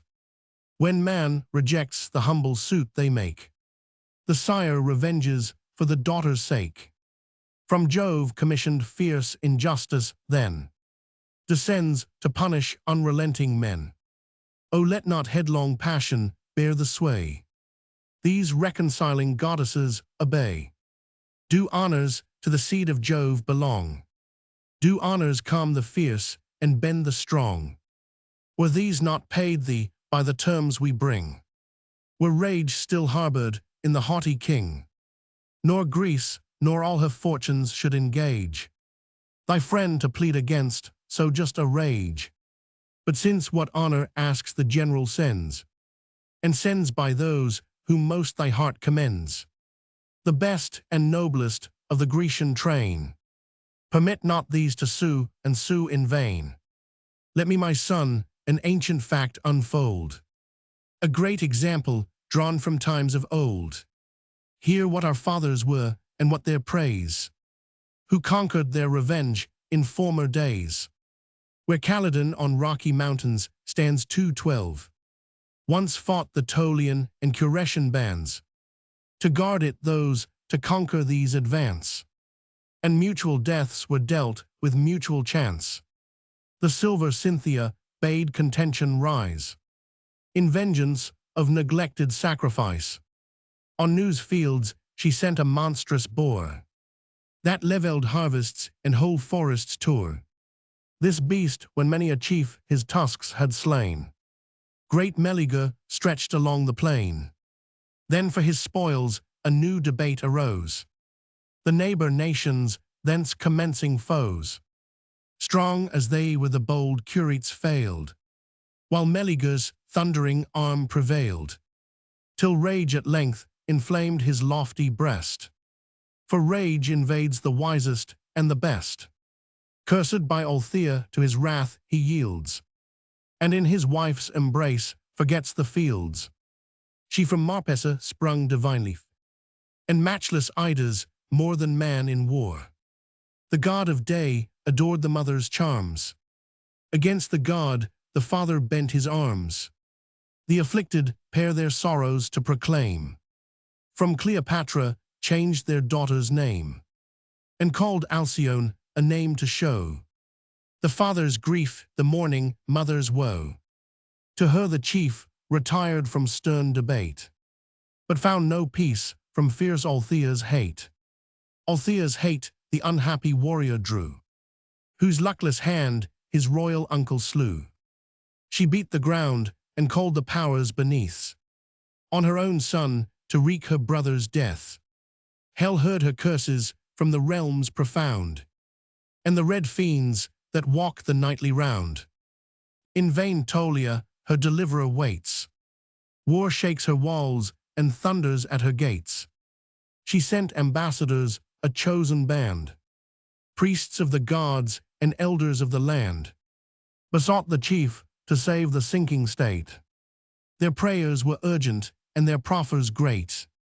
Full 50 acres of the richest ground, half pasture green and half with vineyards crowned. His suppliant father aged news came. His sisters followed, even the vengeful dame. Althea sues his friends before him fall. He stands relentless and rejects them all. Meanwhile the victor's shouts ascend the skies. The walls are scaled, the rolling flames arise. At length his wife, a form divine, appears.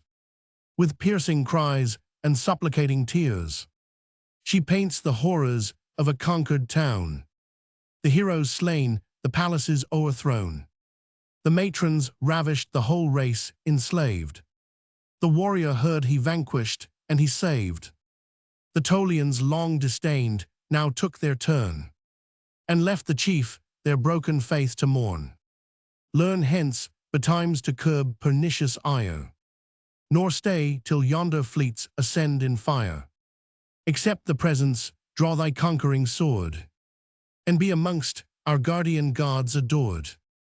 Thus he, the stern Achilles, thus replied: My second father and my reverend guide, thy friend, believe me, no such gifts demands, and asks no honors from a mortal's hands.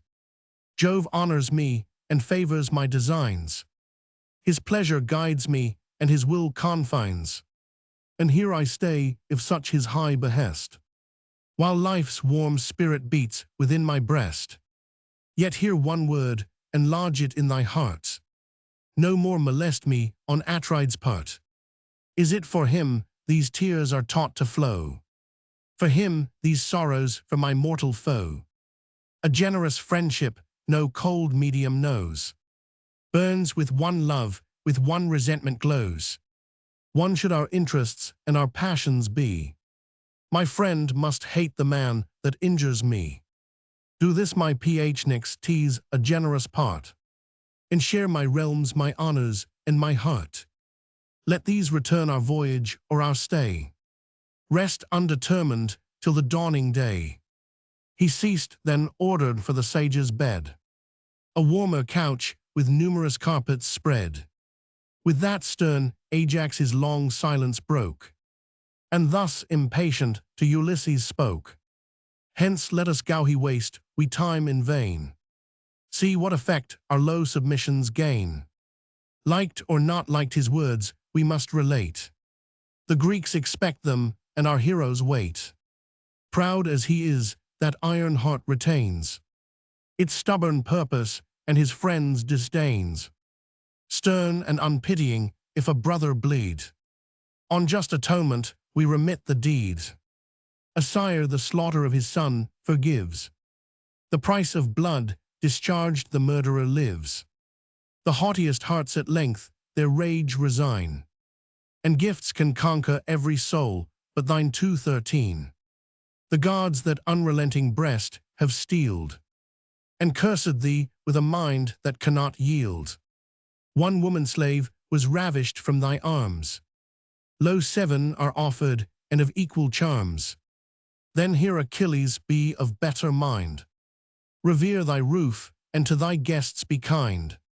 And know the men of all the Grecian host, who honor worth and prize thy valor most. O soul of battles, and thy people's guide. To Ajax thus the first of Greeks replied, well hast thou spoke, but at the tyrant's name my rage rekindles, and my soul's on flame. Tease just resentment, and becomes the brave, disgraced, dishonored, like the vilest slave. Return then, heroes, and our answer bear. The glorious combat is no more my care. Not till amidst yon sinking navy slain, the blood of Greeks shall dye the sable main. Not till the flames, by Hector's fury thrown, consume your vessels, and approach my own. Just there the impetuous homicide shall stand. There cease his battle, and there feel our hand. This said, each prince a double goblet crowned, and cast a large libation on the ground. Then to their vessels, through the gloomy shades, the chiefs return, divine Ulysses leads. Meantime Achilles' slaves prepared a bed, with fleeces, carpets, and soft linen spread. There till the sacred morn restored the day. In slumber sweet the reverend Patroclus lay, but in his inner tent an ampler space Achilles slept, and in his warm embrace, fair Diomed of the Lesbian race. Last for Patroclus was the couch prepared, whose nightly joys the beauteous Iphis shared. Achilles to his friend consigned her charms, when Scyros fell before his conquering arms. And now the elected chiefs, whom Greece had sent, passed through the hosts and reached the royal tent. Then rising all, with goblets in their hands, the peers and leaders of the Achaean bands hailed their return. Atrides first begun. Say what success, divine Laert's son. Achilles, high resolves declare to all. Returns the chief, or must our navy fall? Great king of nations, Ithacus replied.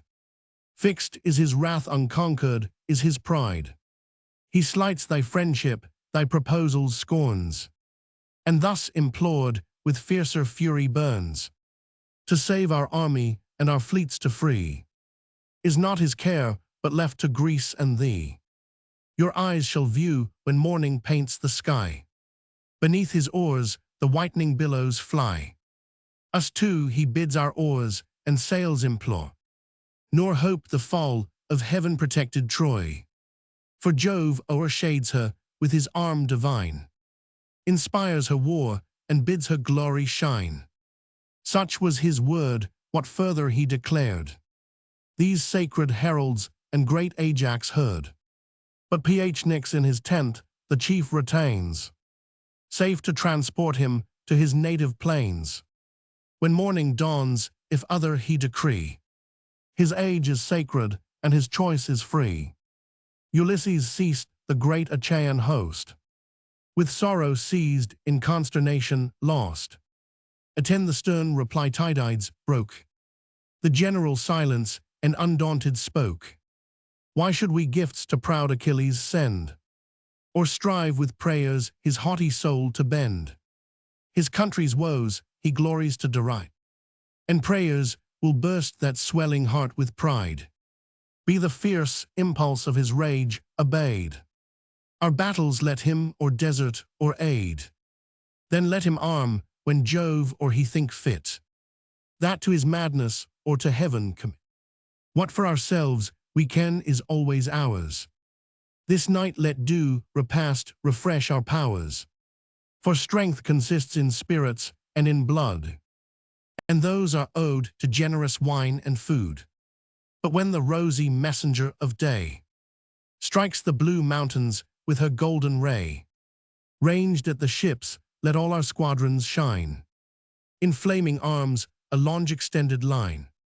In the dread front, let great Atrides stand, the first in danger, as in high command. Shouts of acclaim the listening heroes raise. Then each to heaven the due libations pays. till sleep descending o'er the tents bestows the grateful blessings of desired repose. 2:14. Achilles. Book Roman 10, Argument. The night adventure of Diomed and Ulysses. Upon the refusal of Achilles to return to the army, the distress of Agamemnon is described in the most lively manner. He takes no rest that night, but passes through the camp, awaking the leaders, and contriving all possible methods for the public safety. Menelaus, Nestor, Ulysses, and Diomed are employed in raising the rest of the captains. They call a council of war and determine to send scouts into the enemy's camp to learn their posture and discover their intentions. Diomed undertakes this hazardous enterprise and makes choice of Ulysses for his companion. In their passage, they surprise Dolon, whom Hector had sent on a like design to the camp of the Grecians. From him, they are informed of the situation of the Trojan and auxiliary forces, and particularly of Rhesus and the Thracians who were lately arrived. They pass on with success, kill Rhesus with several of his officers, and seize the famous horses of that prince, with which they return in triumph to the camp. The same night continues. The scene lies in the two camps. All night the chiefs before their vessels lay, and lost in sleep the labors of the day. All but the king with various thoughts oppressed. 2:15. His country's cares lay rolling in his breast, as when by lightnings Jove's ethereal power foretells the rattling hail or weighty shower, or sends soft snows to whiten all the shore, or bids the brazen throat of war to roar. By fits one flash succeeds as one expires, and heaven flames thick with momentary fires. So bursting frequent from Atrides' breast, sighs following sighs, his inward fears confess. Roman 500. Now o'er the fields dejected he surveys, from thousand Trojan fires the mounting blaze, hears in the passing wind their music blow, and marks distinct the voices of the foe. Now looking backwards to the fleet and coast, anxious he sorrows for the endangered host. He rends his hair in sacrifice to Jove, and sues to him that ever lives above. Inly he groans, while glory and despair divide his heart and wage a double war. 1,000 cares his laboring breast revolves. To seek sage Nestor, now the chief resolves, with him in wholesome counsels to debate what yet remains to save the afflicted state. He rose, and first he cast his mantle round, next on his feet the shining sandals bound. A lion's yellow spoils his back concealed, his warlike hand a pointed javelin held. Meanwhile his brother pressed with equal woes, alike denied the gifts of soft repose. Laments for Greece that in his cause before so much had suffered and must suffer more. A leopard spotted hide his shoulders spread, a brazen helmet glittered on his head. Thus with a javelin in his hand he went to wake Atrides in the royal tent. Already waked Atrides he descried, his armor buckling at his vessel's side. Joyful they met the Spartan thus begun. Why puts my brother his bright armor on? Sends he some spy amidst these silent hours, to try yon camp and watch the Trojan powers? But say what hero shall sustain that task? Such bold exploits uncommon courage ask, guideless alone through night's dark shade to go, and midst a hostile camp explore the foe. To whom the king in such distress we stand, no vulgar counsel our affairs demand. Greece to preserve is now no easy part, but asks high wisdom, deep design, and art. For Jove averse our humble prayer denies, and bows his head to Hector's sacrifice. What eye has witnessed, or what ear believed, in one great day, by one great arm achieved, such wondrous deeds as Hector's hand has done? And we beheld the last revolving sun. What honors the beloved of Jove adorn, sprung from no god and of no goddess born. Yet such his acts as Greeks unborn shall tell, and curse the battle where their fathers fell. Now speed thy hasty course along the fleet. There call great Ajax and the Prince of Crete. Ourself to hoary Nestor will repair, to keep the guards on duty be his care. For Nestor's influence best that quarter guides, whose son with Merion o'er the watch presides. To whom the Spartan these thy orders borne: Say, shall I stay, or with dispatch return? There shall thou stay, the king of men replied. Else may we miss to meet without a guide. The paths so many, and the camp so wide. Still with your voice the slothful soldiers raise, urge by their fathers' fame their future praise. Forget we now our state and lofty birth. Not titles here, but works must prove our worth.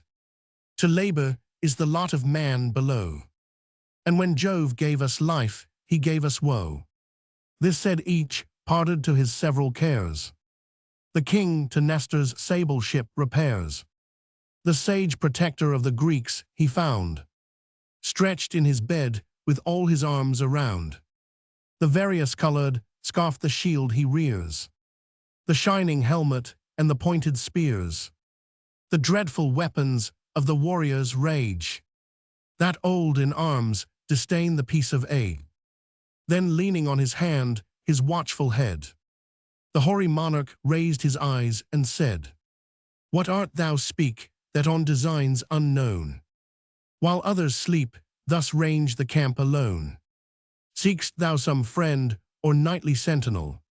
Stand off, approach not, but thy purpose tell. O son of Neleus, thus the king rejoined, Pride of the Greeks, and glory of thy kind. Lo, here the wretched Agamemnon stands, the unhappy general of the Grecian bands, whom Jove decrees with daily cares to bend, and woes that only with his life shall end. Scarce can my knees these trembling limbs sustain, and scarce my heart support its load of pain. No taste of sleep these heavy eyes have known. Confused and sad I wander thus alone, with fears distracted, with no fixed design. And all my people's miseries are mine. If aught of use thy waking thoughts suggest, since cares like mine deprive thy soul of rest, impart thy counsel and assist thy friend. Now let us jointly to the trench descend. At every gate the fainting god excite, tired with the toils of day and watch of night. Else may the sudden foe our works invade, so near and favored by the gloomy shade. To him thus Nestor trust the powers above, nor think proud Hector's hopes confirmed by Jove. How ill agree the views of vain mankind, and the wise counsels of the eternal mind. Audacious Hector, if the gods ordain that great Achilles rise and rage again, what toils attend thee, and what woes remain? Lo, faithful Nestor, thy command obeys. The care is next our other chiefs to raise. Ulysses de-armed we chiefly need, Meges for strength, Oileus famed for speed. Some other be dispatched of nimbler feet to those tall ships remotest of the fleet, where lie great Ajax and the king of Crete 2:16. To rouse the Spartan I myself decree, dear as he is to us and dear to thee.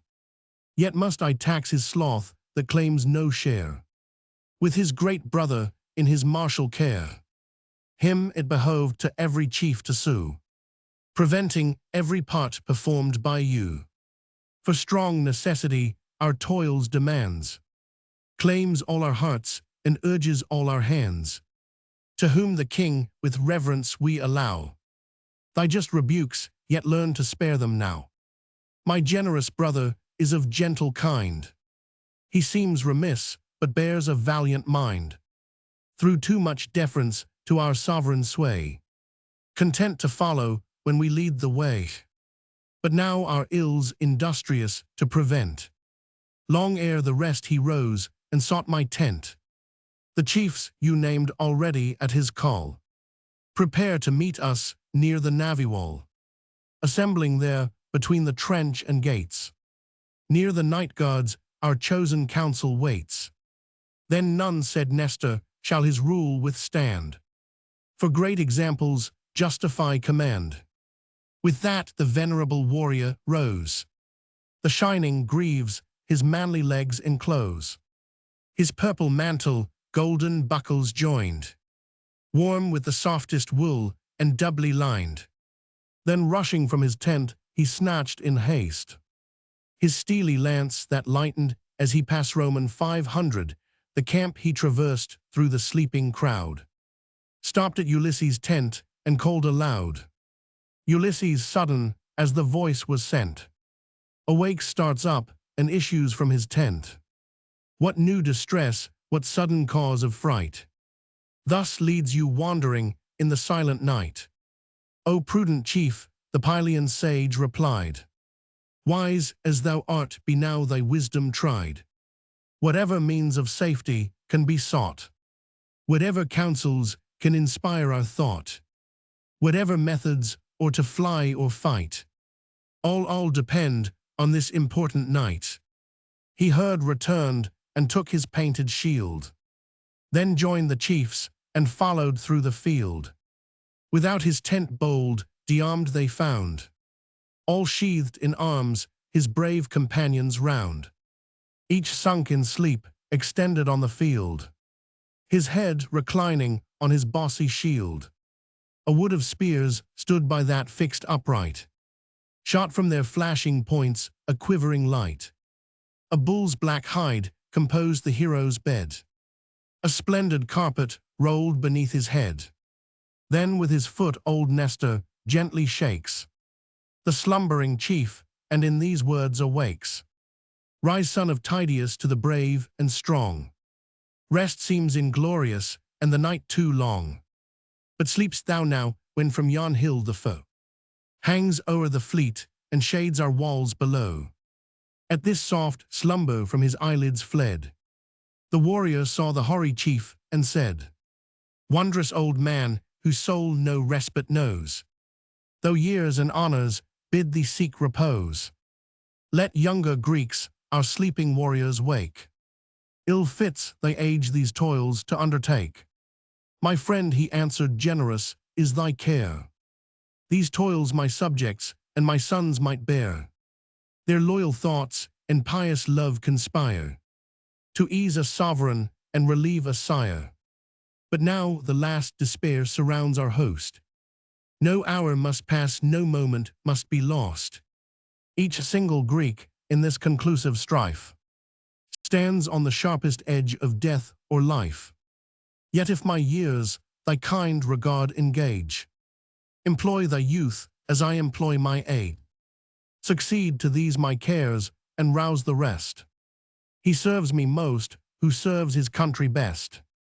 This said the hero o'er his shoulders flung a lion's spoils that to his ankles hung, then seized his ponderous lance and strode along. Meges the bold, with Ajax famed for speed, the warrior roused and to the entrenchments lead. And now the chiefs approach the nightly guard, a wakeful squadron each in arms prepared. The unwearied watch their listening leaders keep, and couching close repel invading sleep. So faithful dogs their fleecy charge maintain, with toil protected from the prowling train. When the gaunt lioness, with hunger bold, springs from the mountains toward the guarded fold, through breaking woods her rustling course they hear. Loud and more loud the clamors strike their ears. Of hounds and men they start, they gaze around, watch every side and turn to every sound. Thus watched the Grecians cautious of surprise. Each voice, each motion drew their ears and eyes. Each step of passing feet increased the affright, and hostile Troy was ever full in sight. Nestor with joy the wakeful band surveyed, and thus accosted through the gloomy shade. "'Tis well, my sons, your nightly cares employ, else must our host become the scorn of Troy. Watch thus, and Greece shall live," the hero said. Then o'er the trench the following chieftains led. His son and godlike Merion marched behind. For these the princes to their council joined. The trenches passed the assembled kings around. In silent state, the consistory crown Roman 500 place, there was yet undefiled with gore. The spot where Hector stopped his rage before, when night descending from his vengeful hand, reprieved the relics of the Grecian band. The plain beside with mangled core was spread, and all his progress marked by heaps of dead. There sat the mournful kings when Neleus' son, the council opening, in these words begun.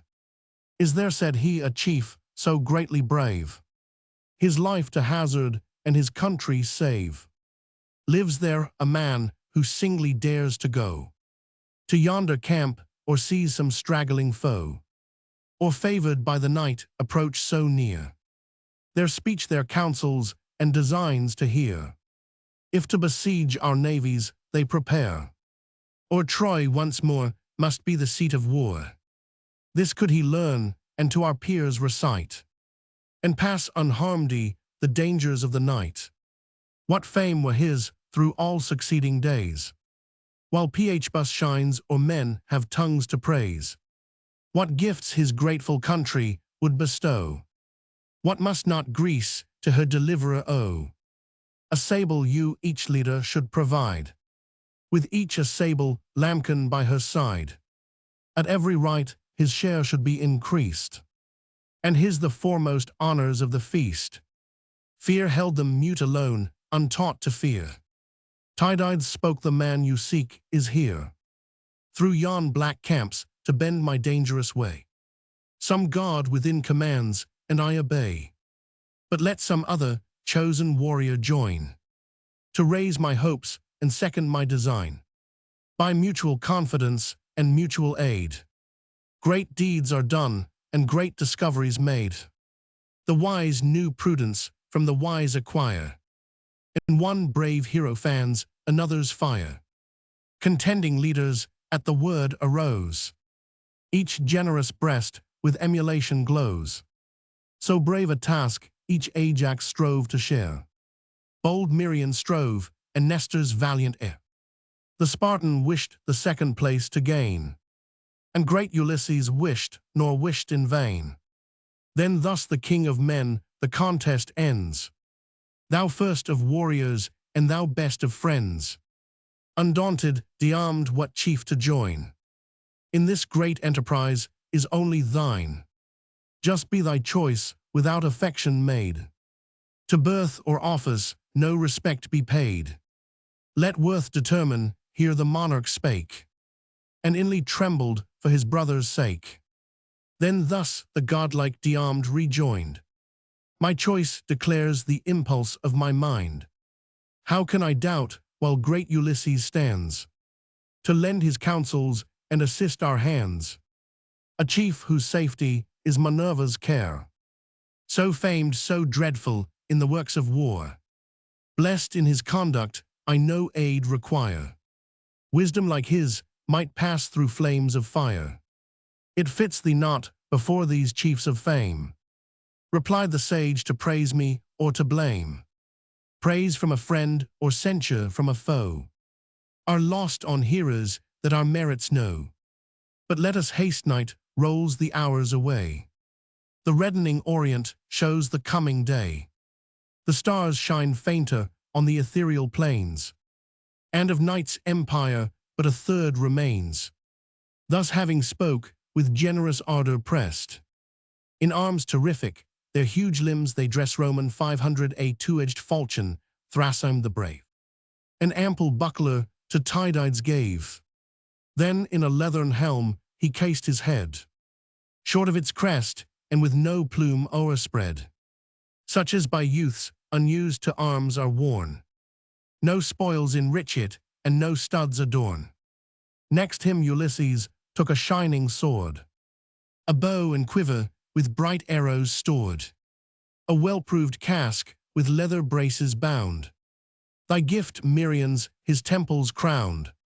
Soft wool within, without in order, spread 217. A boar's white teeth grinned horrid o'er his head. This from Amintor rich, Ormenu's son. Autolycus by fraudful rapine won, and gave Amphidamas from him the prize. Molus received the pledge of social ties. The helmet next by Miriam was possessed. And now Ulysses, thoughtful temples press Roman 500, thus sheathed in arms the council they forsake. And dark through paths, oblique their progress take. Just then in sign, she favored their intent. A long-winged heron great Minerva sent. This though surrounding shades obscured their view. By the shrill clang and whistling wings they knew. As from the right she soared Ulysses prayed, hailed the glad omen and addressed the maid. O daughter of that god whose arm can wield the avenging bolt and shake the saber shield. O thou forever present in my way, who all my motions, all my toils serve. Safe may we pass beneath the gloomy shade, safe by thy succor to our ships conveyed. And let some deed this signal night adorn, to claim the tears of Trojans yet unborn. Then godlike Diarmed preferred his prayer. Daughter of Jove, unconquered Pallas here, great queen of arms, whose favor Tydeus won. As thou defend'st the sire, defend the son. When on Sopus banks the banded powers of Greece he left, and sought the Theban towers. Peace was his charge received, with peaceful show. He went a legate, but returned a foe. Then helped by thee, and covered by thy shield, he fought with numbers, and made numbers yield. So now be present, O celestial maid. So still continue to the race, thine aid. A youthful steer shall fall beneath the stroke, untamed, unconscious of the galling yoke, with ample forehead and with spreading horns, whose taper tops refulgent gold adorns. The heroes prayed, and Pallas from the skies accords their vow, succeeds their enterprise. Now like two lions, panting for the prey, with dreadful thoughts they trace the dreary way, through the black horrors of the ensanguined plain, through dust, through blood o'er arms and hills of slain. Nor less bold Hector and the sons of Troy on high designs the wakeful hours employ. The assembled peers their lofty chief enclosed, who thus the counsels of his breast proposed. What glorious man for high attempts prepared dares greatly venture for a rich reward? Of yonder fleet a bold discovery make. What watch they keep, and what resolves they take? If now subdued they meditate their flight, and spent with toil neglect the watch of night.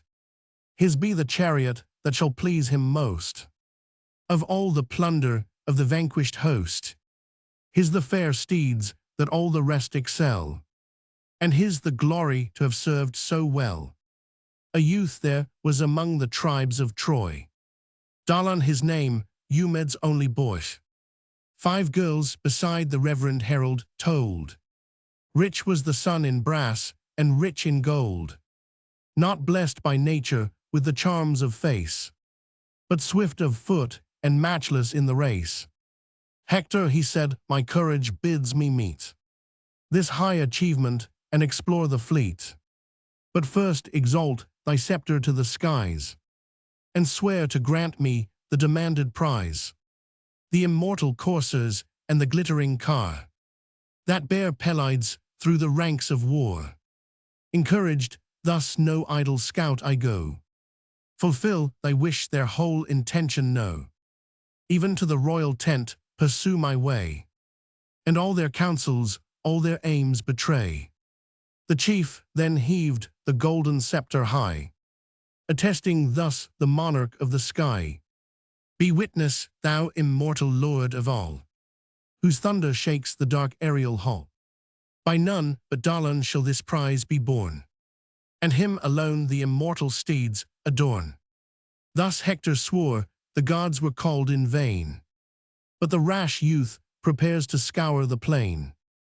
Across his back, the bended bow he flung. A wolf's grey hide around his shoulders hung. A ferret's downy fur his helmet lined. And in his hand a pointed javelin shined. Then never to return he sought the shore, and trod the path his feet must tread no more. Scarce had he passed the steeds and Trojan throng, still bending forward as he coursed along, when on the hollow way the approaching tread Ulysses marked, and thus to de-armed, "O friend, I hear some step of hostile feet, moving this way or hastening to the fleet.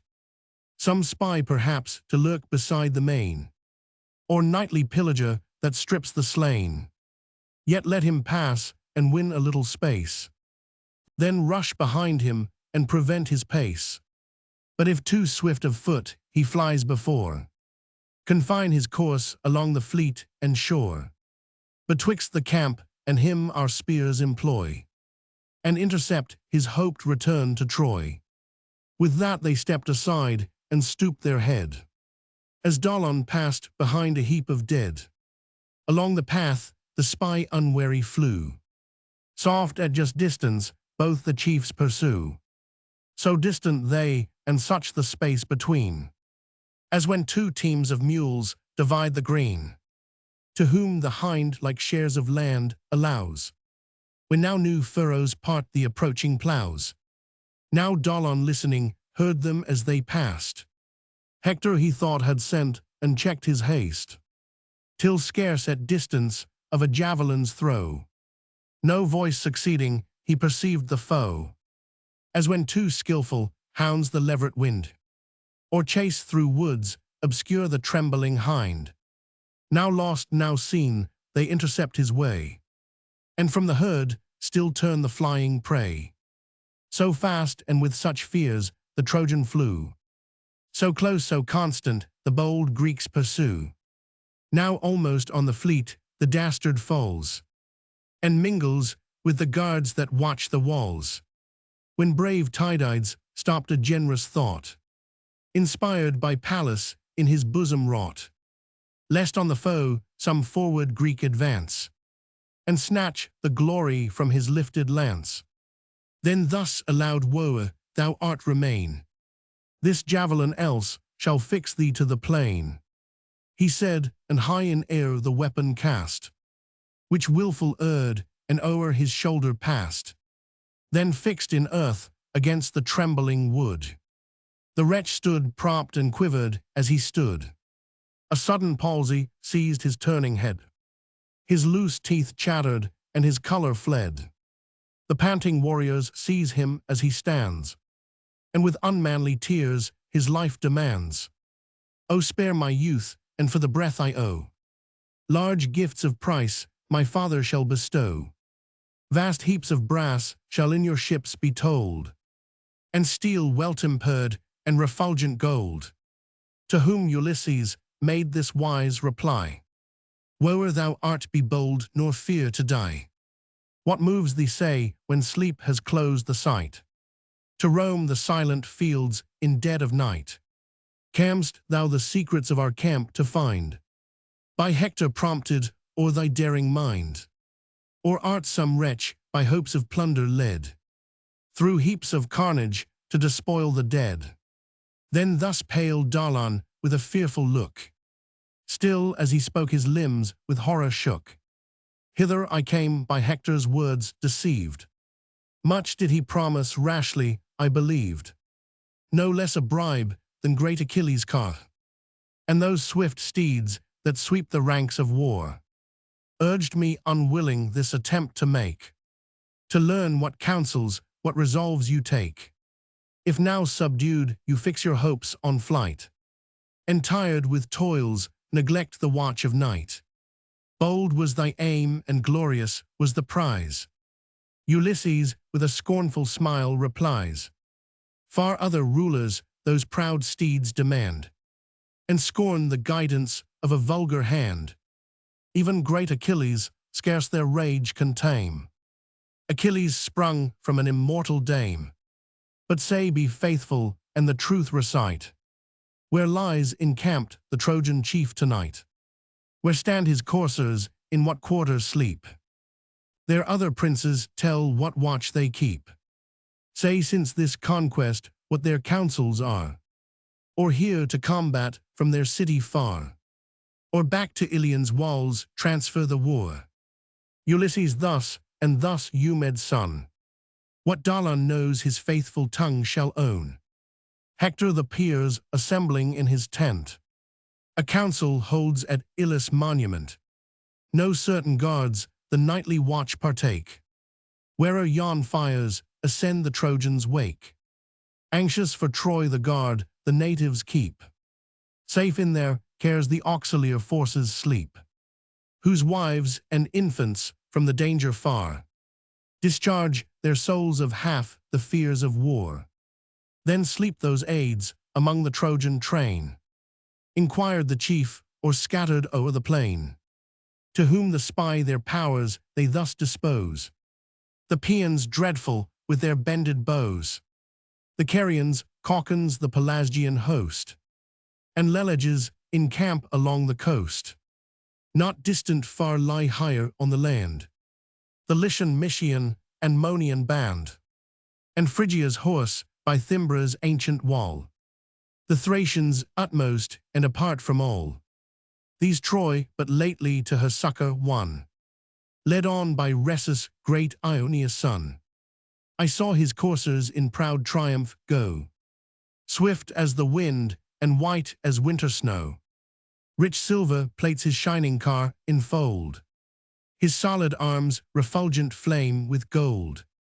No mortal shoulders suit the glorious load, celestial panoply to grace a god. Let me unhappy to your fleet be borne, or leave me here a captive's fate to mourn, in cruel chains till your return reveal the truth or falsehood of the news I tell. To this Tydides with a gloomy frown, think not to live though all the truth be shown. Shall we dismiss thee in some future strife, to risk more bravely thy now forfeit life? Or that again our camps thou mayst explore, Nunc a traitor thou betray'st no more. Sternly he spoke, and as the wretch prepared, with humble blandishment to stroke his beard, like lightning swift the wrathful falchion flew, divides the neck and cuts the nerves in two. One instant snatched his trembling soul to hell. The head, yet speaking, muttered as it fell. The furry helmet from his brow they tear. The wolf's grey hide the unbended bow and spear. These great Ulysses, lifting to the skies, to favouring Pallas dedicates the prize. Great Queen of Arms, receive this hostile spoil, and let the Thracian steeds reward our toil. Thee first of all the heavenly host we praise. O speed our labours and direct our ways. This said the spoils with dropping gore defaced. High on a spreading tamarisk he placed, then heaped with reeds and gathered boughs the plain, to guide their footsteps to the place again.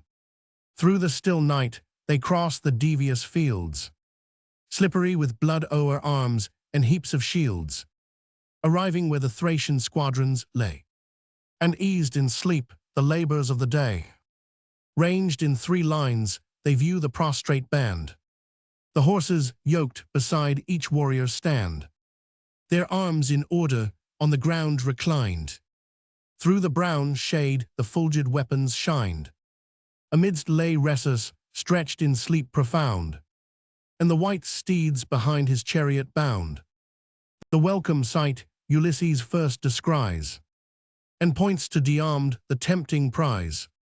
The man, the coursers, and the car behold, described by Dolon with the arms of gold. Now brave Tydides, now thy courage try. Approach the chariot and the steeds untie. Or if thy soul aspire to fiercer deeds, urge thou the slaughter while I seize the steeds. Pallas this said, her hero's bosom warms, breathed in his heart and strung his nervous arms. Where'er he passed, a purple stream pursued his thirsty falchion fat with hostile blood. Bathed all his footsteps, dyed the fields with gore. and a low groan remurmured through the shores. So the grim lion from his nightly den o'erleaps the fences and invades the pen. On sheep or goats resistless in his way, he falls and foaming rends the guardless prey, nor stopped the fury of his vengeful hand, till 12 lay breathless of the Thracian band, Ulysses following as his partner slew. Back by the foot each slaughtered warrior drew, the milk-white coursers studious to convey. Safe to the ships, he wisely cleared the way, lest the fierce steeds, not yet to battles bred, should start and tremble at the heaps of dead. Now 12 dispatched the monarch last they found. Tydides' falchion fixed him to the ground. Just then a deathful dream Minerva sent. A warlike form appeared before his tent, whose visionary steel his bosom tore. So dreamed the monarch, and awaked no more. 2:18. Ulysses now the snowy steeds detains, and leads them fastened by the silver reins. These with his bow unbent he lashed along. The scourge forgot, on Rhesus' chariot hung. Then gave his friend the signal to retire. But him new dangers, new achievements fire.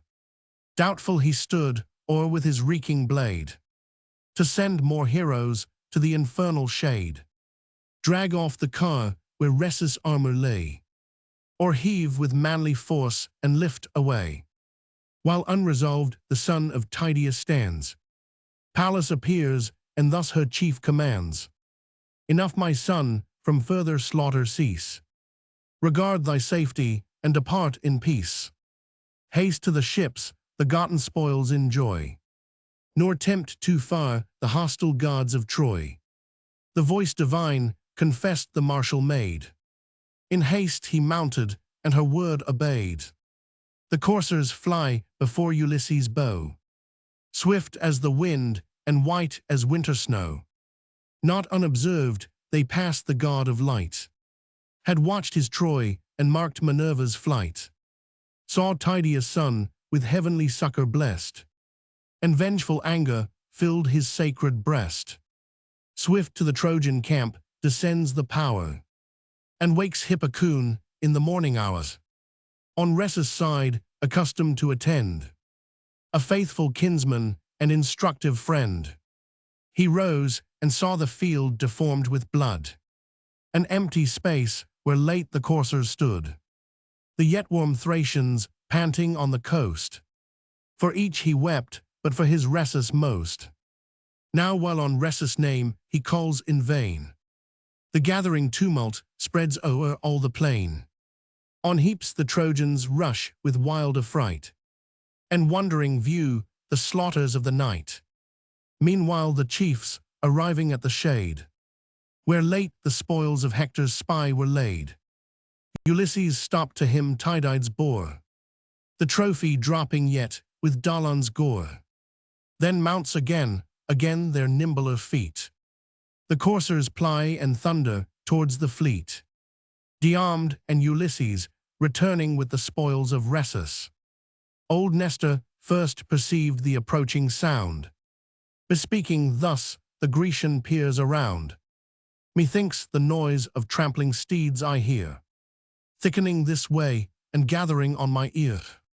Perhaps some horses of the Trojan breed. So may ye gods my pious hope succeed. The great Tydides and Ulysses bear, returned triumphant with this prize of war. Yet much I fear, may that fear be vain. The chiefs outnumbered by the Trojan train, perhaps even now pursued they seek the shore. Or perhaps those heroes are no more. Scarce had he spoke, when lo the chiefs appear, and spring to earth, the Greeks dismiss their fear.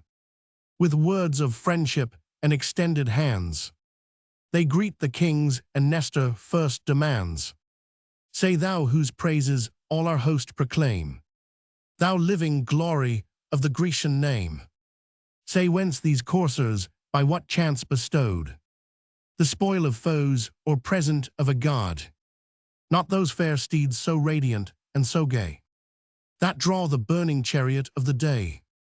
Old as I am to age, I scorn to yield, and daily mingle in the martial field.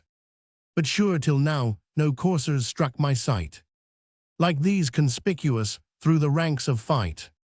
Some god, I deem, conferred the glorious prize, blessed as ye are, and favorites of the skies.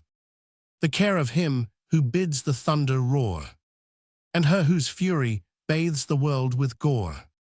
Father not so sage, Ithacus rejoined, the gifts of heaven are of a nobler kind. Of Thracian lineage are the steeds ye view, whose hostile king the brave Tydides slew. Sleeping he died with all his guards around, and 12 beside lay gasping on the ground. These other spoils from conquered Dalan came, a wretch whose swiftness was his only fame. By Hector sent our forces to explore, he now lies headless on the sandy shore. Then o'er the trench the bounding coursers flew, the joyful Greeks with loud acclaim pursue, straight to Tydides' high pavilion borne. The matchless steeds his ample stalls adorn, the neighing coursers their new fellows greet, and the full racks are heaped with generous wheat. But Dalan's armor to his ships conveyed, high on the painted stern Ulysses laid, a trophy destined to the blue-eyed maid. Now from nocturnal sweat and sanguine stain, they cleanse their bodies in the neighboring main. Then in the polished bath, refreshed from toil, their joints they supple with dissolving oil. In due repast, indulge the genial hour, and first to Pallas the libations pour. They sit rejoicing in her aid divine, and the crowned goblet foams with floods of wine. Book Roman 11 Argument. The third battle and the acts of Agamemnon. Agamemnon, having armed himself, leads the Grecians to battle Hector, prepares the Trojans to receive them, while Jupiter, Juno, and Minerva give the signals of war. Agamemnon bears all before him, and Hector is commanded by Jupiter, who sends Iris for that purpose to decline the engagement, till the king shall be wounded and retire. From the field he then makes a great slaughter of the enemy Ulysses, and Diomed put a stop to him for a time, but the latter, being wounded by Paris, is obliged to desert his companion, who is encompassed by the Trojans wounded, and in the utmost danger, till Menelaus and Ajax rescue him. Hector comes against Ajax, but that hero alone opposes multitudes and rallies the Greeks. In the meantime, Machaon, in the other wing of the army, is pierced with an arrow by Paris, and carried from the fight in Nestor's chariot. Achilles, who overlooked the action from his ship, sent Patroclus to inquire which of the Greeks was wounded.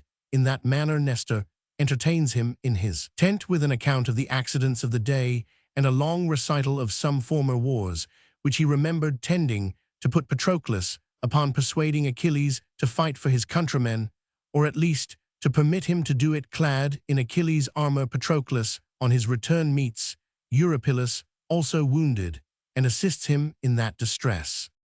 This book opens with the 28th day of the poem, and the same day, with its various actions and adventures, is extended through the 12th, 13th, 14th, 15th, 16th, 17th, and part of the 18th books. The scene lies in the field near the monument of Ilus.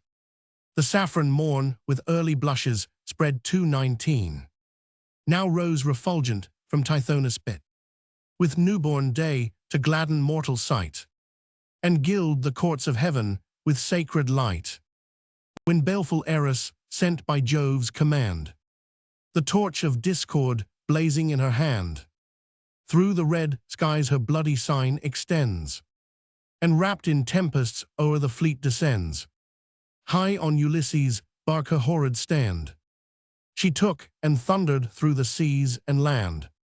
Even Ajax and Achilles heard the sound, whose ships remote the guarded navy bound. Thence the black fury through the Grecian throng, with horror sounds the loud Orthian song. The navy shakes, and at the dire alarms, each bosom boils, each warrior starts to arms. No more they sigh inglorious to return, but breathe revenge and for the combat burn. The descent of discord. The king of men his hardy host inspires. With loud command, with great example fires. Himself first rose himself before the rest. His mighty limbs in radiant armor dressed. And first he cased his manly legs around. In shining greaves with silver buckles bound. The beaming cuirass next adorned his breast. The same which once King Cinyras possessed. The fame of Greece and her assembled host had reached that monarch on the Cyprian coast. 'Twas then the friendship of the chief to gain. This glorious gift he sent, nor sent in vain. 10 rows of azure steel the work enfold. Twice 10 of tin, and 12 of ductile gold. 3 glittering dragons to the gorget rise, whose imitated scales against the skies reflected various light and arching bode. Like colored rainbows o'er a showery cloud. Jove's wondrous bow of 3 celestial dyes, placed as a sign to man amidst the skies. A radiant baldric o'er his shoulder tied, sustained the sword that glittered at his side.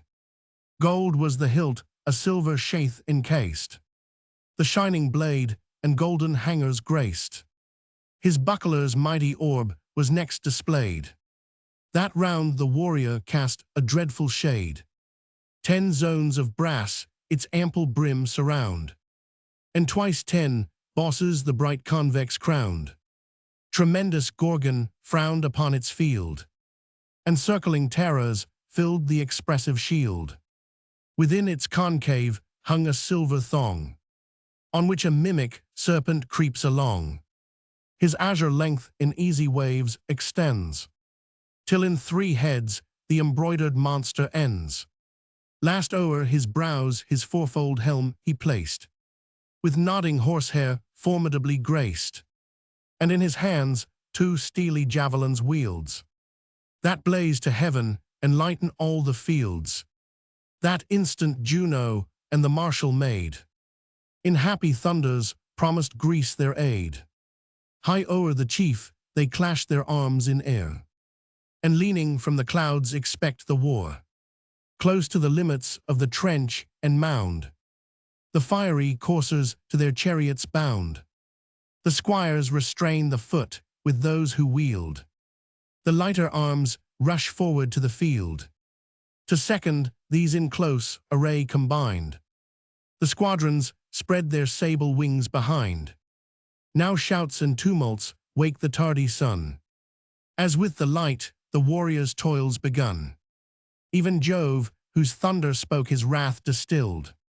Red drops of blood o'er all the fatal field, 220. The woes of men unwilling to survey, and all the slaughters that must stain the day. Near Ilus' tomb in order ranged around. The Trojan lines possessed the rising ground. Their wise Polydamas and Hector stood, knees honored as a guardian god.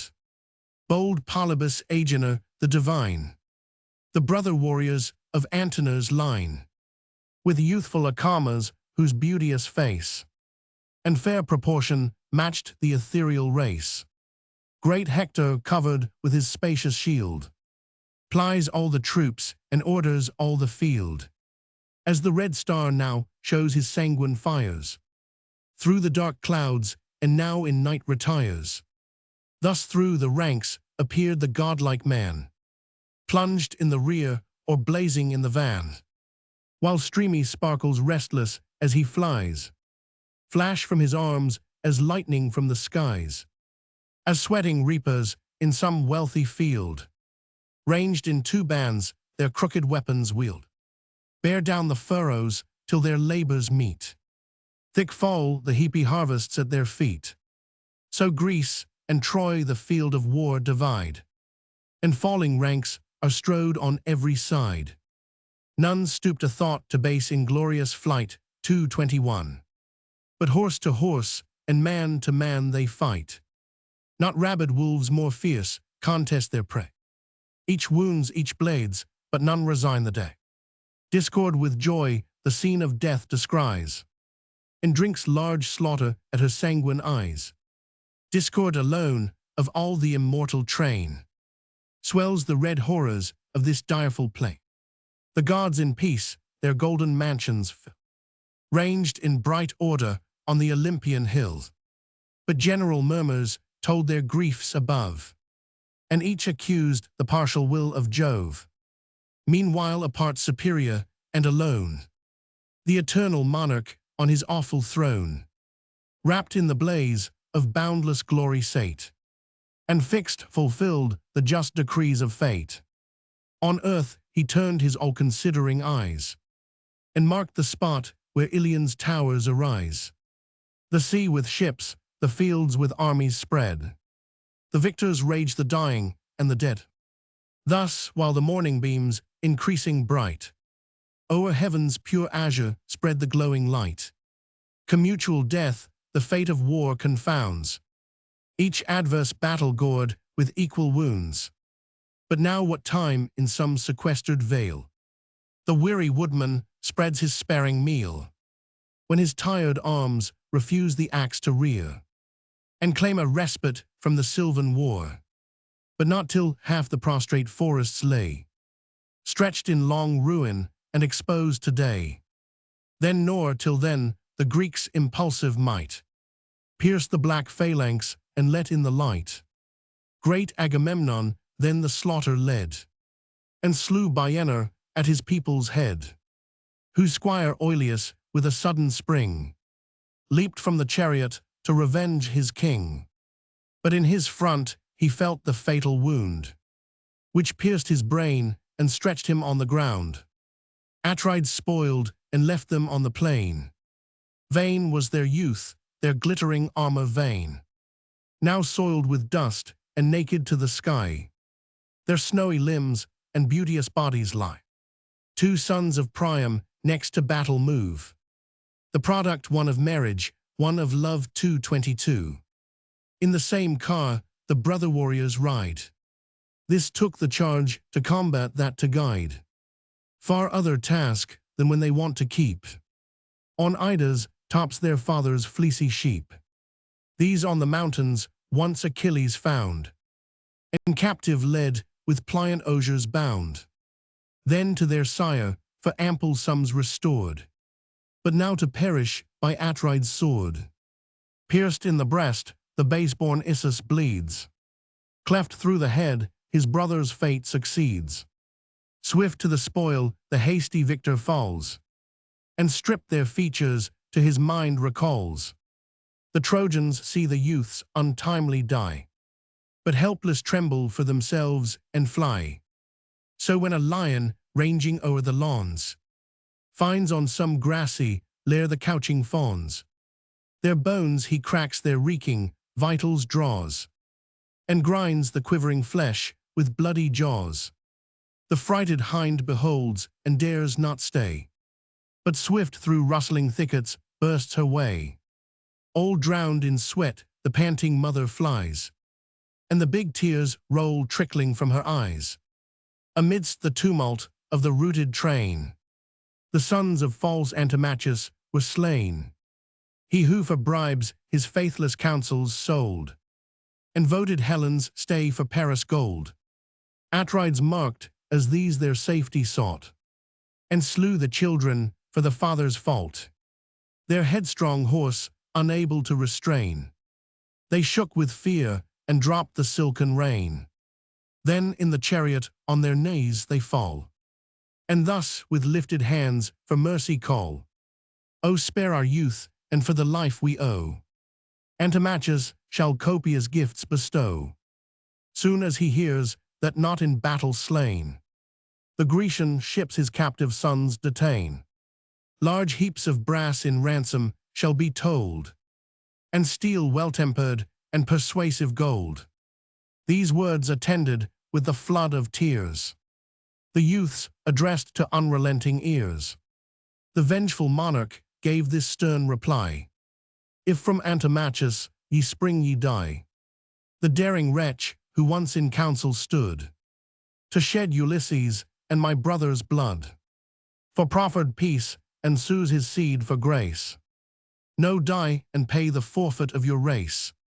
This said Pisander, from the car he cast, and pierced his breast supine, he breathed his last. His brother leaped to earth, but as he lay, the trenchant falchion lopped his hands away. His severed head was tossed among the throng, and rolling drew a bloody train along. Then where the thickest fought the victor flew.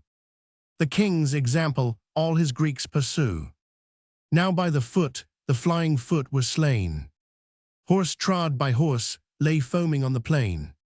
From the dry fields thick clouds of dust arise, shade the black host and intercept the skies. The brass-hoofed steeds tumultuous plunge and bound, and the thick thunder beats the laboring ground. Still slaughtering on the king of men proceeds.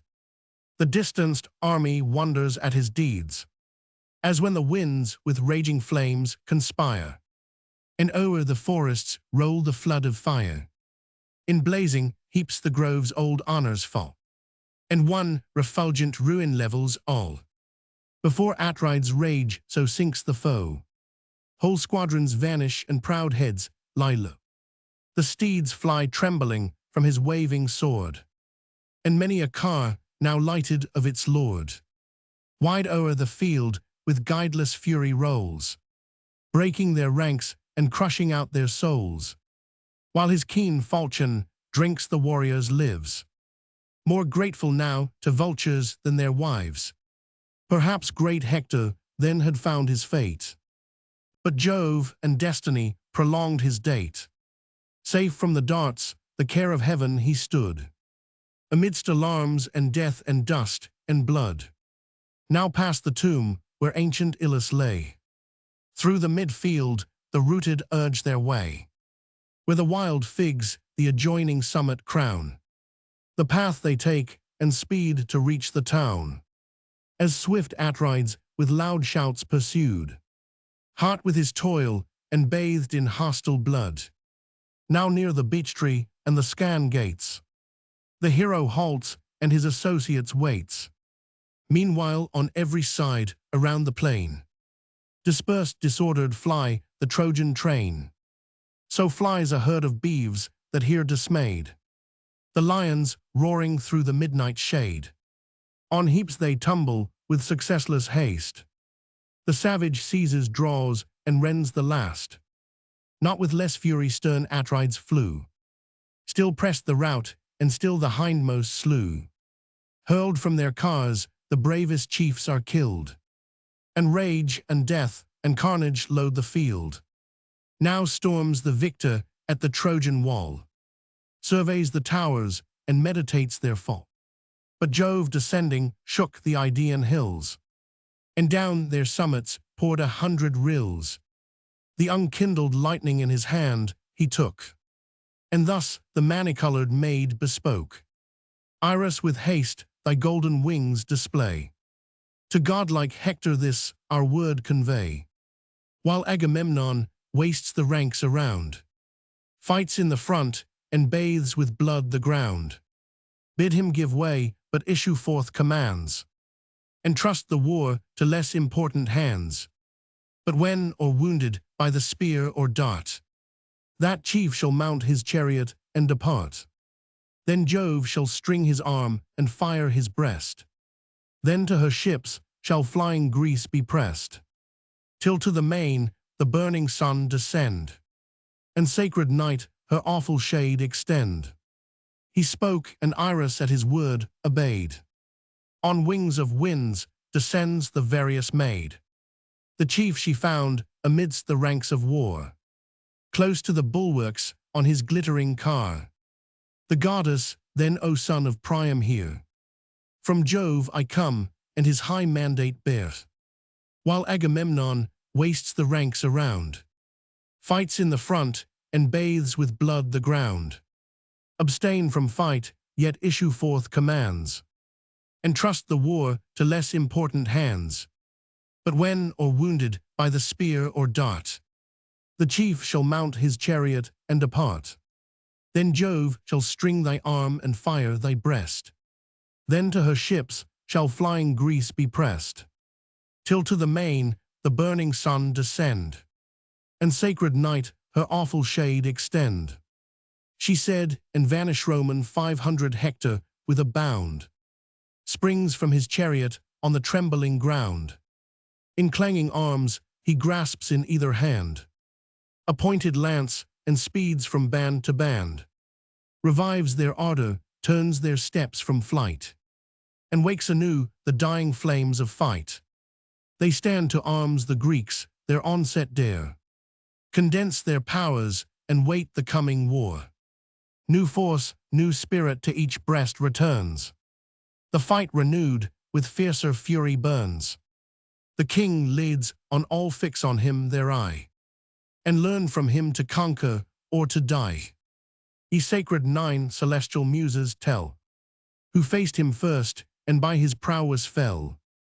The great Iphidamas, the bold and young, from sage Antenor and Theno sprung, whom from his youth his grandsire Cisseus bred, and nursed in Thrace, where snowy flocks are fed. Scarce did the down his rosy cheeks invest, and early honor warm his generous breast, when the kind sire consigned his daughter's charms, Theno's sister, to his youthful arms. But called by glory to the wars of Troy, he leaves untasted the first fruits of joy. From his loved bride departs with melting eyes, and swift to aid his dearer country flies. With 12 black ships he reached Percobe's strand, thence took the long laborious march by land. Now fierce for fame before the ranks he springs, towering in arms, and braves the King of Kings. Atrides first discharged the missive spear, the Trojans stooped, the javelin passed in air. Then near the corslet at the monarch's heart, with all his strength the youth directs his dart. But the broad belt with plates of silver bound, the point rebated and repelled the wound. Encumbered with the dart Atrides stands, till grasped with force he wrenched it from his hands. At once his weighty sword discharged a wound, full on his neck, that felled him to the ground. Stretched in the dust the unhappy warrior lies, and sleep eternal seals his swimming eyes. O worthy better fate, O early slain, thy country's friend and virtuous, though in vain. No more the youth shall join his consort's side, at once a virgin and at once a bride. No more with presents her embraces meet, or lay the spoils of conquest at her feet. On whom his passion, lavish of his store, bestowed so much and vainly promised more. Unwept, uncovered, on the plain he lay, while the proud victor bore his arms away. Coon Antenor's eldest hope was nigh. Tears at the sight came starting from his eye, while pierced with grief the much-loved youth he viewed, and the pale features now deformed with blood.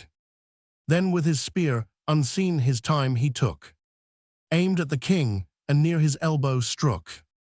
The thrilling steel transpierced the brawny part, and through his arm stood forth the barbed dart. Surprised the monarch feels, yet void of fear.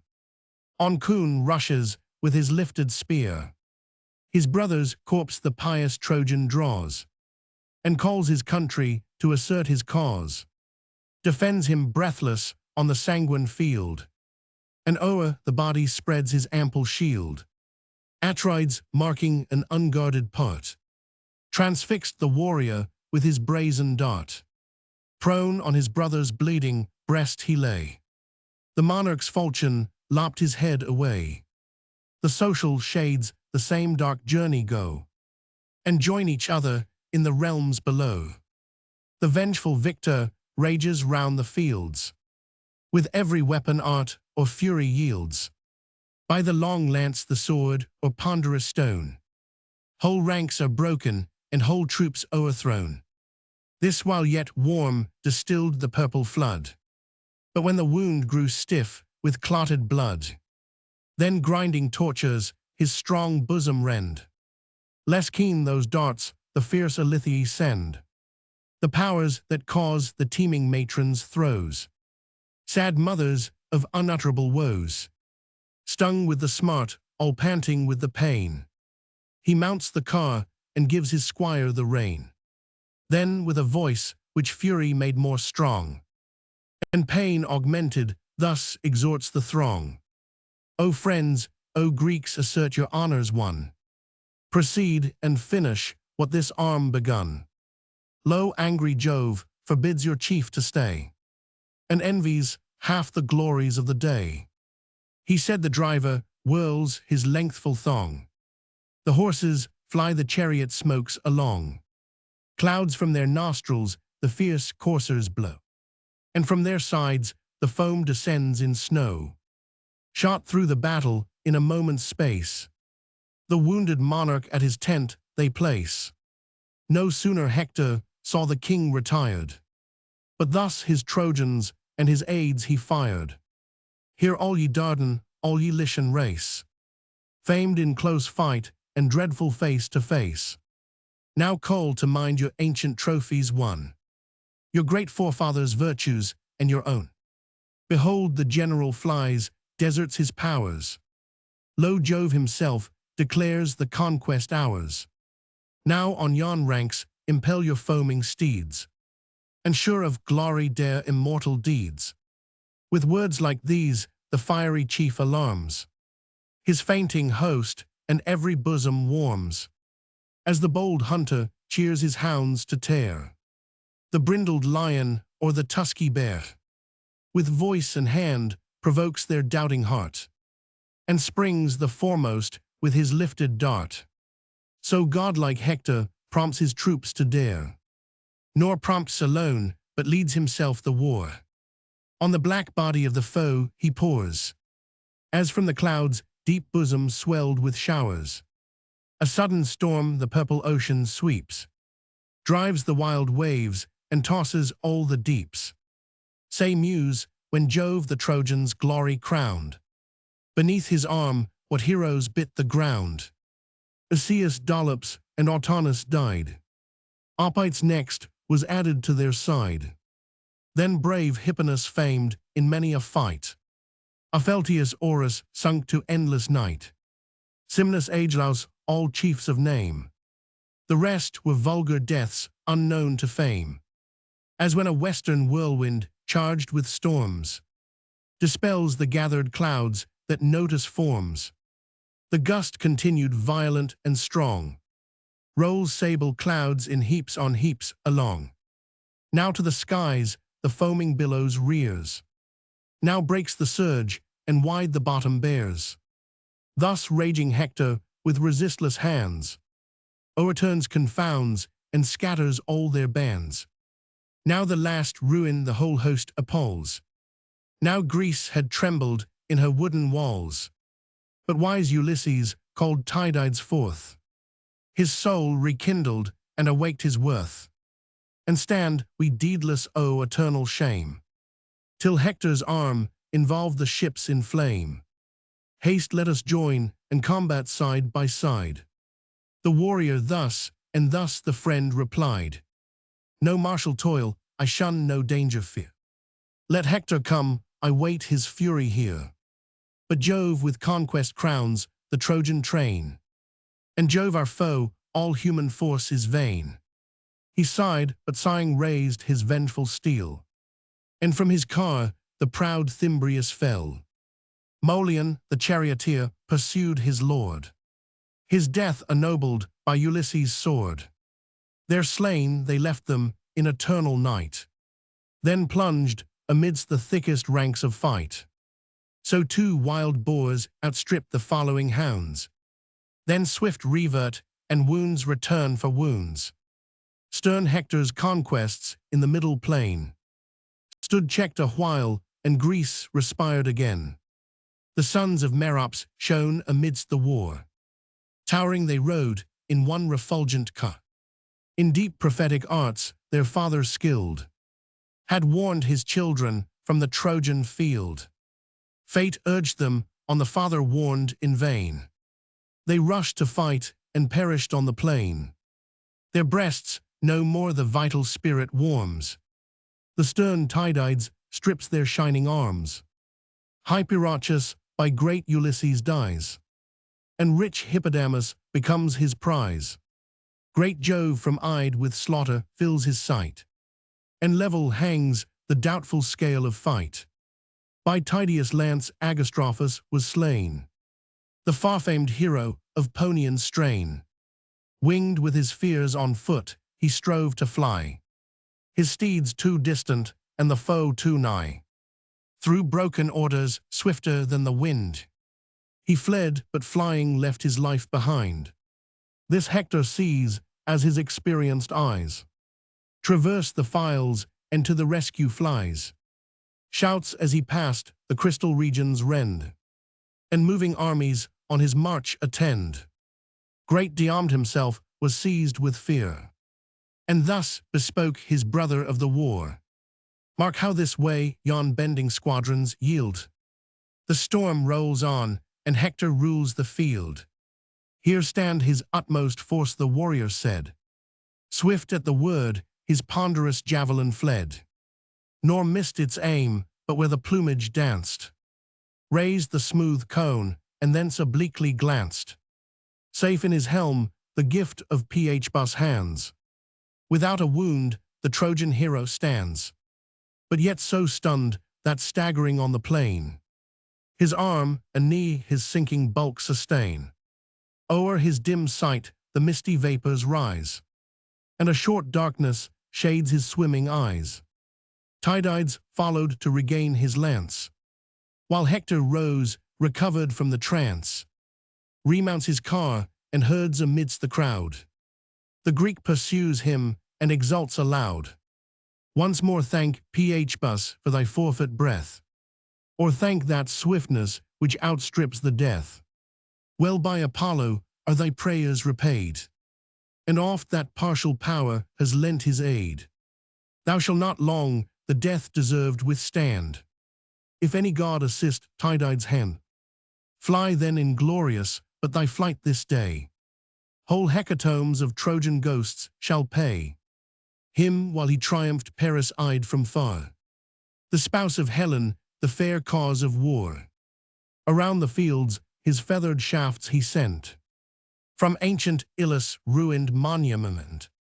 Behind the column placed, he bent his bow, and winged an arrow at the unwary foe. Just as he stooped Agastrophus' crest to seize, and drew the corslet from his breast, the bowstring twanged, nor flew the shaft in vain, but pierced his foot and nailed it to the plain. The laughing Trojan, with a joyful spring, leaps from his ambush and insults the king. He bleeds, he cries, some god has sped my dart. Would the same god had fixed it in his heart. So Troy, relieved from that wide-wasting hand, should breathe from slaughter and in combat stand, whose sons now tremble at his darted spear, as scattered lambs the rushing lion he dauntless thus, thou conqueror of the fair, thou woman warrior with the curling hairs, vain archer trusting to the distant dart, unskilled in arms to act a manly part. Thou hast but done what boys or women can. Such hands may wound, but not incense a man, nor boast the scratch thy feeble arrow gave. A coward's weapon never hurts the brave. Not so this dart, which thou mayst one day feel. Fate wings its flight, and death is on the steel. Where this but lightsome noble life expires, its touch makes orphans, bathes the cheeks of sires, steeps earth in purple, gluts the birds of air, and leaves such objects as distract the fair. Ulysses hastens with a trembling heart. Before him steps and bending draws the dart. Forth flows the blood, an eager pang succeeds. Tydides mounts and to the navy speeds. Now on the field Ulysses stands alone. The Greeks all fled, the Trojans pouring on, but stands collected in himself and whole, and questions thus his own unconquered soul. What further subterfuge, what hopes remain? What shame inglorious if I quit the plain? What danger singly if I stand the ground? My friends, all scattered, all the foes around. Yet wherefore doubtful, let this truth suffice. The brave meets danger, and the coward flies. To die or conquer proves a hero's heart. And knowing this, I know a soldier's part. Such thoughts revolving in his careful breast. Near and more near the shady cohorts pressed. These in the warrior their own fate enclose. And round him deep the steely circle grows. So fares a boar whom all the troop surrounds. Of shouting huntsmen and of clamorous hounds. He grinds his ivory tusks, he foams with ire. His sanguine eyeballs glare with living fire. By these, by those, on every part is plied. And the red slaughter spreads on every side. Pierced through the shoulder, first Diopes fell. Next Enamus, and Thun sank to hell. Chersidamas, beneath the naval thrust, falls prone to earth and grasps the bloody dust. Charops, the son of Hippasus, was near. Ulysses reached him with the fatal spear. But to his aid his brother Socus flies. Socus the brave, the generous, and the wise. Near as he drew the warrior, thus began. O great Ulysses, much enduring man! Not deeper skilled in every martial sleight, than worn to toils and active in the fight. This day, two brothers, shall thy conquest grace, and end at once the great Hippasian race. Or thou beneath this lance must press the field. He said, and forceful pierced his spacious shield. Through the strong brass, the ringing javelin thrown, ploughed half his side, and bared it to the bone. By Pallas' care the spear, though deep infixed, stopped short of life, nor with his entrails mixed Roman 500, the wound not mortal wise Ulysses knew. Then furious thus, but first some steps withdrew. Unhappy man, whose death our hands shall grace. Fate calls thee hence, and finished is thy race. Nor longer check my conquests on the foe, but pierced by this, to endless darkness go, and add one spectre to the realms below. He spoke while Socus seized with sudden fright, trembling gave way, and turned his back to flight. Between his shoulders pierced the following dart, and held its passage through the panting heart. Wide in his breast appeared the grisly wound. He falls, his armor rings against the ground. Then thus Ulysses, gazing on the slain, famed son of Hippasus, there pressed the plain. There ends thy narrow span assigned by fate. Heaven owes Ulysses yet a longer date. Our wretch no father shall thy corpse compose, thy dying eyes no tender mother close, but hungry birds shall tear those balls away, and hovering vultures scream around their prey. Me Greece shall honor when I meet my doom, with solemn funerals and a lasting tomb. Then raging with intolerable smart, he writhes his body and extracts the dart. The dart a tide of spouting gore pursued, and gladdened Troy with sight of hostile blood. Now troops on troops the fainting chief invade. Forced he recedes, and loudly calls for aid. Thrice to its pitch his lofty voice he rears. The well-known voice thrice Menelaus hears. Alarmed to Ajax Telamon he cried, who shares his labors and defends his side. O friend, Ulysses shouts, invade my ear. Distressed he seems, and no assistance near. Strong as he is, yet one opposed to all. Oppressed by multitudes, the best may fall. Greece robbed of him must bid her host despair, and feel a loss not ages can repair. Then where the cry directs his course, he bends. Great Ajax, like the god of war, attends.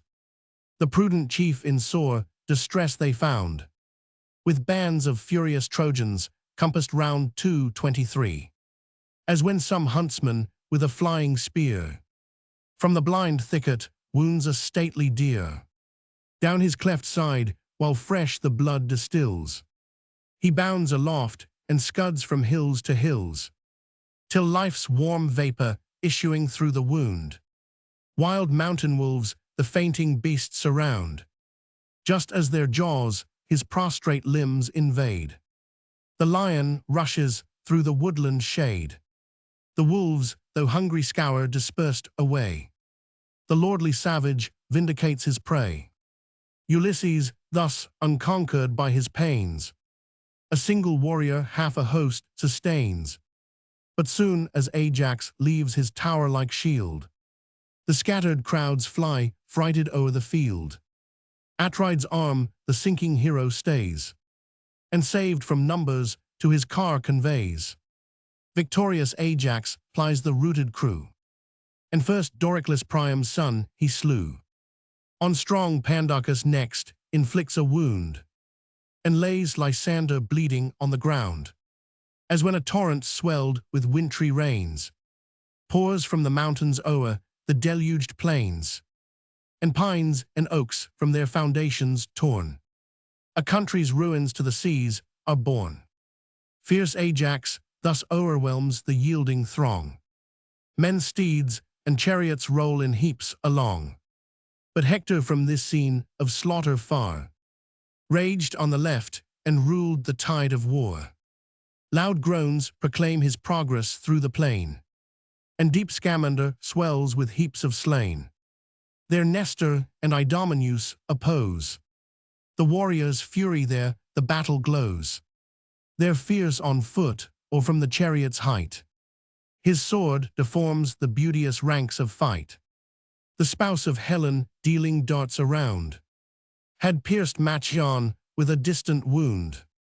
In his right shoulder the broad shaft appeared, and trembling Greece for her physician fear Roman 500 to Nestor, then Idomeneus begun.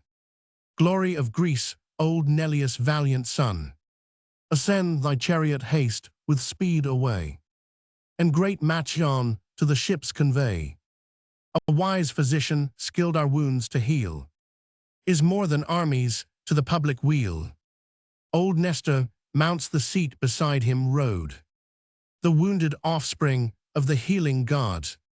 He lends the lash the steeds with sounding feet, shake the dry field and thunder toward the fleet.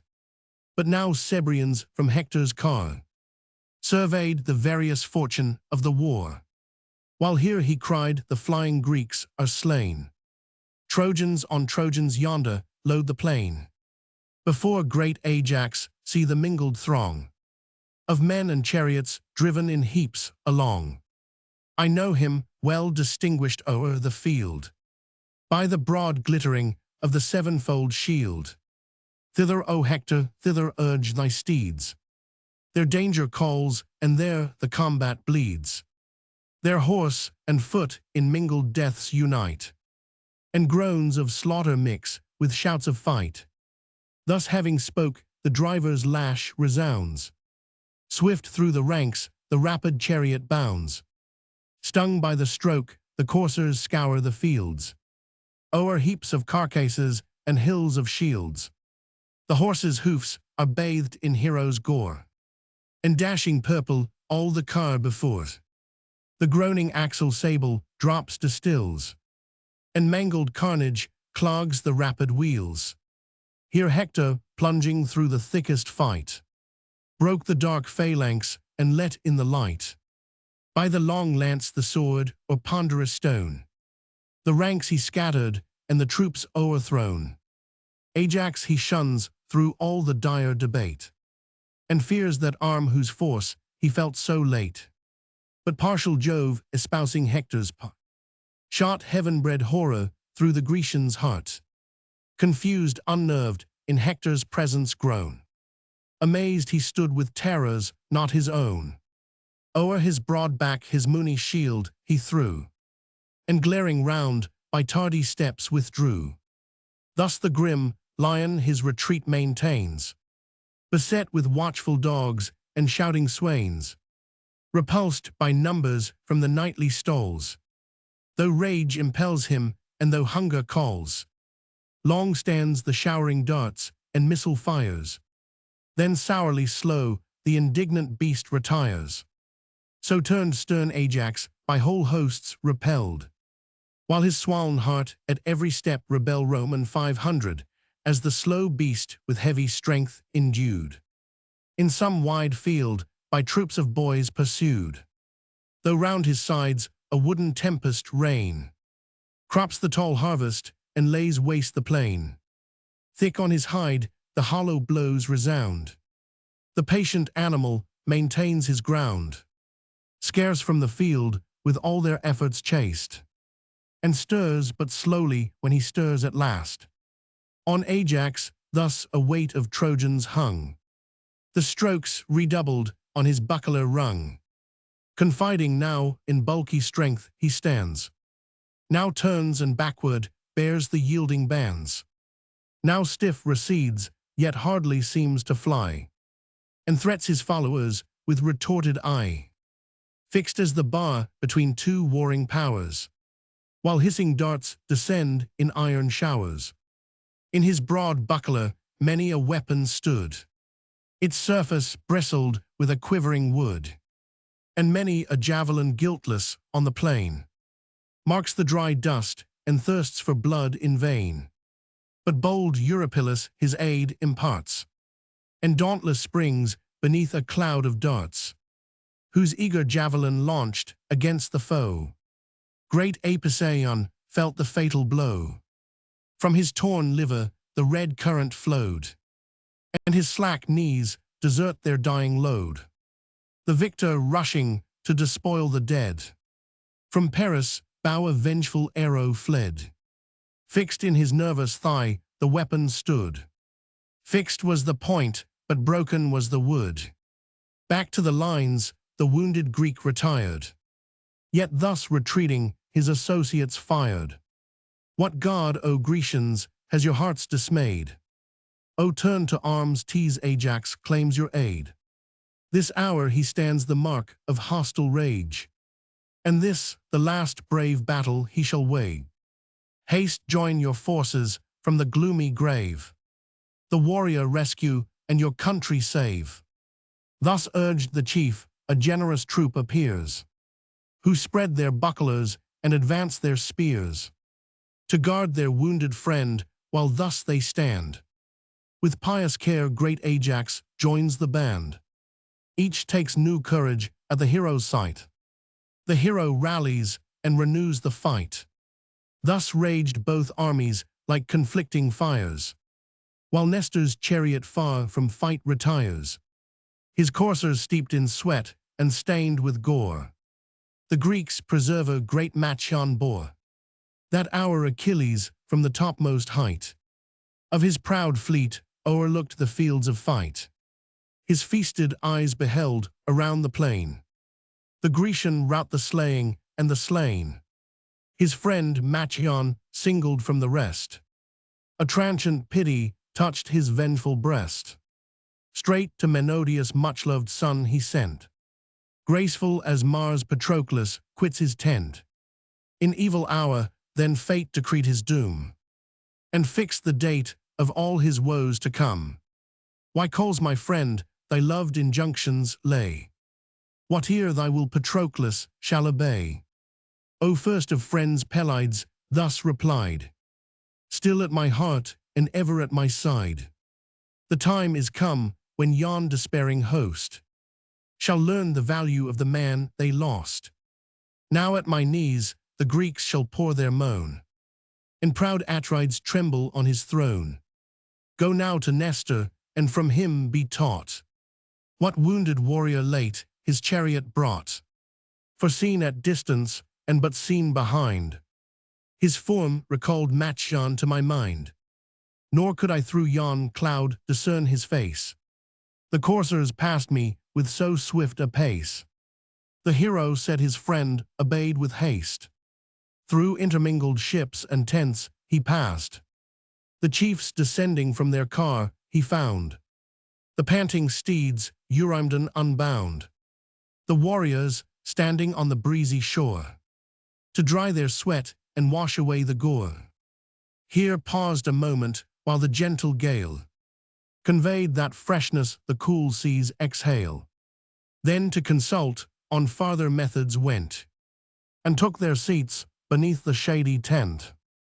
The draught prescribed fair Hecate prepares, Arsenus' daughter graced with golden hairs, whom to his aged arms a royal slave, Greece as the prize of Nestor's wisdom gave. A table first with azure feet she placed, whose ample orb a brazen charger graced. Honey new pressed the sacred flour of wheat, and wholesome garlic crowned the savory treat. Next her white hand an antique goblet brings, a goblet sacred to the Pylian kings, from eldest times embossed with studs of gold. 2 feet support it, and 4 handles hold. On each bright handle, bending o'er the brink, in sculptured gold, 2 turtles seem to drink. A massy weight, yet heaved with ease by him, when the brisk nectar overlooked the brim. Tempered in this, the nymph of form divine pours a large portion of the Pramnian wine, with goat's milk cheese a flavorous taste bestows, and last with flour the smiling surface strows. This for the wounded prince the dame prepares. The cordial beverage reverend Nestor shares. Salubrious draughts the warrior's thirst allay, and pleasing conference beguiles the day. Meantime Patroclus, by Achilles sent, unheard approached and stood before the tent. Old Nestor rising then the hero led to his high seat. The chief refused and said, "'Tis now no season for these kind delays. The great Achilles with impatience stays. To great Achilles this respect I owe, who asks what hero wounded by the foe was borne from combat by thy foaming steeds. With grief I see the great Machaon bleeds. This to report my hasty course I bend. Thou know'st the fiery temper of my friend. Can then the sons of Greece, the sage rejoined, excite compassion in Achilles' mind? Seeks he the sorrows of our host to know? This is not half the story of our woe. Tell him not great Machaon bleeds alone. Our bravest heroes in the navy groan. Ulysses, Agamemnon, de-armed, and stern Eurypylus already bleed. But what flattering hopes I entertain. Achilles heeds not, but derides our pain. Even till the flames consume our fleet, he stays, and waits the rising of the fatal blaze. Chief after chief, the raging foe destroys. Calm he looks on, and every death enjoys. Now the slow course of all-impairing time unstrings my nerves and ends my manly prime. Oh, had I still that strength my youth possessed, when this bold arm the Eptian powers oppressed. The bulls of Iliad in glad triumph led, and stretched the great Itamonius dead. Then from my fury fled the trembling swains, and ours was all the plunder of the plains. 50 white flocks, full 50 herds of swine, as many goats, as many lowing kine, and thrice the number of unrivaled steeds, all teeming females and of generous breeds. These as my first essay of arms I won. Old Neleus gloried in his conquering son. Thus Iliad forced her long arrears restored, and shares were parted to each Pylian lord. The state of Pyle was sunk to last despair, when the proud Eleans first commenced the war. For Neleus' sons Alcide's rage had slain. Of 12 bold brothers I alone remain. Oppressed we armed, and now this conquest gained. My sire 300 chosen sheep obtain Roman 500, that large reprisal he might justly claim. For prize defrauded and insulted fame, when Eli's monarch at the public course detained his chariot and victorious horse. The rest the people shared myself surveyed, the just partition and due victims paid. 3 days were past when Eli's rose to war, with many a courser and with many a car, the sons of Actor at their army's head. Young as they were, the vengeful squadrons led. High on the rock fair Thyrsos stands, our utmost frontier on the Pylian lands. Not far the streams of famed Alpheus flow. The stream they passed and pitched their tents below. Pallas descending in the shades of night alarms the Pylians and commands the fight. Each burns for fame and swells with martial pride. Myself the foremost, but my sire denied. Feared for my youth, exposed to stern alarms, and stopped my chariot and detained my arms. My sire denied in vain, on foot I fled. Amidst our chariots for the goddess led. Along fair Aaron's delightful plain, soft Minyas rolls his waters to the main. There horse and foot the Pylian troops unite, and sheathed in arms expect the dawning light. Thence ere the sun advanced his noonday flame, to great Alpheus' sacred source we came. There first to Jove our solemn rites were paid. An untamed heifer pleased the blue-eyed maid. A bull Alpheus and a bull was slain, to the blue monarch of the watery main. In arms we slept beside the winding flood, while round the town the fierce Epians stood. Soon as the sun, with all-revealing ray, flamed in the front of heaven and gave the day, bright scenes of arms and works of war appear. The nations meet their Pylos Eli's. The first who fell beneath my javelin bled, King Augea's son and spouse of Agamed, she that all simples healing virtues knew, and every herb that drinks the morning dew. I seized his car, the van of battle led. The Epeans saw they trembled, and they fled. The foe dispersed, their bravest warrior killed. Fierce as the whirlwind now, I swept the field. Full 50 captive chariots graced my train. 2 chiefs from each fell breathless to the plain. Then actors' sons had died, but Neptune shrouds the youthful heroes in a veil of clouds. O'er heapy shields and o'er the prostrate throng, collecting spoils and slaughtering all along. Through wide Buprasian fields we forced the foes, where o'er the vales the Olenian rocks arose, till Pallas stopped us where Elysium flows. Even there the hindmost of the rear I slay, and the same arm that led concludes the day. Then back to Pyle triumphant take my way. There to high Jove were public thanks assigned, as first of gods to Nestor of mankind. Such then I was impelled by youthful blood, so proved my valor for my country's good. Achilles with unactive fury glows, and gives to passion what to Greece he owes. How shall he grieve when to the eternal shade her host shall sink, nor his the power to aid?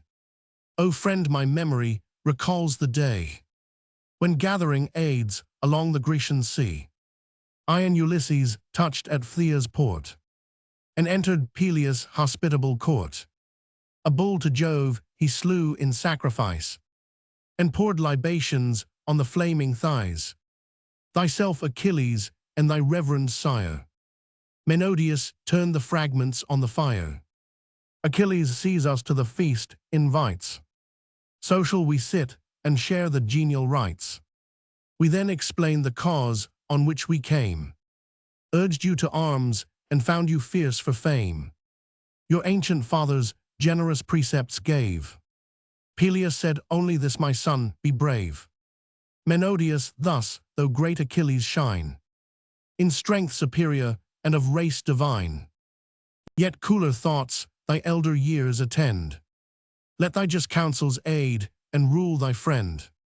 Thus spoke your father at Thessalia's court. Words now forgot, though now of vast import. Try the utmost that a friend can say. Such gentle force the fiercest minds obey.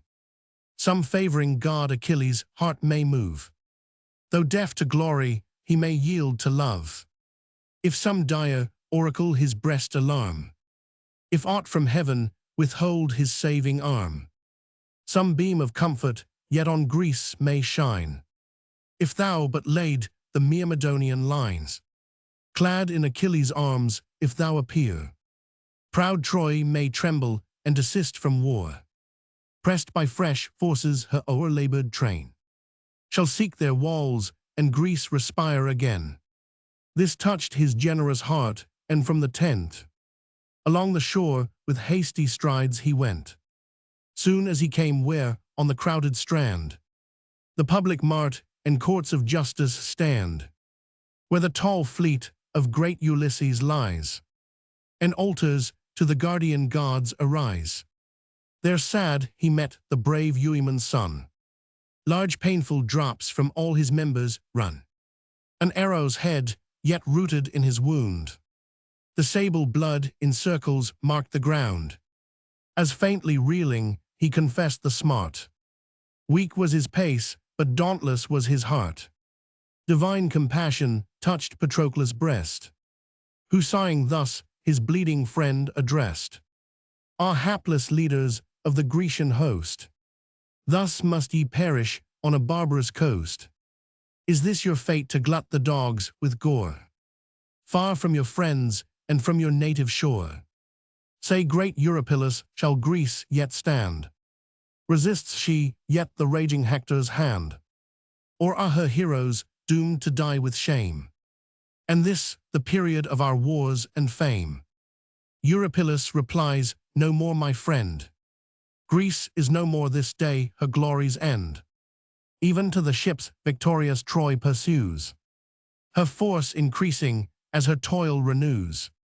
Those chiefs that used her utmost rage to meet lie pierced with wounds and bleeding in the fleet. But thou, Patroclus, act a friendly part. Lead to my ships and draw this deadly dart. With lukewarm water wash the gore away. With healing balms the raging smart allay. Such as sage Chiron, sire of pharmacy, once taught Achilles, and Achilles thee. Of two famed surgeons Podalirius stands, this hour surrounded by the Trojan bands, and great Machaon wounded in his tent. Now wants that succor which so oft he lent. To him the chief, what then remains to do? The event of things the gods alone can view. Charged by Achilles' great command, I fly, and bear with haste the Pylian king's reply. But thy distress this instant claims relief, he said, and in his arms upheld the chief. The slaves their master's slow approach surveyed, and hides of oxen on the floor displayed. There stretched at length the wounded hero lay. Patroclus cut the forky steel away. Then in his hands a bitter root he bruised. The wound he washed, the styptic juice infused. The closing flesh that instant ceased to glow. The wound to torture and the blood to flow. Hercules. Book Roman 12 Argument. The battle at the Grecian wall. The Greeks having retired into their entrenchments, Hector attempts to force them, but it proving impossible to pass the ditch, Polydamas advises to quit their chariots and manage the attack on foot. The Trojans follow his counsel, and having divided their army into 5 bodies of foot, begin the assault. But upon the signal of an eagle with a serpent in his talons, which appeared on the left hand of the Trojans, Polydamas endeavors to withdraw them again. This Hector opposes and continues the attack, in which after many actions Sarpedon makes the first breach in the wall. Hector, also casting a stone of vast size, forces open one of the gates, and enters at the head of his troops, who victoriously pursue the Grecians even to their ships. While thus the hero's pious cares attend the cure and safety of his wounded friend. Trojans and Greeks with clashing shields engage, and mutual deaths are dealt with mutual rage. Nor long the trench or lofty walls oppose. With gods averse the ill-fated works arose, their powers neglected and no victim slain. The walls were raised, the trenches sunk in vain. Without the gods how short a period stands, the proudest monument of mortal hands. This stood while Hector and Achilles raged, while sacred Troy the warring hosts engaged. But when her sons were slain, her city burned, and what survived of Greece to Greece returned. Then Neptune and Apollo shook the shore. Then Ida's summits poured their watery store. Rhesus and Rhodius then unite their rills, Chersus roaring down the stony hills, Cepus Granicus with mingled force, and Xanthus foaming from his fruitful source, and gulfy Simwa rolling to the main 224. Helmets and shields and godlike heroes slain, these turned by Bus from their wonted ways, deluged the ramp her 9 continual days. The weight of waters saps the yielding wall, and to the sea the floating bulwarks fall. Incessant cataracts the thunderer pours, and half the skies descend in sluicy showers. The god of ocean marching stern before, with his huge trident wounds the trembling shore. Vast stones and piles from their foundation heaves, and whelms the smoky ruin in the waves, now smoothed with sand and levelled by the flood. No fragment tells where once the wonders stood. In their old bounds the rivers roll again, shine twixt the hills or wander o'er the plain 225. But this the gods in later times perform. As yet the bulwark stood and braved the storm. The strokes yet echoed of contending powers. War thundered at the gates, and blood disdained the towers. Smote by the arm of Jove with dire dismay, close by their hollow ships the Grecians lay. Hector's approach in every wind they hear, and Hector's fury every moment fear. He like a whirlwind tossed the scattering throng, mingled the troops and drove the field along. So midst the dogs and hunters' daring bands, fierce of his might a boar or lion stands. Armed foes around a dreadful circle form, and hissing javelins rain an iron storm. His powers untamed their bold assault defy, and where he turns the rout disperse or die. He foams, he glares, he bounds against them all, and if he falls his courage makes him fall. With equal rage encompassed Hector glows, exhorts his armies and the trenches shows. The panting steeds impatient fury breathe, and snort and tremble at the gulf beneath. Just at the brink they neigh and paw the ground, and the turf trembles and the skies resound. Eager they viewed the prospect dark and deep. Vast was the leap, and headlong hung the steep. The bottom bare a formidable show, and bristled thick with sharpened stakes below. The foot alone this strong defence could force, and try the pass impervious to the horse. This saw Polydamas, who wisely brave, restrained great Hector, and this counsel gave. O thou bold leader of the Trojan bands, and you confederate chiefs from foreign lands, what entrance here can cumbrous chariots find? The stakes beneath the Grecian walls behind. No pass through those without 1,000 wounds. No space for combat in yon narrow bounds. Proud of the favors mighty Jove has shown, on certain dangers we too rashly run. If 'tis his will our haughty foes to tame, O may this instant end the Grecian name. Here far from Argos let their heroes fall, and one great day destroy and bury all. But should they turn and here oppress our train, what hopes, what methods of retreat remain? Wedged in the trench by our own troops confused, in one promiscuous carnage crushed and bruised. All Troy must perish if their arms prevail, nor shall a Trojan live to tell the tale. Hear then, ye warriors, and obey with speed. Back from the trenches let your steeds be led. Then all alighting, wedged in firm array, proceed on foot, and Hector laid the way. So Greece shall stoop before our conquering power, and this, if Jove consent, her fatal hour. Polydamas, advising Hector, this counsel pleased the godlike Hector sprung. Swift from his seat, his clanging armor rung. The chief's example followed by his train. Each quits his car and issues on the plain. By orders strict the charioteers enjoined. Compel the coursers to their ranks behind. The forces part in 5 distinguished bands, and all obey their several chiefs' commands. The best and bravest in the first conspire, pant for the fight and threat the fleet with fire. Great Hector glorious in the van of these, Polydamas and brave Cebrians.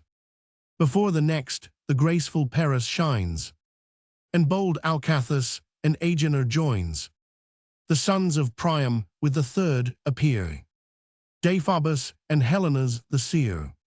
In arms with these the mighty Achilles stood, who drew from Heotacus his noble blood, and whom Arispa's yellow coursers bore.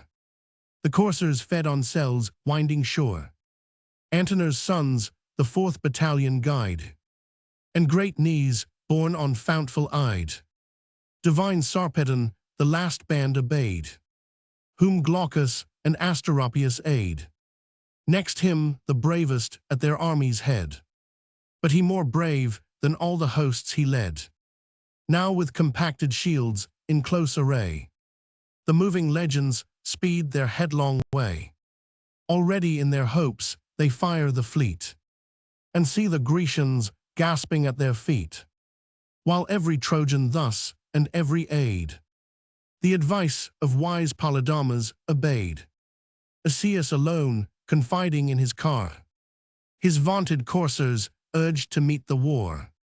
Unhappy hero, and advised in vain. Those wheels returning near shall mark the plain. No more those coursers with triumphant joy restore their master to the gates of Troy.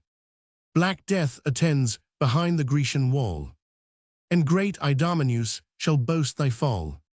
Fierce to the left he drives where from the plain the flying Grecians strove their ships to gain. Swift through the wall their horse and chariots passed, the gates half opened to receive the last. Thither exulting in his force he flies, his following host with clamors rend the skies, to plunge the Grecians headlong in the main. Such their proud hopes, but all their hopes were vain. To guard the gates 2 mighty chiefs attend, who from the Lapith's warlike race descend. This Polyp's great Perithous heir, and that Leonteus like the god of war. As 2 tall oaks before the wall they rise, their roots in earth, their heads amidst the skies, whose spreading arms with leafy honors crowned forbid the tempest and protect the ground. High on the hills appears their stately form, and their deep roots forever brave the storm. So graceful these, and so the shock they stand, of raging Achilles and his furious band. Orestes, Acamas in front appear, and Namos and Thun close the rear. In vain their clamors shake the ambient fields, in vain around them beat their hollow shields. The fearless brothers on the Grecians call, to guard their navies and defend the wall. Even when they saw Troy's sable troops impend, and Greece tumultuous from her towers descend, forth from the portals rushed the intrepid pair, opposed their breasts and stood themselves the war. So 2 wild boars spring furious from their den, roused with the cries of dogs and voice of men. On every side the crackling trees they tear, and root the shrubs and lay the forest bare. They gnash their tusks, with fire their eyeballs roll, till some wide wound lets out their mighty soul. Around their heads the whistling javelins sung, with sounding strokes their brazen targets rung. Fierce was the fight, while yet the Grecian powers maintained the walls and manned the lofty towers. To save their fleet, their last efforts they try, and stones and darts in mingled tempests fly, as when sharp Boreas blows abroad and brings the dreary winter on his frozen wings. Beneath the low-hung clouds the sheets of snow descend and whiten all the fields below. So fast the darts on either army pour. So down the ramparts rolls the rocky shower. Heavy and thick resound the battered shields, and the deaf echo rattles round the fields. With shame repulsed, with grief and fury driven, the frantic Achilles thus accuses heaven. In powers immortal, who shall now believe? Can those two flatter, and can Jove deceive? What man could doubt but Troy's victorious power should humble Greece, and this her fatal hour? But like when wasps from hollow crannies drive to guard the entrance of their common hive, darkening the rock while with unwearied wings they strike the assailants and infix their stings, a race determined that to death contend. So fierce these Greeks their last retreats defend. Gods shall two warriors only guard their gates, repel an army and defraud the fates. These empty accents mingled with the wind, nor moved great Jove's unalterable mind. To godlike Hector and his matchless might was owed the glory of the destined fight. Like deeds of arms, through all the forts were tried, and all the gates sustained an equal tide. Through the long walls the stony showers were heard, the blaze of flames, the flash of arms appear. Roman 500, the spirit of a god my breast inspire, to raise each act to life and sing with fire, while Greece unconquered kept alive the war, secure of death, confiding in despair, and all her guardian gods in deep dismay, with unassisting arms deplored the day. Even yet the dauntless Lapithae maintain the dreadful pass, and round them heap the slain. First Damasus by polyped steel pierced through his helmet's brazen visor fell. The weapon drank the mingled brains and gore. The warrior sinks tremendous, now no more. Next Ormenus and Pylon yield their breath, nor less Leontius strews the field with death. First through the belt Hippomachus he gored, then sudden waved his unresisted sword.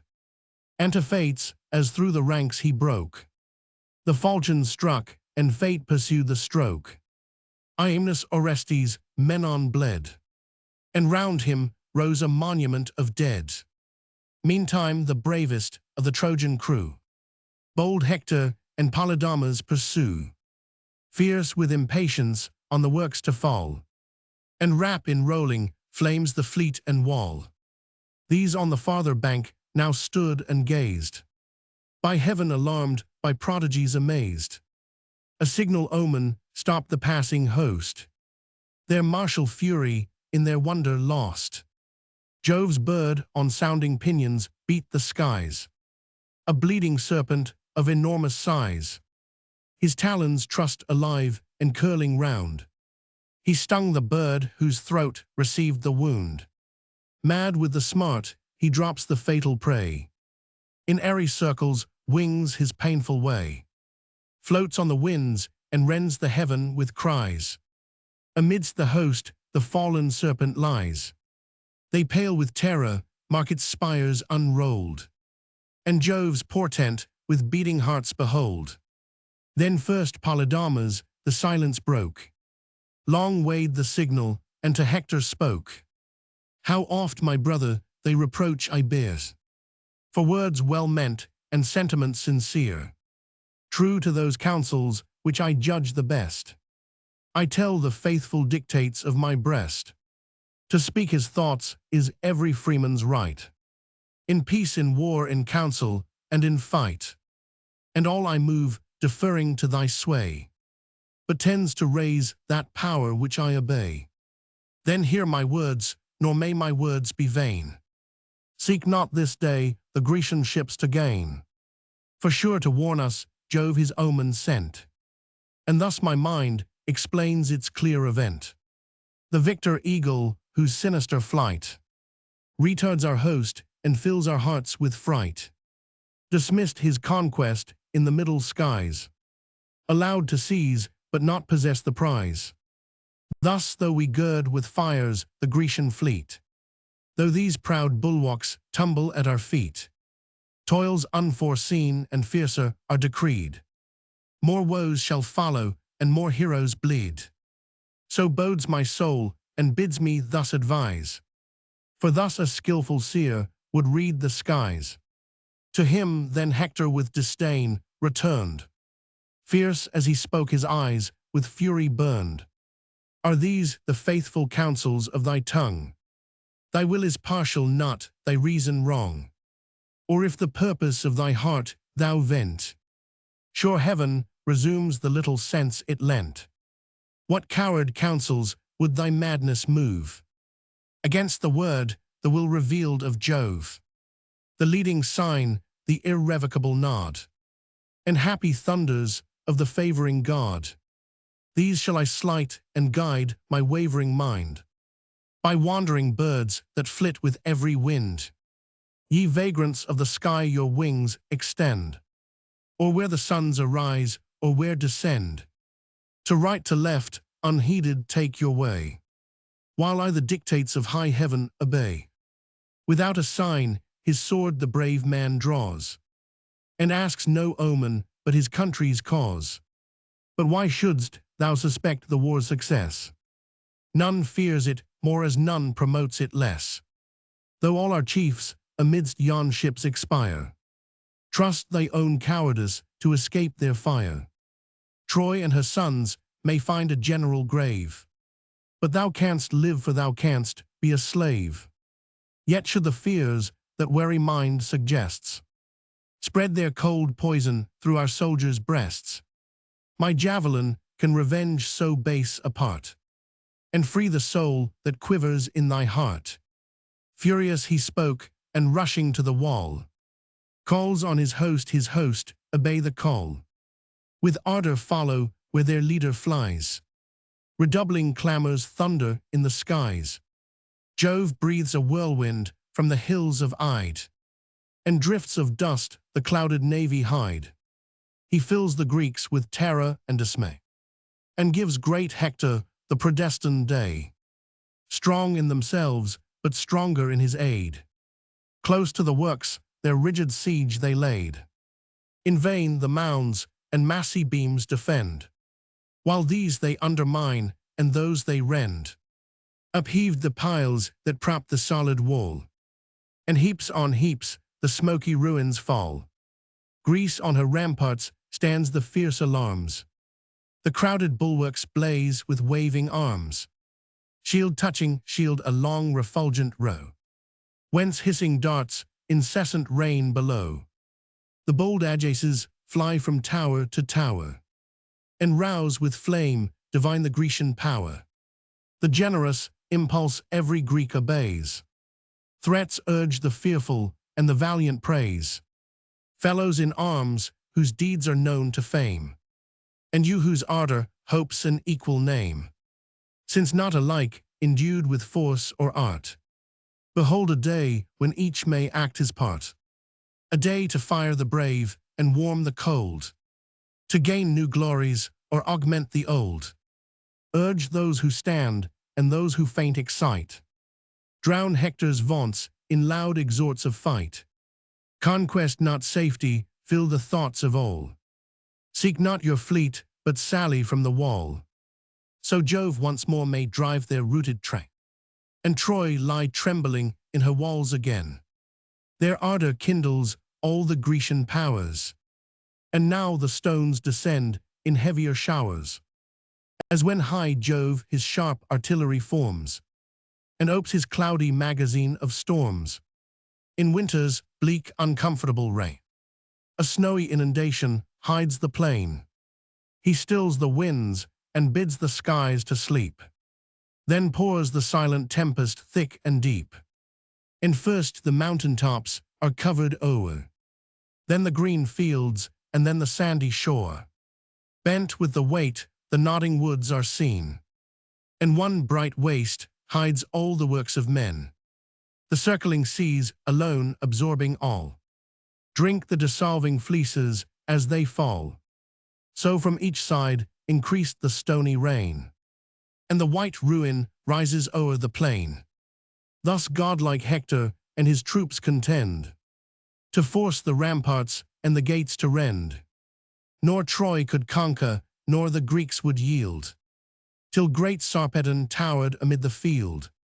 For mighty Jove inspired with martial flame his matchless son, and urged him on to fame.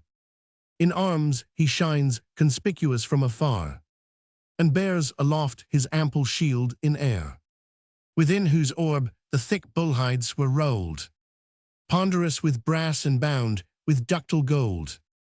And while two pointed javelins arm his hands, majestic moves along and leads his Lycian bands. So pressed with hunger from the mountain's brow, descends a lion on the flocks below. So stalks the lordly savage o'er the plain, in sullen majesty and stern disdain. In vain loud mastiffs bay him from afar, and shepherds gall him with an iron wart. Regardless furious, he pursues his way. He foams, he roars, he rends the panting prey. Resolved alike, divine Sarpedon glows, with generous rage that drives him on the foes. He views the towers and meditates their fall. To sure destruction dooms the aspiring wall. Then casting on his friend an ardent look, fired with the thirst of glory, thus he spoke. Why boast we Glaucus our extended reign? 2:26. Where Xanthus streams enrich the Lycian plain, our numerous herds that range the fruitful field, and hills where vines their purple harvest yield, our foaming bowls with pure nectar crowned, our feasts enhanced with music's sprightly sound. Why on those shores are we with joy surveyed, admired as heroes and as gods obeyed, unless great acts superior merit prove, and vindicate the bounteous powers above.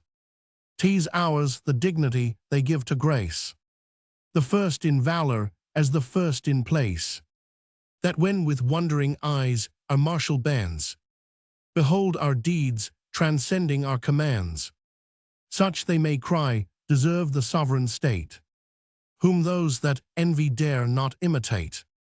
Could all our care elude the gloomy grave, which claims no less the fearful and the brave? For lust of fame I should not vainly dare in fighting fields, nor urge thy soul to war.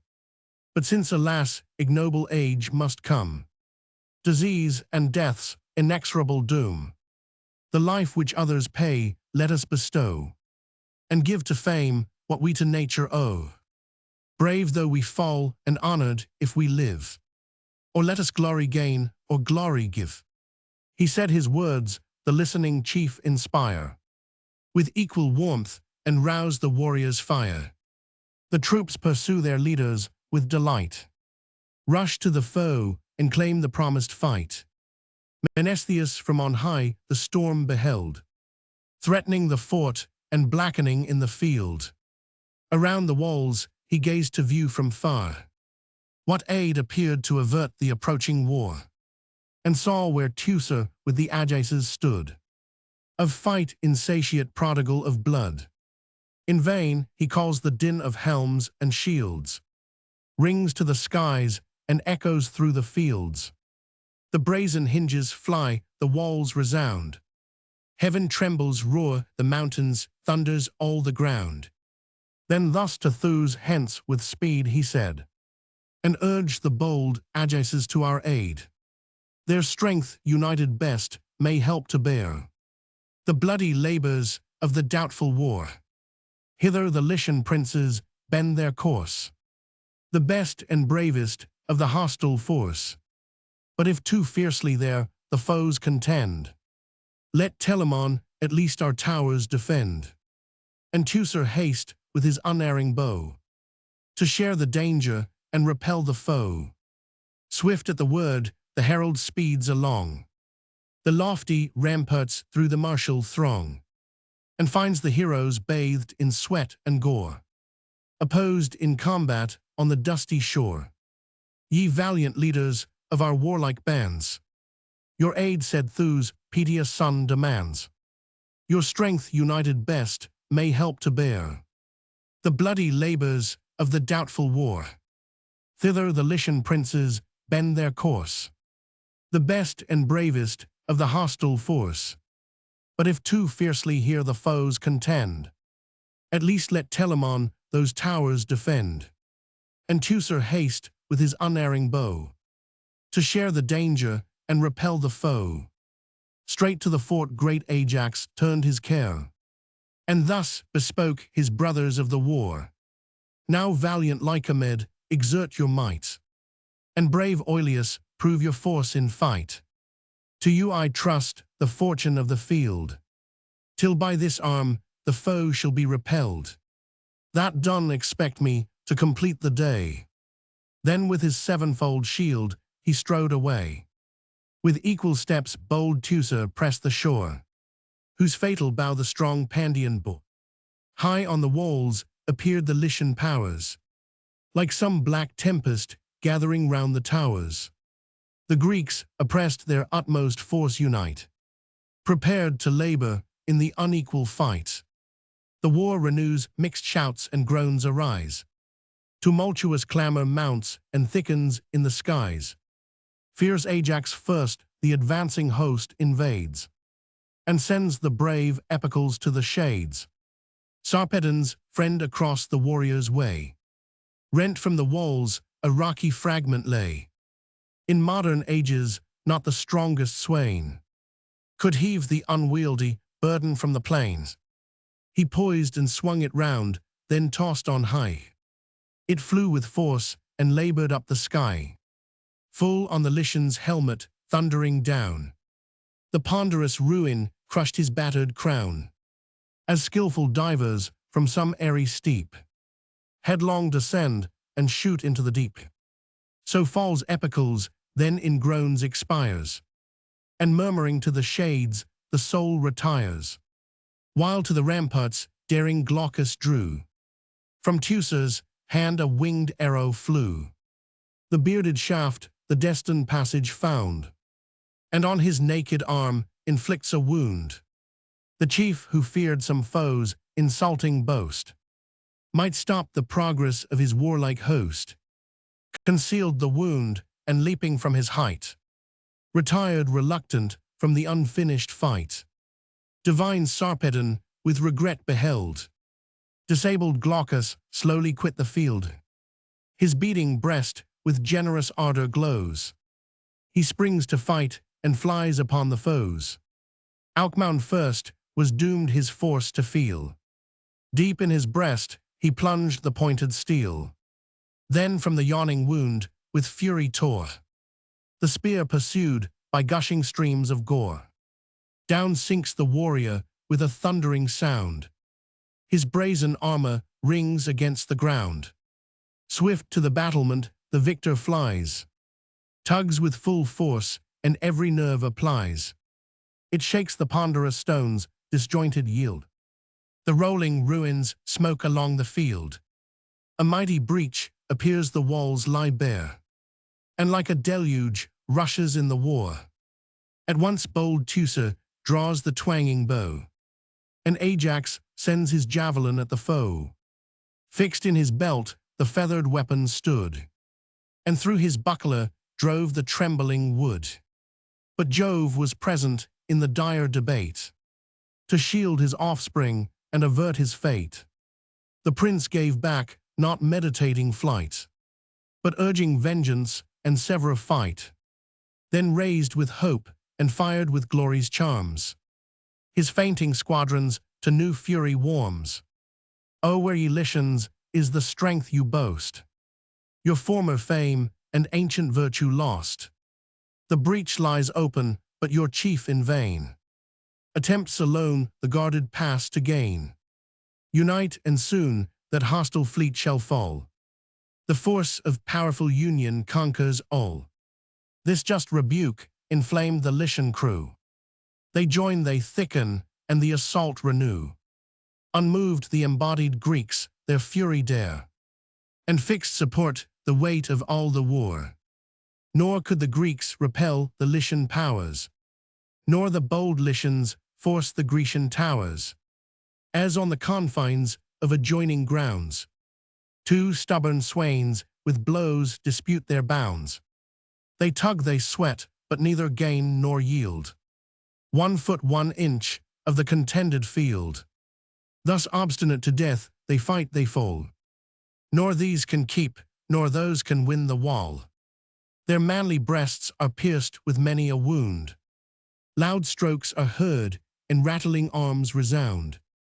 The copious slaughter covers all the shore, and the high ramparts drip with human gore, as when two scales are charged with doubtful loads. From side to side the trembling balance nods, while some laborious matron just and poor, with nice exactness weighs her woolly store, till poised aloft the resting beam suspends, each equal weight nor this nor that descends to 27. So stood the war till Hector's matchless might, with fates prevailing, turned the scale of fight. Fierce as a whirlwind up the walls he flies, and fires his host with loud repeated cries. Advance, ye Trojans, lend your valiant hands. Haste to the fleet, and toss the blazing brands.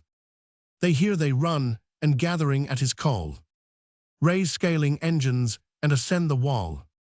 Around the works, a wood of glittering spears shoots up, and all the rising host appears. A ponderous stone bold Hector heaved to throw, pointed above and rough and gross below. Not two strong men the enormous weight could raise, such men as live in these degenerate days.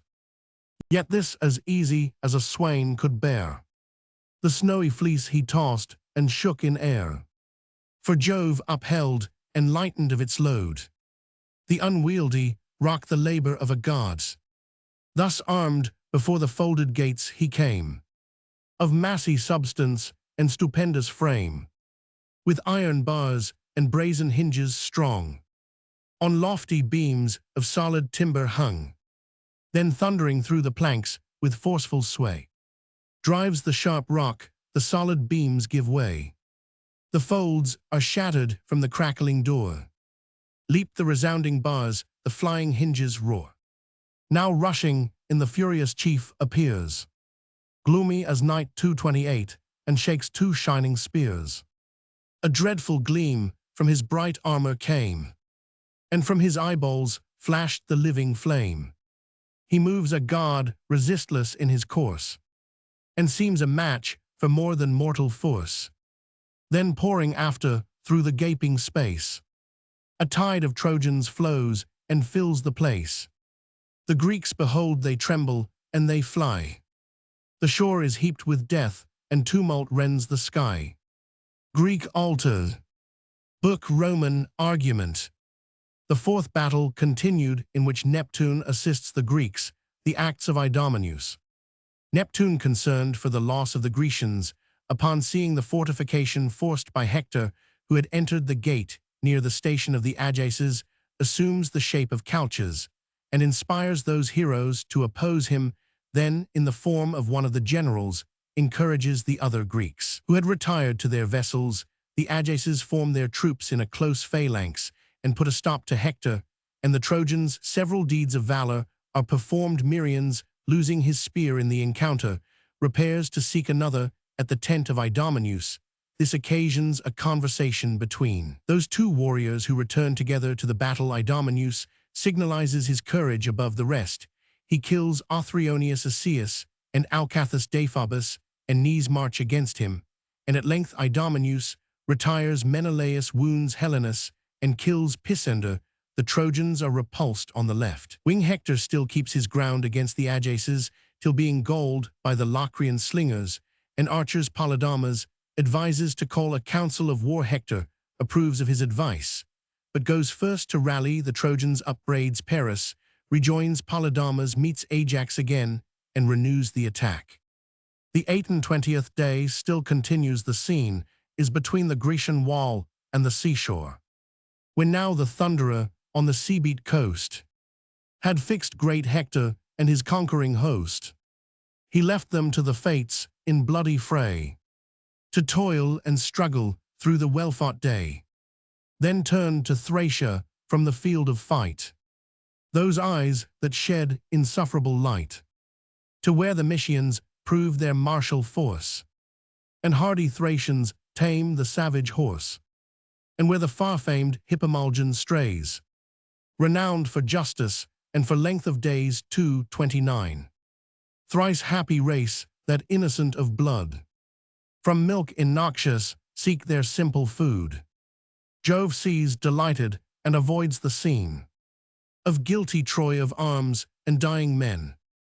No aid he deems to either host is given, while his high law suspends the powers of heaven. Meantime the monarch of the watery main observed the thunderer, nor observed in vain. In Samothracia, on a mountain's brow, whose waving woods o'erhung the depths below, he sat, and round him cast his azure eyes, where Ida's misty tops confusedly rise. Below fair Ilion's glittering spires were seen the crowded ships and sable seas between. There, from the crystal chambers of the main, emerged he sat, and mourned his Argives slain. At Jove incensed, with grief and fury stung, prone down the rocky steep he rushed along. Fierce as he passed, the lofty mountains nod. The forest shakes, earth trembled as he trod, and felt the footsteps of the immortal god. From realm to realm 3 ample strides he took, and at the 4th the distant geese shook.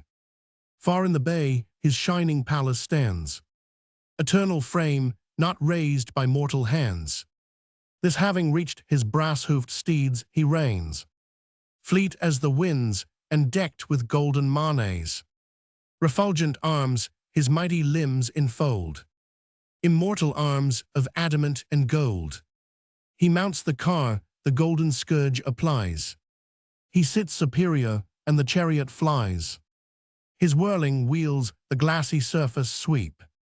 The enormous monsters, rolling o'er the deep, gambol around him on the watery way, and heavy whales in awkward measures play.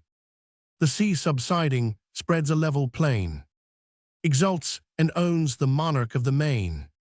The parting waves before his coursers fly.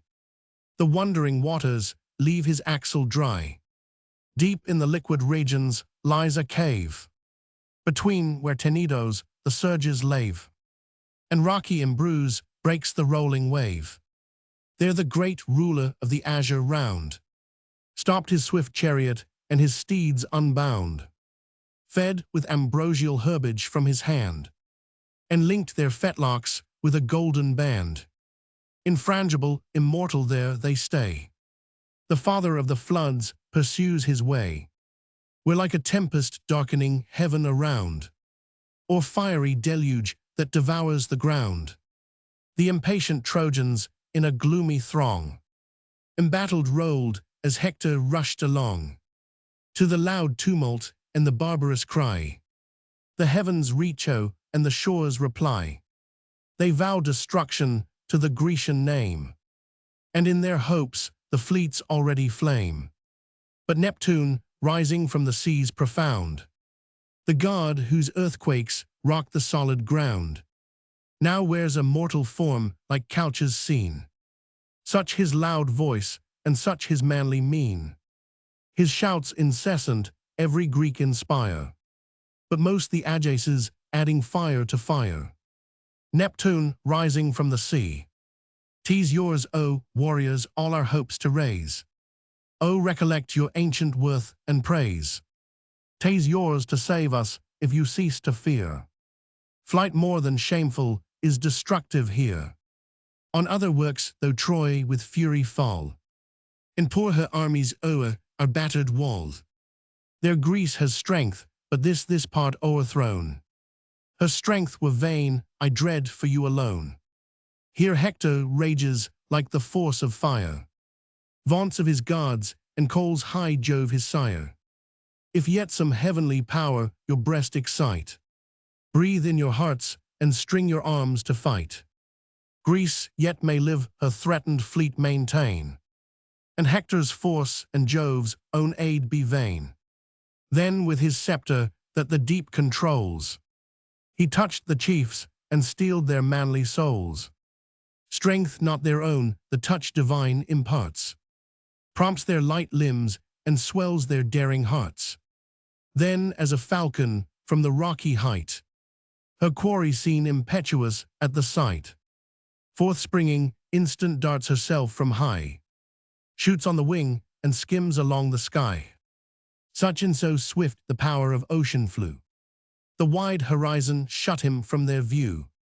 The inspiring god, Oileus' active son, perceived the first, and thus to Telamon: some god, my friend, some god in human form, favoring descends and wills to stand the storm. Not couches this, the venerable seer. Short as he turned, I saw the power appear. I marked his parting and the steps he trod. His own bright evidence reveals a god. Even now some energy divine I share, and seem to walk on wings and tread in air. With equal ardor Telamon returns. My soul is kindled and my bosom burns. New rising spirits all my force alarm. Lift each impatient limb and brace my arm. This ready arm unthinking shakes the dart. The blood pours back and fortifies my heart. Singly methinks yon towering chief I meet, and stretch the dreadful Hector at my feet, full of the god that urged their burning breast. The heroes thus their mutual warmth express. Roman 500 Neptune meanwhile the rooted Greeks inspired, who breathless pale with length of labors tired, pant in the ships while Troy to conquest calls, and swarms victorious o'er their yielding walls. Trembling before the impending storm they lie, while tears of rage stand burning in their eye. Greece sunk they thought, and this their fatal hour, but breathe new courage as they feel the power. Teucer and Latus first his words excite, then stern Peneleus rises to the fight. Thoas Dapyrus in arms renowned, and Miriam next the impulsive fury found. Last Nestor's son the same bold ardor takes, while thus the god the martial fire awakes. O lasting infamy, O dire disgrace, to chiefs of vigorous youth and manly race. I trusted in the gods and you to see brave Greece victorious and her navy free. Unnaught glorious combat you disclaim. In one black day clouds all her former fame. Heavens, what a prodigy these eyes survey, unseen, unthought, till this amazing day. Fly we at length from Troy's oft-conquered bands, and falls our fleet by such inglorious hands. A rout undisciplined, a straggling train, not born to glories of the dusty plain, like frighted fawns from hill to hill pursued, a prey to every savage of the wood. Shall these so late, who trembled at your name, invade your camps, involve your ships in flame? A change so shameful, say what cause has wrought the soldier's baseness or the general's fault? Fools, will ye perish for your leader's vice? The purchase infamy and life the price. Tease not your cause, Achilles' injured fame. Another's is the crime, but yours the shame. Grant that our chief offend through rage or lust. Must you be cowards if your king's unjust? Prevent this evil and your country save. Small thought retrieves the spirits of the brave. Think and subdue on dastards dead to fame. I waste no anger, for they feel no shame. But you the pride, the flower of all our host. My heart weeps blood to see your glory lost. Nor deem this day, this battle, all you lose. A day more black, a fate more vile ensues.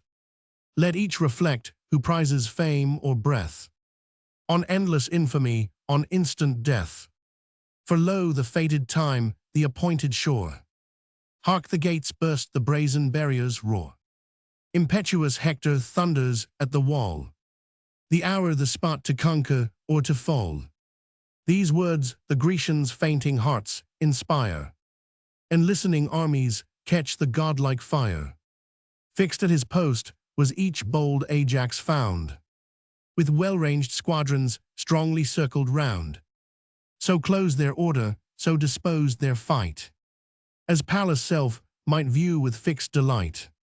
Or had the god of war inclined his eyes, the god of war had owned a just surprise, a chosen phalanx firm, resolved as fate, descending Hector and his battle weight.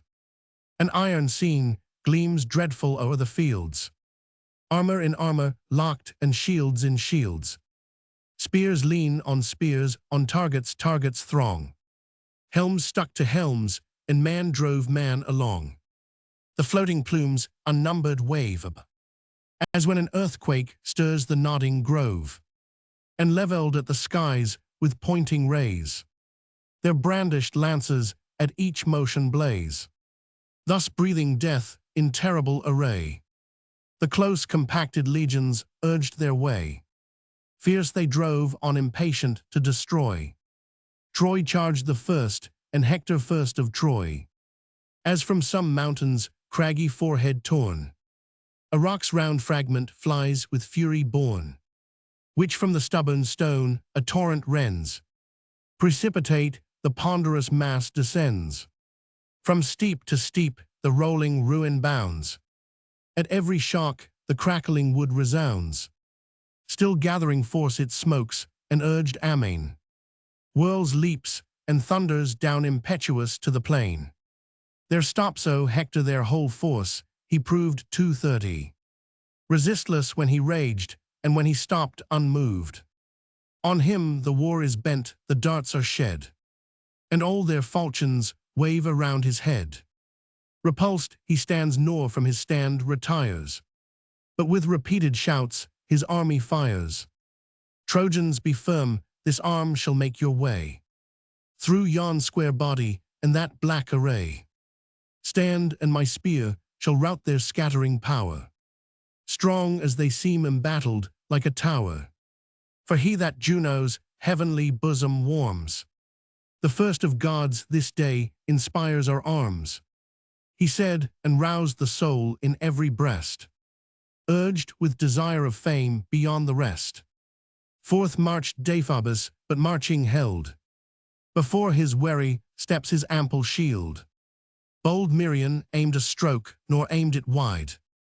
The glittering javelin pierced the tough bullhide, but pierced not through, unfaithful to his hand. The point broke short and sparkled in the sand. The Trojan warrior, touched with timely fear, on the raised orb to distance bore the spear. The Greek retreating mourned his frustrate blow, and cursed the treacherous lance that spared a foe. Then to the ships with surly speed he went, to seek a surer javelin in his tent. Meanwhile, with rising rage, the battle glows. The tumult thickens, and the clamor grows. By Teucer's arm, the warlike Imbrius bleeds, the son of Mentor, rich in generous steeds. Ere yet to Troy, the sons of Greece were led, in fair Pedaeus' verdant pastures bred. The youth had dwelt remote from war's alarms, and blessed in bright Medesicaste's arms. This nymph, the fruit of Priam's ravished joy, allied the warrior to the house of Troy. To Troy, when glory called his arms, he came, and matched the bravest of her chiefs in fame. With Priam's sons, a guardian of the throne, he lived beloved and honored as his own. Him Teucer pierced between the throat and ear. He groans beneath the Telamonian spear, as from some far-seen mountain's airy crown. Subdued by steel, a tall ash tumbles down, and soils its verdant tresses on the ground. So falls the youth, his arms the fall resound. Then Teucer, rushing to despoil the dead, from Hector's hand a shining javelin fled. He saw and shunned the death, the forceful dart, sung on and pierced Amphimach's heart, Cetetus, son of Neptune's forceful line. Vain was his courage, and his race divine. Prostrate he falls, his clanging arms resound, and his broad buckler thunders on the ground. To seize his beamy helm the victor flies, and just had fastened on the dazzling prize, when Ajax manly arm a javelin flung. Full on the shield's round boss the weapon rung. He felt the shock, nor more was doomed to feel. Secure in mail, and sheathed in shining steel. Repulsed, he yields, the victor Greeks obtain the spoils contested, and bear off the slain. Between the leaders of the Athenian line, Stichius the brave, Menestheus the divine, deplored Amphimachus, sad object lies. Imbrius remains the fierce Ajax's prize, as two grim lions bear across the lawn, snatched from devouring hounds a slaughtered fawn, in their fell jaws high-lifting through the wood, and sprinkling all the shrubs with drops of blood. So these the chief, great Ajax from the dead, strips his bright arms, Oileus lops his head, tossed like a ball and whirled in air away. At Hector's feet the gory visage lay. The god of ocean, fired with stern disdain, and pierced with sorrow for his grandson slain, inspires the Grecian hearts, confirms their hands, and breathes destruction on the Trojan bands. Swift as a whirlwind, rushing to the fleet, he finds the lancer-famed Idomen of Crete. His pensive brow the generous care expressed, with which a wounded soldier touched his breast, whom in the chance of war a javelin tore, and his sad comrades from the battle bore. Him to the surgeons of the camp he sent. That office paid, he issued from his tent, fierce for the fight, to whom the god begun. In Thoa's voice, Andaman's valiant son, who ruled where Calydon's white rocks arise, and Pleuron's chalky cliffs emblaze the skies, where's now the imperious vaunt, the daring boast, of Greece victorious and proud Ilion lost, to whom the king on grace no blame be thrown. Arms are her trade, and war is all her own. Her hardy heroes from the well-fought plains, nor fear withholds, nor shameful sloth detains. 'Tis heaven, alas, and Jove's all-powerful doom, that far, far distant from our native home, wills us to fall inglorious, O my friend, once foremost in the fight, still prone to lend, or arms or counsels, now perform thy best, and what thou canst, not singly urge the rest. Thus he, and thus the god whose force can make the solid globe's eternal basis shake. On never may he see his native land, but feed the vultures on this hateful strand, who seeks ignobly in his ships to stay, nor dares to combat on this signal day. For this behold, in horrid arms I shine, and urge thy soul to rival axe with mine. Together let us battle on the plain, two not the worst, nor even this succor vain, not vain the weakest, if their force unite, but ours the bravest have confessed in fight. This said, he rushes where the combat burns. Swift to his tent the Cretan king returns, from thence two javelins glittering in his hand, and clad in arms that lightened all the strand. Fierce on the foe the impetuous hero drove, like lightning bursting from the arm of Jove, which to pale man the wrath of heaven declares, or terrifies the offending world with wars. In streamy sparkles kindling all the skies, from pole to pole the trail of glory flies. Thus his bright armor o'er the dazzled throng gleamed dreadful as the monarch flashed along. Him near his tent Merions attends, whom thus he questions, ever best of friends. O say, in every art of battle skilled, what holds thy courage from so brave a field? On some important message art thou bound, or bleeds my friend by some unhappy wound? Inglorious here my soul abhors to stay, and glows with prospects of approaching day. O Prince Merions, replies whose care leads forth the embattled sons of Crete to war. This speaks my grief, this headless lance I wield. The rest lies rooted in a Trojan shield, to whom the Cretan enter and receive the wanted weapons, those my tent can give. Spears I have store, and Trojan lances all, that shed a lustre round the illumined wall. Though I disdainful of the distant war, nor trust the dart, nor aim the uncertain spear, yet hand to hand I fight, and spoil the slain. And thence these trophies, and these arms I gain. Enter and see, on heaps the helmets rolled, and high-hung spears, and shields that flame with gold. Nor vain, said Merion, are our martial toils. We too can boast of no ignoble spoils. But those my ship contains whence distant far, I fight conspicuous in the van of war. What need I more, if any Greek there be? Who knows not Merion, I appeal to thee. To this Idomeneus, the fields of fight have proved thy valor and unconquered might, and were some ambush for the foes designed, even there thy courage would not lag behind.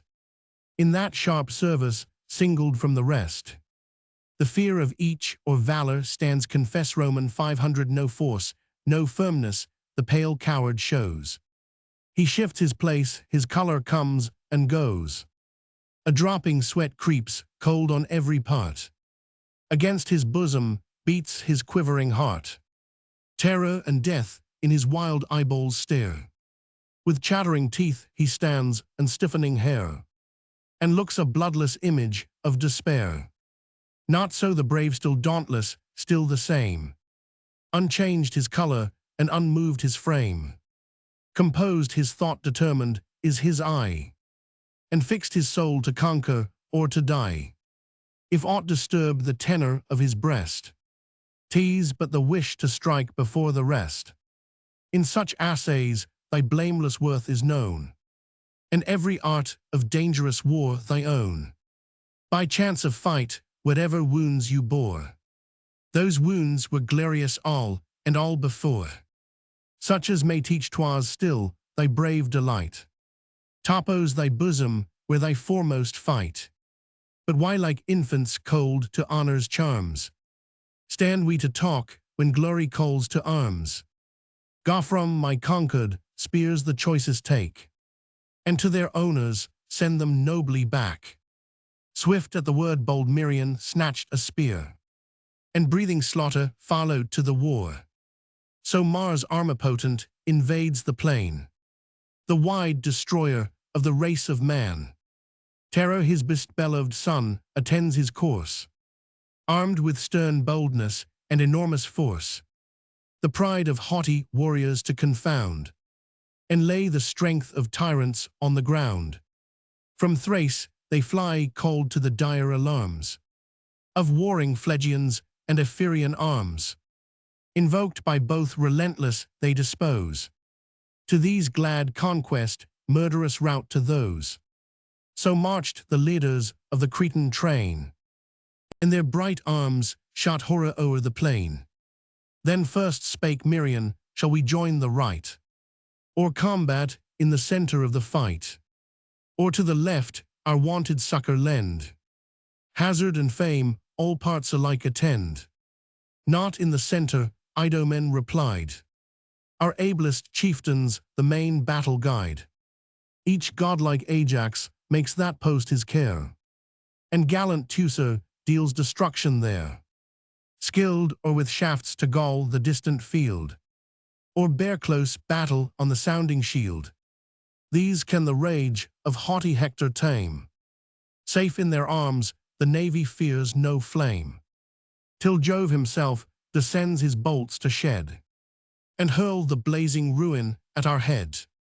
Great must he be, of more than human birth, nor feed like mortals on the fruits of earth. Him neither rocks can crush, nor steel can wound, whom Ajax fells not on the ensanguined ground. In standing fight he mates Achilles' force, excelled alone in swiftness in the course.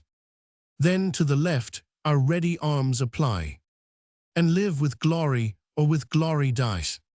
He said, and Miriam to th appointed place. Fierce as the god of battles urged his pace. Soon as the foe the shining chiefs beheld, rush like a fiery torrent o'er the field. Their force embodied in a tide they pour. The rising combat sounds along the shore, as warring winds in Syria's sultry rain from different quarters sweep the sandy plain. On every side the dusty whirlwinds rise, and the dry fields are lifted to the skies. Thus by despair hope rage together driven, met the black hosts and meeting darkened heaven. All dreadful glared the iron face of war, bristled with upright spears that flashed afar. Dire was the gleam of breastplates, helms, and shields, and polished arms emblazed the flaming fields. Tremendous scene that general horror gave, but touched with joy the bosoms of the brave. Saturn's great sons in fierce contention vied, and crowds of heroes in their anger died. The sire of earth and heaven by Thetis won, to crown with glory Peleus' godlike son. Willed not destruction to the Grecian powers, but spared a while the destined Trojan towers. While Neptune, rising from his azure main, warred on the king of heaven with stern disdain, and breathed revenge and fired the Grecian train. Gods of one source, of one ethereal race, alike divine and heaven their native place. But Jove the greater firstborn of the skies, and more than men or gods supremely wise. For this of Jove's superior might afraid, Neptune in human form concealed his aid. These powers enfold the Greek and Trojan train, in war and discord's adamantine chain.